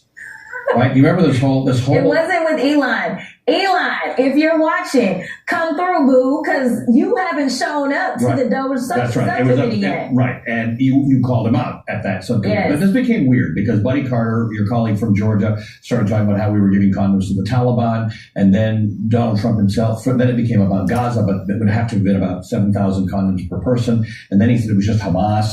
Which none of it made sense, but it caused a lot of people to have to run around and follow the story and find out that we give condoms as part of USAID to prevent the spread of HIV to a place in Mozambique called Gaza province. Correct. This is the nonsense we have to deal with there. It's not even just nonsense. It's just that they're idiots. I mean, these are the same guys, remember, as it relates to our nuclear stockpile, right? They're like, oh, wait a minute, we needed those guys? Oh, can we get them back? Oh, we don't know how to. Like, I don't know how anyone in this country can look at this administration and feel some semblance of any type of confidence, right? And this is all at the same time. Like, Elon doesn't want us talking about the fact that he has received almost $1 billion worth of new contract money from the U.S. government in just 2 weeks. $400 million for Tesla and over $300 million for SpaceX. This is nothing more than a money grab. He's not out there trying to save money for the American people. That's not what he's doing. He's lining his pockets. And at the same time, he's outraging people who don't know exactly how we spend our money and how it benefits us to make sure that things like HIV and AIDS doesn't become the worldwide pandemic that it used to be. Exactly. Same thing with everything else that we're dealing with, because now we know Ebola was found where? Here. In New York. I mean, we need people that are experts, not idiots that play on Fox News or play on the internet. Part of the reason I think it's safe to say this is at least a wild card is because of how Trump has been talking about it. It's because it's been something that Trump has himself been so cagey and so palpably scared about talking about for so long that I think he knows the public really doesn't want to see this. And I'll show you what I mean. I'll show you what I mean here. It started with a simple yes or no question. Question: have you spoken to Vladimir Putin since your election? Yes or no? Answer: I can't tell you. I can't tell you. It's just inappropriate. Trump interview after the election with Time magazine. It's inappropriate? It's not appropriate to be for us to ask you if you've spoken to Putin, or it's not appropriate for you to say? That was December, about a month after the election. By that point, it was widely reported that Trump had taken calls from world leaders across the whole planet, like France and Israel and India, Saudi Arabia, Egypt, the UK, Ukraine, South Korea. Trump himself made a big deal of announcing before he was sworn in that he had spoken to President Xi Jinping of China. He said, quote, the call was a very good one. So he's bragging about and letting it be known about and sort of effusing about all of his calls with all of these foreign leaders all over the world, including very controversial ones like the president of communist China. But when you ask him if he talked to Putin, he says that's inappropriate. He doesn't want to talk about it. But, I said that was December. Maybe that was just something weird about being in the transition. Maybe once he took office, once he was officially president, he would find it more appropriate to issue some clarity on this issue. Let's ask him. When are you going to be talking Vladimir Putin? Who? That was Inauguration Day, January 20th. Are you going to be talking to Vladimir Putin? Who? Vladimir who? Talking to what? Me?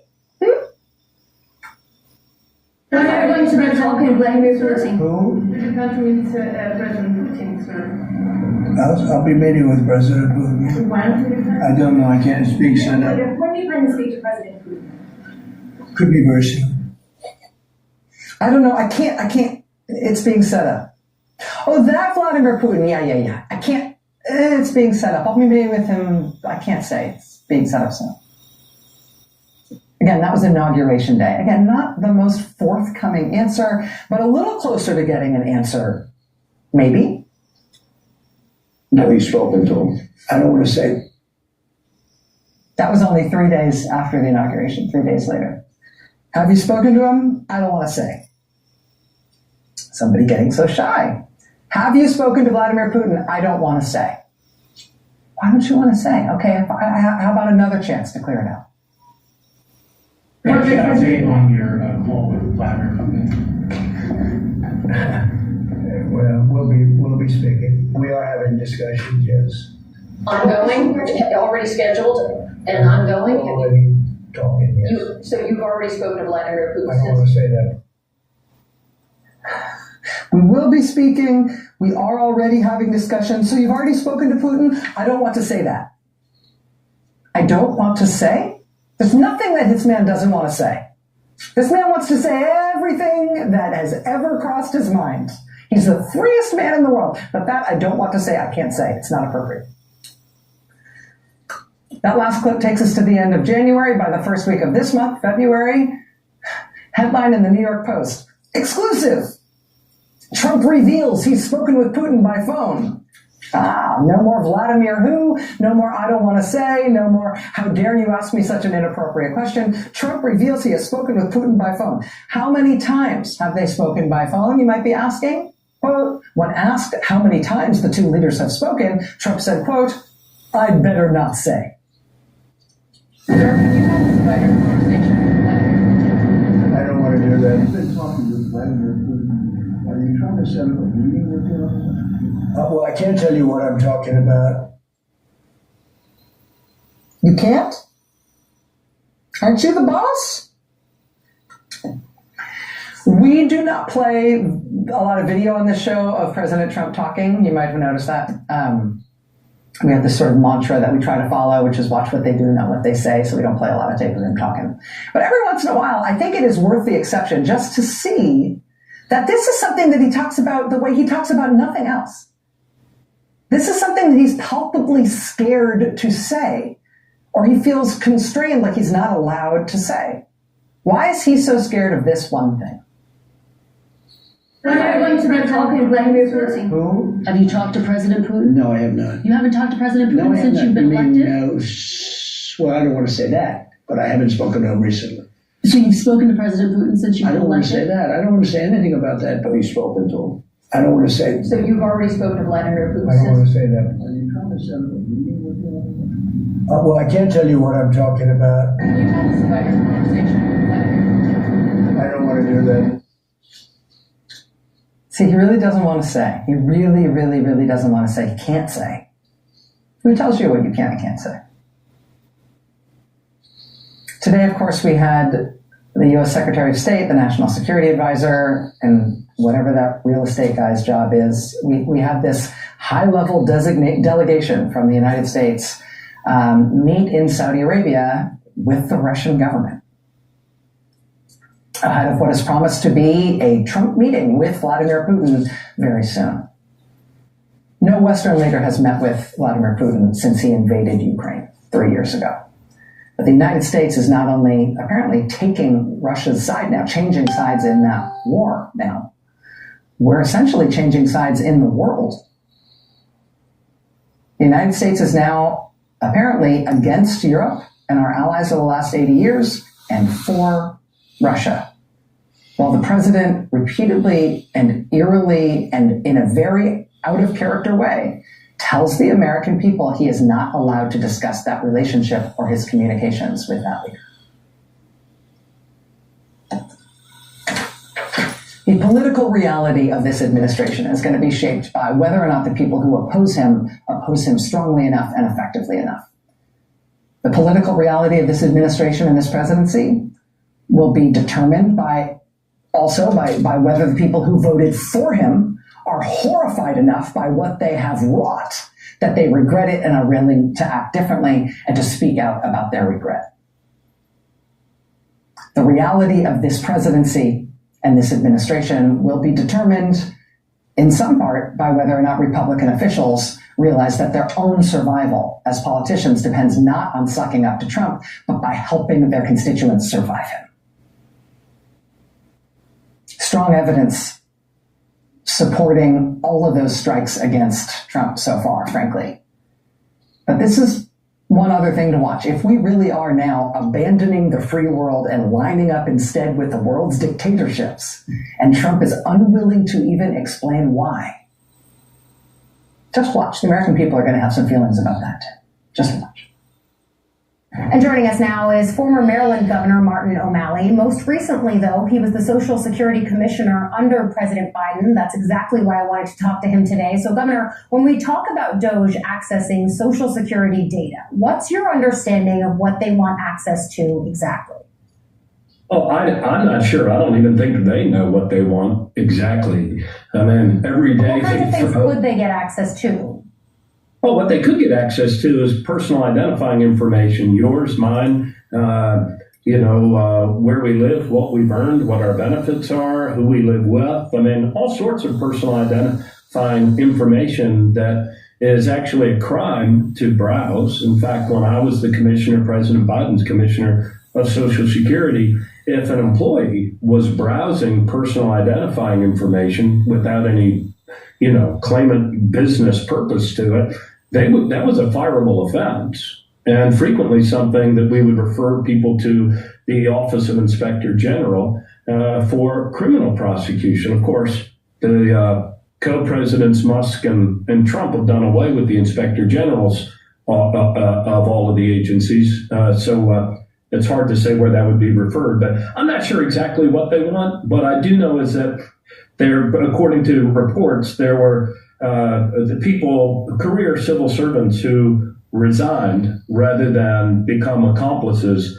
in going through people's personal identifying information. Now, what they ultimately want to do with it, who the hell knows? I don't think they know. They have a bunch of, 19-year-old nitwits up there from DOJ that are rummaging around in personal data. What the end game is, I'm not really sure. It is already, Social Security is already the most efficient insurance corporation in private or public sector in America today. They operate with a 50-year low in staffing on less than 1% overhead. So who knows what they're up to?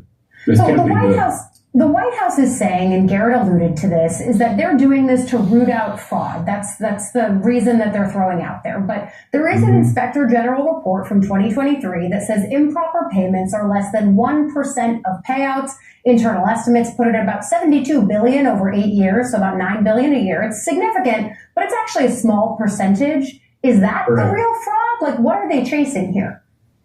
I don't know exactly what they're chasing. When I was commissioner, we would gather the deputy commissioners around the same table, and every 2 weeks on an agile basis, we would look at what the biggest threats of fraud were and how we can deter, prevent, get in the way of that fraud. What we found when I was there, is that the biggest threat was actually people who are trying to, steal people's identities in order to kind of hijack Mrs. Kaczynski's check and send it to a different bank account. So that was the biggest instance of fraud that we were looking at. It is a large agency, so any sort of any sort of overpayment, underpayment mistake can have large numbers to it. But as you pointed out yourself, the percentage compared to the size of the agency and the number of people who depend on Social Security as a lifeline is actually pretty small. In fact, unlike the Department of Defense, year in and year out, Social Security gets a clean audit from, last year, I think it was Ernst & Young who was hired to do the audit. And every year they receive the SEER award from the Association of Government Accountants because of their openness, their transparency, their clarity of their reporting. So, but I think you bring up there, Governor, something that's really important, which is that DOJ or the Trump administration are not the first people to look through and make sure that this agency is functioning and paying out money to the people that it's supposed to. Most recently, that job fell at your feet, or very recently, rather. So I think as people are looking at this reporting around what might be happening within Social Security, what would you say to people who are on that program, watching this, looking at that reporting? What should they do here, if anything? They being whom? The people that they work being there? People who are on Social Security.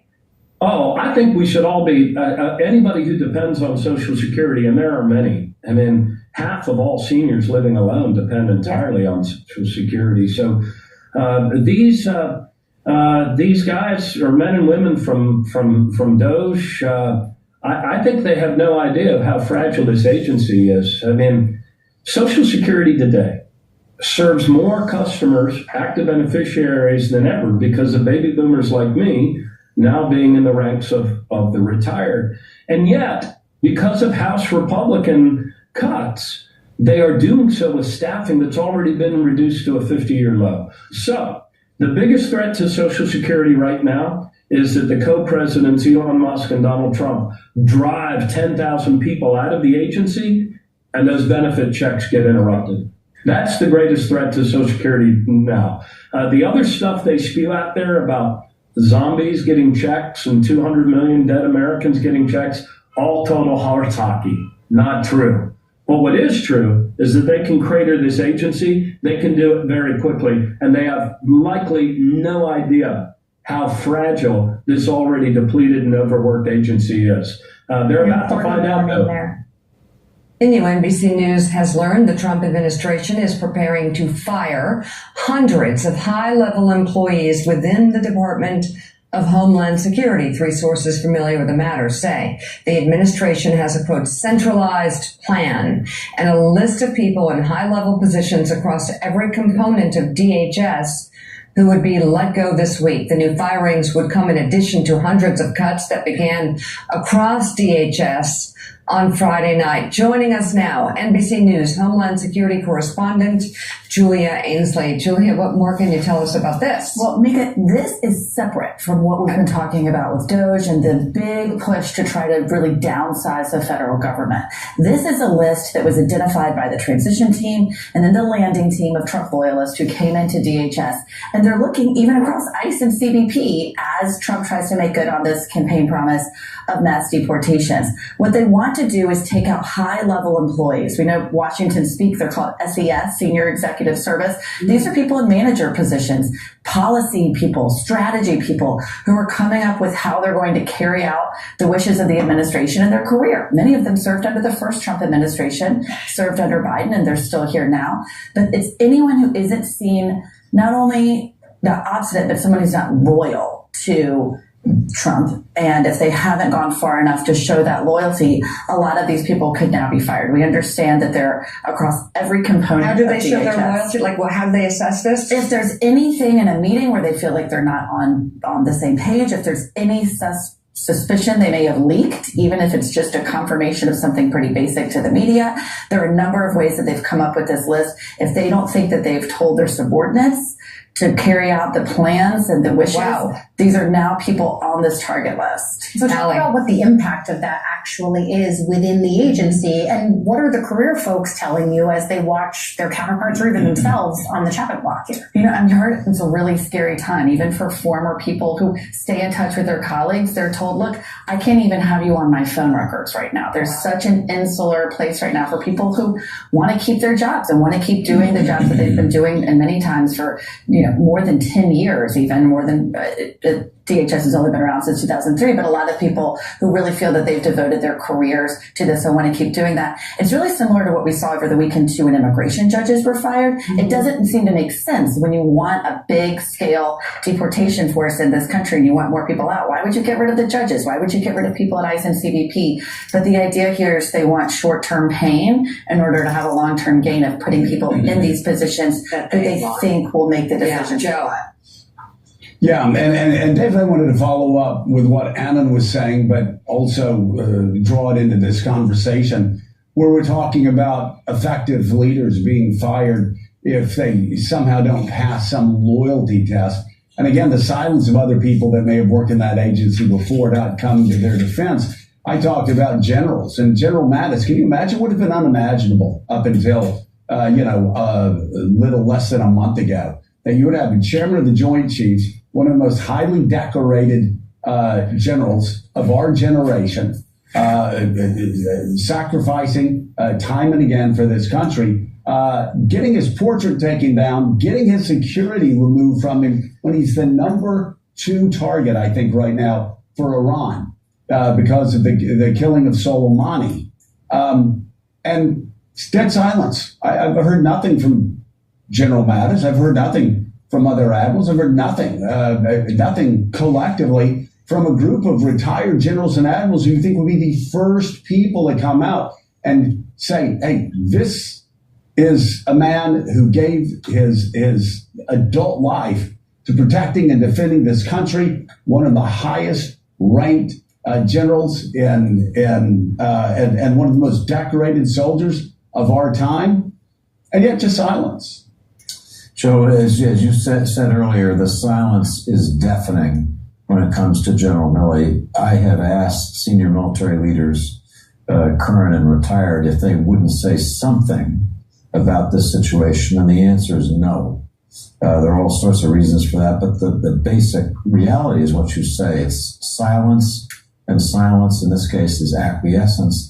And we may not be through with the stories at the Pentagon. Wait a week. You may see more instances of political retribution against senior military officers. And the point I would make, Joe, is that what we're seeing across the government, it looks so new, but it's really the reimposition of what in the 19th century was called the spoils system, which means it's winner take all. If the president wins, he can fire everybody and put in his own political loyalists, and there are no protections. And then we had reform. We had Teddy Roosevelt. That was his great issue, was we need clean government and we need a professional civil service. That's how we got his start.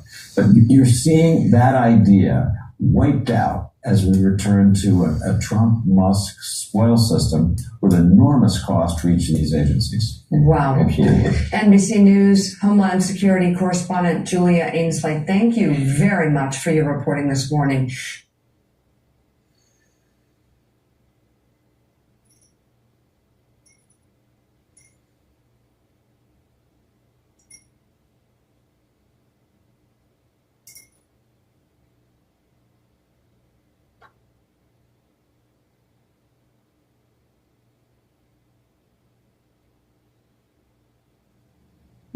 Okay, hi everybody. Thank you for joining.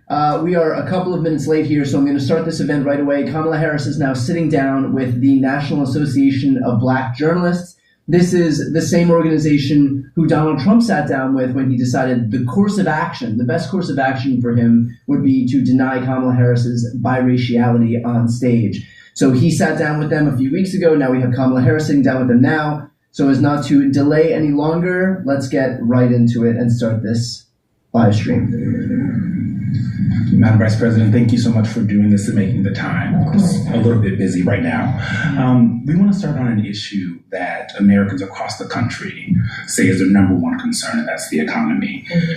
A question that has been asked of you and everybody that's on the Democratic side is whether or not voters are better off now than they were 4 years ago. Are they better off now than they were 4 years ago?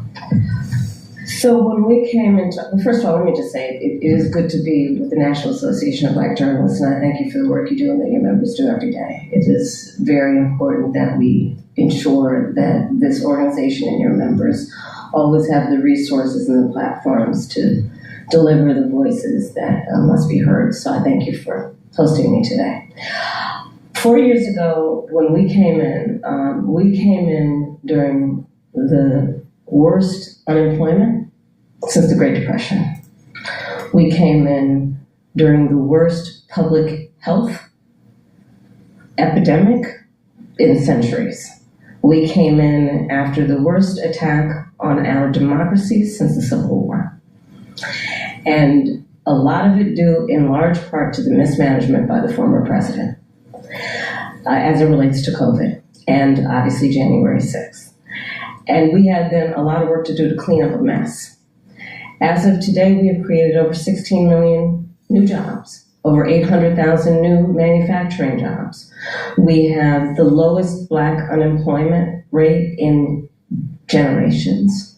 We have invested in small businesses, and they're to the benefit of many people, but including Black small businesses, some of the highest rate of creation of new Black small businesses in years.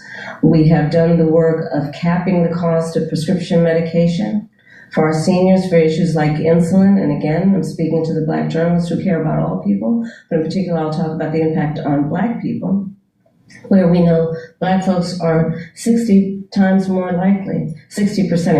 likely to be diagnosed with diabetes. And we have now finally capped the cost of insulin for our seniors at $35 a month, capped the cost of prescription medication for our seniors at $2,000 a year, because we, unlike the former president who promised to do it, we finally have allowed Medicare to negotiate drug prices against the big pharmaceutical companies.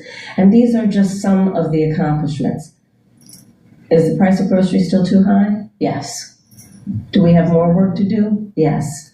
And I will tell you, I do believe that I offer a new generation of leadership for our country that is about, in particular, turning the page on an era that sadly has shown us attempts by some to incite fear, to create division in our country, and to do the work that is about bringing some level of optimism and, dare I say, ambition about what I know is possible in our country.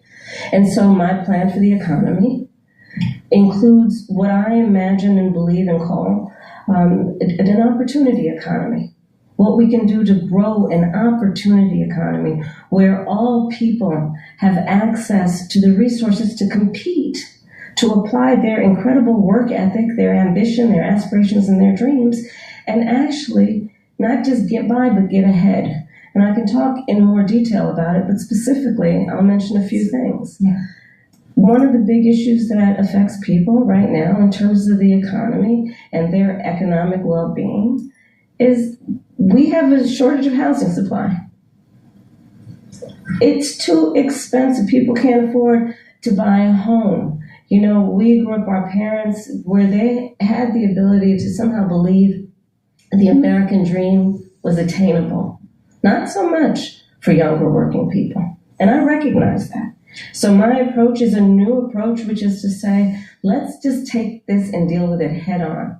And part of my approach is to say, I'm going to employ and engage the private sector, in particular home builders with tax credits, to give them the incentive to create new housing, 3 million by the end of my first term, and understanding that not everybody is, handed a silver spoon, but works hard and is trying to save up for a down payment. Part of my plan under my opportunity economy is to give first-time home buyers a $25,000 down payment assistance so they can just get their foot in the door to be able to then engage in what will prove to be their opportunity to build intergenerational wealth. And here's my personal experience coming at that. I grew up a middle-class kid. My mother was hardworking. She raised me and my sister Maya. She saved up, and it was only by the time I was a teenager that she could afford to actually buy her first home. And I know, and I identify with, I know where I come from. Madam Vice and President. I know, but I'm just going to finish. I know that so many people work so hard and should have the opportunity to just get their foot in the door. Again, so it's not just about getting by, but getting ahead. Please. I'd like to ask you more about the opportunity economy. Housing is a part of it, as well as expanding the earned income tax credit, financial support, as you mentioned, for first-time buyers, and a $50,000 tax deduction for startups and small businesses. But I want to talk to you about the squeeze that millions of Americans are also dealing with that impacts their ability to work and make money, and that is childcare and elder care. And it's a squeeze for millions of people. In some parts of the country, it costs more for childcare than for rents. I think Bloomberg recently reported an average of $33,000 a year. So I'm just wondering, you mentioned that in your opportunity economy, a child tax credit, but that's just one part of the ecosystem. Please tell us, what plans will you propose to guarantee that families can actually afford childcare and elder care? So to your point, it is sadly the state of affairs in our country that working people often have to decide to either be able to work or be able to afford childcare. Like they can't afford childcare and actually do the work that they want to do because it's too expensive and it doesn't actually level out in terms of the expense versus the income. My plan is that no working family should pay more than 7% of their income in childcare. Because I know that when you talk about the return on that investment, allowing people to work, allowing people to pursue their dreams in terms of how they want to work, where they want to work, benefits us all. It strengthens the entire economy. We saw, for example, during the pandemic what happened. And it sadly has dissipated as a conversation that we need to resuscitate, which is the number of women that had to leave the workforce because of a lack of childcare and home health care. And so many of our families, and in particular women, end up carrying the responsibility. Men do too, of course. What we call people who are in the sandwich generation. Exactly. Who have young children and are also taking care of their parents. And it is just absolutely too expensive for them to be able to work and do that. So my plan is not only about 7% of income for working people for childcare, but also we need to do better for our childcare providers and our home healthcare providers in terms of ensuring that they receive the wages that they deserve based on the dignity of their work. I have spent time with home healthcare providers, and their work is some of the most taxing work you can imagine. And I actually, when my mother was sick with cancer, did a lot in terms of taking care of her. And the work that is about taking care of a loved one, in particular an elder, is extraordinarily heavy in terms of the emotional toll, the time it takes. And we do it because that is what we do. But not everyone has the ability to take time from work to do it. And they need help. And we need to make sure we have home health care workers that can help them. But I want to also get back to the earlier point that you made about extending the child tax credit. So part of my new approach is we need to expand the child tax credit. And so part of my plan that is under an opportunity economy is to extend and expand the child tax credit to $6,000 so that young families in particular, for the first year of their child's life, which is an extraordinarily important time in their development, have the resources to be able to buy a crib, buy a car seat, buy children's clothing, and not have to worry about whether they're going to be able to meet their other needs.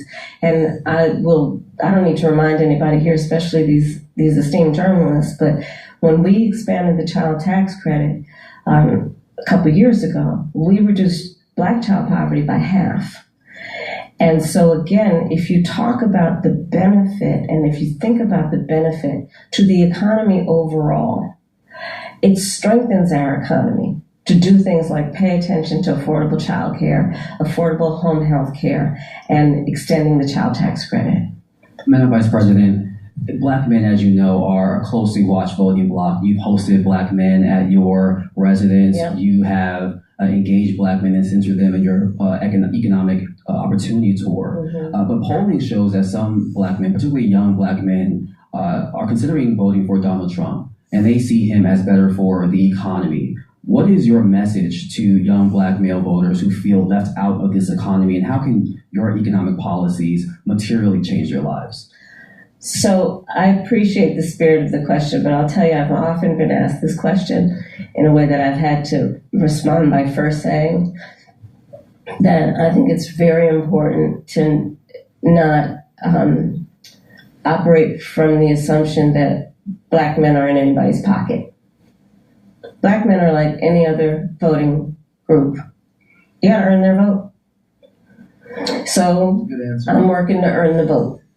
Not assuming I'm going to have it because I am Black, but because the policies and the perspectives I have understands what we must do to recognize the needs of all communities. And I intend to be a president for all people. Specifically as it relates to what we need to do, to your point around economic opportunity. Yes, I started way before I was at the top of the ticket at what I called an economic opportunity tour, focused on Black men. Understanding that, for example, we have so many entrepreneurs in the community who do not have access to capital, but they've got great ideas, an incredible work ethic, the ambition, the aspiration, the dream, but don't have the relationships necessarily. So my work has included, as vice president, getting billions more dollars into community banks, including working with the big banks to do that, so that we can increase access to capital for our small businesses, for our startups. Part of my plan under my economic opportunity plan going forward is that right now, startup entrepreneurs, small businesses only get a tax deduction of $5,000. Nobody can start a small business with $5,000. So I'm expanding that to $50,000. Understanding, again, that when people have the opportunity to have the resources to get started, they're going to put the good ideas, they're going to put the hard work into it.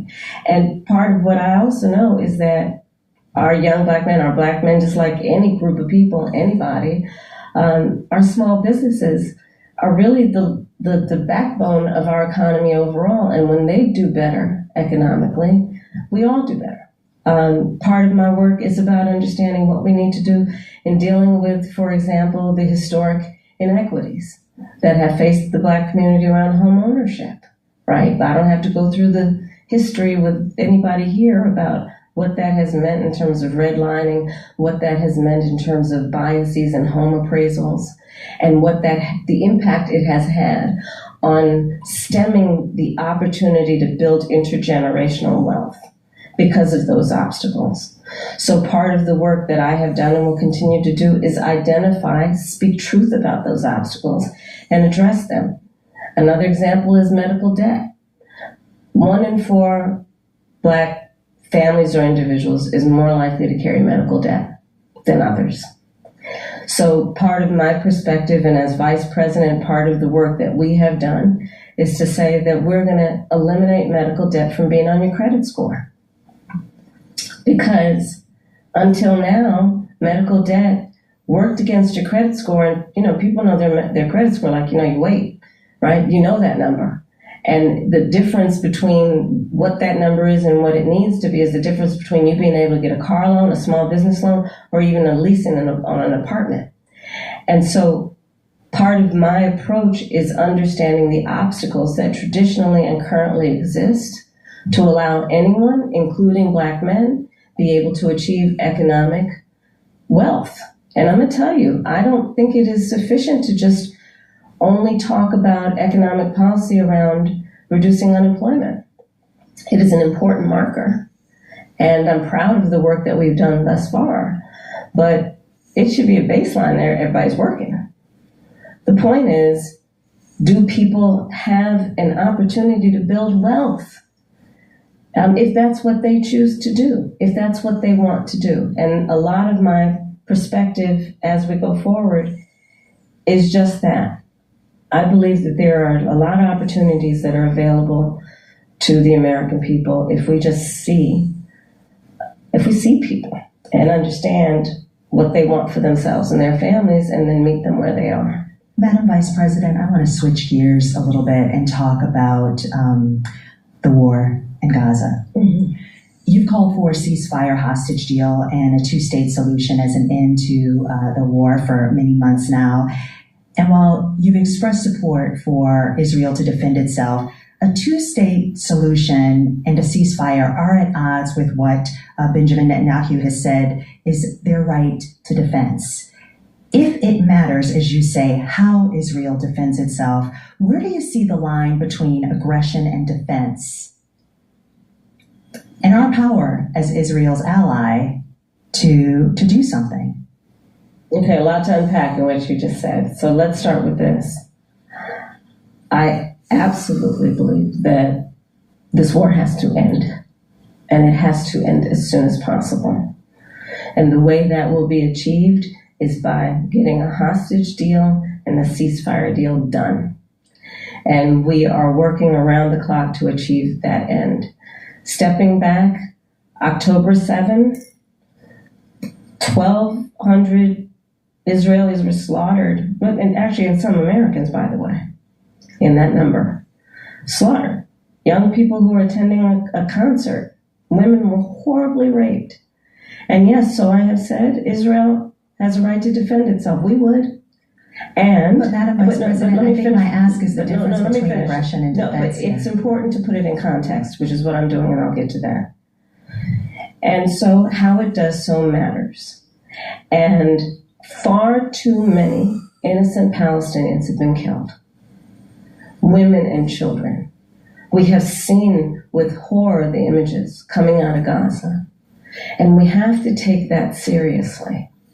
And we have to agree that not only must we end this war, but we have to have a goal of a two-state solution, because there must be stability and peace in that region, in as much as what we do in our goal is to ensure that Israelis have security and Palestinians in equal measure have security, have self-determination and dignity. A question for you on that, though. What levers does the U.S. have to support Palestinians in their right to self-determination? And is it even possible as Israel's ally? Well, absolutely. I will tell you, I have been actively involved in, for example, meeting not only with Israeli officials, but with Arab officials to talk about how we can construct a day after scenario where we participate in ensuring those exact goals that I outlined, including as part of the principles that should be applied to those goals, that there be no reoccupation of Gaza, that there be no changing of the territorial lines in Gaza, that there be an ability to have security in the region for all concerned in a way that we create stability, and let us also recognize in a way that ensures that Iran is not empowered in this whole scenario in terms of the peace and stability of the region. But absolutely, the United States of America absolutely has a role, which is why we have been active, in particular with the Qataris and the Egyptians, around attempting to get a deal done and get it done as quickly as possible. Madam Vice President, just to follow up really quickly, is there a specific policy change that you, as President of the United States, would say you would do that would help this along? Because you've gotten a lot of credit for emphasizing the humanity of Palestinians, but what I often hear from folks is that there's no policy change that either you or President Biden have gone and said they would do. Is there a specific policy change as president that you would do in our helping of Israel? We need to get this deal done. And we need to get it done immediately. And that is my position, and that is my policy. We need to get this deal done. But in the way that we send weapons, in the way that we interact as their ally, are there specific policy changes? Well, Eugene, for example, one of the things that we have done that I am entirely supportive of is the pause that we've put on the 2,000-pound bombs. And so there is some leverage that we have had and used. But ultimately, the thing that is going to unlock everything else in that region is getting this deal done. And I'm not going to disclose private conversations, but I will tell you, I've had direct conversations with the Prime Minister, with the President of Israel, with Egyptian leaders, and with our allies. And I think we've made ourselves very clear this deal needs to get done in the best interest of everyone in the region, including getting those hostages out who, I mean, we saw the latest example of what happened with the six most recently, one of whom was an American citizen. But what do you say to those that say that's not enough, that stopping the 2,000-pound bombs the one time wasn't enough, that this administration, your possible administration, has to do more? Well, we are doing the work of putting the pressure on all parties involved to get the deal done. But let me be very clear also. I support Israel's ability to defend itself. And I support the need for Palestinians to have dignity, self-determination, and security as we move forward and get a two-state deal done. But right now, the thing we need to get done is this hostage deal and the ceasefire deal. We need a ceasefire. We need the hostage deal. I want to switch gears to racial justice, Madam Vice President. Last month, you eulogized Congresswoman Sheila Jackson Lee. Yeah. Jackson Lee's signature bill, one of a few, was H.R. 40, which would create a commission to study the history of U.S. slavery and study the issue of reparations. She introduced H.R. 40 every session of Congress, taking up the mantle from Congressman John Conyers. This is a bill that you have co-sponsored as a U.S. Senator. Yet, despite the fact that this has been, similar commissions have been created on the state level and on the local level, is yet to pass in Congress, let alone come out of committee. Congresswoman Jackson Lee, Congresswoman Barbara Lee, and other advocates have called for President Biden to take executive action to create this commission. Would you, as president, take executive action to create this commission, or do you believe that it should happen in Congress? Well, first of all, as you mentioned, Sheila Jackson Lee, she was an extraordinary leader who we just recently lost, and she was a friend and a real champion for so many issues. So I feel compelled to say that about her.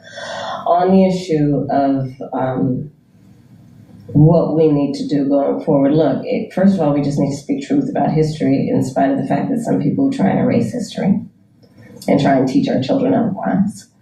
We need to speak truth about the generational impact of our history in terms of the generational impact of slavery, the generational impact of redlining, of Jim Crow law. I could go on and on and on.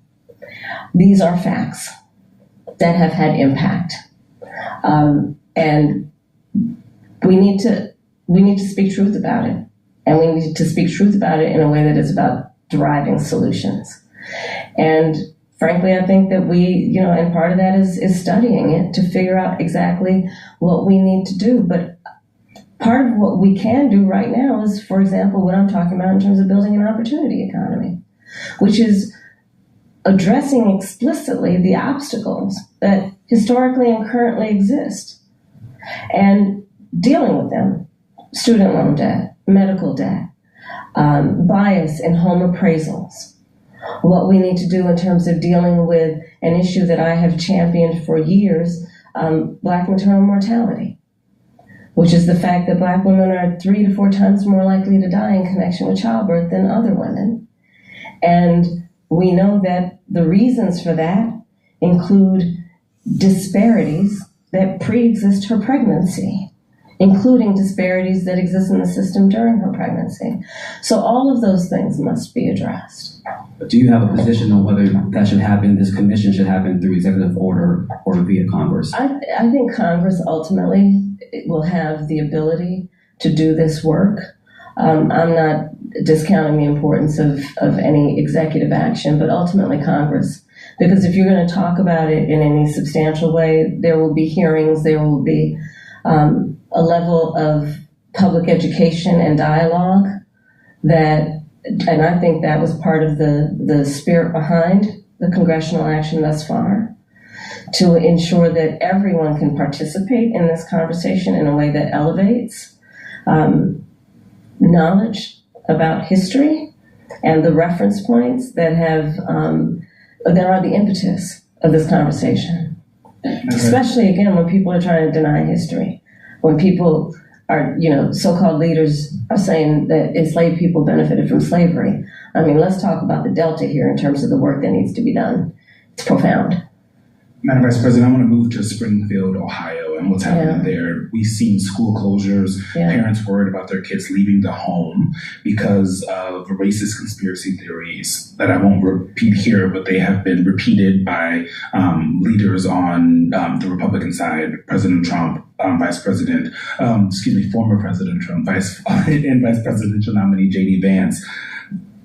From your perspective, is this just a case of irredeemable racism that can't be mitigated by any rational action, or is this a situation in which a federal response could help this community heal?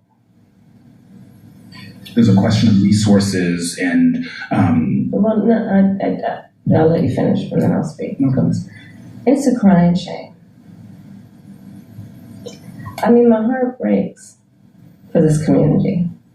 There were children, elementary school children, who it was school photo day. You remember what that's like? Going to school on picture day? Who were dressed up in their best, got all ready, knew what they were going to wear the night before, and had to be evacuated. Children.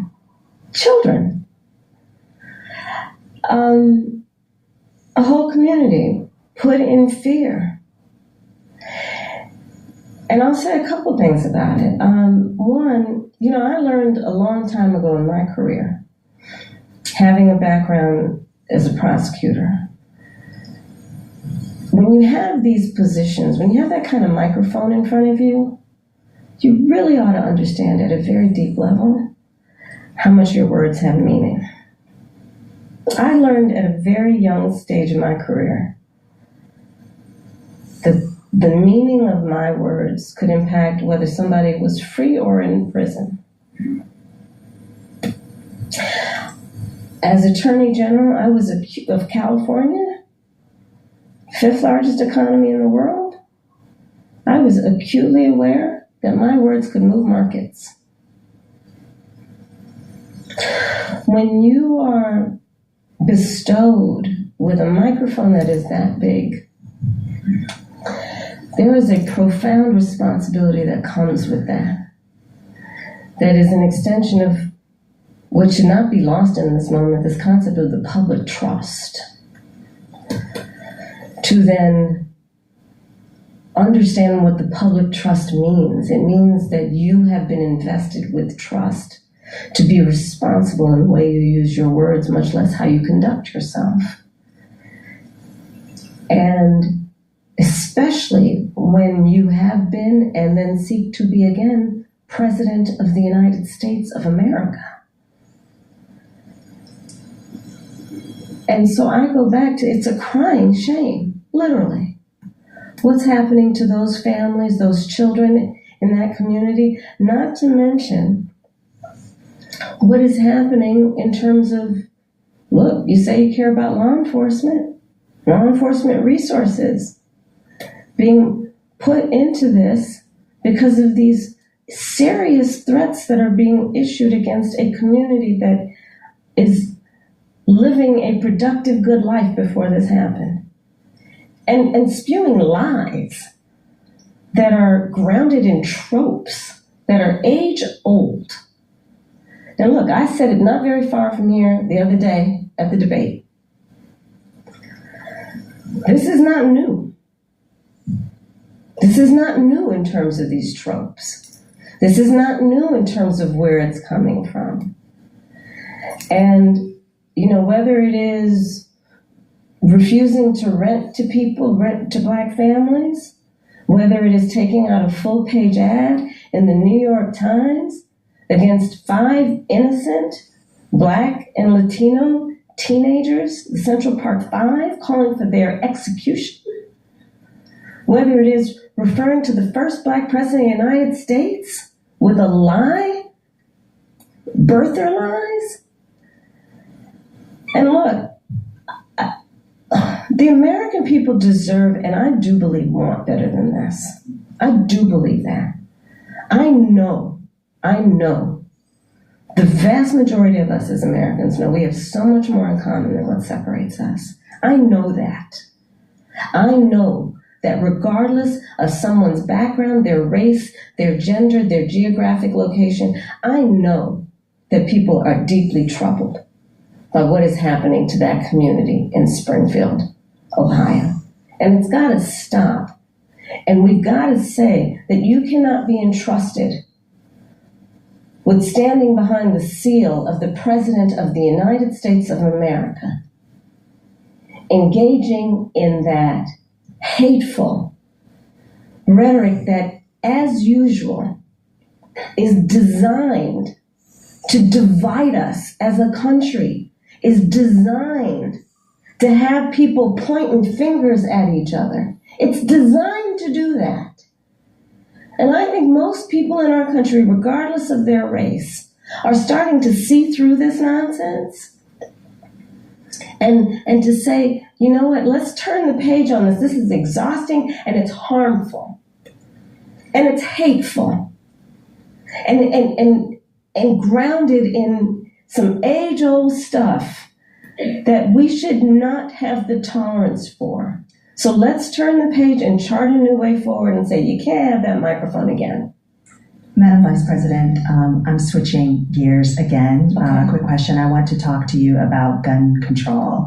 So you've said you support an assault weapons ban and universal background checks, and we actually learned during the debate that you are a gun owner. But in cities like Philadelphia, handguns are responsible for most homicides and violent crime. The most recent FBI data shows handguns were involved in 59% of murders in our country. How will you address the issue of the use of handguns? Because a push for an assault weapons ban only addresses a significant but small part of the problem. So, first of all, yes, I am a gun owner, and Tim Walz is a gun owner, and we're not trying to take anybody's guns away from them. But we do need an assault weapons ban.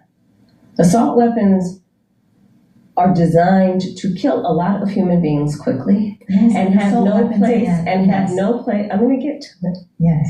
And have no place on the streets of a civil society. We need universal background checks, which, to your point about handguns, is about saying that it is just reasonable to want reasonable gun safety laws that say we should do background checks that we ought to know. It's just reasonable. You might want to know before someone can buy a lethal weapon if they've been found by a court to be a danger to themselves or others. You might just want to know. And respectfully, we do understand that. But you're asking about... I'm asking specifically about handguns, because many of those handguns aren't purchased in places. Yes. Apply to handguns.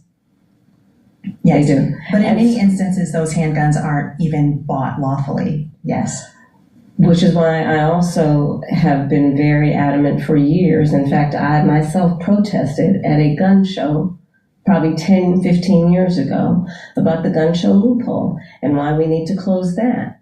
Because what ends up happening is that gun shows at flea markets, gun dealers are not, under existing law in the past, required to register their sales. And so you are exactly right that a lot of homicides, for example, a good number of them, I don't have the statistic in front of my mind, are committed with illegally purchased guns. And that's why we need to address each entry point in the issue, including universal background checks, closing the gun show loophole, and what we need to do as a general matter to focus not only on reaction to crime, but prevention of crime. So you're raising a very important issue that has many facets, including what we need to do in terms of reasonable gun safety laws and what we need to do around crime prevention, what we need to do around crime deterrence. But listen, I have personally prosecuted homicide cases. I have held the hands of mothers who have come to me crying, who have said, I only want to talk to Kamala, because they knew when they sat down, I would treat them with the dignity and respect that they were entitled and due about the loss of their child, often their son, to gun violence, and the need to take it seriously. And we must take it seriously in every way, understanding it's not just about a soundbite. It's about a comprehensive approach that deals with the tragedy of, to your point, everyday gun violence in America. It's real. It has had a profound impact in terms of trauma that for the most part has gone undiagnosed and untreated. The trauma that exists in communities around the violence of losing their children, losing a brother, losing a father, an uncle. All of that must be addressed, and we have to have a holistic response to it. Are there things we haven't thought about yet? Because every time we bring up this issue of gun violence, universal background checks comes up and a ban on assault weapons. Are there other solutions that you're also thinking about that will get at this issue? Absolutely. For example, part of what we did as vice president with the president, we were able to pass the first meaningful gun safety legislation in 30 years. And part of what that involved was millions and millions of dollars to put more mental health counselors in public schools, right? Because we know that there is an aspect of this that is about treating the trauma and dealing with it at its source before it ends up manifesting itself in a problem. There is the work that we need to do that is about putting resources into communities around violence prevention. I've been a big advocate of that for years, which includes what we need to do around putting resources into community-based intervention that is not just requiring on the good people in the community to volunteer to do the intervention, but actually paying people to do it because it's a full-time job. It's about understanding what we need to do to, again, understand that, to your point, we have to have a holistic response to this issue and prioritize it instead of reacting to the tragedy that, sadly, they are too predictable. Let's all agree, enough of that. There are very few solutions that we haven't thought of. We need to put the resources into them. Madam Vice President, we want to move to the topic of reproductive access, something that you have worked and leading on both for the administration, Democrats, and now the top of the ticket. You said that as president, you would want to codify Roe. If it came to your desk, you would sign a bill that did that. Roe protected access until fetal viability, which it also says is, quote, at about 7 months, but it may occur earlier, even at 24 weeks. So do you similarly support also codifying Roe's restrictions, which allowed states to ban abortion in the third trimester of pregnancy unless necessary to save the mother's life? We need to put the protections of Roe v. Wade back into law. And when that bill gets passed by Congress, I will proudly sign it into law. Understand what is happening in our country. Over 20 states have passed what I call Trump abortion bans because I understand how we got here. The former president handpicked 3 members of the United States Supreme Court with the intention they would undo the protections of Roe v. Wade. They did as he intended, and in state after state, laws have been passed criminalizing healthcare providers. I don't know if anyone here has heard most recently the stories out of Georgia. Tragic story about a young woman who died because it appears the people who should have given her healthcare were afraid they'd be criminalized after the Dobbs decision came down. Laws that make no exception even for rape or incest, which means that you're telling a survivor of a crime of a violation to their body that they have no right to make a decision about what happens to their body next, which is immoral. An approach that doesn't take into account that most people, I think, agree you don't have to abandon your faith or deeply held beliefs to agree the government should not be telling her what to do with her body. If she chooses, she will talk with her pastor, her priest, her rabbi, her imam, but it should not be the government or Donald Trump telling her what to do about her own body and her life. So that's where I stand. We need to put back in place the protection of Roe v. Wade and put that into law. And those restrictions that are also in. We need to put back in place the protections of Roe v. Wade and let an individual, in consultation with her doctor, make the decision based on what she can determine, because she's smart enough to know what's in her best interest instead of having her government tell her what to do, especially a bunch of people in these state capitals who think they're in a better position to tell her what to do than she is to know what's in her best interest. Before we conclude, Madam Vice President, Joyful Warrior has been used to describe You your didn't see that just a campaign. minute ago.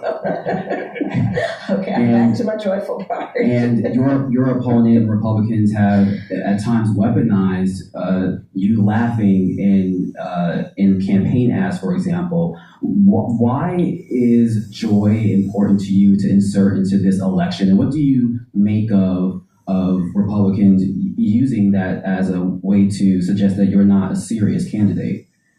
Well, sometimes I think, and I'll say to whoever the young people are who are watching this, there's sometimes when your adversaries will try and turn your strength into a weakness. Don't you let them. Don't you let them. I find joy in the American people. I find joy and optimism in what I see to be our future and our ability to invest in it. I find joy in the ambition of the people. I find joy in the dreams of the people. I find joy in building community. I find joy in building coalitions. I find joy in believing that the true measure of the strength of a leader is not based on who you beat down, but who you lift up.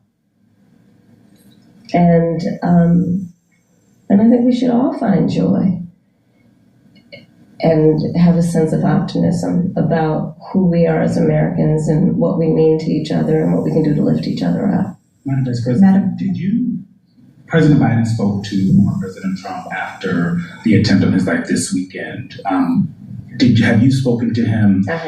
And earlier today, I assume? Yes. How'd that go? You want to give us some intel? Sure. I checked on him to see if he was okay. Yeah. And I told him what I have said publicly. There's no place for political violence in our country. I am in this election and in this race for many reasons, including to fight for our democracy. And in a democracy, there is no place for political violence. We can and should have healthy debates and discussion and disagreements, but not resort to violence to resolve those issues. On January 6th, your vehicle was allowed to kind of pass a viable pipe bomb. We've seen... No, I was in the building. You were in the building. And we've seen what's happened with former President Trump. Do you have full confidence in the Secret Service to protect all of you? I do. You feel safe for you and your family? I do. But, I mean, you can go back to Ohio. Not everybody has Secret Service. And there are far too many people in our country right now who are not feeling safe. I mean, I look at Project 2025 and I look at, like the Don't Say Gay laws coming out of Florida. Members of the LGBTQ community don't feel safe right now. Immigrants or people with an immigrant background don't feel safe right now. Women don't feel safe right now. And so, yes, I feel safe. I have Secret Service protection. But that doesn't change my perspective on the importance of fighting for the safety of everybody in our country, and doing everything we can to, again, lift people up and not beat people down so they feel alone and are made to feel small and made to feel like they're somehow not a part of it or us. Madam Vice President, thank you so much for your time. Thank you. Thank you. I've appreciated it. Thank you. Thank you. Thank you.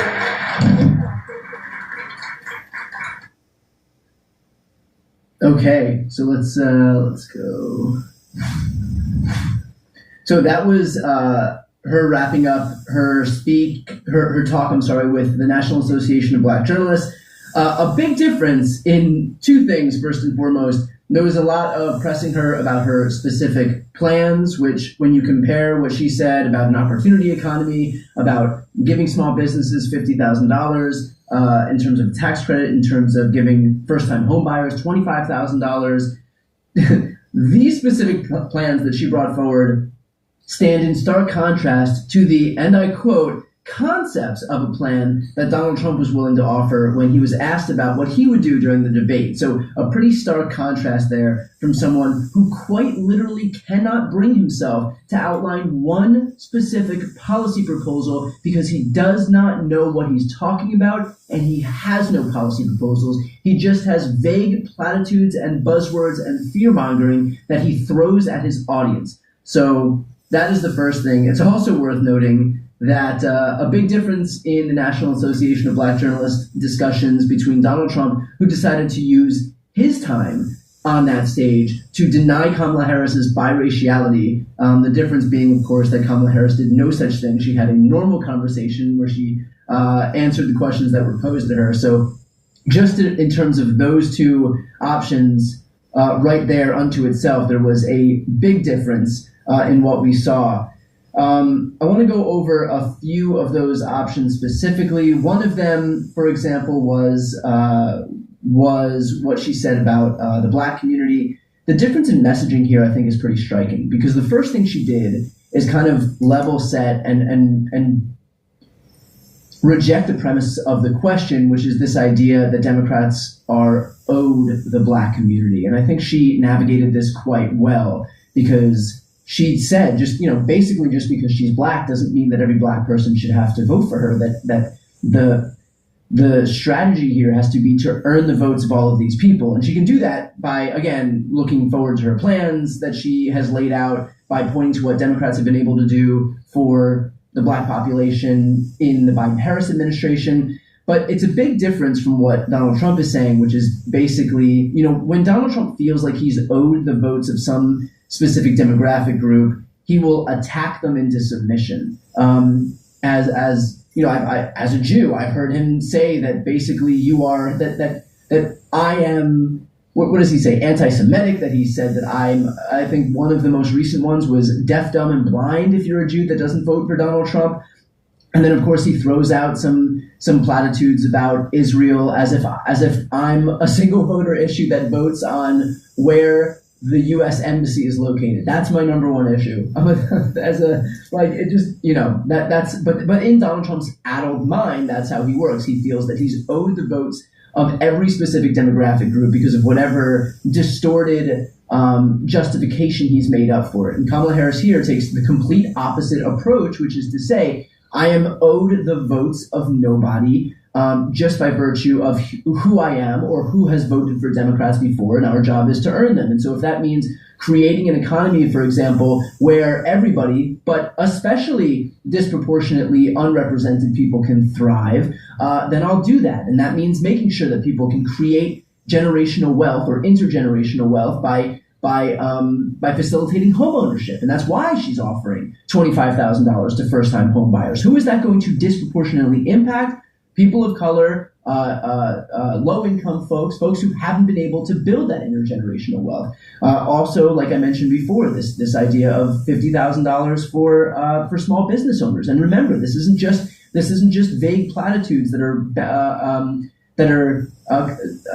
unfounded. The Biden-Harris administration has the highest amount of small business applications of any presidency in modern American history. So this is happening right now. This is what it looks like when you have an administration that is already creating policies that facilitate the creation of small businesses, and it's going to increase. That she has the benefit of looking at the policies that work under the Biden administration and and taking other policies that haven't been enacted during the Biden administration and creating them putting them together to create her own policy agenda for a 2025 to 2028 presidency. So that, I think, was a really striking moment in all of this. Also, I know I was looking at the chat and a lot of people took issue with asking the question about Donald Trump attacking her laugh, for example, but her answer was spot on. And I'm okay with this question because it gave her the opportunity to answer the question that I think was in a really effective way, which is, and I want to make sure that I have this correct. So let me see if I can pull up the answer specifically.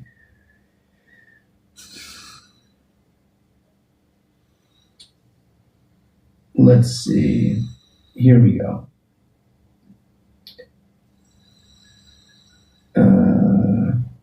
Actually, I can't find it, but it was something along the lines of some people will try to turn your strengths into a weakness, and we shouldn't allow them to do that. Donald Trump, when he attacks Kamala Harris's laugh, because he is so insecure, he looks at her and thinks, okay, if I make fun of her, she'll stop doing it, because if somebody makes fun of me, my gut reaction is to stop doing it because I am the smallest person in the world and plagued with crippling insecurity. But that's clearly not the case for Kamala Harris, and I think that when these Republicans attack her for the one thing that Donald Trump isn't capable of presenting, which is joy, which is hope, which is optimism, precisely because his campaign is predicated in fear and cynicism and negativity, he has to attack her for it because he thinks that it's going to be taken as some weakness. But in fact, that is why. That's precisely why her campaign is ascended right now. That is why her campaign is growing in the polling from down, where when she first entered this race, to now we haven't had a single poll in the aftermath of the debate where a single A-rated poll, high-quality poll, where Kamala Harris is down against Trump. Not one since the debate. In fact, there are morning consult polls where I believe she's up by 4 points nationally. So this notion that Kamala Harris should be insecure about the thing that most people are looking to her campaign and seeing as a positive is a testament to Donald Trump's lack of any ability to do what she does, but also kind of a tacit admission by him that he knows that that's her biggest strength, and he's trying to bully her into stopping doing it. But she clearly understands that there's no reason to do that because it's her campaign that's ascended. It's her campaign that's continuing to register more voters. It's her campaign that's skyrocketing in the polling. It's her campaign that's continuing to consolidate the endorsements of the biggest stars in the United States, if not the world. She just got the endorsement of Billie Eilish this morning. Just this past week, she got the endorsement of Taylor Swift. She has the endorsements of Beyonce and Olivia Rodrigo and Charlie XCX and a ton of people who have major, major influence with young people and older people in this country. Let's not pretend that Taylor Swift doesn't have tens of millions of followers that are millennials and Gen Z and millennials and Gen X and boomers in this country. I mean, we're talking about the biggest star on the face of the earth.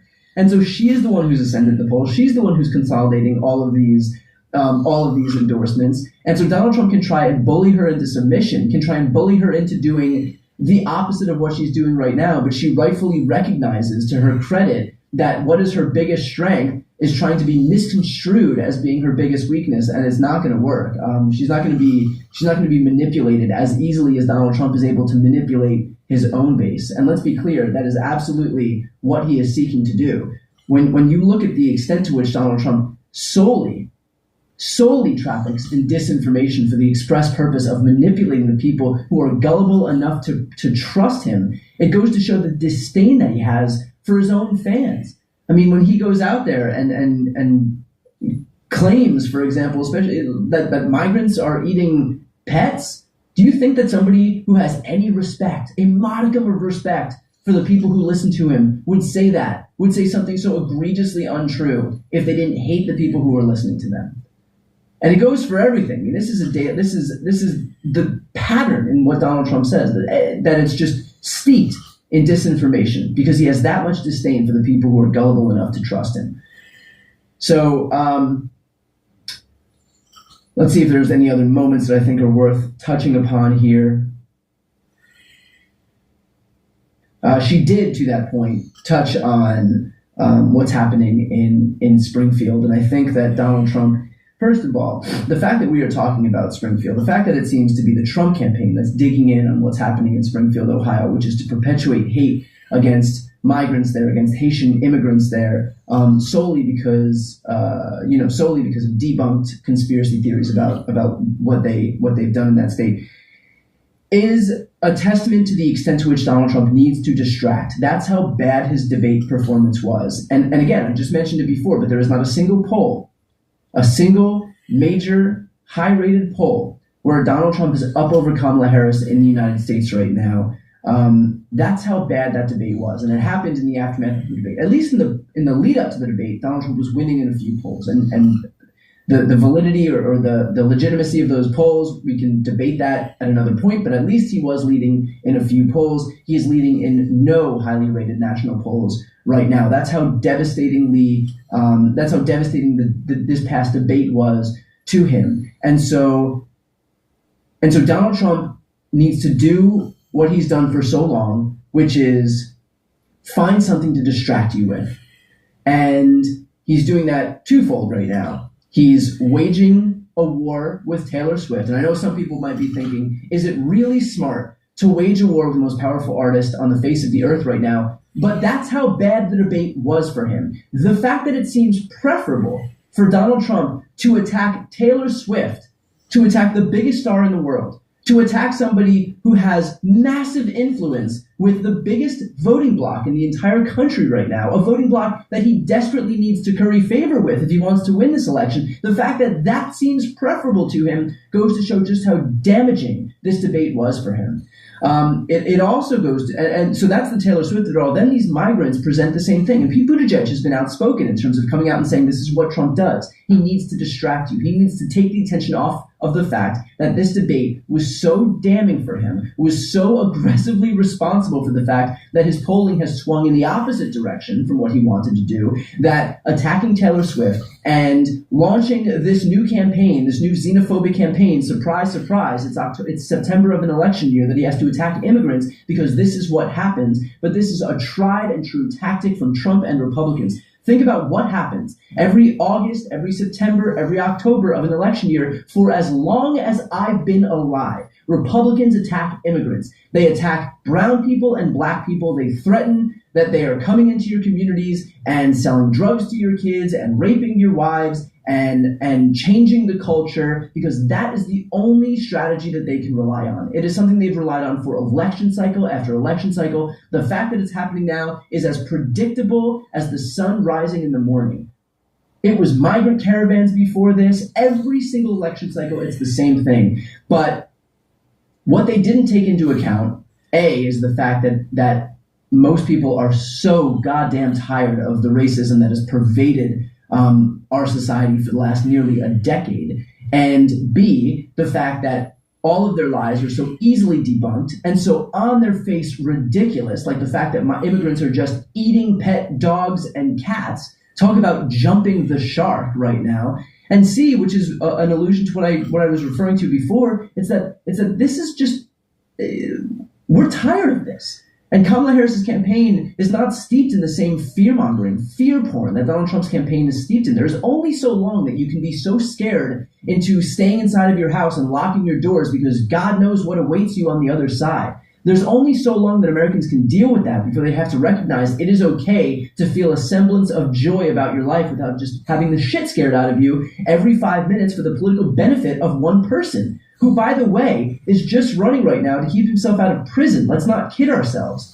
He knows exactly why he's running. It's not to help Americans. He's outlined zero plans that would help people. He doesn't have a single policy proposal. When he was asked for his answer on childcare, he gave a 2-minute word salad diatribe that sounded like errant synapses firing in his brain and going to exactly nothing, with words just falling out of his face because he didn't know what the hell he was talking about. He has no plans. He has no answers. He has no solutions. He doesn't want to help people. He doesn't want to add jobs. He doesn't want to bring down costs or make life easier for people, make healthcare more affordable. He is only looking to help himself. That's why he has no plans. That's why he brings nothing forward. All of this is just to make people good and scared so that he can get into office and eliminate his prosecutions that he's contending with in New York and Georgia and DC and Florida. This election, as far as Trump is concerned, is about Trump, whereas Kamala Harris has laid out that this election is about everybody else. And by the way, there's already plenty of evidence to back that up. Look at what the Biden-Harris administration has done just in the last 4 years for regular people. We're talking about an administration that has eliminated junk fees at banks and eliminated an administration that's mandated instant refunds from airlines for canceling your flights. This is an administration that's passed $35 insulin and $35 inhalers. That's brought out-of-pocket healthcare costs down to $2,000. An administration that's finally allowed the government to negotiate lower drug prices. An administration that has created rural broadband. That's overwhelmingly going to help Red America. That's finally passed an infrastructure law. Again, that's overwhelmingly going to benefit Red America. An administration that has led the U.S. to the strongest economy in the entire world. An administration that's added 16 million jobs, including 800,000 manufacturing jobs. Talk about reshoring those jobs that Donald Trump overwhelmingly lost. He talks about bringing manufacturing back to the U.S. Trump lost 150,000 manufacturing jobs. In addition to the 3 million jobs lost that he presided over, in addition to the contraction, 3.4% contraction in the U.S. economy, in addition to the 6.3% unemployment rate that he presided over, this is the most jobs lost of any president since Herbert Hoover, the highest unemployment rate, the worst economic contraction, only for Democrats to come in and do what they've done after Bush 1, Bush 2, and Trump, which is to clean up the mess of the Republican who preceded them.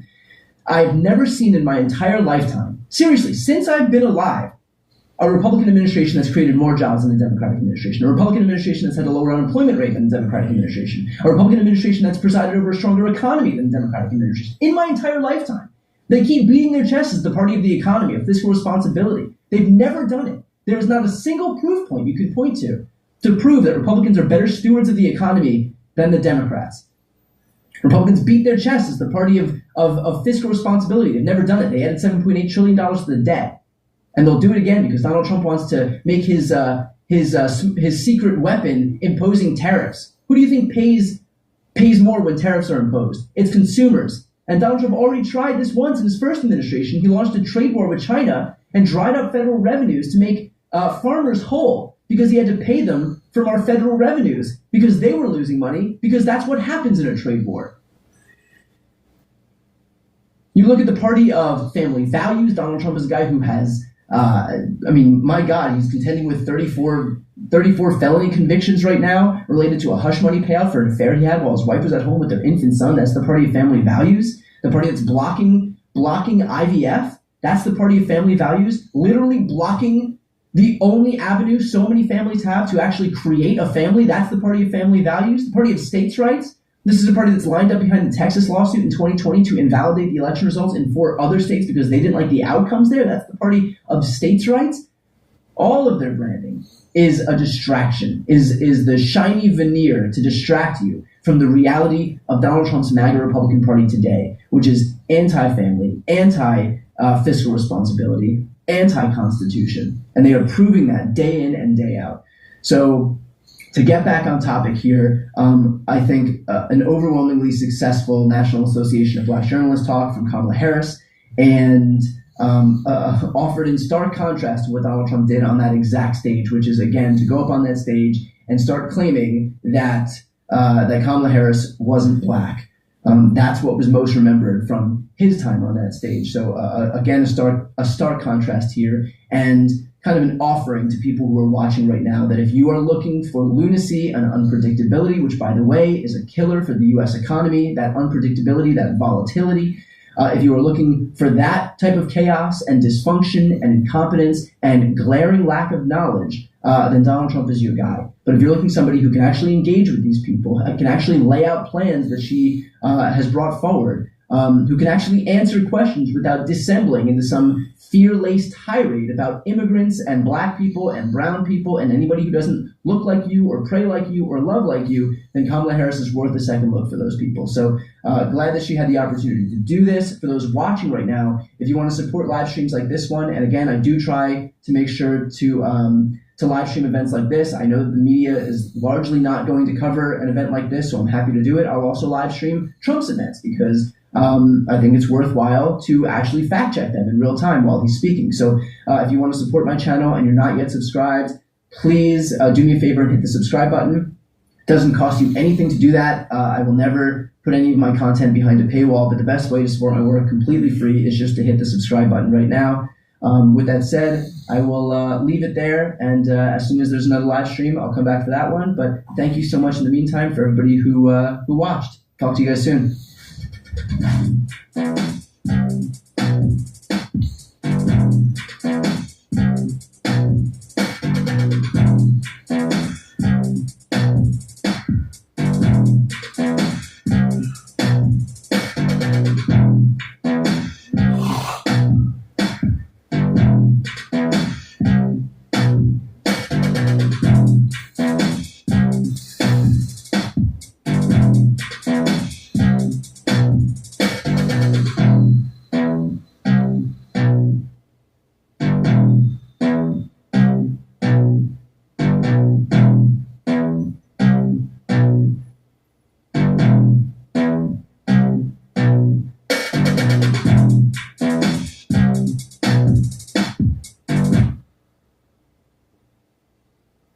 Welcome to Pod Save America. I'm John Favreau. So, this is our first Sunday show of the new year. We are going to be doing one of these every other Sunday for 2025. Exciting. On each of these shows, we're going to talk to someone really smart in politics or media. And the idea is to sort of step away from the churn and the breaking news and to have interesting, thoughtful conversations about the big ideas and forces and trends shaping the news, shaping politics that we are all scrambling to digest every day, as I'm sure all of you are as well. I am thrilled that our first Sunday guest is Rachel Maddow, host of The Rachel Maddow Show on MSNBC. Rachel is back to anchoring the 9 p.m. hour every weeknight for the first 100 days of the second Trump administration. They somehow got her to come back and do 5 nights a week. Poor Rachel, but lucky us. On day 3 of the administration, on Wednesday, I sat down with Rachel here at the SiriusXM studios in New York, across from MSNBC's offices at 30 Rock. No doubt, by the time you're hearing this on Sunday, a ton of crazy new shit will have happened. But already, by Wednesday, things were feeling not great. Pretty surreal. Here's a sampling of some of what's happened this week. Do you intend to continue selling products that benefit yourself personally while you're president? Well, I don't know if it benefited. I don't know where it is. I don't know much about it other than I launched it. I heard it was very successful. I haven't checked it. Where is it today? You made a lot of money, sir. How much? Several $billion, it seems like, in the last several days. Several billion? That's peanuts for these guys. By pardoning not some of the rioters, but all of them, political violence in this country just became mainstream. It is now a fact of life in America. This was a political hoax. And you know what? Those people, and I'm not saying in every single case, but there was a lot of patriotism with those people. There are gay, lesbian, and transgender children in Democratic, Republican, and independent families. Some who fear for their lives. She should never be allowed to preach the message of Jesus in her life because she's not even talking about Jesus. This is why no one's going to these. Yeah, this is why these denominations are dying. Well, that's just, Elon's thing, to grab your heart with one hand and then shoot it out in the sky. You're asking for it. You're asking for it. Maybe he's just not very well coordinated. I don't know. FEMA is going to be a whole big discussion very shortly because I'd rather see the states take care of their own problem. A lot of my friends on the other side of the aisle are sitting by idly while Donald Trump proposes by executive order to destroy Section 1 of the 14th Amendment, which establishes that everybody born in the United States is a citizen of the United States. That's the difference of leadership style. So masculinity's back. How many genders are there, Tommy? How many genders are there, Tommy? The honest answer, Desi, I don't care. I'm a libertarian. I don't care. It's Be too what you want to be. tough. You can be what you want to be, Jeff. I won youth by 36 points. Now, maybe that's because I went on TikTok. I don't know. These people are disgusting. They say that they're for women. Turns out MAGA and conservatives are the feminists now. We are the ones, like Donald Trump, who are protecting women and children. They're not doing it. I wanted to talk to Rachel for this first Sunday show. Not just because, like us, it's her job to cover this day in and day out, but because, as listeners of this show know really well, she thinks about things and talks about things and crystallizes things in a way that no one else does. Here's my conversation with Rachel Maddow. Rachel Maddow, welcome back to Pod Save America. Hi, John. Nice to see you. You too. I used to work here. Yeah, we're in Sirius XM in New York City. In New York, and I was thinking, I remember where this address is ringing a bell, and then I got out of the elevator and I thought, this is where I did my gay love song call-in late night show. What, really? As a fill-in host, I wasn't the main host. Did you get a lot of callers? Oh yeah, yes, all men. Yeah. That was weird, but yeah, that was a little known, like, sort of grace note on my resume. Most requested songs? It was a lot of disco. A lot of disco. See, I thought it was love songs, and so the call-ins were going to be like heart to heart, like, oh, he left me and I want to win him back and everything. But it was really like love songs, like, I remember we met at the club and played that, Diana Ross, whatever. That works too. Yeah. Thank you so much for taking the time during an especially busy week for you, now that they have pulled you back in into doing 5 nights a week for Trump's first 100 days. I'm happy to do it. This is our inaugural Sunday show. Mm-hmm. The idea is to have a weekly conversation with smart people in politics and media. Lets us sort of step back from the breaking news coverage, focus on the big picture. Love to start with how you are processing the return of Donald Trump. I think we've all learned in the Trump era that it's possible to be shocked even when we aren't surprised. There's a difference between fully expecting what will happen and then experiencing it as it happens. So what's been going through your mind this week? I feel like, that's what these muscles are for. This is what we train for. Being back 5 days a week is its own experience for me. It's been a few years since I've been doing Monday to Friday shows, and so that's got its own vibe and its own feeling. But there is a cadence to the Trump chaos news cycle, or a lack of cadence, rather. Yeah. The 24 hours a day, turning on a dime, internal incoherence, shocking for shock value, shocking for incompetence. All of that stuff is just kind of flooding back in terms of how to do it. And you can despair over that because the first Trump term was, broadly speaking, bad times for America. But I also think, well, you know what? We know a little bit about how to cover this. We know a little bit about what to expect. We know a little bit about what he's like. And so it is our responsibility and our privilege to cover it as best as we possibly can. And I know how to do that. And I'm here. I'm ready to go. Put me in, coach. I'm ready to play.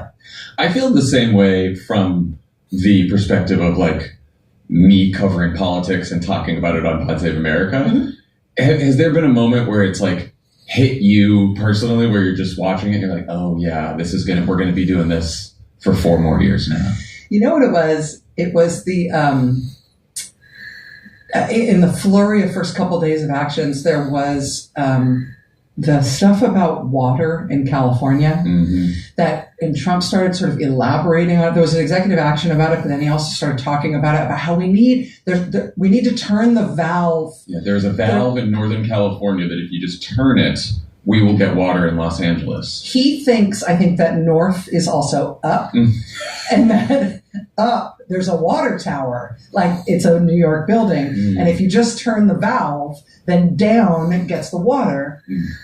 And in the campaign, you might remember him riffing a lot on the difficulty of washing his hair and how many times he has to flush the toilet to make what's in the toilet go down the toilet. And I was realizing, like, we're going to get the plumbing stuff again. Yeah, we're playing the hits. It's one thing to think about the truly radical designs he has for the country and for the democracy. But it's another thing just to remember, like the personal pathology that's going to be played out loud ad nauseum and just repeated until other Republicans start articulating it as a value too. Right. And that the reminder of the nonsense of it, the human nonsense of it, is a visceral thing for me. Also, I also think like, wow, how could history have been different had he been able to realize his dream of being a plumber? Maybe we as a country wouldn't be going through all this stuff. He was a plumber, a hug from dad, something like that. We're recording this on Wednesday, so who knows what else will happen over the next few days. I haven't been able to get past him pardoning supporters of his who were convicted of violent crime on January 6th because of the message it sends to other Trump supporters who also want to commit political violence, because only around 20% of Americans support the pardons, and because somehow it's not the only thing or even the main thing that everyone's talking about. Why do you think that is, and what have your thoughts been on the pardons? Well, the flood the zone idea is real, and we not only lived through that before, but they articulate that strategically. People like Steve Bannon and Stephen Miller and others. They don't want us to be able to focus on any one bad nominee because there are so many bad nominees. They don't want us to be able to focus on any one outrageous action or policy because there are so many outrageous actions and policies, and that's a strategy. And so that's part of the reason why we find it hard to focus. I do think that the pardons thing is going to be something that they regret, and I think it's going to be something for which they have to pay a political cost, because we've already seen it just in the immediate aftermath of the pardons that just about every Republican elected official who is asked about it has to say, I haven't seen the details. Yeah. Tommy Tuberville, I haven't watched the videos of the police being assaulted, so therefore I can't comment on it. But of course, anybody who assaults police officers shouldn't be pardoned. Seeing Republican elected officials, including the Speaker of the House, Mike Johnson, including all of these Republican senators who now have to, for example, vote on Trump nominees, seeing them unable to articulate a justification for it, seeing them uncomfortable, wanting not to be asked about it, knowing that it is indefensible, and nevertheless being asked to defend it, that is constructive. Yeah. Because Trump may have his own, I don't know what's going on inside his head, and I don't know exactly what he wants in the world, and I don't like to think about his brain. So I don't. But I do know a little bit about how politics works. And I do know that while he may want to be a one-man sort of tyrannical monarch-style ruler, he, for now, exists in a democracy that has other elements of authority and governance. And to the extent that Republicans are personally repulsed by what he's doing and asked about it constantly and can't defend it, and essentially are being forced into a corner where they either have to hide from questions or say they disagree with him, that's probably good in terms of slowing down the worst things he wants to do. And I think it's a good sign that so many Republicans had a terrible, terrible first full day of Trump's second term. It's wild because I thought your monologue Tuesday night about the use of shame as a tool for elected Republicans who have to defend this was wonderful. I think we have a little sound on that. Let's listen. From time to time, we enter into a period where people in public office very frequently do lots of terrible things. What turns them around? What stops them from doing terrible things? What makes them correct course and start doing the right thing instead? One thing that sometimes works is shame and embarrassment. Being confronted with the wrongness of what they're doing, feeling shame or embarrassment, or at least the possibility of public rebuke and the awkwardness of being unable to explain their actions in a way that satisfies anyone. Sometimes you can't turn public officials around, but sometimes you can. Sometimes that sort of thing can cause public officials who are otherwise behaving in ways that are weak and wrong to find their spine and to change their minds.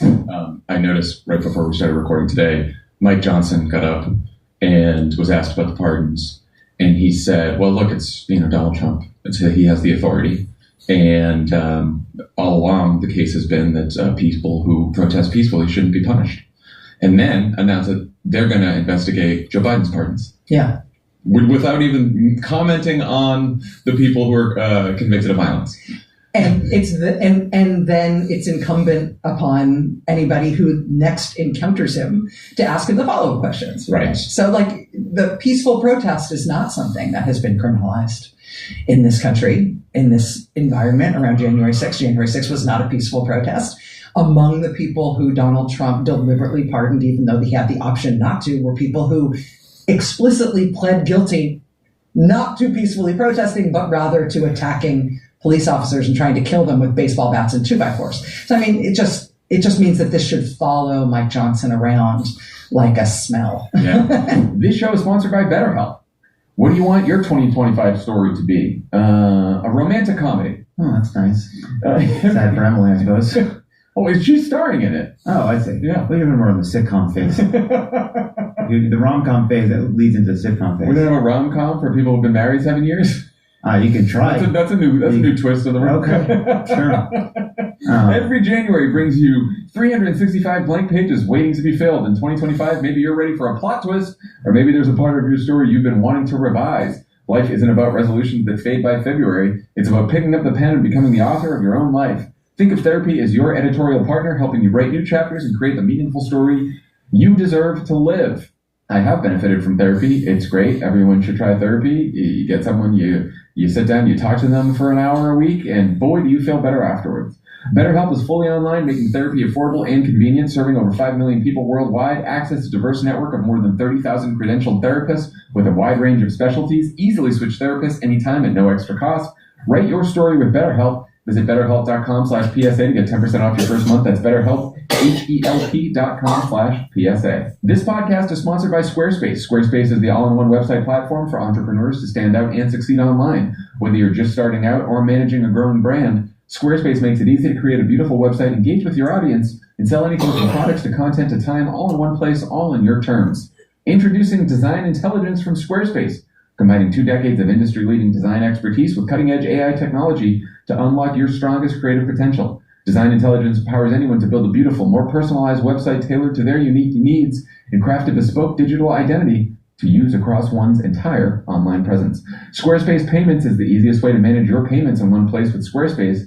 Onboarding is fast and simple. Get started in just a few clicks and start receiving payments right away. Plus, give your customers more ways to pay with popular payment methods like Klarna, ACH Direct Debit, Apple Pay, Afterpay, and ClearPay. Connect major social and multimedia accounts to your website in a few clicks as icons, direct links, or embedded feeds. Build visitor trust while updating content only where you need it, extending your brand's footprint. Sellers can also sync their product catalog directly with Instagram, Facebook, YouTube, and Google to reach more customers and reduce the steps for purchase. Head to squarespace.com for a free trial, and when you're ready to launch, go to squarespace.com/crooked to save 10% off your first purchase of a website or domain. That's squarespace.com/crooked. Apparently, according to reporting from Axios and Notice, J.D. Vance saying on the Sunday shows before Donald Trump was inaugurated that obviously we shouldn't pardon people who committed violence. It was the response to that finally led Trump to say, apparently, according to a source, according to Axios, fuck it, let's let them all out. Because the Trump-based people were mad that J.D. Vance thought they were going to go one by one. So that was basically a trial balloon. Yeah.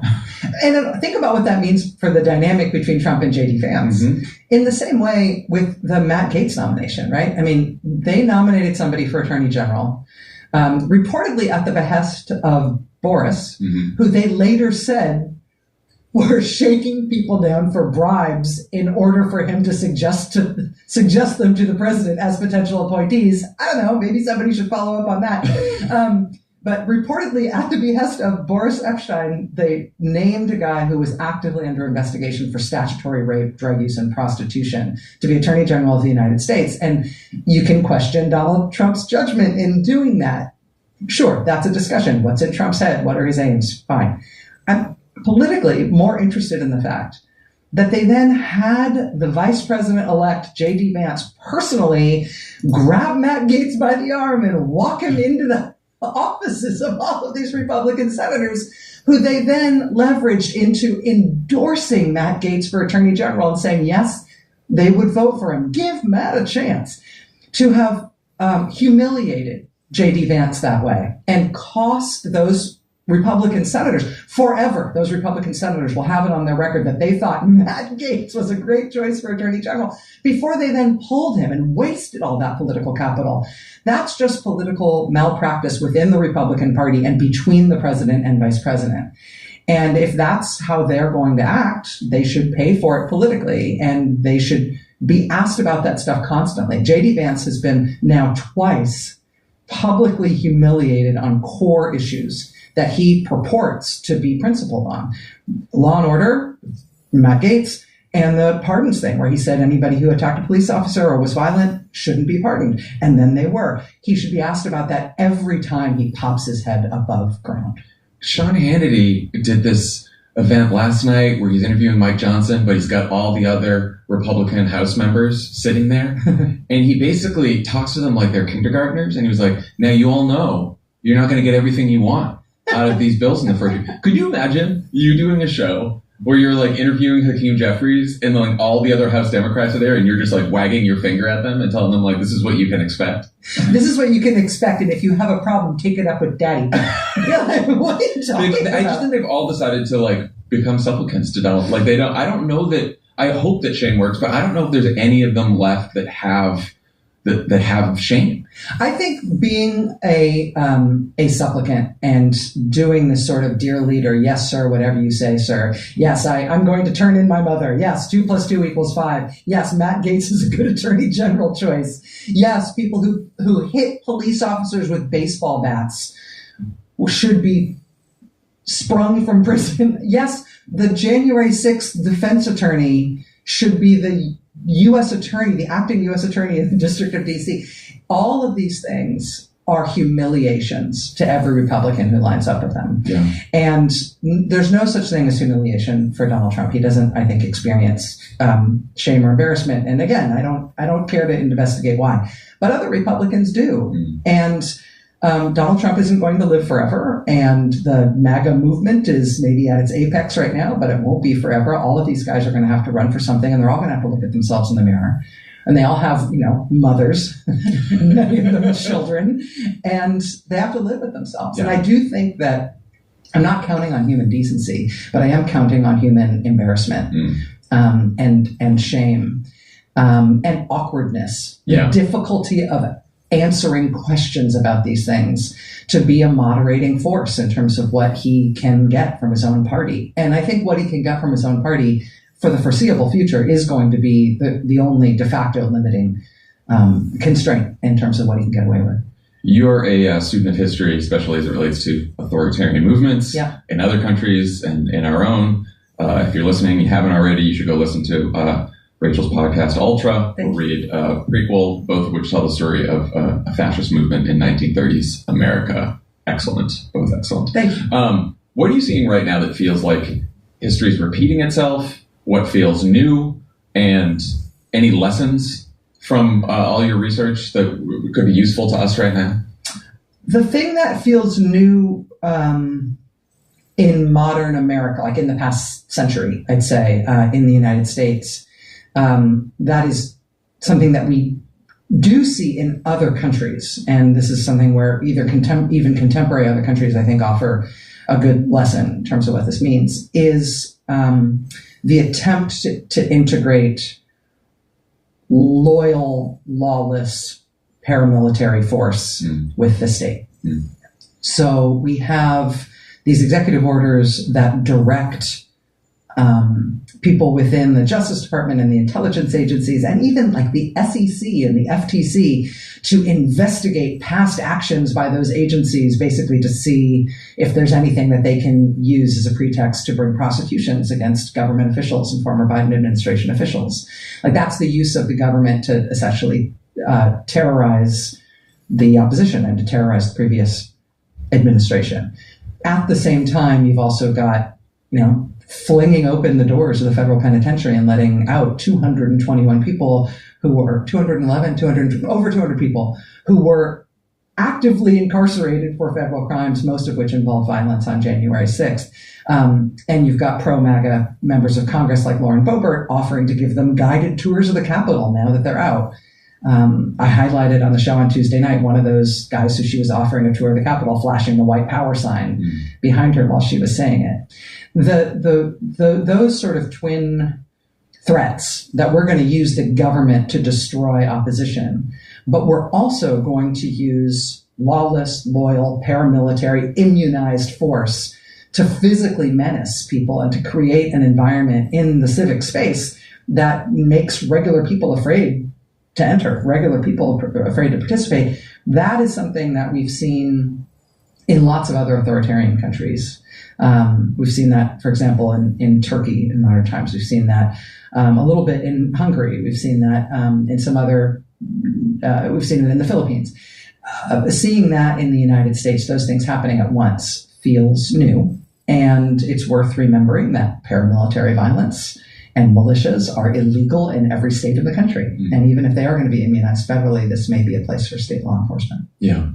I'm interested in how you're thinking about covering Trump 2.0. I saw you say that you're trying to follow a, watch what he does, not what he says mantra, which we're trying to do on the show as well. It's hard. Yeah. It's hard to know when he's being serious, when he's trolling. It's hard to know what matters less. It's hard to know where to focus people's attention.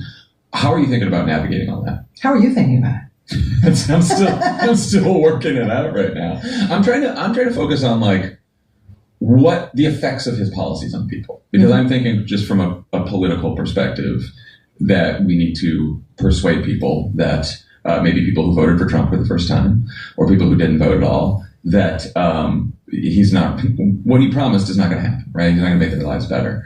And I don't think that just means sort of kitchen table issues, though it does. I think it also means making sure people know that now there are these violent criminals who are convicted of assaulting police officers out on the streets. And that's what he's doing too. So I think that, but I have less, I'm trying to do less of what was the salute that Elon Musk gave, right? Because it's okay, who wins that fight? Right. We can have that debate, and then maybe everyone in the country can say, oh yeah, no, it was a bad salute. And then what happens? Well, we didn't vanquish Elon Musk. He's still around. Right. he still bought his speech now. Right. You can put a new label on it, but he's still doing all the things he does. He gets to do all the things he does. Yeah. So I'm trying to focus on what actually affects people that Donald Trump is doing, and making sure that we're clear about it, and also making sure that I'm trying not to make. I feel like if you turn the outrage dial to 11 all the time, then it sort of numbs people. Yeah. And then when something's really serious, they'll be like, you said that before, and it didn't come true. So. How does that apply to the Greenland and Panama stuff? How are you thinking about that? I'm thinking that he seems pretty serious about Panama. I mean, you put something in an inaugural address, and he seems pretty serious about Greenland too. So I think you got to watch it. I don't subscribe to that's just a distraction and we can't talk about Greenland and Panama, right. Especially because it potentially involves military force, right? Anything that involves again, this is affecting people's lives, right? People in the military here, people at home, our safety, our security, the alliances that we have, that does affect people. I would love to talk about it and cover it in a way that people can say, all right, this is how it matters to me. Yeah. But I don't think you can just wave it away as a distraction. The thing that is interesting about it to me is that it is invented out of whole cloth for the purpose of this Trump term. Yes. There was no pressure on the issue of Panama that anybody was agitating about. There was no, competition for the Arctic. Sure. That's, Russia has a lot of icebreakers. Okay. I've been covering that for 15 years. Yeah. But this is a place they've decided to plant a flag and to put a lot of rhetorical energy, to put it in the inaugural, as you say. And I feel like it's a good test case for us to figure out the doing versus saying line. One of the things that's interesting now that he's president is that, Panama's response was to go to the UN and to lodge a complaint with the United Nations saying, hey, one of the rules here of us all in the United Nations is we're not supposed to threaten and menace other countries. He's doing that. He said in his inaugural, we're taking it. Yeah. And when asked ahead of his inaugural, will you rule out military force? He said, no, I won't. Well, we actually aren't supposed to do that within the United Nations. He probably knows that. That's probably part of this. Similarly, with Greenland, There's a lot of, I think, very like elementary level understanding about what it means to be in NATO, which is that if any NATO country gets menaced or attacked, all the other NATO countries are treaty bound to defend them and respond to it. Very little discussion, though, about what happens when one NATO country threatens another. Yeah. Like, that's not a thing that we usually have, but we really can't do that within NATO. And threatening to take Greenland is threatening, and to do so potentially via military force is threatening to make war on our NATO ally, Denmark. So it seems to me that maybe the important thing here is, why did Trump have one of his executive orders be taking us out of the World Health Organization? Yeah, that just sort of slipped by yesterday. Yeah, it's because he doesn't want us to be in any organizations of any kind that represent the post-World War II international legal order. So take us out of the World Health Organization, thereby effectively probably collapsing the World Health Organization. Really screw up NATO by threatening war on a NATO ally, potentially forcing the question of whether or not the United States is rightfully within NATO, within the United Nations, start menacing another. I mean, Panama does not have a military.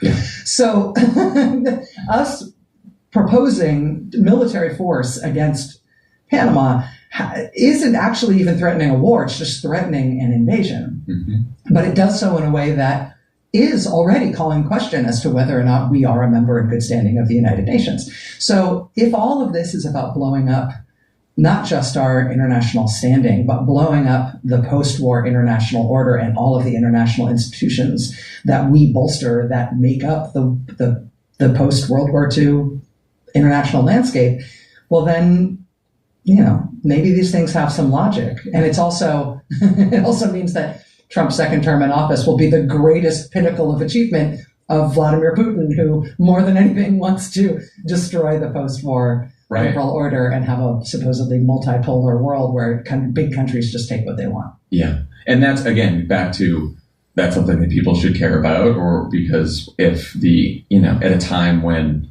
we have Putin and China and Iran, North Korea cooperating more, it is a dangerous world.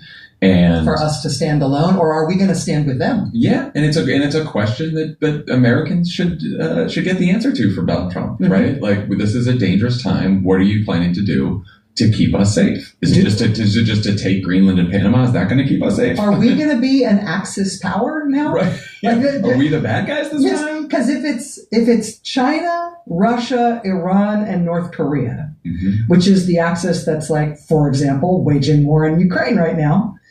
And that's the model that Trump likes in terms of how countries should not be constrained in how they behave. Is he proposing that, he talks about his love letters from Kim Jong-un. Mm. He says, I know I said that I would end the Russia-Ukraine war in 24 hours within one day of me being elected, let alone sworn in. But he actually said, but I need to talk to Putin in order to see how that's going to go. I mean, the way that he's easing up all of his big talk on China, everything that he had threatened against China, all of a sudden, China's good. China doesn't have to worry about anything. We'll see how it goes with Iran. Apparently, the last warning that the Biden administration gave to Trump's incoming national security team before they walked out of the White House was, watch out, Iran wants to kill U.S. government officials and former U.S. government officials. Yeah. Whereupon Trump immediately withdrew the Secret Service protection detail from John Bolton, which had been put in place because of the Iranian hitman who tried to kill him. I mean, the Axis powers, to the extent that there is one, are the people and the entities that Trump is acting most inexplicably positive toward. And if we're going to join that kind of an axis, I don't think that's the way Americans think of ourselves. No, I don't. Yeah. When you look back at how you covered the first 4 years of Trump, Mm-hmm. Anything you would have done differently? I would have hydrated more systematically. I would have. That's good. That's fair. Rather than relying on individual little paper cups of water that I filled up and then drank while coming back from the water cooler. Yeah, I would have taken. Honestly, I would have taken better care of myself. I do think that I do think that chaotic cadence of there being no normal day, of the president's he sleeps in until 10 or 11 in the morning and then watches some TV and rolls in around noon and then just pounds Diet Cokes until 4 in the morning and makes up policy based on whoever he last spoke to and posts it on his social media. I mean, that environment for people who are trying to cover the most important country in the world and its workings is trying. It's physically trying. And so I think we need to do more tag team relay stuff. We need to take better care of ourselves. We need to, as you say, sort of calibrate to understand what the biggest threats are and what's just gross. Yeah. That is hard. I mean, I struggle with, and I heard this from people during the course of the campaign, people I know, who are like, look, I don't love Trump, but we survived the first Trump term.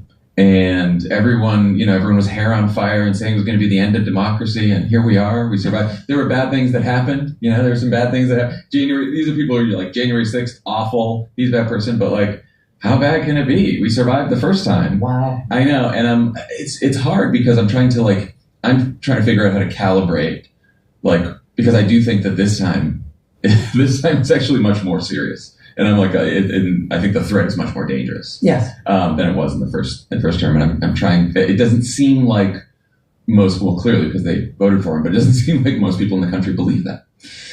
Yeah, I think there is a bias toward thinking that the institutions that we have are durable and that they'll always exist and that no work had to happen to get them and they'll defend themselves.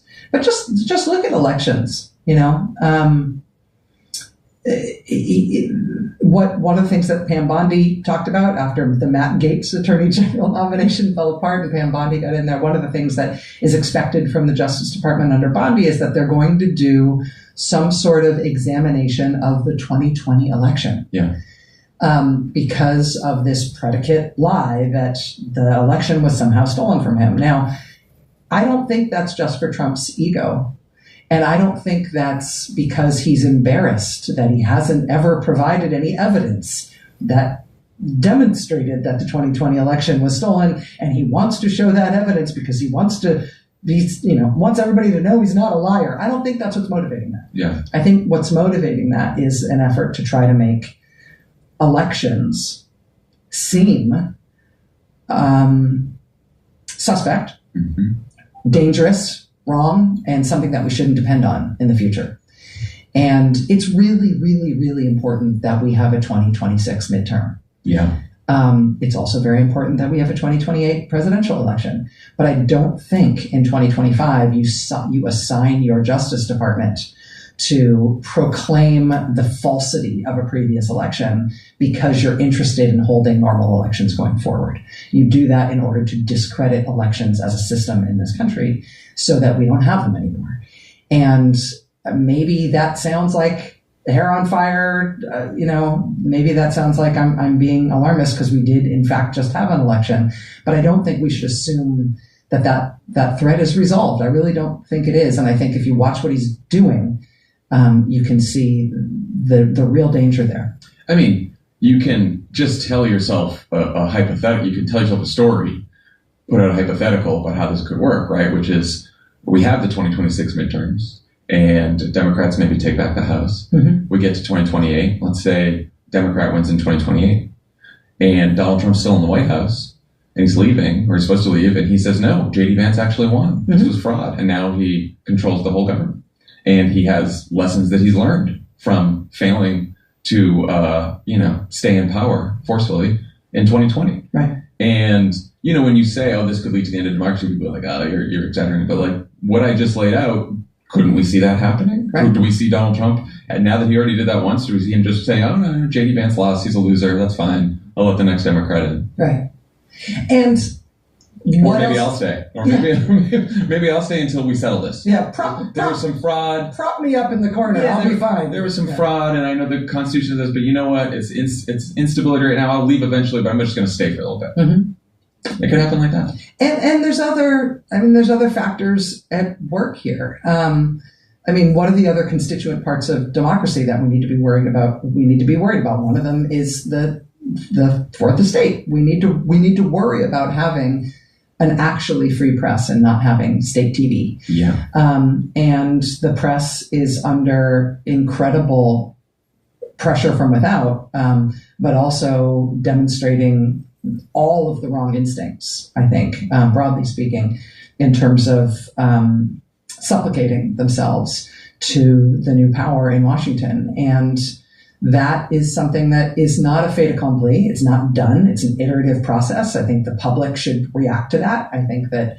people should vote with their feet, and people should support independent and free-spirited press that isn't cowed and that isn't afraid and that isn't intimidated. But that is something that we need to fight for too. And the public opinion and public behavior there really matters. It's not a done deal. All of this stuff is, nothing's inevitable. All of this stuff is live. I mean, one of the wild cards here is, and this is something that's been surprising to me, I think one of the sort of caustic and maybe slightly mean-spirited observations that was also true about the first Trump term is that while every president after a term looks about 25 years older than he did at the start of his term, that didn't really happen to Trump. Like at the end of his 4 years, he kind of looked the same. Still looks the same. And maybe that happens when you only roll into the middle of the afternoon, maybe that says something about his work ethic as president. But as he is now sworn in, for his second term, he looks old and unfit and frail. Yeah. And he is the oldest person ever to take the oath of office as president. And we've obviously just been through a version of this with President Biden and his age issue being so determinative and important in terms of what happened in the last electoral cycle. But Trump doesn't look good. Yeah. And, J.D. Vance is like 15 and ready to go. But that is those dynamics, I think, are going to be a real wild card in terms of what happens between these two men, between what happens in terms of how together Trump is. You don't get to age infinitely and poorly without it ultimately affecting the way that you behave and speak. His second inaugural address, for whatever you can say about its content, was also delivered in a low, slurring mumble. Real workmanlike. But also kind of well, he hates giving speeches that are written for him because he just wants to be a host and just do his thing. His real speech was the speech he gave after. There was like a 33-minute speech to the Republicans where he just got to do all of his stuff. He got to do all of his stuff, but it was also very poorly done. Yeah, well, he doesn't care. He's not an orator. He's just trying to he's just doing his show. He's a host. He's never been like he's not Churchill, right? That's never happened. But he's also not himself. He's also just not as good as he was even a couple of years ago, even at the start of the campaign. And to see him physically decline, if he's going to fall apart mentally and or physically in this term, that's really going to be a wild moment within this crazy and humiliated, MAGA-fied Trump Republican supplicant party. Yeah, and I'm sure they'll handle it well. Yeah. Pod Save America is brought to you by Stamps.com. We've used Stamps.com here since we started this thing, which was about 7 years ago, right around this time. Pod Save America, the first inauguration. 2018? No, 28 years ago. Oh, yeah. 7 years ago. 7 and 7 is 24, now 25. Yeah. I forgot the year changed. Yeah, it did. Really jumped on us. Oof. Anyway, we've been using Stamps.com for a long time. That's all you need to know. Forever. Flexibility in your workday means you can decide when and where to invest your time, like focusing on the important parts of the business that only you can do. With Stamps.com, tedious tasks like sending certified mail, invoices, checks, or documents and packages can be done on your time, not someone else's. Stamps.com simplifies your postage needs and adds valuable flexibility back to your workday. Stamps.com handles all your mailing and shipping needs wherever, whenever. Access all the USPS and UPS services you need to run your business right from your computer or phone anytime, day or night. No lines, no traffic, no waiting. Take care of mailing and shipping wherever you are, even on the go with the Stamps.com mobile app. All you need is a computer and printer. They even send you a free scale. Easily schedule package pickups through your Stamps.com dashboard. Automatically see your cheapest and fastest shipping options from different carriers. No more tedious postage math. Rate Advisor helps you calculate the best shipping rates fast. Get rates you won't see anywhere else, like up to 88% off USPS and UPS. Have more flexibility in your life with Stamps.com. Sign up at Stamps.com and use code CROOKED for a special offer that includes a 4-week trial, plus free postage and a free digital scale. No long-term commitments or contracts. Just go to stamps.com, code CROOKED. Pod Save America is brought to you by Magic Spoon. Magic Spoon has turned their super popular high-protein cereal into high-protein treats that are light, crispy, and taste just like those classic crunchy cereal bars. Magic Spoon's treats are so delicious and have already become my favorite on-the-go gym snack. Magic Spoon is also launching a brand new high-protein granola. True to the Magic Spoon promise, it's packed with protein and so crunchy and sweet, perfect for breakfast or snacking. I've been having this every morning to fuel my workouts. Magic Spoon's high-protein treats are crispy, crunchy, airy, and an easy way to get 12 grams of protein on the go. They come in mouth-watering flavors like marshmallow, chocolate peanut butter, and dark chocolate.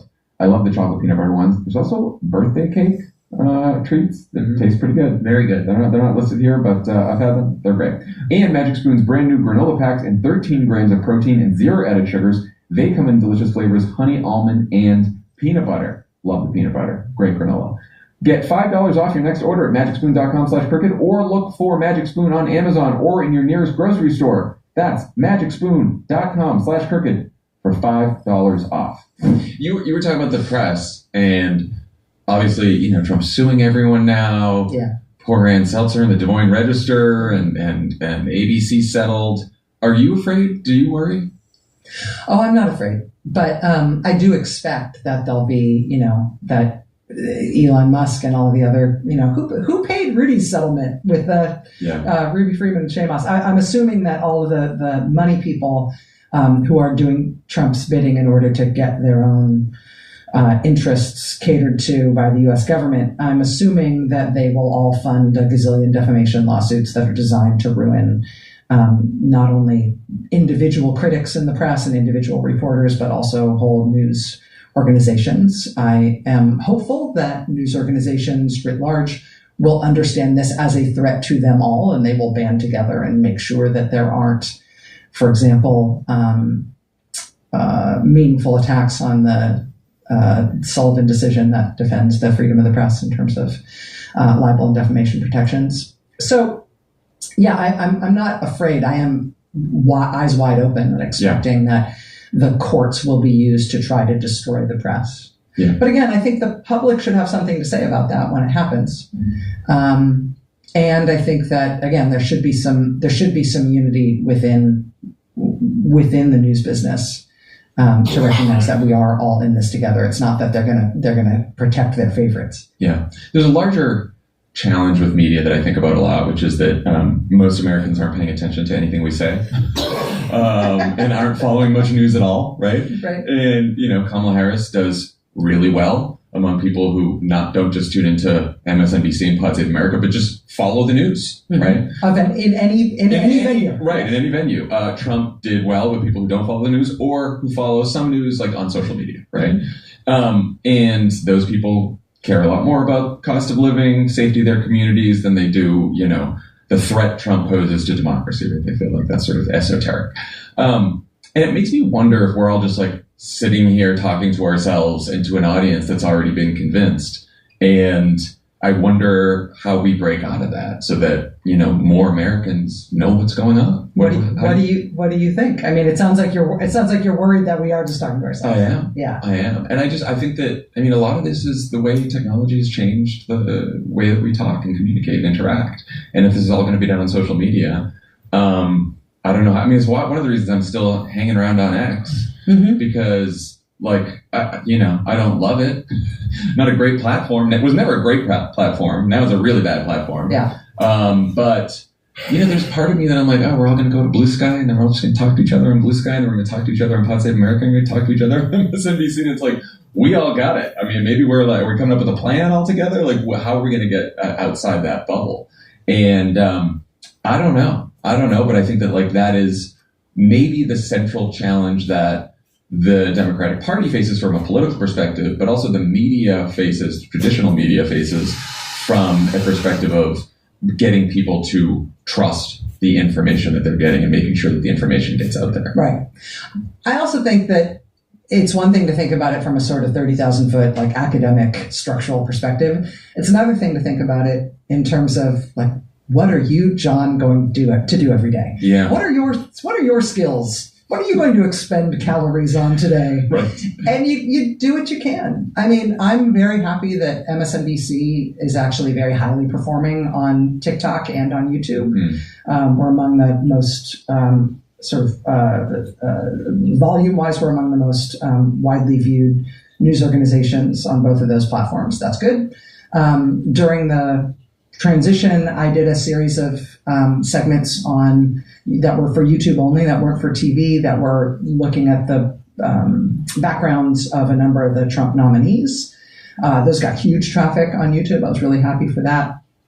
I am at Blue Sky and at matto.msnbc.com at Blue Sky, and encourage you to be there, because maybe right now it feels like Blue Sky is people who already listen to Pod Save America talking to each other about what they saw on MSNBC. But if it gets bigger, it won't all be that. Yeah. Well, community is important too. Yeah. Building community is also important. And when you're on an iterative social media platform, meaning it's a place where you don't just receive stuff, you interact with people, and that's an important part of what you're doing there. I think it's important to not be in a place where the interaction is rigged to favor MAGA outcomes. Yeah. And that's explicitly happening at Twitter. And I think there's a reason that everybody has jumped ship from Threads, which was a Twitter knockoff that seemed like it might be better, but now it's essentially going through the same process that Twitter went through, because Mark Zuckerberg's politics have also followed Elon Musk's down that particular hole.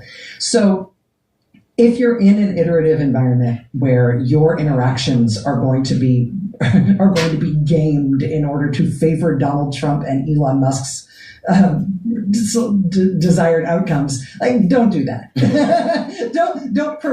Don't spend your one precious life providing free content to those gentlemen. Do you ever think about going into the Lion's Den, going on some of these other right-leaning shows, some of these other right-leaning podcasts? Not necessarily like go on Hannity and have a debate kind of thing, but like the Joe Rogans of the world. That's shorthand for all of those, because I don't want to get into another debate about Joe Rogan. But do you ever think about that? Like that's one way to start. Fall asleep. How do you persuade? I mean, what I do is talk about the news. Are you serious? Right? So I read all day and do reporting and fact-checking and research, and then try to observe what's happening in the world, try to make some sense of it, try to present it truthfully, and explain what's important about it and why it matters and what might happen next.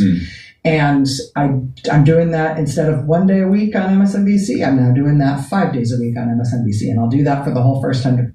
Well, pause this. I don't know what the hell's on that damn TV screen. I fell asleep.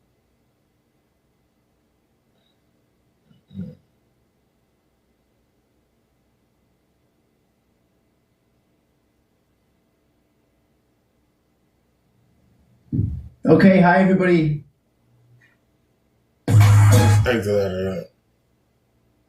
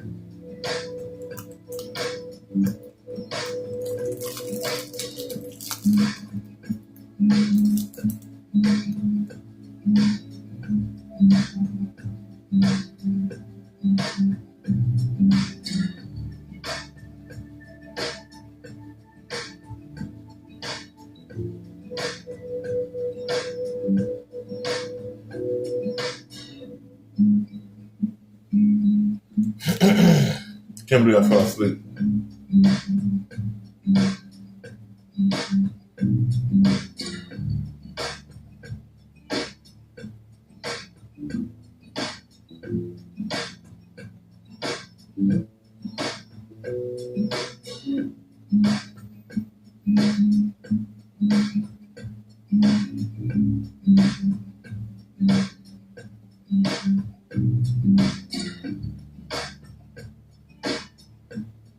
Are you serious?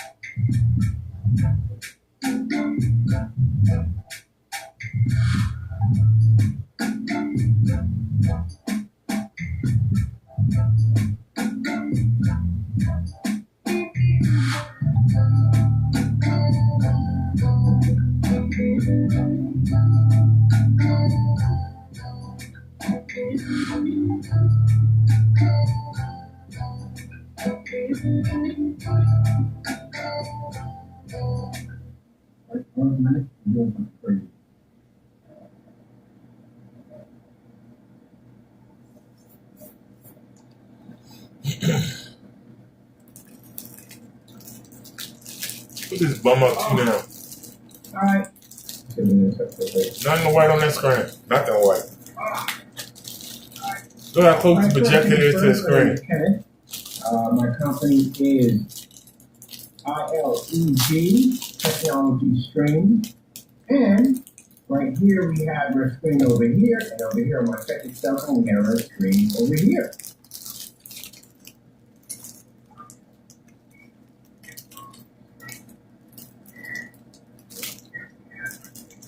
Gaming mod? Really? That's your tag at the end of the day? Hold on a minute. He just came in the room. I can read y'all from here. Ah, so that's how he said that's how that works. Oh, interesting. Where is he in the room?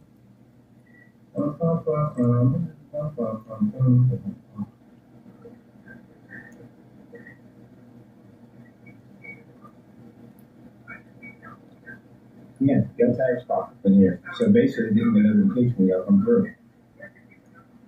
See, right there at the bottom.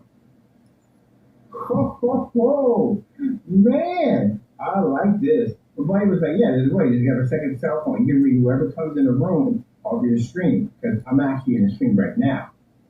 See, right over here on the screen. So whoever comes in, I can see your tags come up. And if I can see your tags come up, that means that they can see your tags come up.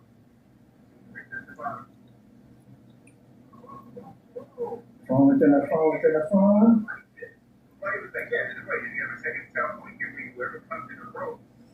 Kinderberg, you so far behind the time, ridiculous. I've never seen nobody this damn sorry. Get away. Phone within a phone within a phone. For those of y'all wondering about that sound, I'm eating a cupcake.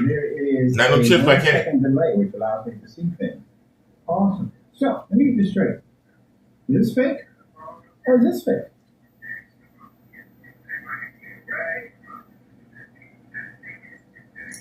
Ooh, I like this. This is pretty fun. Phone within the phone? There ain't nothing right on that screen. Oh, you get a phone in your phone? This man bragging about having 2 cheap cell phones. Testing 1, 2, 3. Oh, there's a phone within a phone within a phone within a phone. Oh, that's crazy. Interesting delay up. Here we go. Phone within a phone. Oh, there's a phone within a phone within a phone. I freaking love this. This is insane. Cool. My gamer rigs over here. All right, gamer rigs. All right, there. I should just bring it in first. Can the bird you live? Oh, it's just replaying on that one? I just gotta go on that fast first. There's a delay popping up. Oh, we're not gonna buy it. This man's a retard. Oh, you don't want anybody to know who you are, right? That doesn't work, you know that, right? Your phone has an IP address attached to it. All it is runs an IP address. If you run off a proxy server and you're matching your IP address and you're running your pings off another satellite, other than that, or tower, you're traceable. So experiment for you? Go to your cell phone and type in ipchicken.com. That's your IP address on your cell phone. It works on everything. On everything. That one, www.ipchicken.com. And your IP address pops up. So someone were to say, hey, can I hold your phone for a minute? Can I make a phone call? And they type that in, they got your IP address that quick.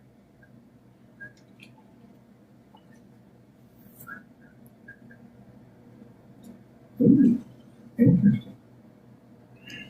So if Crow in California and you in Pennsylvania, how you gonna ask Crow to hold his cell phone so you can get his ping number? You say the dumbest stuff. Because in your little pea brain, that makes sense. Oh, and the feedback, you said don't recommend your channel. Why would you do that? That's rude at the end of the day. That is absolutely wrong. It doesn't change anything. You do know that, right? I'm out here, so, nothing at all, period. But I do know a few of you, and we've had problems with you in the past. So you can come to my room stalking me, eh? We got some people having them. We got some people here after stalking me. No. You were stalking me. Why are you so stalking?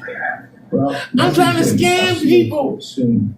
Right. I'm trying to scam you. You gotta let me do my scam.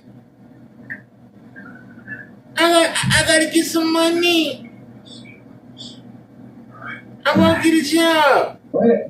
Tell from the future. I'll see you in court real soon, all right? No.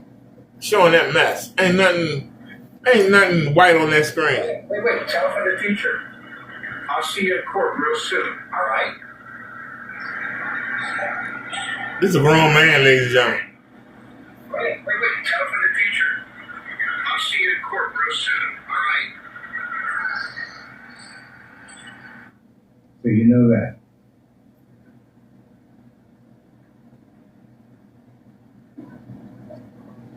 He's so cheap, he got the phone on Wi-Fi. That was something on the screen. I want to do that screen. Wi-Fi from the building. I know the hell he was right about that. That actually doesn't work. That is freaking crazy. Huh. I got a third cell phone. What's that?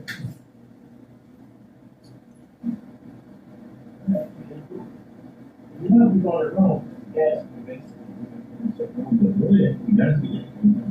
oh. You know, tags are attached to you, right? You'll figure it out. And it can be fake, it doesn't make a difference at the end of the day. I have a little chat with the FBI. Go and says, hey man, I got a big email. You wouldn't do that. You guys in trouble, right? All right. No. That'll get you in trouble from the door, right? Because you already know you're in trouble. It'll get you in trouble when it doing. I'm a cry. I'm gonna knock you out. It popped up on your email address. So you attack your email. We got all your big emails right there. All of them. All of them are attached to IP addresses. That does not do it, does it? Where are you going to go with this thing, man? I am loving this, man. I got to come back out and blast me. Although we have a black one to get too. It's amazing.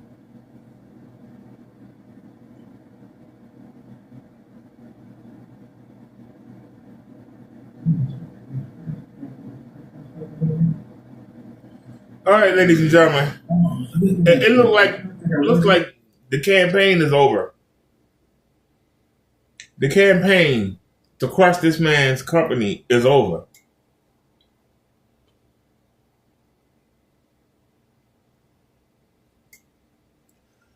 This man is done. The only reason that he's even online right now is to save face, one, and two, he trapped. He ain't got nowhere to go. To him, it's all or nothing. He's determined to sell his screen paint. The man got 440 different kinds of screen paint that's all the same thing. Whether they be gray or whether they be black, it's all the same house paint that you probably getting from Home Depot on special.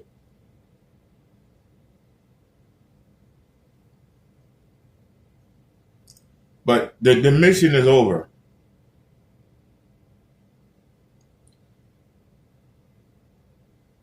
The man is finished. How do I know he's finished? He ain't bragging about sales, his updates. He ain't showing no bottles. The only time that he got bottles is when he get his check around the 3rd.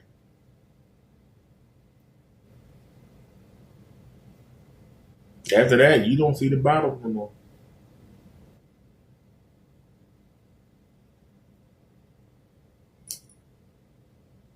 Around the 14th, 15th of the month, he start ranting and raving. That's because his government check, his money getting low. You hear him eating the chips, you hear the bag rustling, crunch, you hear him eating.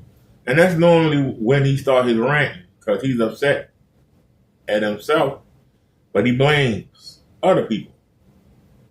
He blames Crow 1176. He blames Silent Wait 5. He blames the guy next door. He blames Parte projection screens.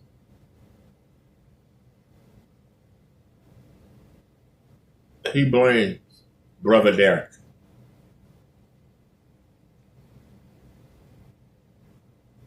And he should. Because whether we work together or separately, and most of it separately, we all recognize the scammer. And some of them people that I named are scammers. I'm not. What separates me from the whole bunch, I don't care what you buy. I don't. If Kenneth Bird didn't come on here saying that God bless him to make this fake paint, I wouldn't bother with Kenneth Bird at all, but he ain't worth my time. He's not. But he's funny because he's so retarded. And his content. Pretty much. But Kenneth Bird, I got so many videos on you. I've been able to use so many different genres of topics and bring you in. I'm your best advertiser. The problem is, it ain't a good advertisement. You get buried. Every mistake you make, you get buried. Every time you do a demonstration, you get buried. Every time you tell a lie, if I see it, I bury it. And it's constant. And you think that by changing the name of the company, you think that by changing your name on the channel, you think by changing your tag name that you can run. Every time you change your name, I change the tags I use in the video. Matter of fact, my description is so huge, it's ridiculous. All your tags in it. Every tag you had over the past 2 years is in the description. What that means is anybody type in any one of those names,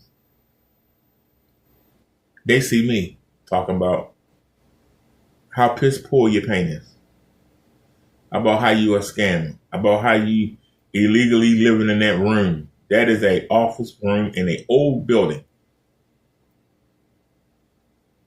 The landlord does not know that you live there.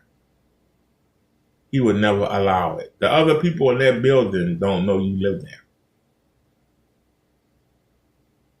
And you have no shame. You know you're cheating. You have no shame. The other people that run legitimate businesses in their offices, in that building, they got a man that only got 4 pairs of pants. A man that only has a white long sleeve t-shirt, a beige shirt,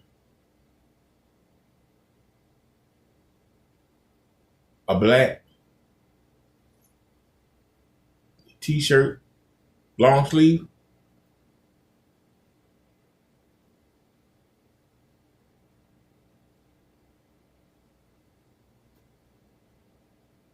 man that wear a cheap pair of tennis shoes that he got from Payless.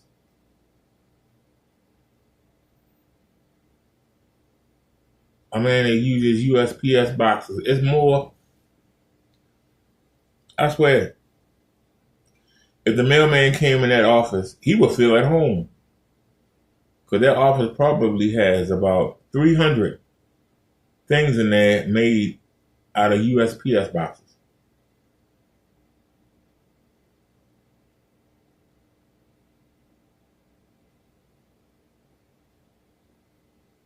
Look at how many of them in review right now. The screen that he's using, that whole thing is made out of USPS boxes. It's being supported by what?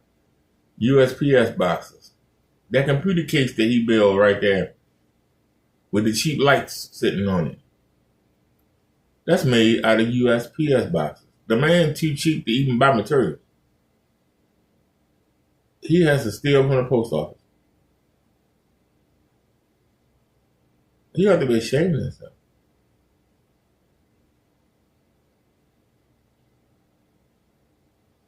This man goes and comes back with a whole stack of them.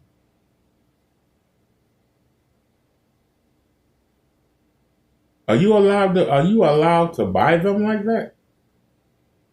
Or does he steal them and nobody say nothing?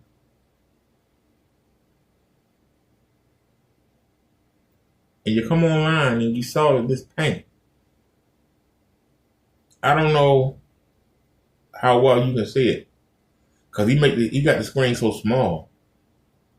I don't know how well you can see it, ladies and gentlemen.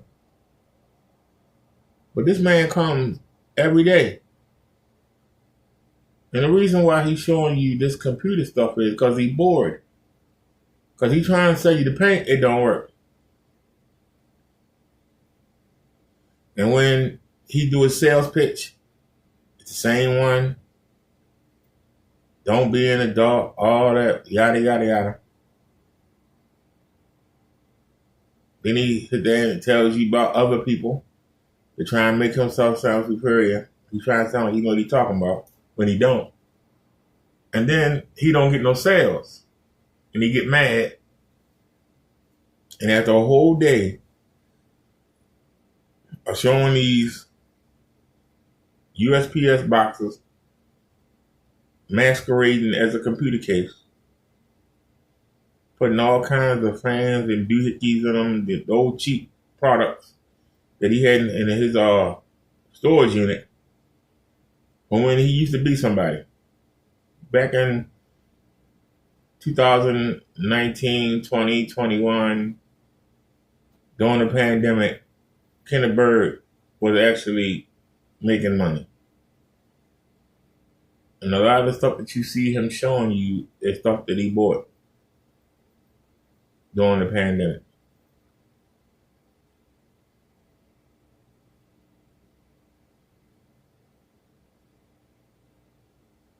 The man is afraid of his bugs blowing, so he don't even watch it. He doesn't even watch his screens. He's afraid the bug gonna blow. That's why he used that old $10 projector that you see in the screen. Because he's afraid. He's afraid of what? He's afraid. He's afraid of what? He's afraid. The bug won't blow. But then he got to buy new bulbs. He won't invest in a real projector. So he tells you, you don't need a good projector.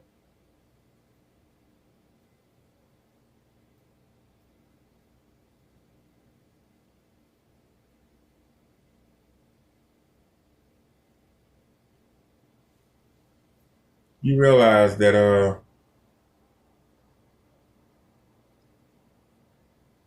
I got these two projectors last year. I would have to go back and look and see when I actually got them, the dates. But I believe we got them, in the summer? Early summer of last year? I believe in June. I haven't had to touch neither one of these projectors. I literally tried to do what he was doing earlier when I came in the house, because I had so many people watching the show, I didn't want to stop it. And by the time I put the food away, the people had left anyway. I was kind of mad about that.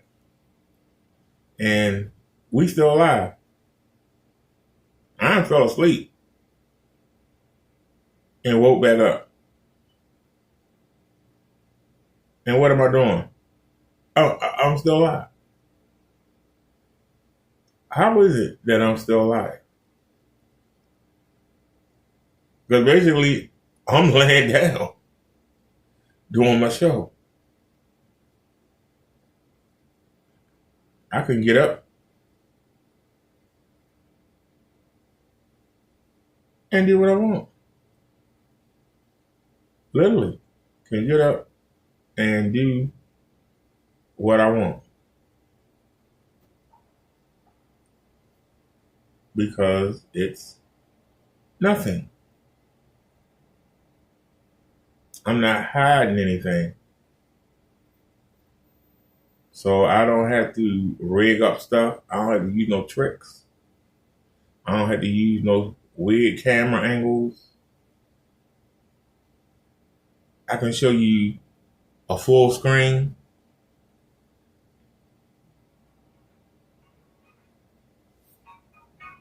My lungs. I can take you wherever I go.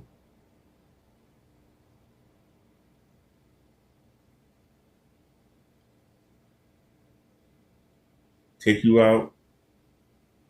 Show you the parts of my state that I can get to. Take you shopping with me.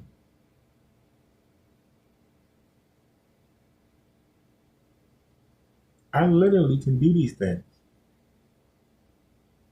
Kenneth Berg cannot do them because he's so scared that people are going to find out where he is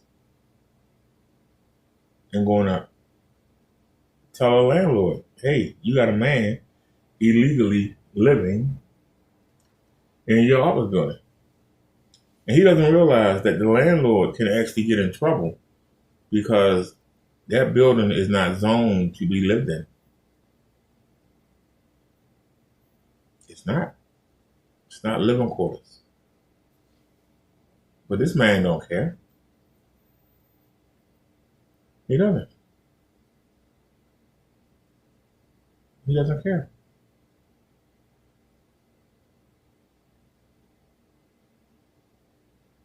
Because this man believes he's going to get rich off of this fake house paint that he sells. He believes it.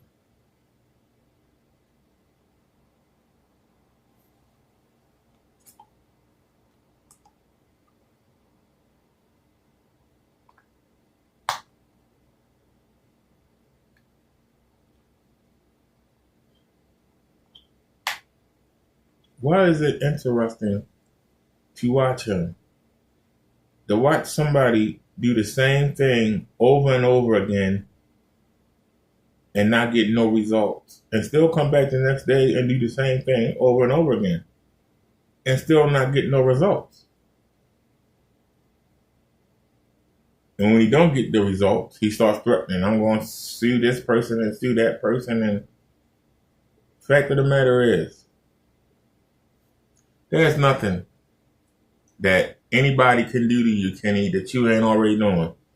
The fact that you show this mess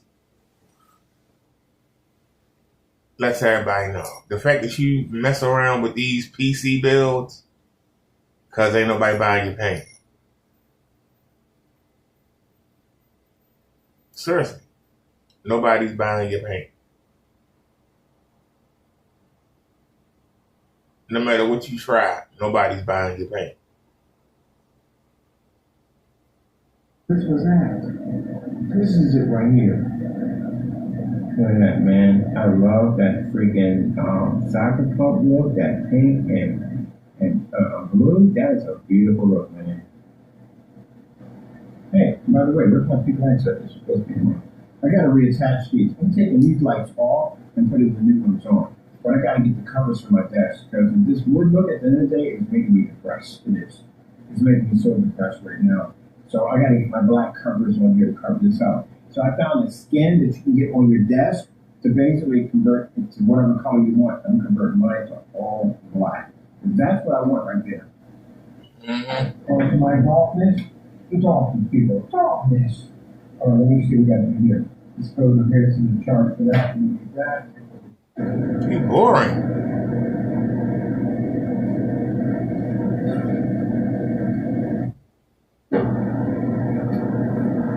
What? If ain't nothing off on, people will sit here and watch him. Yeah. And he knows it. Yeah, like right around on this side. I think I'm going to take this and put it on my train shoes for this.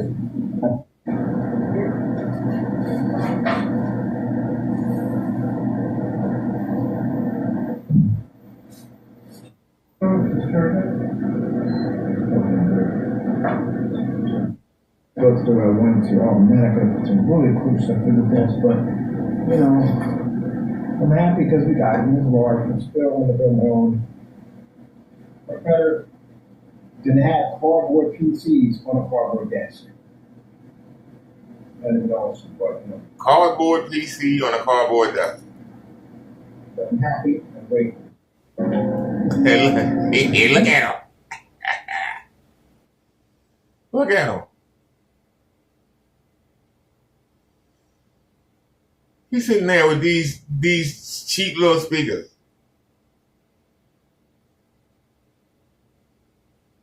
Look at the USPS box. Everything you see over there is made out of these USPS boxes. The only thing not made out of USPS cardboard is the desk that came with the office. And he's talking about getting a liner for the desk so he could put his paint on it. And he'll be trying to show you, my desk is now a screen. And you can make your desk a screen. Really. That's not, I'll give him an idea. Wait a minute, I'm going to give him an idea. I'm going to make the whole desk a screen. You buy these cheap projectors, and notice the image ain't changed.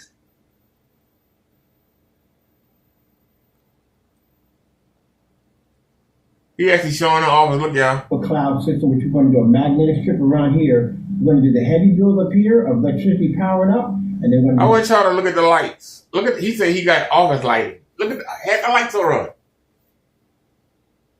And the sad part is he can't even tell the landlord that the lights are going because the landlord will come in there and see, what the hell are you doing? When the landlord sends somebody to come change the lights, Ken Bird got to make sure that the people don't figure out that he's living there. So he's living scared.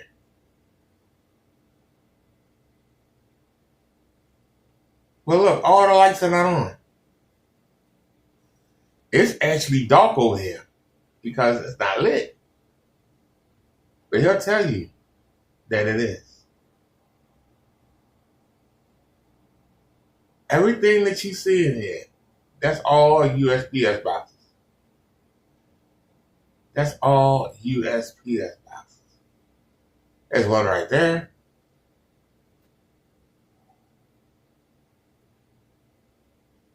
He actually has 2 walls. And the sad part is, he don't fill them out. What's the purpose of making a big screen when you put something little on it? The size of a TV. And look. All that's made out of USPS boxes. He's got doohickeys in there, but the majority of this stuff is USPS boxes. The man can't even afford. Why you don't have a wireless mouse?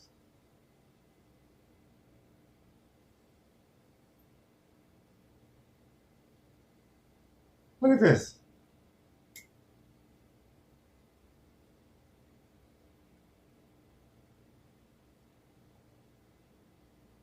He's proud of this. Look at this junk. All right, we're running this one here. I'm running. Let me see. He goes to me. This video is called Crazy Steam on a new ILEG. He's supposed to be selling you screen paint. But look what he's doing.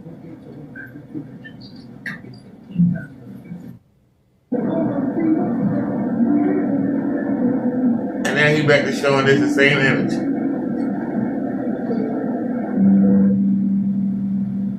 Same image. But what is he watching? Ladies and gentlemen. Let me turn this off because you don't want that clean.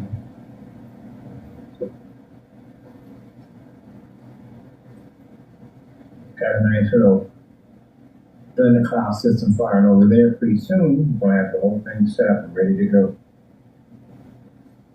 He thinks somebody really wants to buy this crap. I'm setting up my screen on this one over here. That's another flex on the flex technology. Two other set of box and make our own form of small aquarium for a fish. See, he know he can't afford no fish. But then a fish you gotta keep up. He can barely afford a cat. On this side. Snap. I really like put one in. A little bit easier to put all my stuff in, no problem whatsoever. Alright, let me get the PlayStation. Alright, I'm bored.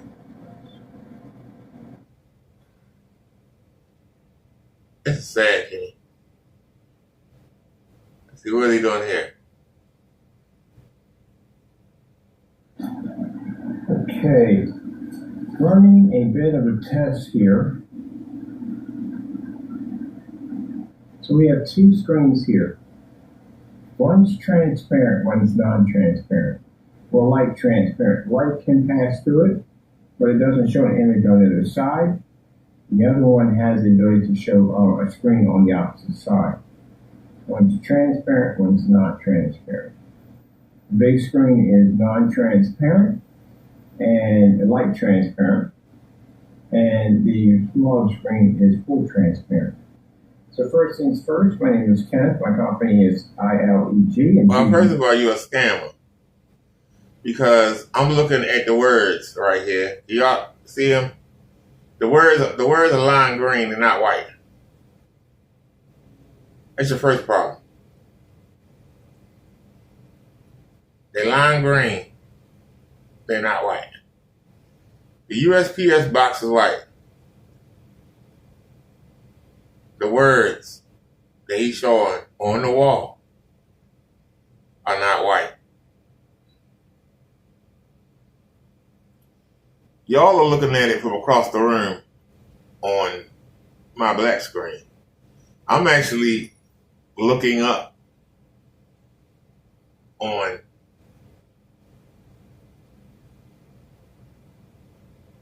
an off-white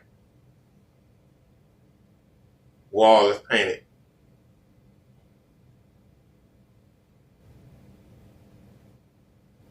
And it's right in my face, and I see lime green. That's why when I show y'all the shorts, I got it right here in my face. So even though he's trying to fool you by showing it from way across the room, because I got it in my face, I can actually pull it up and let you look at it later. I can literally pull it up and let you look at it. And I'm looking at it closer day, and I'm telling you, this man's a scammer. And the reason why he's showing you the wall is because he won't do a real white versus his paint. He won't do it individually like I do. See, I always have white on the ceiling because they're not going to let me paint up here. And how am I going to put a screen up here and then not gravity don't pull it down?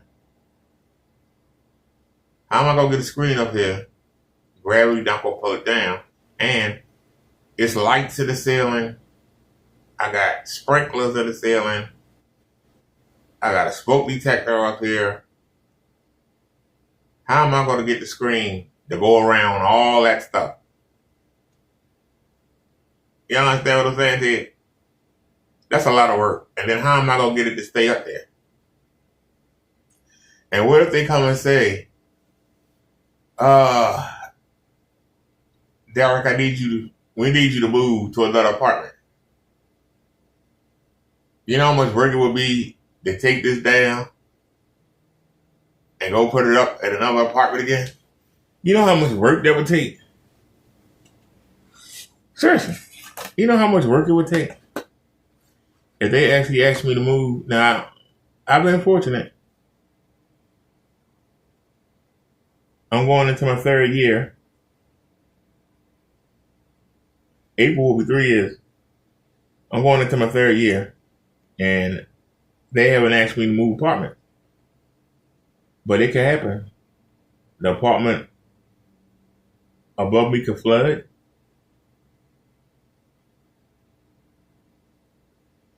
Anything can happen. And they can say, we need you to move to another apartment. I literally could move to another floor.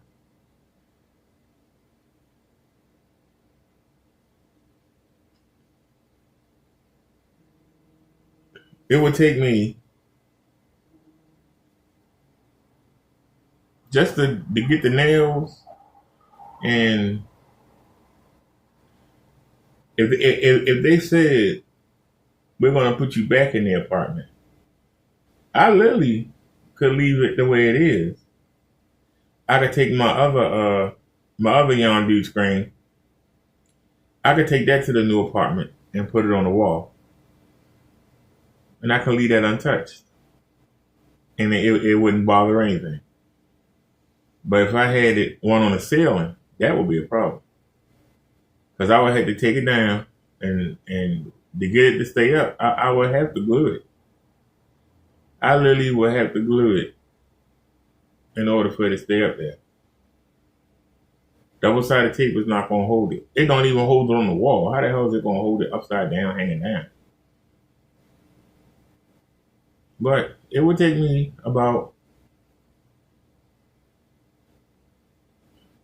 40 minutes to put another Yon Dude up.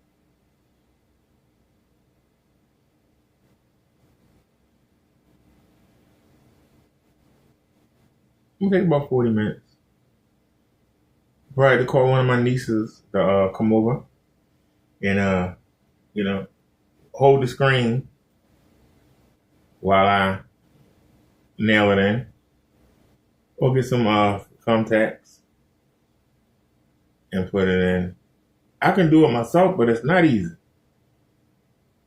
I would have to literally put the screen, wear it like a scarf, and I would have to get up on that step stool, and I would have to put the thumbtacks in and start from the left or start from the right and work your way over.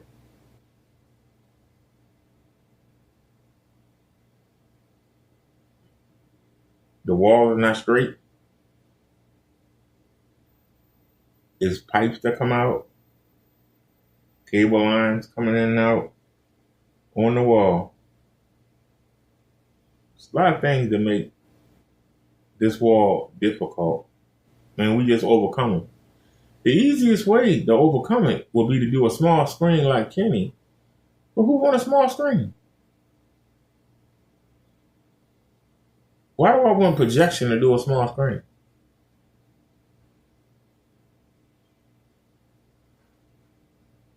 I mean, look at the little screen he's doing. Now, why would you pay him $200, $300, $400 for some screen paint? I just don't get it. Me personally, I don't get it. And the reason why I don't get it is because, to me,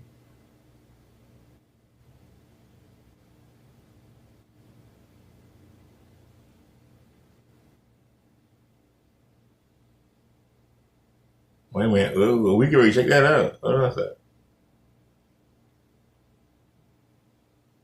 I want to check this out. Hold on. Okay, well, you can pause that. But we can already check that out. I can't believe we still alive. I fell asleep and got right back up. And then later, it don't matter. Just click anything. Hit that mute button. Yeah, this is the one that show all that crap. You show anything at the beginning. You can go ahead and put a little bit of music on there.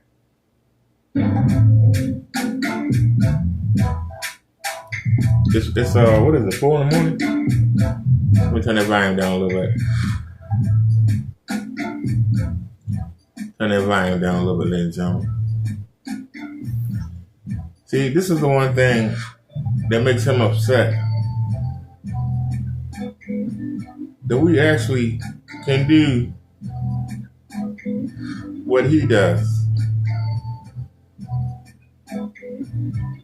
The fact that I can give you the black level.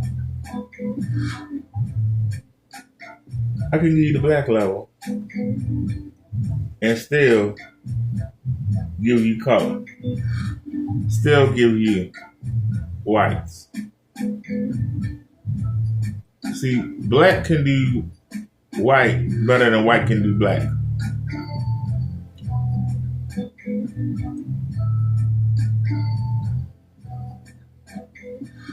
But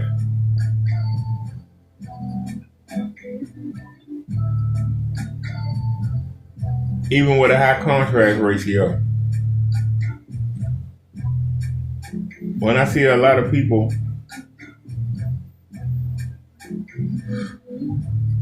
show their fancy projectors, my first thought is, where's your black level?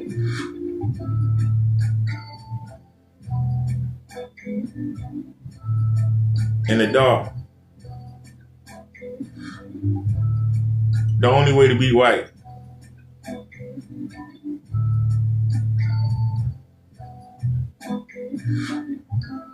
is to have a better black level and a better contrast on your colors. That's the only way to be white in the dark. Because even in the dark, white can only be black so much. When you turn and introduce ambient lighting on or into the situation, the black automatically washes out.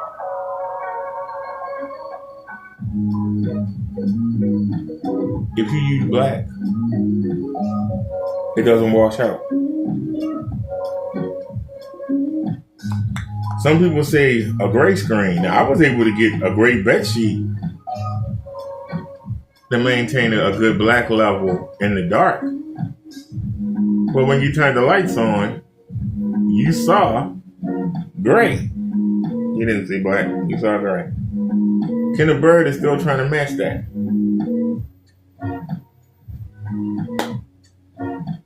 But he cannot match. He can't match this black level. And still keep the color.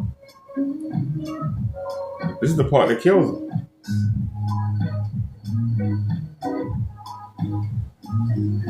Cause see, even if I turn on my lighting, and give me a second, I will.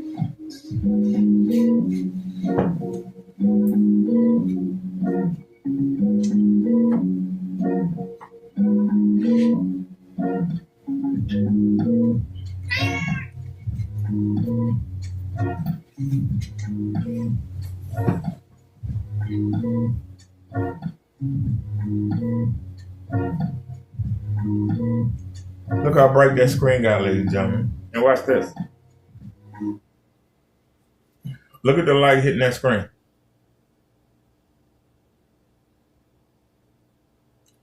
Look at the light hitting that screen.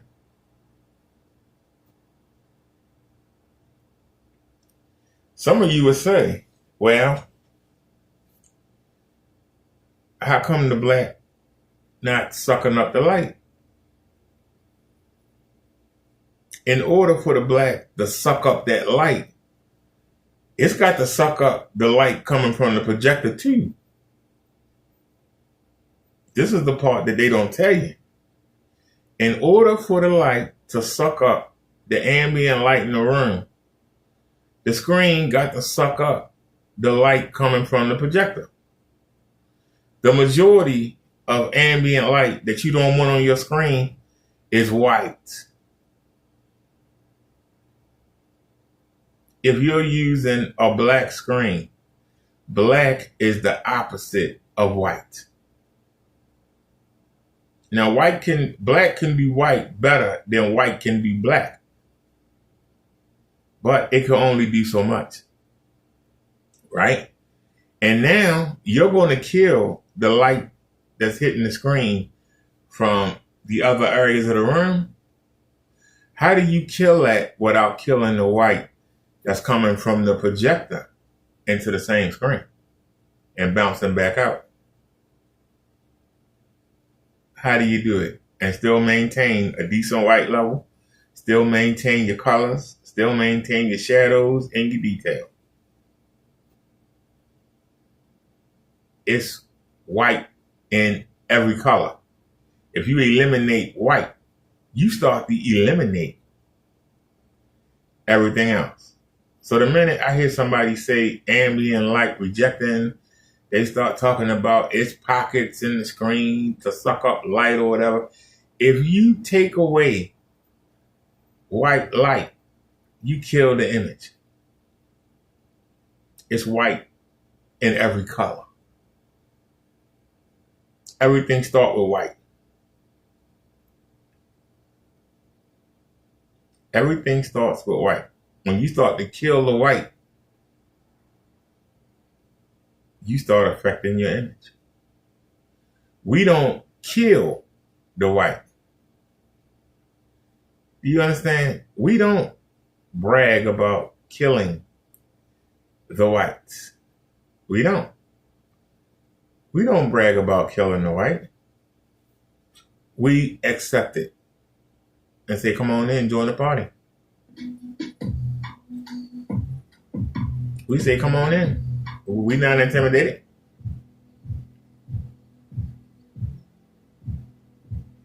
If all colors start with white, why not use the white to enhance everything? I'm looking up at the ceiling. I don't see anything black up there. Now I see the white on the screen, and so what? So what? Now we looking at. I don't like watching this because it's all I do is show the same thing. So I don't like this video, but I played it. Pick something else. Don't matter. Let it play.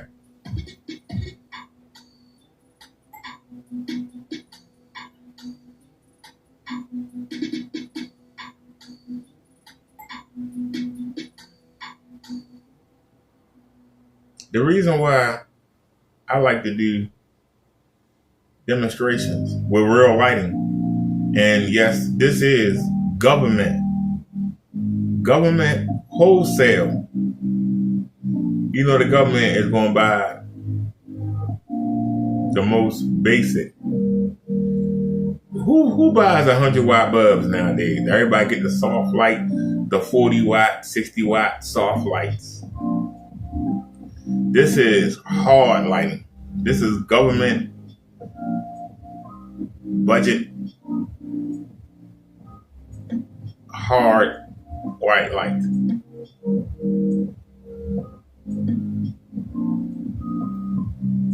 Ain't nothing soft. It's hurting my eyes that had these lights on.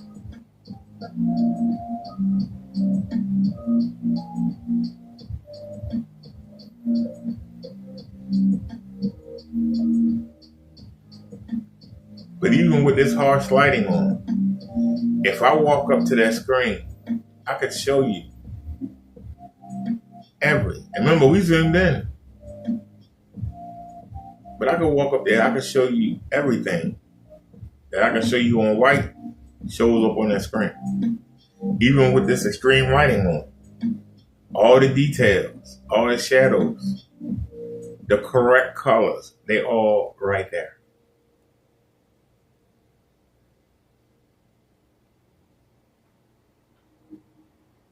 And the white light cannot wash the screen out. Because we got enough black to fight it. But not enough black to kill a white in color. That's the difference. We got enough white.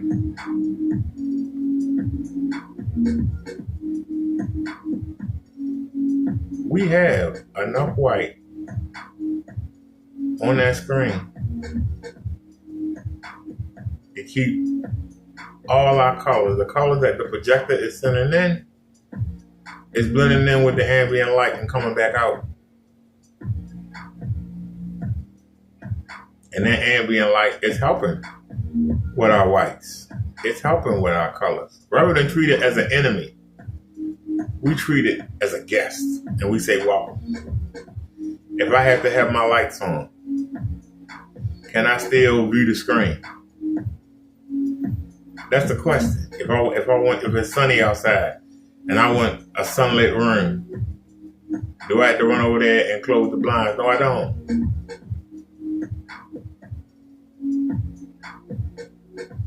I can still view what I'm looking at. Now we're looking at black stuff, but let's look at a regular video. Is a regular video gonna pop up? First thing we see, ladies and gentlemen. First thing that we see, this is the beauty of having a versatile screen. I can click anything and just pop it up. I don't have to worry. I can just put it on. We don't have to worry. Is it going to look right? We don't have to worry. Because even with the white light,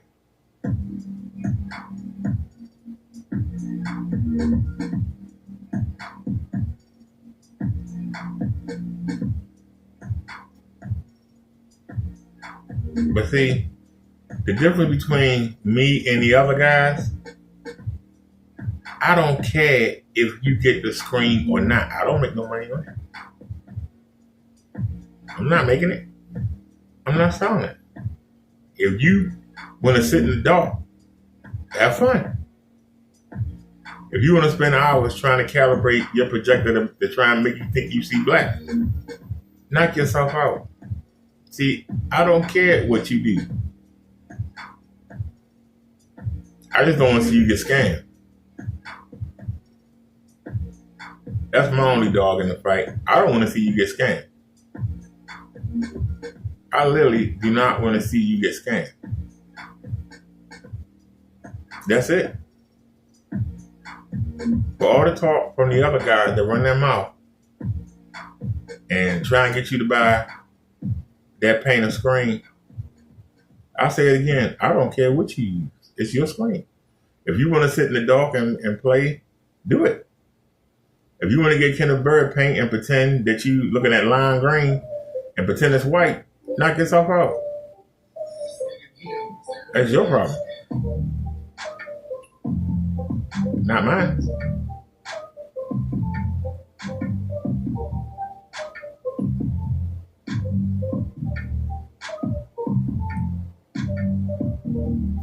I can come here and talk trash every day.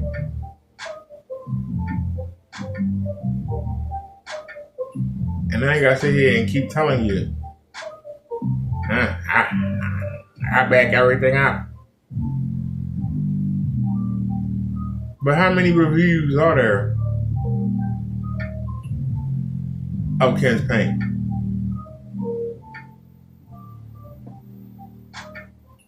It's just as many reviews of other people using this screen as it is of other people using Ken's paint. I can tell you the majority of people that have bought Kenneth Bird's black paint have painted over it.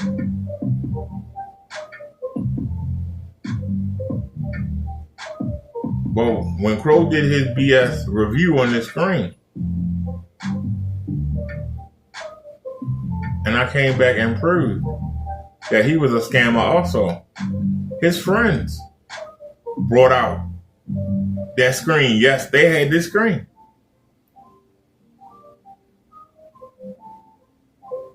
His friends that swear his paint was the best, they had this screen. Isn't that amazing? Remember, I didn't find this screen. It was given to me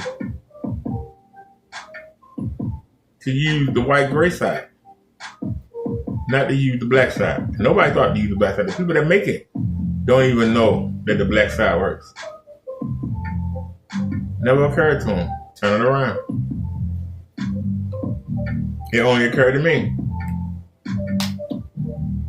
And nobody's beaten it yet. Isn't that amazing? Nobody's beaten it yet.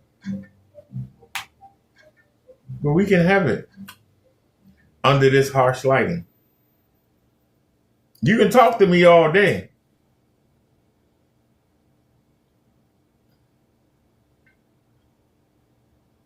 I plugged up this speaker over here. I might have to take it down because it's causing a hum. I might have to take it down.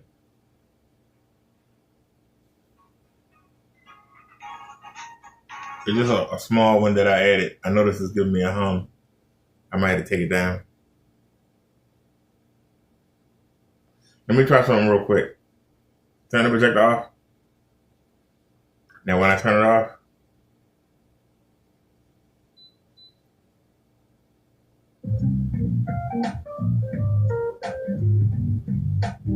y'all notice that the music's still playing. Why is the music still playing? Oh yeah, that's right, because I don't have an old projector. The projector is off right now. How is the music still playing?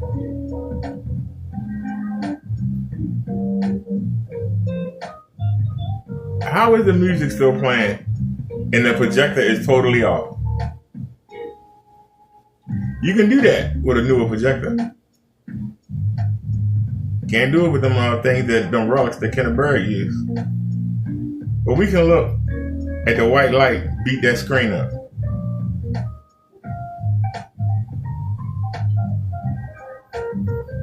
And we'll turn it back on.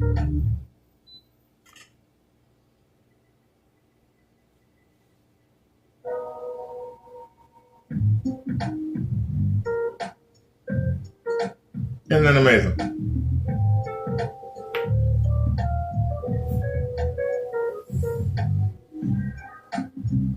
Isn't that amazing?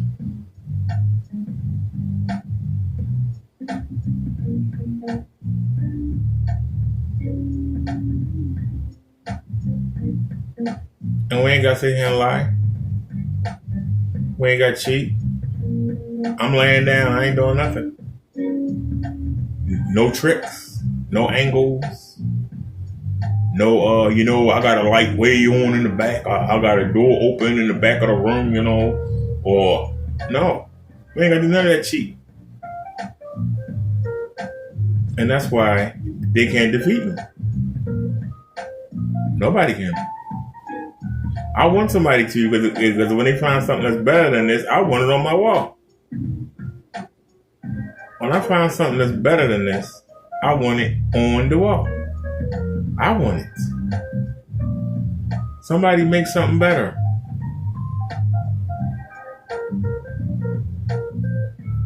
But if I can't have my lights on and still watch my projector, I ain't gonna fool with it.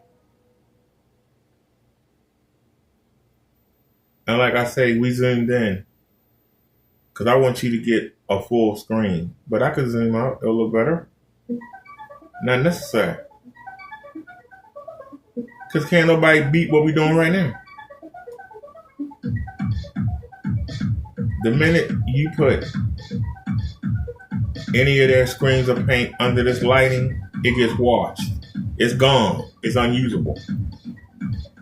It's done. Well, I can have a little light on.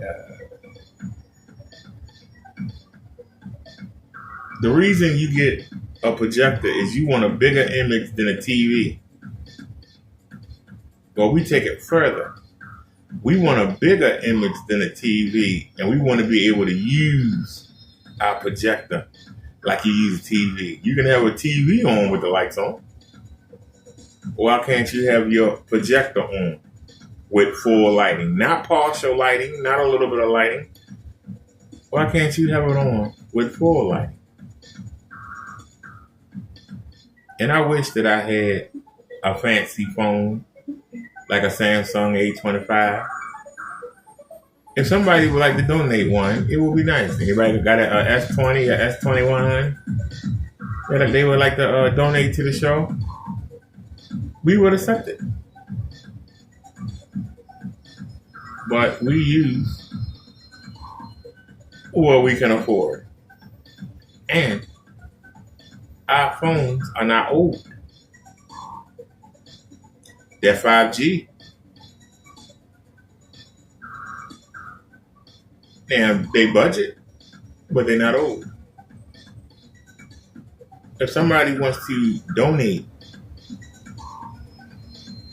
a 1080p or 4K projector, we will take it and we will show it. But see, it's not going to help them. That's why they won't do it.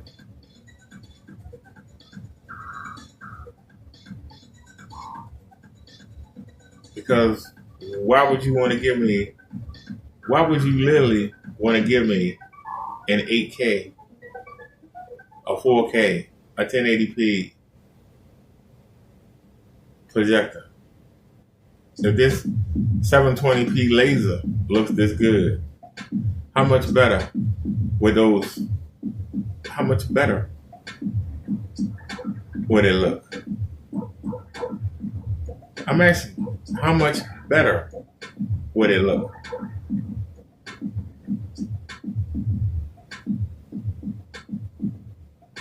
Why would you want to make my screen look better? This screen costs $30 on Amazon right now.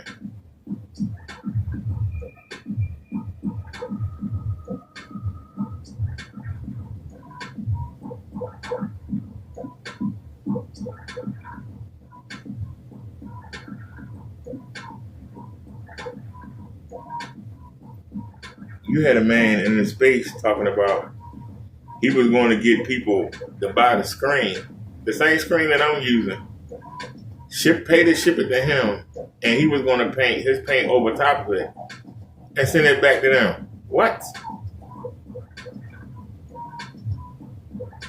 And we showed that the white gray side of the screen is actually better than his paint. So when the people buy the screen, they done. They don't need to send them anything. They don't need his paint at all.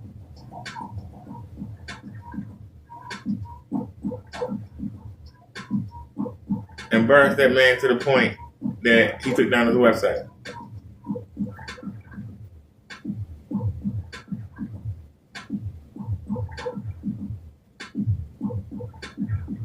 We made a total fool out of that man. And he knows it. Get a bird taking the credit. Ain't nobody buying your paint, Kenny, because of me. It ain't just me, but it's mostly because of me. I took you out the game. Crow and the guy next door and Silent, they winged you. I wounded you. Your company wounded. You know how many people I've got to see your paint for what it truly is? Nobody with any common sense will buy your paint other than to make fun of it. I made you a curiosity. Anybody that will buy your paint would do it out of curiosity. They would buy it just to make fun of it. And invite their friends over. Look at this idiot.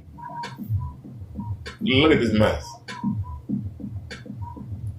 And by you using cheap projectors, you make your paint look worse than what it is. I've got 4 versions of your paint. They all look a lot better in my demonstrations than they do in yours. When Silent Wake 5 shows your paint, it look better in his demonstrations than it do in yours. Even Kroger, his calibrating. He still make your paint look better than yours. Why? Because you're using tricks. So you can get mad all you want. Talking about taking somebody to court. Take them to court and show what? That you're a liar and a thief and a cheater? It'd be so easy for me to just make you look silly. But do what I'm doing honestly. I'm laying down. I haven't touched anything. And it's nothing to just turn the projector off.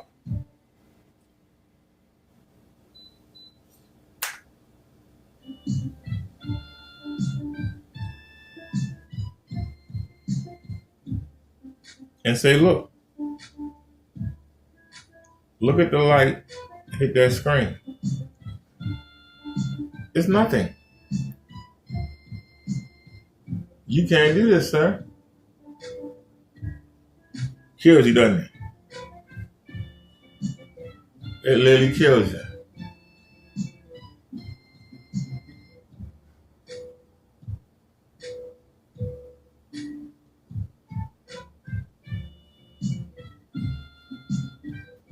But let me show you what Ken and Bird can't do, ladies and gentlemen.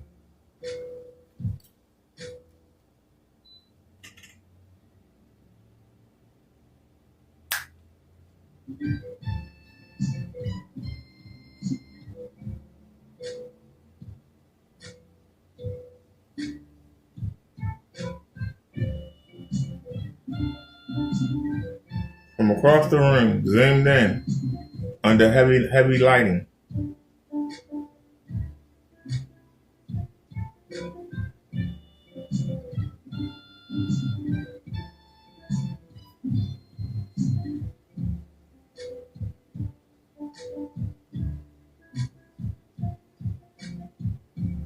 This is something Kenneth Bird can't do, ladies and gentlemen. Something that he can't do. He can get mad all he wants.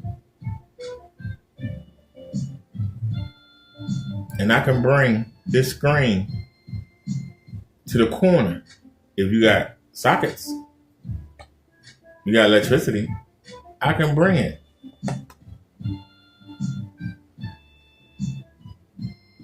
That thing is so short.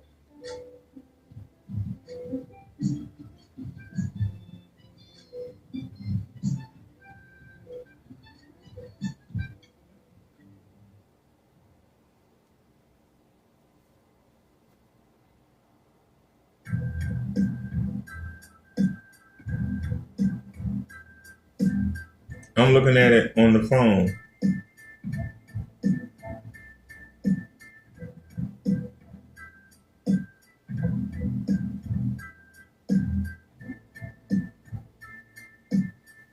But to those of you who really want to watch your screen in the dark,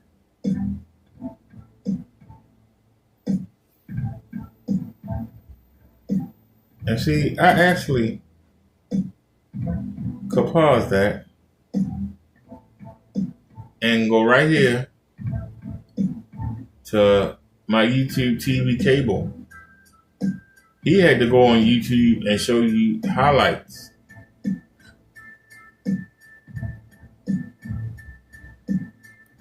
Shepherd's Chapel on, News, Hell's Kitchen. Y'all see, I really don't watch it. Brisbane Open, Law and Order. But let's scroll down. Matter of fact, let's go to the library because we have a DVR. And let's scroll down, ladies and gentlemen. Let's go to NFL.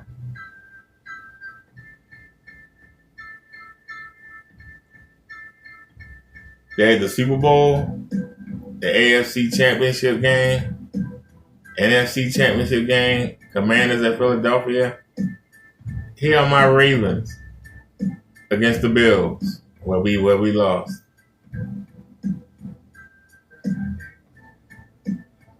Where's the volume button? Hit the mute button. What's the quality? All right. Let's blow it up. Let's actually look at the game. Can we watch the game with all this lighting, ladies and gentlemen? Can we watch the game with all this lighting? Yes, we can.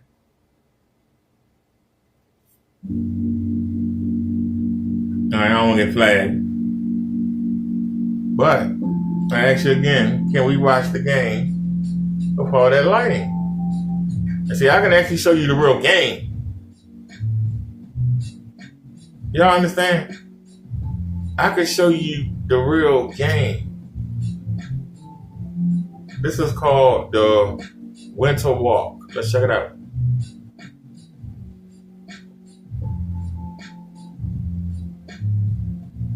We ain't got to cheat. Isn't that amazing? We don't have to cheat, ladies and gentlemen. We ain't got to cheat. Isn't that amazing? We don't have to cheat. And if I want to turn the lights off,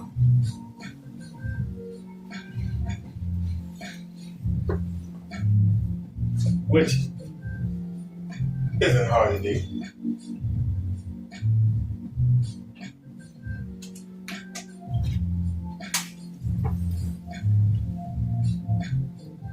Look at that. I just laid back down. Y'all see the camera jiggled? Because it's on the tripod is on the bed. I got the phone back here with me.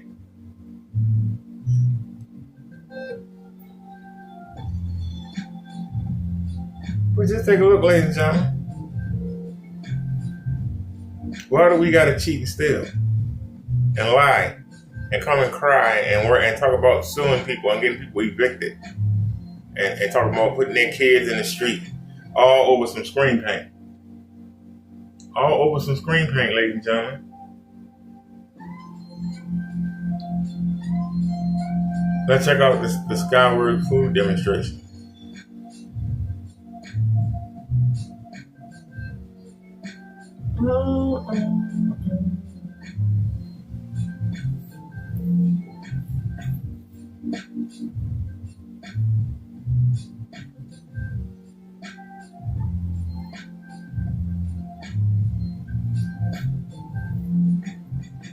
And keep in mind, we zoomed in.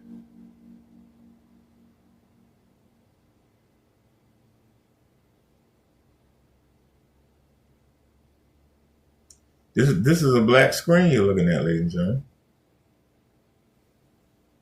This is a black screen. See that? That have black. You must start with what?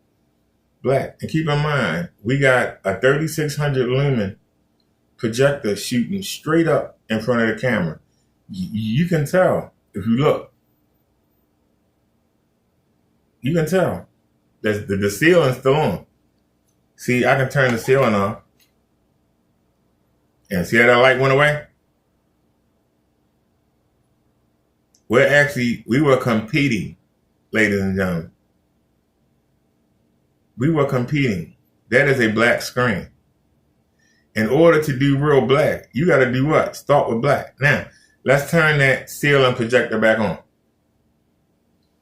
Ladies and gentlemen. See it lighting up? So that projector is causing lighting, ambient light. That ambient light that you see on the screen right now is coming from that projector that's right there at the bottom of the screen. Look at the ambient light coming from the projector. Look at the ambient light coming from the projector. So we already in a fight. We fighting the ambient light coming from the other projector. Before we even get to what we doing, ladies and gentlemen,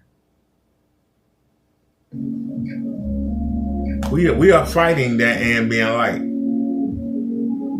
So even in the dark, we have ambient light.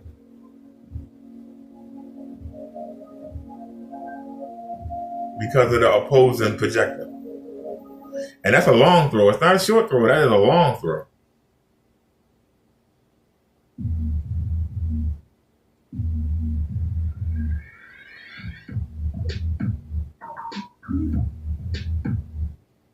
That's why we welcome the light. We don't try to fight it.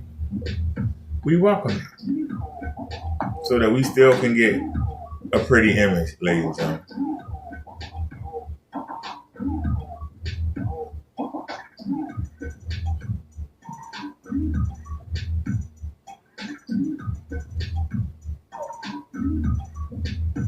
That is a black screen that you're looking at. And you got a lot of people that get mad. And do I care about them getting mad? No, I don't. Beat it. Because you got other jokers out there. Matter of fact, let's listen to somebody else. Is he still there? Yeah.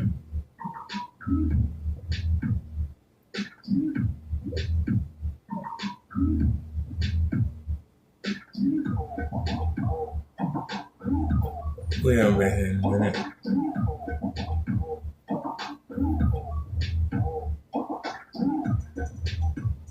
Is white gray projection screen better than, what is he doing now? Alright, this is Crow 1176. 76. What is going on? It's been a while. Okay, so today on this demonstration, guys, is for educational purposes. I have here the Quasar Quantum Star Black from ILEG Black Series Edition, Crystal Edge. I don't know what names they're going by. This is the mother of all screens, this black paint mix, right?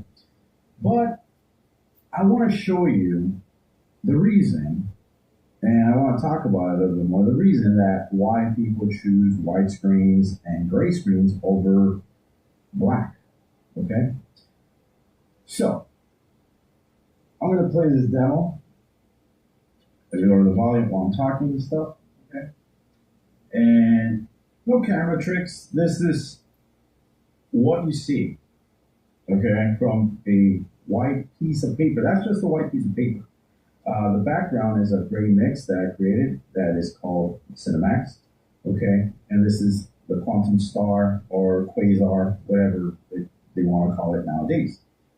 But guys, as you can see here, that's why I like to zoom in my images. That's why I like to kind of have the camera see what I'm seeing with my own eyeballs. All right, I'm not gonna try to mess around with the ISO, anything like that. Man, you calibrate. Don't believe. The sheet of paper disappear completely, or even the gray disappear completely. I'm using the Epson 955 WH, which is 3200 lumen projector.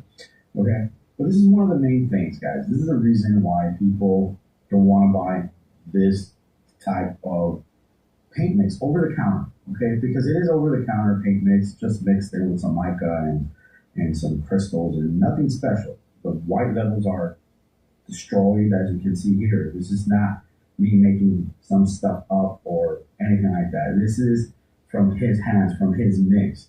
And I was able to obtain it from a customer that wasn't happy with the results. And I could go on and on and on with this company. You guys already know the reputation this company has. That's why, not a lot of people take it seriously no more. But one thing that I still don't like about this company is when people reach out to me and say, hey, you have any black paint mixes? Is it better than a white screen that I have right now? Or is it better than your gray screen and stuff like that? And I wanted to address that by showing you a video that what you're going to get with that person, not being truthful. Number one, it is over-the-counter paint that you can do yourself. There's a lot of mixes out there. You could look on Google. There's a lot of people that have mixes that, they're dark gray mixes going towards a shade of black, that you could say. And you don't have to pay $400 for something that you're going to be disappointed with at the end of the day. Okay? So that option is out there, free to do yourself, no problem. It'll be cheaper, cost efficient, and you will go with the headaches that you're dealing with a company that doesn't really back up their product 100% in the way that you like it. They try to go around with loopholes. Now see, he's coming and kill a bird. The problem with Crow is Crow sells paint too.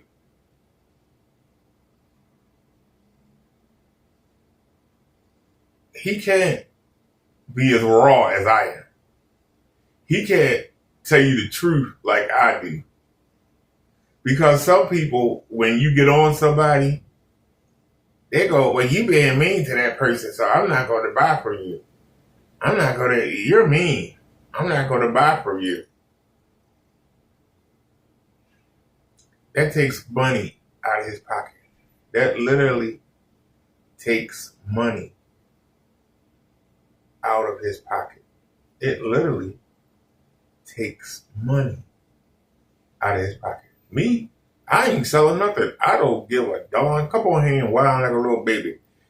Come defend the criminal. Because there are a lot of people that love criminals. They love defending them. They feel sorry for them, and they want to defend them. You come over here and try to defend the criminal. You come over here and try to defend somebody who tries to make God look like a daggone idiot. I'm going to tear you a new hole. I'm not going to be nice to you because I don't need your money. You take your money and your opinion and shove it in your butt. That's the difference. I don't have to kiss behind. If you want to do something to help the channel out, great. If you don't, great. It go on without you. You're not funding anything.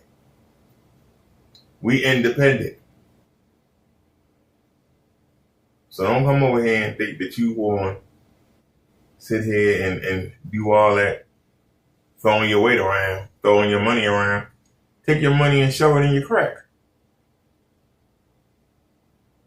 We tell the truth over here. Now this man is showing you his paint, but he's showing you something white. Is he going to show you anything dark? He's showing Kenneth Bird right now. That's Kenneth Bird. The other thing is, it's probably smaller than the 60-inch that I have here. That's how he's doing it, like that. As you can see, if I expand it, you guys can see the lamps up there. They're burned. I said that earlier. 1, 2, 3, 4. 2 of them are burned and 2 of them are working. Probably the ballast is wrong or something like that. He probably doesn't want to tell the manager, the maintenance manager, whatever, from that office, because they're going to go in there and they're going to see that, wow, what the heck is going on? Because they have to change the ballast for that light. So it's not a well-lit environment. As you can see how dark it is on this side. He said the same thing I'm saying. If they literally have to go in there and rewire that light, that's not quick. That could be hours. They might not have the parts, and that man might be coming back and forth for a day or two. Where Kenneth Bird gonna be? Where's Kenneth Bird gonna be? Why this maintenance man coming back and forth? Suppose they decide to take the whole thing out and start from scratch and put a whole new one in. That can take days. They're waiting for the parts, but the man's still coming back and forth while he waiting on parts, setting stuff up. Where Kenneth Bird gonna be? He's living there. Where's he gonna go? Go back and stay with his sister?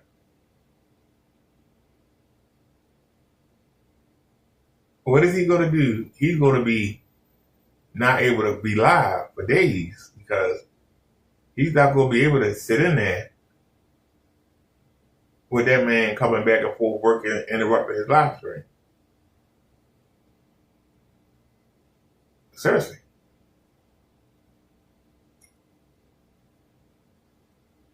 This is the problem you run into when you cheat, when you do something illegal. Kenneth Bird, whole day we messed up.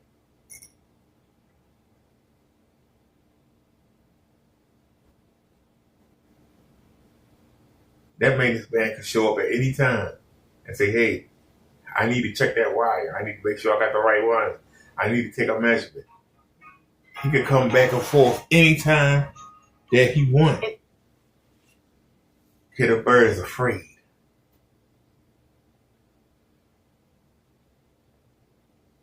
Mostly on that side, but not this side. But that's some of the things that I want you guys to see.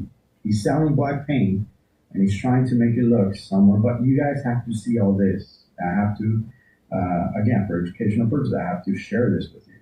All right, not going, or not saying anything bad about it or anything like that. I just want you to be aware how dark this side is, where the light's not even on versus this side. So it's not a well-lit environment, guys. All right, let's go back to our demo. Okay, so again, number 2 was, the projectors, okay? There's different type of projectors, ultra-short projectors, long-term projectors, and short-term projectors, okay? Which a lot of people are going with the ultra-short throws because, the specs and the brightness and all this good stuff, that the space, it doesn't have to be above your head. You don't have to hear the fan, all this stuff, whatever reason it is. You might have a smaller home theater and you just need something against the wall and, all this good stuff, right? So it's going to work with all your appliances that you have at home, with Alexa, with Google Assistant, whatever you have. Right? These old projectors, these these relic projectors that I call them, they're not going to work for that. Now, see, here he is again. Once again, just a different kind of scammer. He's trying to be nice to you, but he's a scammer. Crow 1176. I don't care about using Alexa with my projector. I don't care about having it work with my toaster and all that other crap. I want a screen that I can have my lights on, I can have the blinds open with, and still watch my screen and not be worried. Your paint cannot do that. Kenneth Bird's paint cannot do that. Nobody else screen can do that. Who the heck wants to use Alexa? Who wants to ask Google Who wants that on that projector? Why would you want that? I'm going to ask the point. You watch my videos every day. We don't have commercials. Why is it that I don't have commercials? Because I don't use Google or Alexa or any of that crap. In order to do that, you got to have commercials. I'm not doing it. So that stuff to me is useless. I'm saying, can you use your projector as a TV? When I watch YouTube, I don't watch commercials. If you using Amazon Fire Stick, if you using the Google Home, you're using the Apple TV, you got commercials. I'm not watching commercials. That to me is relic. That's old. My parents had to watch commercials. I'm not watching commercials. So when you come at that angle, to spend all that money to watch commercials, to me, sounds silly. See, you have to look at stuff from every angle. When I watch the WWE pay-per-views on Peacock, what's the first thing they asked me to do? I have a commercial blocker. They asked me to dismiss it, to take it off. I dismiss it because I'm not watching no commercials. So I'm supposed to be in the dark ages, but I don't watch commercials. When I put on my Netflix, they ask me, "Hey, you blocking the commercials?" Yes, I am. Dad, what you can do about it? Every 3 months or so, YouTube tries to block what I'm doing. I keep right on going. And when they send me something, a notification, I tell them, I'm not watching those damn commercials. And after a couple hours, they leave me alone, and I get to go back to watching YouTube with no commercials. They don't like it. Why do I go live for hours? Because I don't want to watch commercials. So what I do is I go live and hang out with y'all while my rascals on. If there's anything I want to watch, the only thing that I watch live with commercials is the football. And that's because I'm reporting on it. But every time there's a commercial, I get up and go find something to do. Or I'm titling a video. I'm actually racing against the commercial. A lot of times I miss good points in the game because I don't beat the commercial. You got to title it and tag it and get it up. Sometimes I have to keep 2 phones on the ready because something good can happen and I could miss it. Because I'm still titling a video I just shot. And something else happened. I got to drop that phone and grab another one and start recording it. It could be an interception or something. I remember a team had scored and they went to commercial and I was titling the video and I looked up and the other team got the ball back. They came right down the field and scored in like 30 seconds. I was like, damn.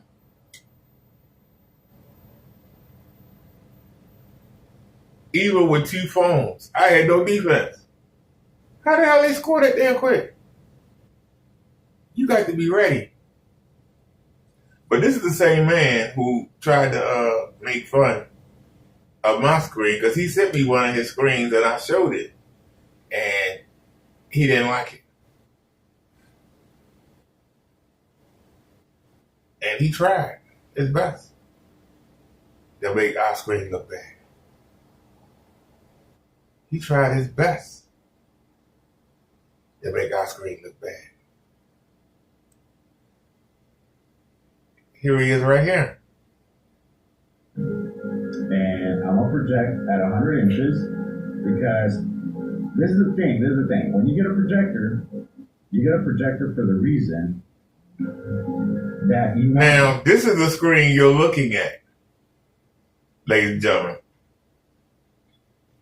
This is my screen right here on the right. You looking? This is my screen on the right. This is his paint on the left. My screen on the right, his screen on the left. I'm looking at it on the ceiling. I can tell you, the black level is not good and he in the dark. My screen is making his black level look good. I'm looking at it on the ceiling, and I can tell you, the black level is trash. But why doesn't this side look like that side? If this whole thing you're looking at right now is this screen, why is it? If this whole thing is the same screen you're looking at, why is it that you see an image on his paint, but you don't see nothing over here? The whole screen should look like this. It's the same screen. And he has a 4K projector. He has a $1,000 projector. Mine's only $240. Why is it that there's an image here that's beautiful, but over here, there's none? You're a scammer. His paint is so high, it's so weak that he got to calibrate that projector down. His projector has a 2,000,000:1 contrast ratio. 2,000,000:1. But if I take that camera, I got it so perfect, I don't want to mess it up, but I will. I'll just take you to the white and know the speed. Where's the black level? Oh, Lord. I knew that was going to happen. That's why I didn't want to move it. I knew that was going to happen. But anyway, where's the black at? Now, that's the screen right there, right? We look at that on the white, right? Where's the black level? Where's the black level? Where's the black level? Where's the black level? Where's the black level? We're in the dark. We don't have the lights on. Where's the black level? But look up there on my screen. The same screen that's right there on that side is the whole screen up there. But there's a black level up there. My screen giving him a black level. But look up there. Where's the black level at? He make up stuff look stupid. Let's fast forward.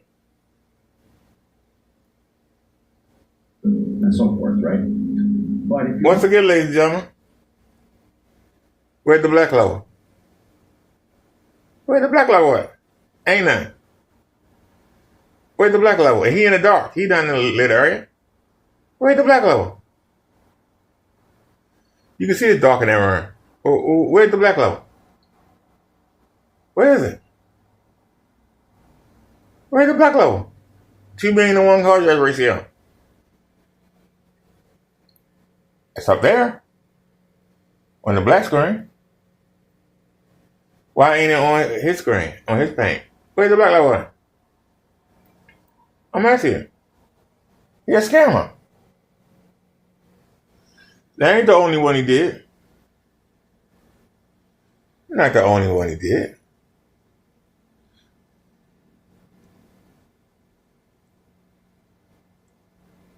Here we go. You see it right there. Yondu Black Side Review. Let's check it out, ladies and gentlemen. You know, like my Optima P2 that I noticed, it doesn't do well with dark. So now, Now my screen is on the left side. It played really good But look. well with Partey because Partey is reflected. Whatever makes Now Partey is another seller, another paint seller. Now I'll show you again. Once again, ladies and gentlemen, that's the same screen that's right there. That same screen is right there. See right there, it says Yondu Black Side Test. Right? My honest reaction and opinion, honest nothing. So that's his paint. That's his house paint. His mix. And this is the same screen that's up there. So how come his gray paint, we get the same image up there? On this. He shows it looks like this. Right? He shows it looks like that. Now, this is going to take me a minute, y'all, but give me a second. I want to show you how we ran this man off. This is going to take a minute. Here, ladies and gentlemen. Go to live stream, and we got to scroll down. I make so many videos every day. Let's scroll down.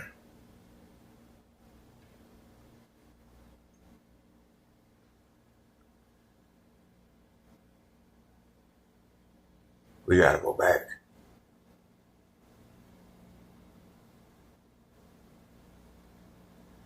Come on.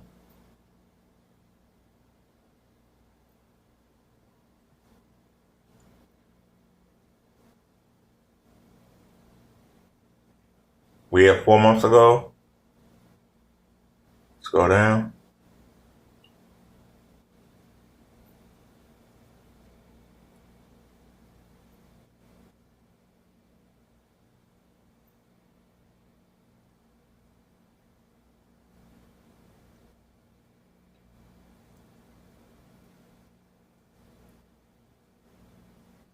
Here we go.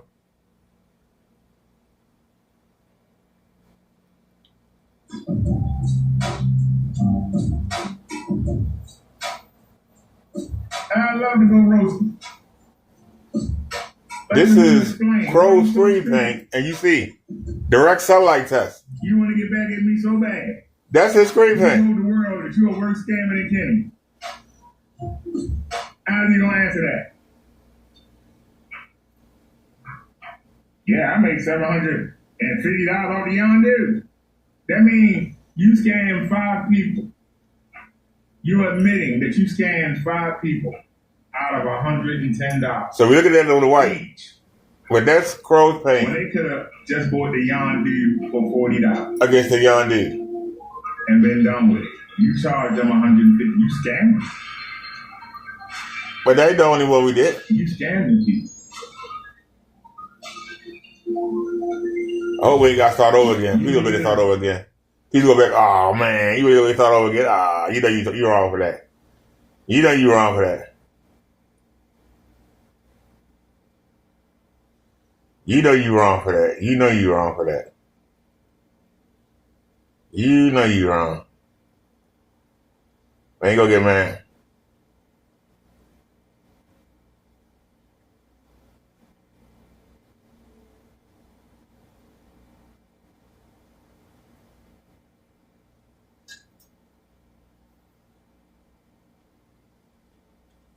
Yeah. Look, scroll screen paint against the Yondu at the thumbnail. Hold on.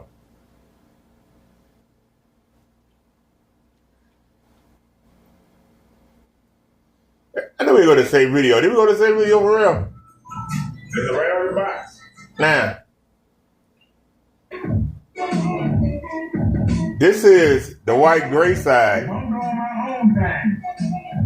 Like I said, you sent me this one screen. Versus Crow's paint. You ain't sent me the UV. You ain't sent Frankenstein, the network gray 7700, whatever. Do you see a difference? You ain't sending me nothing out. This is what you saying.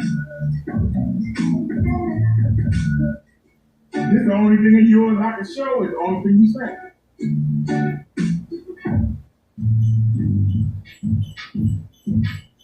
Take a sign. Now, I want y'all to take a look at something. Showing you both screens. I need y'all to see something. I'm showing it to you in the white. I can show you up there. But I'm showing it to you in the white, so there ain't no conflict. Crow's paint is right there. He sent me this. This is his Bix. He bragging about. This is the white gray side of the young dude. In the middle is the black side. The screen that's up there right now. In the middle, right? I got them sandwiched in between these two gray screens, right? The man who back up and do what he says he's gonna do. So let's do our test. Let's do the black test. Now, let me show you something, ladies and gentlemen.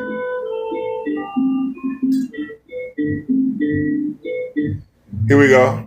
Now, I'm going to take down. This is the white gray side. I got two yondu's. This is the white gray side, right? This is Crow's paint, right? Ain't no difference. I'm going to take down the white gray side of the yondu, and the black side is going to go. The black side of the screen, that whole wall right there, is going to go head to head. But if you notice, the man was going to get you to buy this screen, pay to ship it to him. He was going to pay his Bix over top of it. You already got it. The screen got a white gray side and a black side. Why would you buy the screen and then send it to him to put his paint on it when you already got it? It ain't no difference between the two. It ain't much difference. You will spend all that, all that money. He a scammer. But watch this, ladies and gentlemen. We're going to take down the white gray side of the young dude.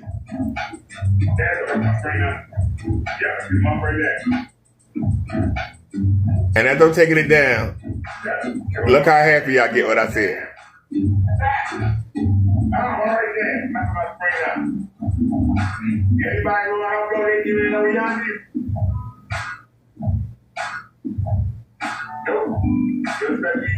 Now I'm looking up, take it out the thumbtacks.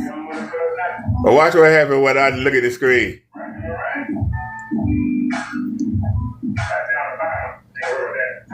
Watch what happens. I still ain't looking at the screen. I'm looking down. Look. I'm not looking at the screen. Still ain't looking at the screen yet.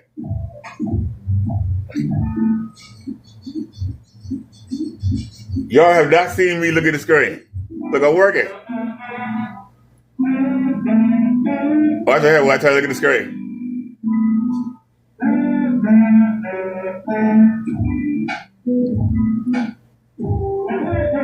Now I see the screen. And I'm dancing. Why am I dancing? Because I'm happy. Because I know I was online for hours and I tricked everybody. Now, look at his paint versus our black screen. On factory. No calibrating. We killed it. His paint is trash. Why would you buy this dookie? Why would you buy that crap? He ain't no better than Kitty. He ain't no better than Kitty. Look at that mess. Look how bright it is.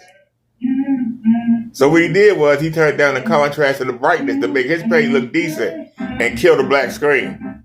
That's what Crow did. He a scammer. That make you a scammer. I'm sorry. That makes you a scammer. That makes you a scammer. So he ain't no better than Kitty is. He pay his bills. He take care of his family. But he's still a scammer.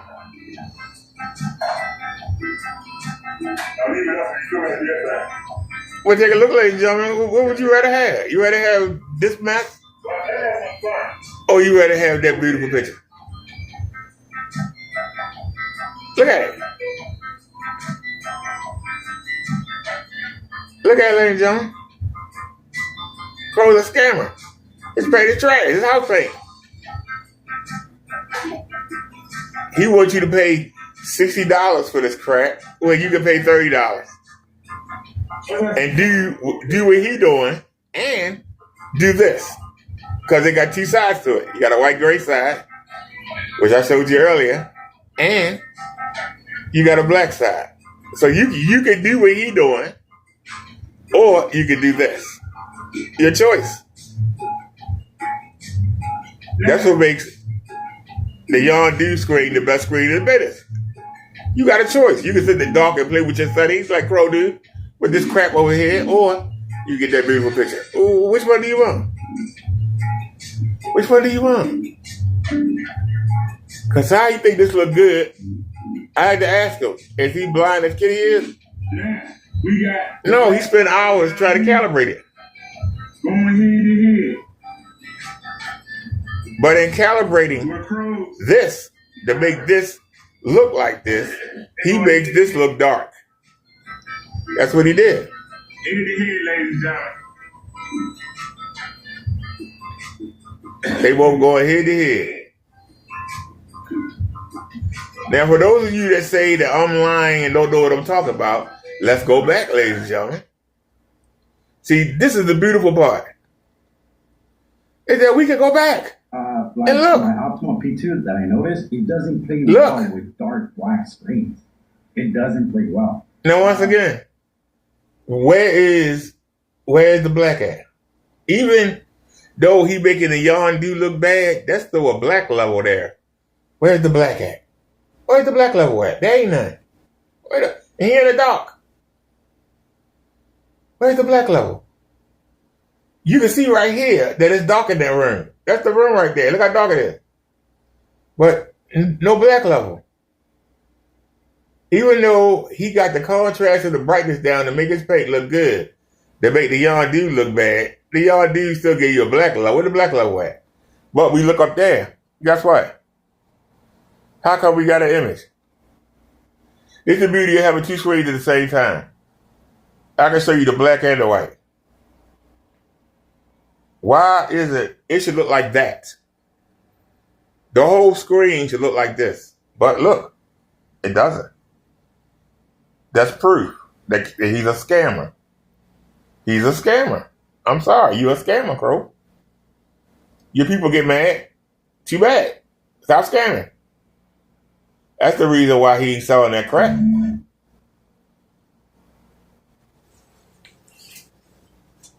His paint don't work. Let me put this back on the tripod.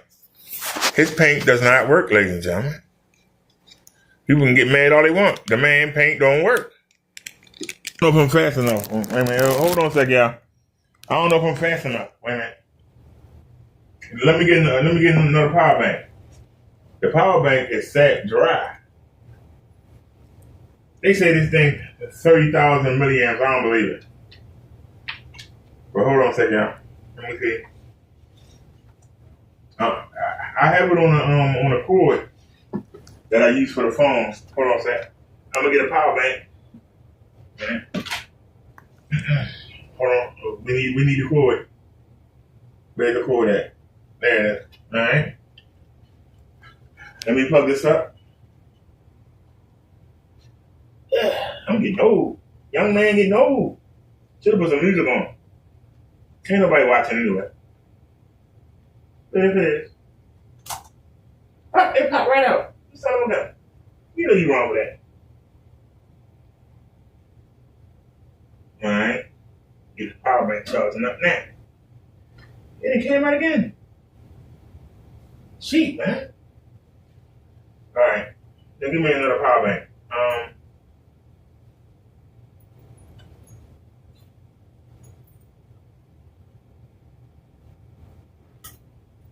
Come on. And me, I didn't even charge him up. That's my fault. Okay, I see what I'm going on. I got the wrong one. We don't want to borrow that one. Let's borrow this one. You know you're wrong for this.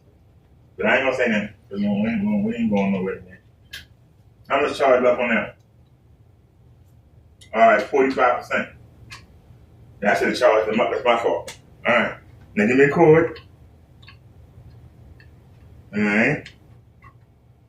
Give me a cord. Okay. Now. All right. This phone is hot. We've been live for a minute. All right. Now, I'm going to put you on the charger. All right. And we're still here. Okay. Somehow we still here. Somehow we still here. All right.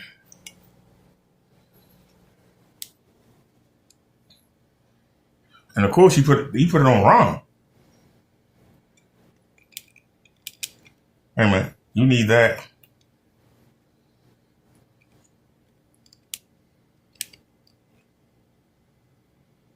All right, and we are back, ladies and gentlemen.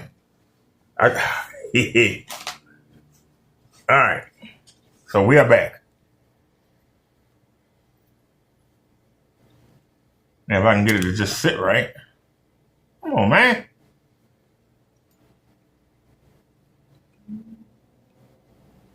Why are you lopsided?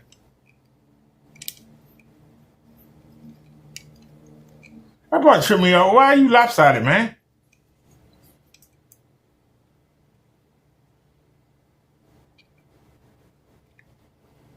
Trying to get it right. I can't get it right.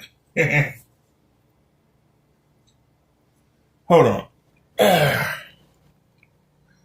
I mean, I'm looking at it and it's lopsided.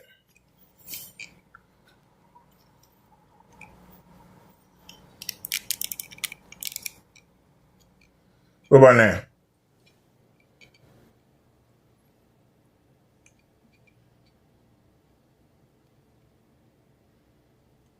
Are we zoomed in?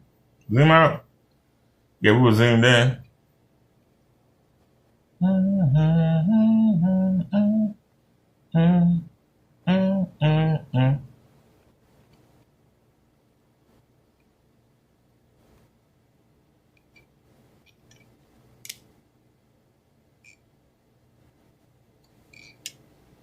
Damn. Okay, well, that was kind of holding it down, wasn't it?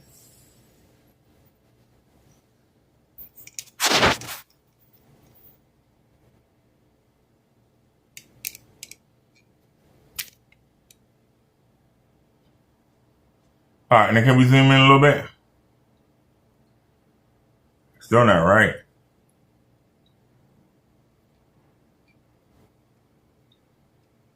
Okay, so would that help? Bring it up a little bit. What about now?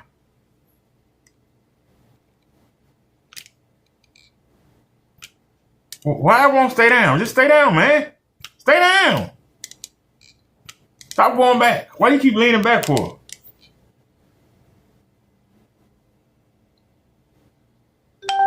Man. You know what? Just go ahead and zoom out. I don't even care anymore. I'm tired. I'm tired of messing with it. It's ridiculous. All right, then. And why do you keep hanging down? I don't understand. All right. Now, back to the demo we were doing. I don't know what happened to the music. Matter of fact, you know what?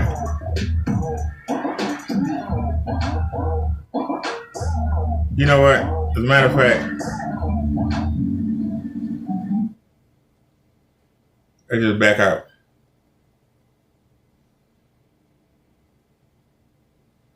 All right, y'all. You see, we got into a little bit of drama. Because in reality, I should have been stopped the show. But what the hell? We still here. So why not keep going?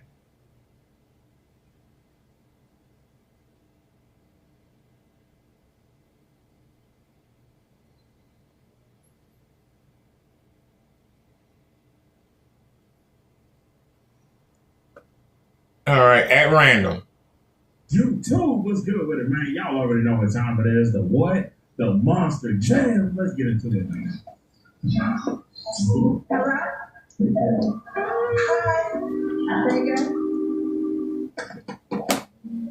Here we go with this not being ready. What does this app attract, fellas? Y'all know what it attracts, huh? Straight nonsense.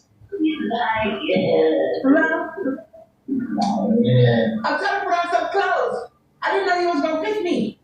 Girl, you picked me. You put the request to be here.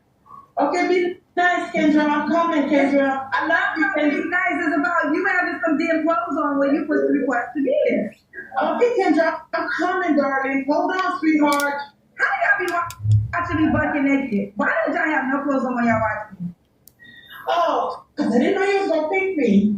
I didn't know you was gonna pick me. Why did we call in? Why are we calling in? Ladies, really in? You've given up, haven't you? You don't even care.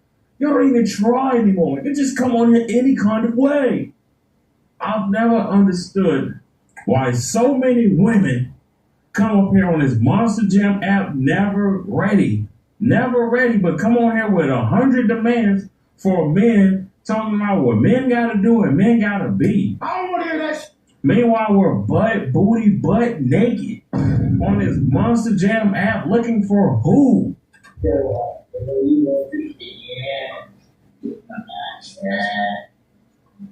I'm not saying Still ain't came. Oh, no, don't do that. Please don't do that, You're sweetheart. trifling. You're gonna regret it. Please don't hang up on You me. got 10 seconds. 10 Desperate. seconds. Okay.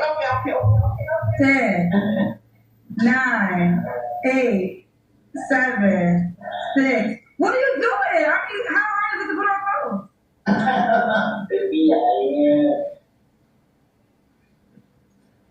Child, we're not doing Okay. I'm here. Ma'am, you already failed. It doesn't matter. Nothing you say after this matters. You failed. I'm here, child. I can't see your face. Still.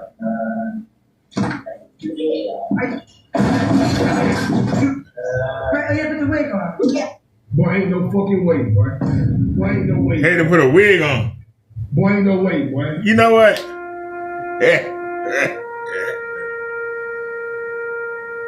You know, I don't even know if I want a woman with it. I don't know if I want a woman with a wig. and every day. I'm even going to have to go a different race or from the just give it up. She really had us waiting all this time for this? Huh? Just look at it. Leatherface. Call her Leatherface. All right. No way, bro. Dog, are we in the Twilight Zone? No way. Right, you have to put the wig on. Yeah.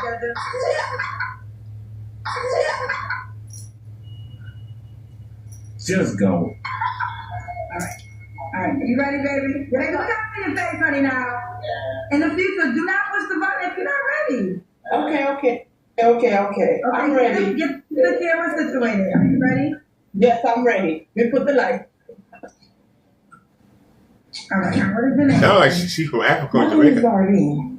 Darlene, where you calling me from? Los Angeles. Like, how old are you? 48. 48? 48. Okay. What do you do for a living, honey? I'm a care provider. Care provider. You have any children? I have one son. How old is your son? 13. 13. What's your zodiac sign? I'm a Virgo. Hold the phone. Don't hang it up. Do you have any children? I have one son. How old is your son? Which one of you? Oh my God. Which one of y'all step forward now? Or I'm firing everybody. Step forward right now. Show yourself. Which one of you came up here and gave this a baby? Leatherface and Jeepers Creepers mixed together. 13. What's your zodiac sign? I'm a Virgo. Ooh, is this nigga serious? So this is Darlene, LA, 48, Virgo, care provider, one son, I'm 13. Have you ever been married? Yes, I had. When did you get divorced? 2019. Okay. But what kind of man you looking for? Rich, my sugar daddy. Y'all have to understand something.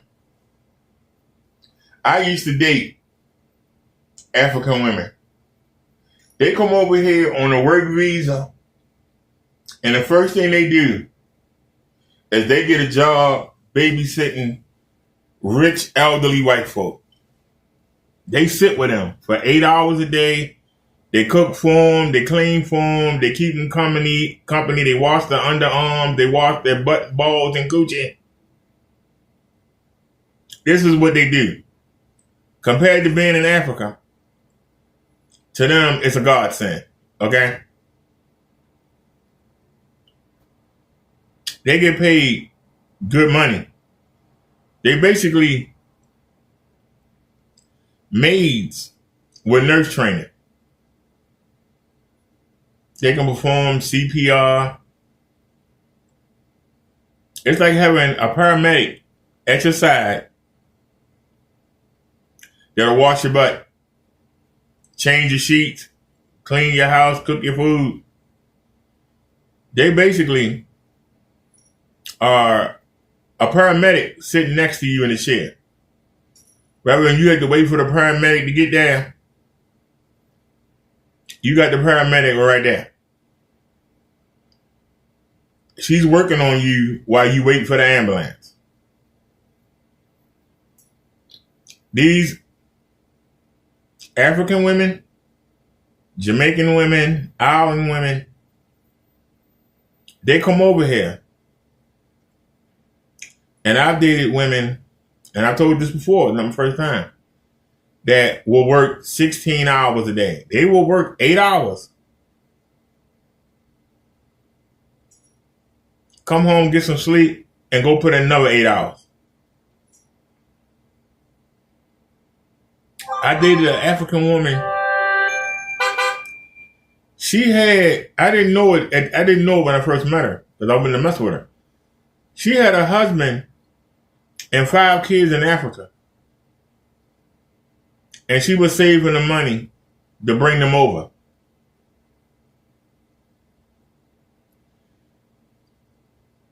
This woman lived in an apartment with 3 other African women that were doing the same thing. It was a 2-bedroom apartment, so they each, 2 of them shared a bedroom apiece. There was nothing in that house. There was TVs, big ones, clothes, shoes, out the wazoo. You would say, why were there 4 TVs, big screen TVs, and remember now, this was back in 2012. They had big screen TVs. There's only 4 of them. But they were never home. Closets full of shoes and clothes. Stuff still had the tags on them. They never went nowhere. Where would they go? They worked every day, 16 hours a day. You would say, how could 4 women live in a 2-bedroom apartment? They were only off 8 hours a day. Let that marinate. So one working while one home, one working while one home. Sometimes 3 of them working, only one home. And you figure they have to go get something to eat, handle their business, come home, take a shower, get some sleep. Get up, take a shower, come back to work. That's their life. And to them, it's better than being in Africa.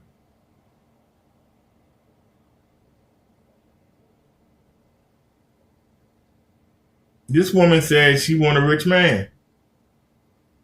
Doesn't every woman want a rich man?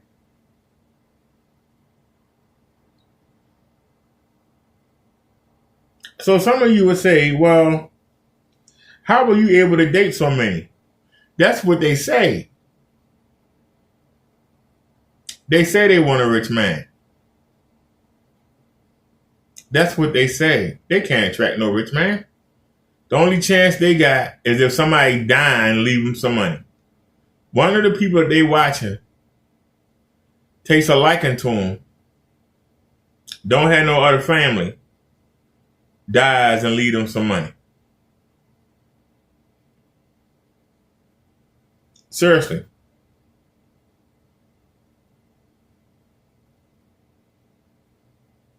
Seriously. Because this might be attractive to an old dying man. He might find her attractive.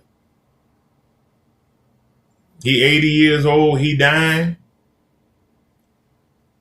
He bedridden. That might be the only woman that he get to see.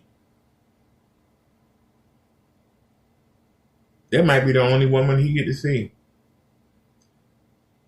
Other than his family. Who want to sit around an 80-year-old man that's dying? 80, 85, 90-year-old man. I don't sit around grandpa. Look how y'all treat men on Father's Day. You really think people come by? Well, I guess we ought to go see grandpa. I guess we ought to go see. So he'll pay for one of these women to sit next to him and keep him company.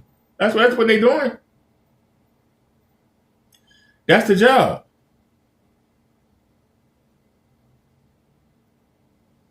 They're getting paid money to basically entertain and babysit elderly white men.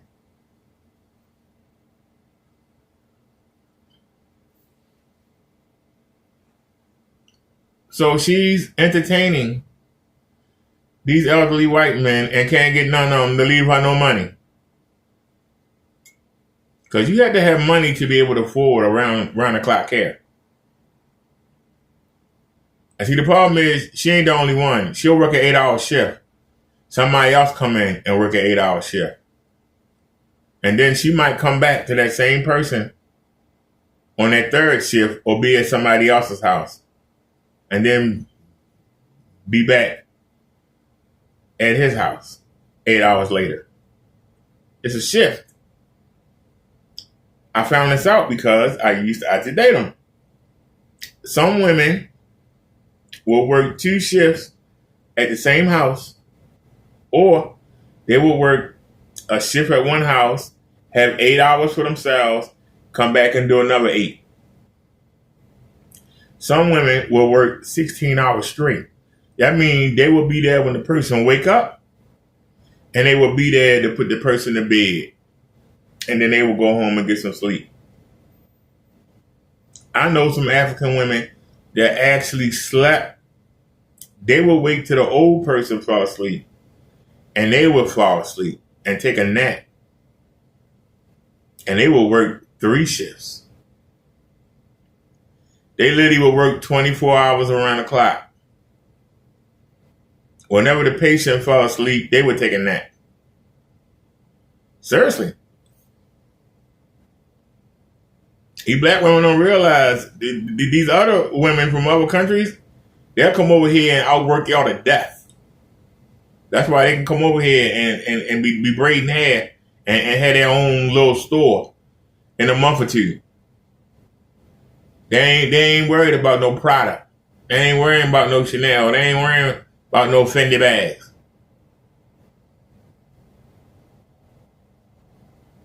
They're worrying about getting the business started. And they ain't waiting on no man to get them the money. They getting it themselves. What kind of man you looking for seriously? I'm looking for a sugar daddy. I'm looking for someone who you loves really want a sugar daddy? Yeah. Have you ever had a sugar daddy? No, never had one. Sugar daddy's older. Like, do you want a man like in his 60s, 70s? Yes. Someone who is rich and almost ready to die and ready to marry and give me his wealth. See? I told you. I literally just told you that. So the question is, why ain't it happen? Why ain't none of her clients left her any money? These 85, 80, 90-year-old men, why ain't they left her anything? I remember candy strippers. Y'all remember they used to have the candy strippers? They were going there. The young girls were going there with the old men. And they would come out with money. This was back in the day.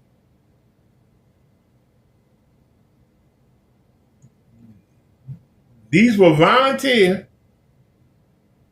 teenage girls that would come in and hang out with the old men, and they would give them money. But the old men couldn't have sex with them. Well, they can have sex with you. You of age. How come ain't nobody leaving you nothing? I mean, you know, ain't nobody looking. You can massage the man. You could give him a hand job. Or, you know, there are things that a woman can do.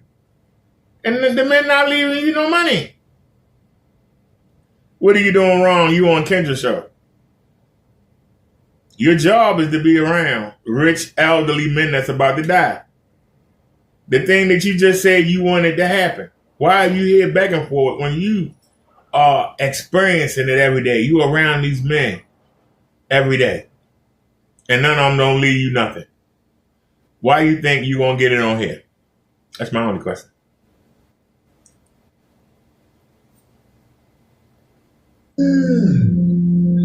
What's that? No, you don't hang up on me, Kendra. Because I'm a good vibe. Are you really looking for older? We're a what? Good vibe. A good vibe. We're a what? Hang up on me, Kendra. Because I'm a good vibe. What do I say, gentlemen? Height, vibes, horoscope, and ding-a-ling attracts what? Straight nonsense. Every single time. Leatherface and Jeepers Creepers mixed together. What was that clown that recently came out? Not it. But that other one. He used to always do the really creepy smile. I think it was called like the Terrifier or something like that. Twin sister. Are you really looking for older rich man? Yeah. Oh, okay. She wants a man that's on the verge of death, but has money. So what are you gonna do? Oh, you're a care provider. Yeah. So I'm gonna take care of him until he dies. Are you gonna wait? Make sure your head's not cut off. So are you gonna have sex with him too? Oh yeah. I'm ooh girl. I told y'all. I told you. Me. Soon as he turn around and see your face, he's a goner. I told y'all. You're serious. I'm serious. I always talk about what I know. Tell me why this is what you desire. Because I've been married and I was married for 15 years. I only talk about what I know. I was honest. I don't make up nothing. I only tell you what I know. Caring, loving. I had the whole everything, and it didn't work out. So now I just need a sugar daddy. Straight from the islands. Is this the legend itself? The Loch Ness Monster. It all makes sense now. The Loch Ness Monster on the Kendra G Monster Jam make sense. Okay, bring the camera down because your head's getting cut off. I don't want that to be cut off. So bring the camera up, maybe. Okay, there we go. So you want a sugar daddy. Any other requirements? From the guy? Oh, yeah. He got to be loyal, too. He can't be sugar daddy for everybody. He got to be only my sugar daddy. Okay. And what is the age range? I threw out an age range. What's your age range? I'll say between 55 to 75. So 55 is not on the verge of death. You never know. You never know. They be dying all the time. Young, old, you never know. So is that a requirement that he has a health condition? Oh, no. No. I'm not saying that. I'm just saying he's going to get old with me, but he's going to love on me, going to spoil me, going to treat me right. That kind of thing. Okay. What are your deal breakers? You got to have about 3 mansions. You got to have a lot of cars. You got to have a good amount of money in the bank. Are you being serious? I'm being serious. Do you know any man that has all those attributes? No. So she don't know nothing. And you want him to only be loyal to you? Yeah. I mean, I'm going to be honest with you. I mean, your hustle could be your job. So you need to, I don't know if this is even legal, but as a care provider, I don't know if there's a database of rich men who are not that well that you can take advantage of, because that would probably be your better bet. Yo, The Loch Ness Monster is absolutely disgusting. Not only are we physically unappealing, but her personality is absolutely disgusting. We're looking for people who are on the verge of passing away so we can inherit their money. What is really going on? Y'all, this is what y'all think I'll be playing. I told y'all before and I'll say it again. This Monster Jam app attracts nonsense. In this job, because I don't know any man that has 3 mansions and all these other things that you're asking for that's about to pass away and he's only going to be loyal to you. Why? And if he has children, they liable to whoop your ass.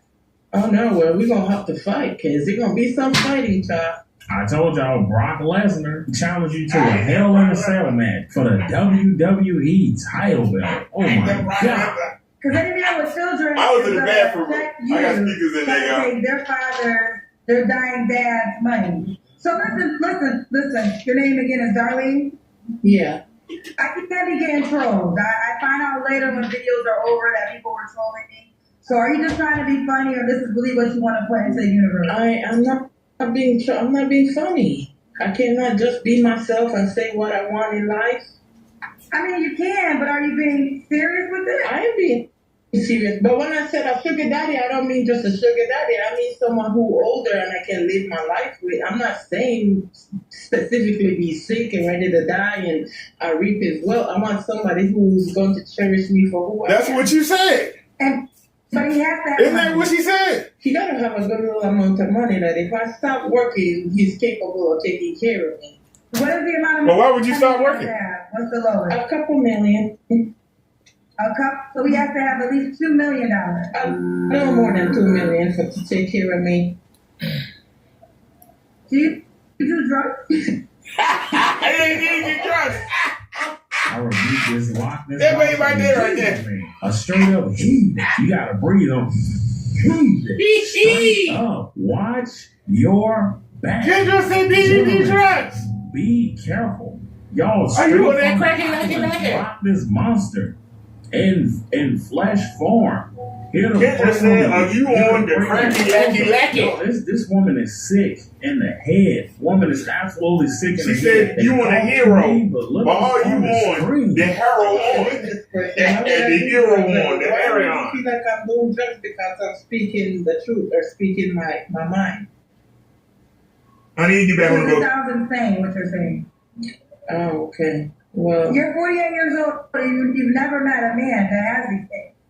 Well, it's good to dream. One day, it's gonna come true. So let me ask you this: if you never meet this man, are you fine with never being with somebody again? Yeah. So if you don't meet a man that has $2 million and is willing to be your sugar daddy, also he has to be faithful to you, you're okay with never having another man for the rest of your life?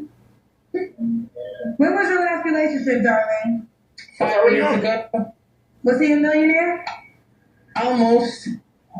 Well, how much was he worth? Not good enough to stay with him. How much was he worth? I'm asking a fair question. Less than $1 million. So how much less? You said almost. I want to know how close he was to $1 million. Maybe 900. So you dated a man that had $900,000. Yeah. And you broke up with him because of what? It just didn't work out.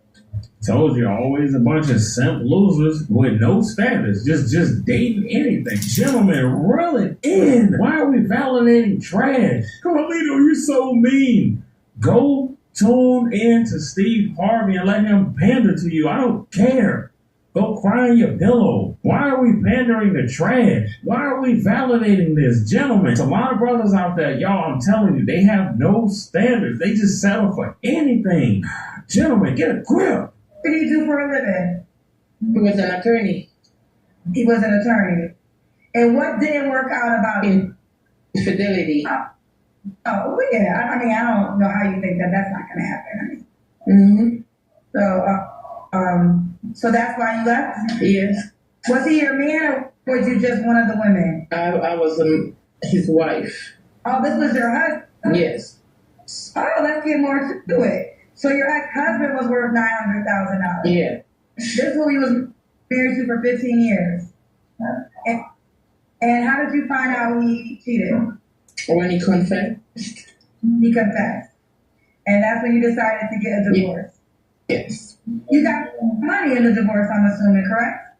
A little bit. A little bit. Now you want to upgrade. Because how old was your husband? Huh? How old was your husband? How old was he? You don't understand these questions? No, your question broke up just now. That's why I didn't hear what you said. How old was he? 52. 52. So he was older. Mm-hmm. Okay. So she dated her ex-husband, was worth $900,000. He cheated. He was worth $1 million. So you left because he didn't have $1 million, or you left because infidelity? That's why you left. Okay. Does a new man have to look a certain way? Well, you sure it's stupid. No. Just money is what matters most. You had a man $2 million is that had money. He cheated on you. So what? Let's see the Kendrick here. So now somebody else got that million, and you want hit begging for a man looking stupid. And he probably laughing at you. Like, look at this dumb heifer. Probably laughing at you.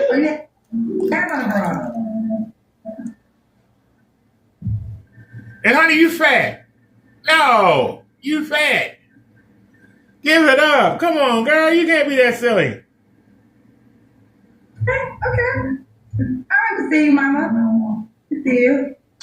Don't say okay, Kendra. Darlene, when was your last relationship? 5 years Why ago. is the screen lopsided? You don't have to answer, but I'm going to ask. When's the last time you was intimate with someone? I'm not answering. Okay. What are 3 flaws you have to work on? Trust issue. Stop being too brutally honest to people. Like I say once to mama. I know a demon when I see it. This is Lilith and human form. Fine.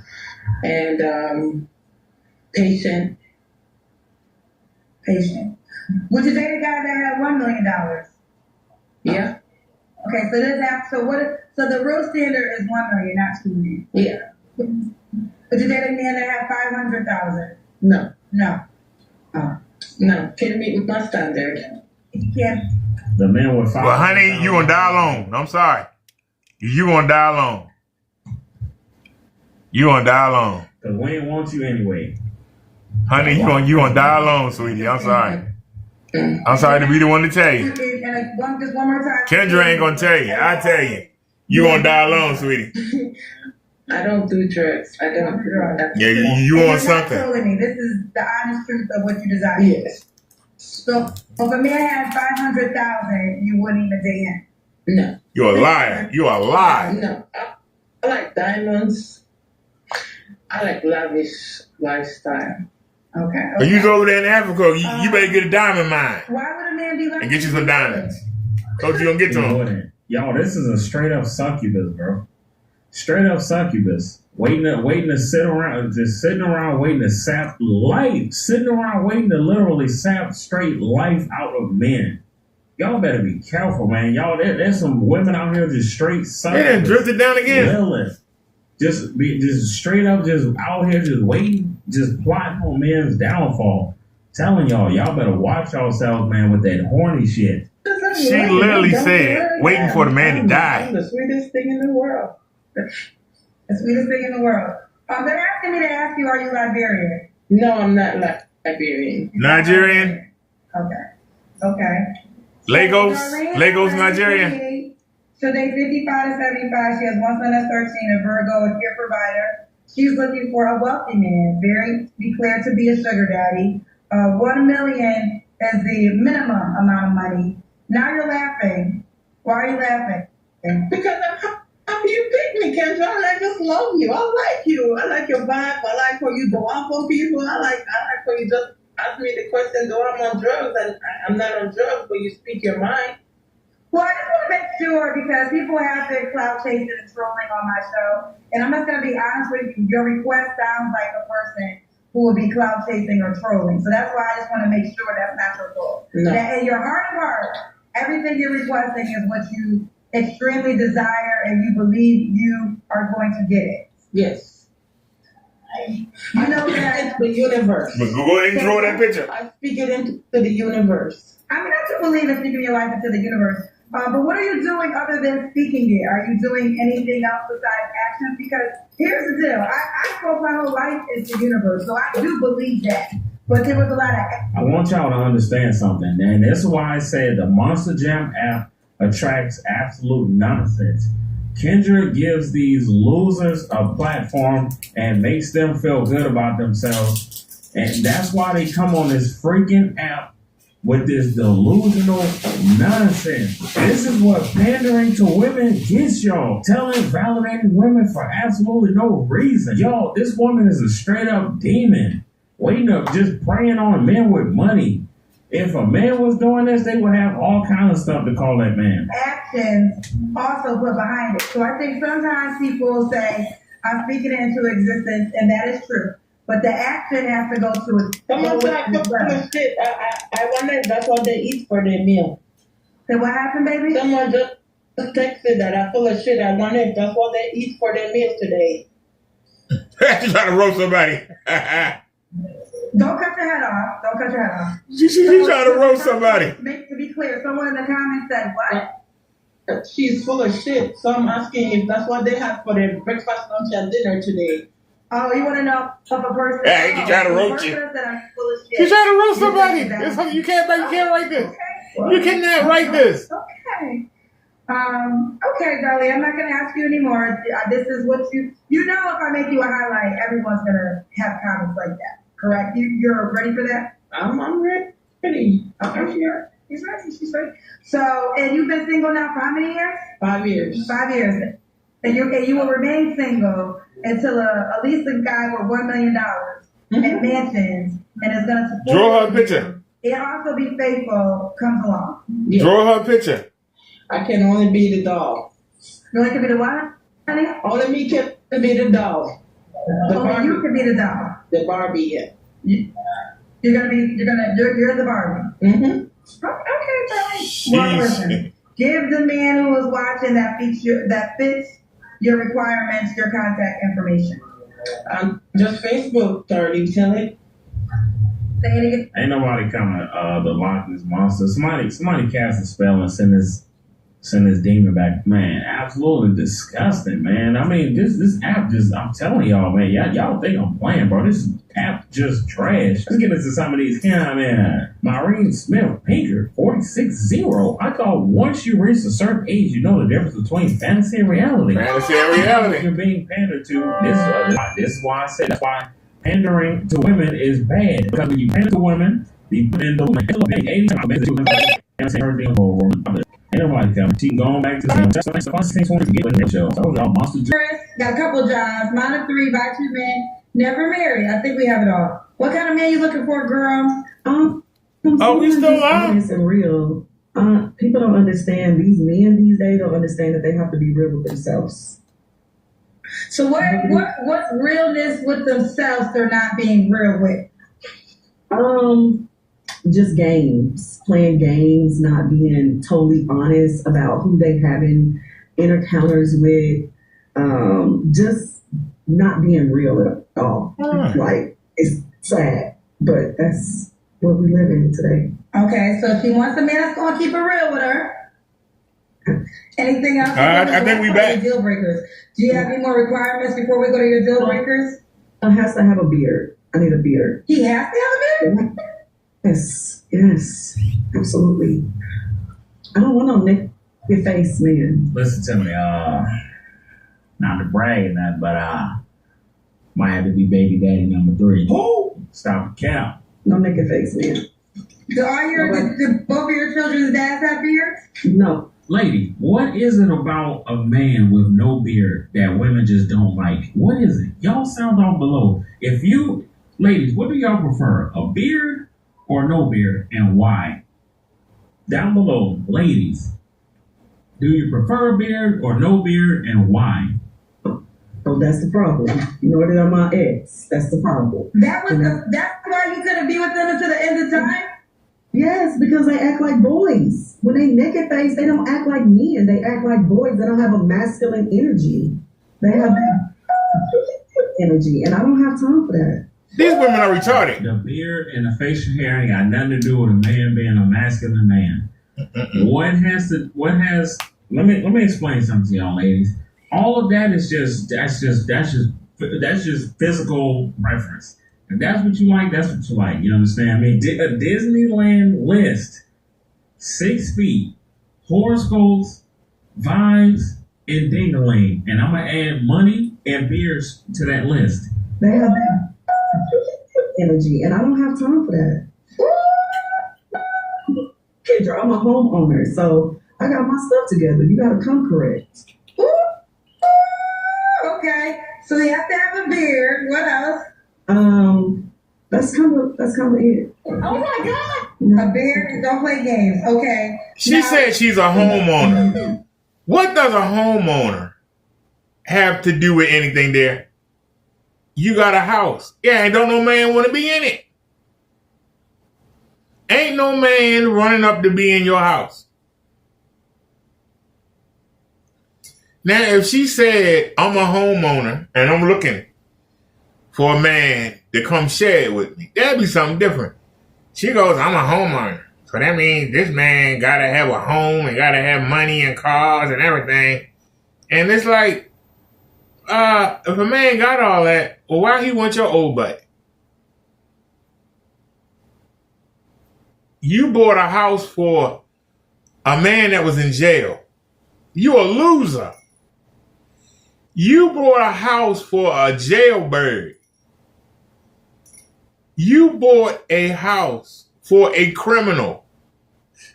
How you think you gonna come on here and ask for a high value man when you bought a house for the scum of the earth? Make that make sense. You bought a house, and I don't care if the dude is buffed. I don't care if the dude is handsome. The dude is trash. He's in jail. He buffed, and he looked good, and he couldn't get out there in the job market and get a damn job. He got to steal and go to jail.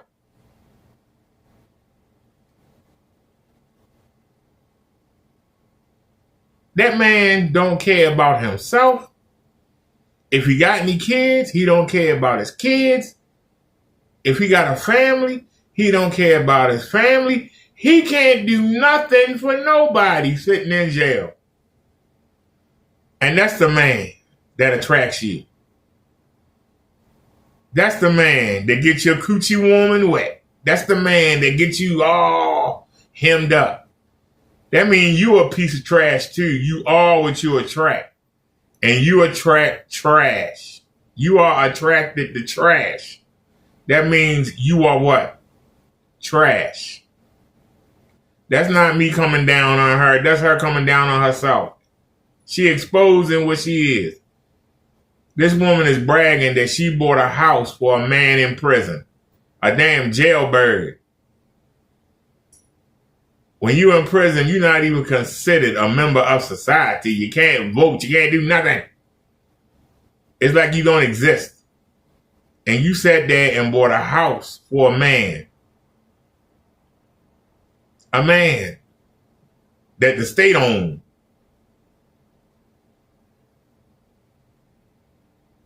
And he came out. I ain't even been paying this no mind. I've been trying to set something up on the phone. But I already know from what I just heard. You bought a house for a bum in jail. And I bet you he came out and probably stayed with you. Soon as he got on his feet, he was gone. I guarantee you. Soon as he got on his feet, he was gone. That man used you for commissary. That man used you for a place to stay.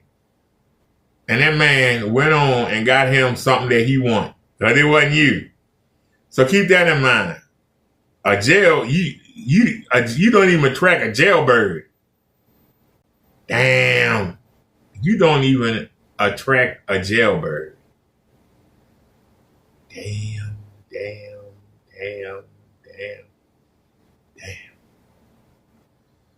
What you doing is the equivalent of me going to the ladies' lockup and just hanging out there. Hey, what's going on there, Monique? You still ahead of Cell Block D? You know, I want to see you when you get out. And guess what? Monique will be there too. I wouldn't do it. I wouldn't there, jailbird. How you going? Did you got a thief? Why would you bring a thief in your house? Why would you buy a house for a thief? I don't understand. Man, she about to get so many L's. She about to get so many L's in her DMs. This is what I be talking about. See, and then women. See, let me help y'all understand something, ladies. Ladies, what to look for in a man? Is he a man? You have children. You need a family man. You need a man who loves children. Damn the beard. Like, what are we talking about? We date like we're in middle school. Height, vibes, horoscopes, beards, tattoos. Like, I mean, even though she didn't say nothing about the tattoos, but it's like it's still childish. It's still childish as hell. You need a family man, ma'am. You need a man who wouldn't have a problem taking on your children above anything else. The beard you kind of go into should he look a certain way? That's the next question. Is there more to it? No, not really. No, not really. Should he make us hair? Go ahead. I don't do Caucasians. Okay, so no white men. No. Fuck you. Should he? I don't think there's any white men out there crying. Not really. No. Not really. No. She said she won't date white men. Take. I don't think it's any white men feeling hurt. I can take what you have and turn it into something more. Okay. She can multiply it. Yeah. Cap. So stop you lying. literally just said you have a house, which means you cannot take someone with just any old income. And she claims she can take whatever you got and multiply. I don't believe that. I don't buy that shit. You know, and that's why I tell y'all they get so upset with me when I call out the bull. When I call out let's just stop the cap. You capping, honey. You are so freaking delusional, it's sick. Okay? If you can multiply something, then you wouldn't require a man to have something to multiply. Because you would have so much, you don't need nothing. You need somebody to come in there and help you with them kids. You need somebody to keep you company. You need somebody to bang your back out. That's what you need. Anytime you keep saying, I can take what you got and multiply it. Only thing you can do is take a man and give him another damn bastard child. That's what you can multiply. Another child for you. You should be worrying about your kids and getting a good man to help you raise them kids. That should be your priority. You are a mother. You worrying about buying houses for guys in jail, guys you ain't even slept with, ain't touched, you see them at the jail doing visitation. How's that dating? How's that vetting? You probably sit and wait the whole week for that jail phone call. That's the highlight of your day. You are a loser. You are a female loser. I'm sorry. The best you can generate is a jailbird. You say you can take whatever a man got and multiply. I can tell you, you ain't taking my little bit of money and burning it and losing it in the market. I wouldn't never be that stupid. But there are men out there that are so desperate. And we sitting here looking at you with that bald spot. How come you can't multiply your hairline? It's gone. I mean, it's gone. The hairline is gone. Look like somebody tried to glue something on the end. They should have took it all the way around and made it a bang. Because that weave is atrocious. I don't know who did your hair. You need to find them. You can't even afford to get a good weave. So we call them a weaveologist. You can't even get a good weaveologist. I'm just being honest. Some people don't like what I'm saying. Kiss my butt. I'm sorry. This is ridiculous. This is utterly ridiculous, ladies and gentlemen. This is ridiculous. Ladies, you can be 40 and 50 and 60 years old and not delusional. It's not your dating life is not over until you become delusional and you start talking about all this other stupid shit. That's when dating life for you at those ages is absolutely finished. Even when you're in your 20s, if you come up here asking for all this stuff, you're finished. But as long as you're not delusional at 40 and 50 and 60, like you have a shot. Like, let's be honest. Like, I mean, there's not nobody in the world who wouldn't want to date you. Like, come on. Okay. Now, I know you in the car. You have good light, so I appreciate it. But now we got to do the Kendrick. I can't believe you don't remember me. I came on here before. Girl, yeah, she's going there before. So what did you say so memorable? Let's see how I can do it. Because I'm actually at the stadium. Listen, do not be offended if I don't remember y'all. I've literally talked to over 10,000 people in the 5 years of hosting the show. It is impossible to remember everybody. And what you're here to say, because black women be changing their wigs up, how am I supposed to remember you with a different wig? Okay, let's see if I can do it. We gotta see. Hopefully you can see me. Hopefully you can see me. Hold on, let me just put it out here. I'm working, so you saw me working. Okay. Oh, we got them hits. Woo!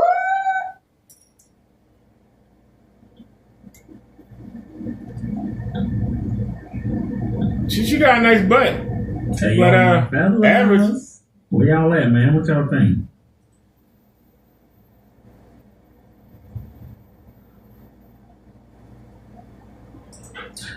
I'm not gonna lie to you, man. She got a nice shape. She got a nice butt. Shape. I see why the boobies was all over her. Damn it, man.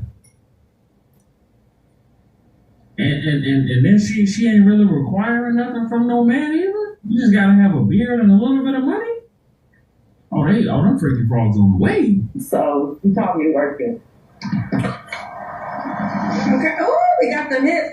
Woo! Okay. What you doing? What job you doing in your car right now? I am Uber Black. Uber. You know, it's a game, and it's a game at the Cowboy Stadium. Okay, I forgot you was an Uber driver. So. Okay. All right, we saw you, girl. We saw that. We I'm out of here. Oh, okay. Yeah. All right, this is Kendra Tour, Kendra camera of the event. Okay. All right. Where I was at. Okay. How do I tell you? She looked a lot better outside than inside. What y'all think, fellas? What y'all think so far? Is this somebody y'all would take serious, or is this somebody y'all would just entertain, and then move on about your way? Let me know. If she wasn't stupid and simple. 2 years ago, I waited on a man 3.5 years in prison. What the? Is he still in prison? No, he's home. I bought a house for us. And what happened? He was naked face. You mean to tell me you went on a man 2.5 years in prison? 3.5 years. 3.5 years. So you waited on him for 3.5 years in prison. I was celibate, everything. He came home. Didn't treat me like nothing. And you blame it because he didn't have a beard. I feel like he wasn't masculine enough. She retarded. When I bought my house, he had the audacity to tell me that I created these bills. Well, you did. But I still bought a house for us because he was going to be on an anchor monitor, and I didn't want no reason for the state of whatever. They're not telling y'all this, man. Retarded. She retarded. All the time. 40 years old, and and they picked the worst batch of black men they could find. I feel sorry for the kids. The kids, poor kids. Some of y'all ladies, that's their mother. Let's be honest, man. Some of y'all ladies, listen to me. Y'all be absolutely. Y'all imagine them kids went to school the next day. Let's be real here for a second. Some of y'all be absolutely beautiful. And they probably got ragged on. They're like, your mom is stupid. Y'all beauty and all y'all young years to the wrong men. Y'all know these men ain't hitting on shit. Y'all know they're not good for you. You know he's not a good father. You know, and y'all still lay up and have kids with him and ruin y'all lives. Y'all break up and come on, man. Why are we buying homes for Pookie?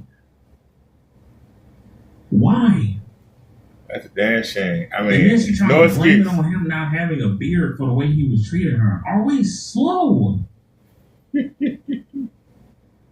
Not a bad looking woman by a long shot. I'm gonna be honest. She got a nice shape and she's not bad looking in the face. Stop the cap. She has the potential to run across a good man, but she got to leave these Pookies alone. Women be falling. I'm gonna be super. Just look. Just bear with me.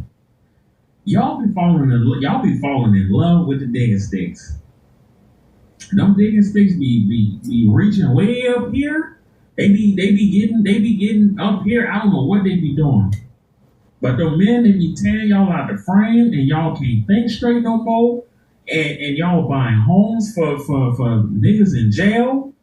When he get out, he got a brand new home to come to. He got a Hellcat in the driveway. Like, and then when this nigga come home and treat you like dirt and leave you for somebody else, the next good man that comes along got new rules. He gotta wait till y'all gotta get married for him to get sex from you? No ma'am. Stupid. No ma'am. Think right the first time. Yes, sir. This nigga's spitting. Prison to say that he's living in an apartment, so he has to go to the halfway house. That really, I don't know how it helps. Okay, so hold on. So let me understand. So you bought a house because you bought a house in order for him not to go to a halfway house? Well, I bought the house because sometimes there's this thing in the criminal world. If you ain't never been to prison or you never dealt with hardcore people, you'll never understand. But they have this thing to where they feel like if you're not stable enough, then he will have to be in a halfway house instead of just being at home. Well, let me ask you this question directly. Can he live in an apartment opposed to a halfway house if you get out of prison? Maybe. Depends on which. It depends on. Let me ask you this. I swear it'd be pulling teeth to get direct questions. In this situation with him, if you did not have a house, was this like he could not have went to the apartment? Can you find out that information in advance? Like, don't they say that she had 3.5 years? You have to go to a halfway house or a house? Like, was that stated? In the original parole meeting, they asked him where he would be staying, and he told them that I had bought a house, so he's going to be more stable. That's not my question. My question was the house a requirement over a halfway house? Did y'all ever get? I don't know if it was a requirement or not. I just put in the effort to make it happen. If that makes sense. Okay. It don't make sense. So that's You're true. stupid. That's a great gesture. And I'm not defending it, but he has a point when he says you created the bills. Because I get that, but he also was in agreement for me to buy the house. I fixed my own credit to buy the house. Right, but was the expectation for him to help you with the bills? No. So why was he complaining about you paying the bills? That's who he is. Because she asked him, give me some money. I need money. Because he didn't know how to talk to me. So I couldn't have a voice. Let's say I couldn't have a voice. Did you kick him out? No. I just told him that. Huh? No. So I didn't kick him out. When I say I didn't kick him out, that means I didn't say get your shit and get out. Okay, no, I got you. That's not what I said. I just told him I don't think that we're going to work. I don't think we're going to be able to continue to coexist together. And so we just can't. came up to agreement that he go stay with the man. Well, he went to go stay with the person that snitched on him. He went to go stay with his. It's crazy. He went to go stay with the mama.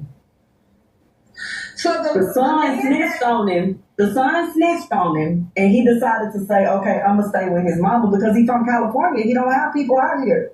It was either me or her." The mama got a house? No, it's not his mama. His mama stay in California. They from Cali. I'm asking you this: did he move into a house? After yes. Okay. Absolutely. Okay. She owned her house. Okay. Absolutely. Okay. So when did that end? 2 years, May, December. Okay. We've been separated 2 years. Okay, so that was the last relationship. Okay. All right. Now, okay, we got the backstory of the last relationship. You don't have to answer, but I'm gonna ask, when was the last time you was intimate with someone? Maybe 3 months ago. Okay. 3 flaws you have to work on. Your decision making. Because number one, you are retarded. You are a waste. You're not bad looking. You got nice behind. I will admit. If I saw you in the street, I would talk to you. And while I'm talking to you, you would start saying this dumb stuff.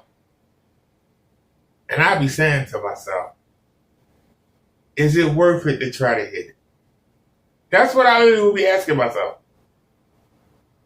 I will be asking myself, is it worth it to hit it? And by the end of our conversation, I will come to a decision. Is it worth it to hit it? This woman makes dumb, irrational decisions. This woman sits, and there's nothing wrong with somebody dreaming. But she's talking about whether or not a man has a beard determines whether or not he's a good man. You know how dumb that sounds? It sounds stupid. You 40 years old, grow up. You got kids, grow up. Put down the Disney books. Put down the romance novels. Come deal with reality and real life.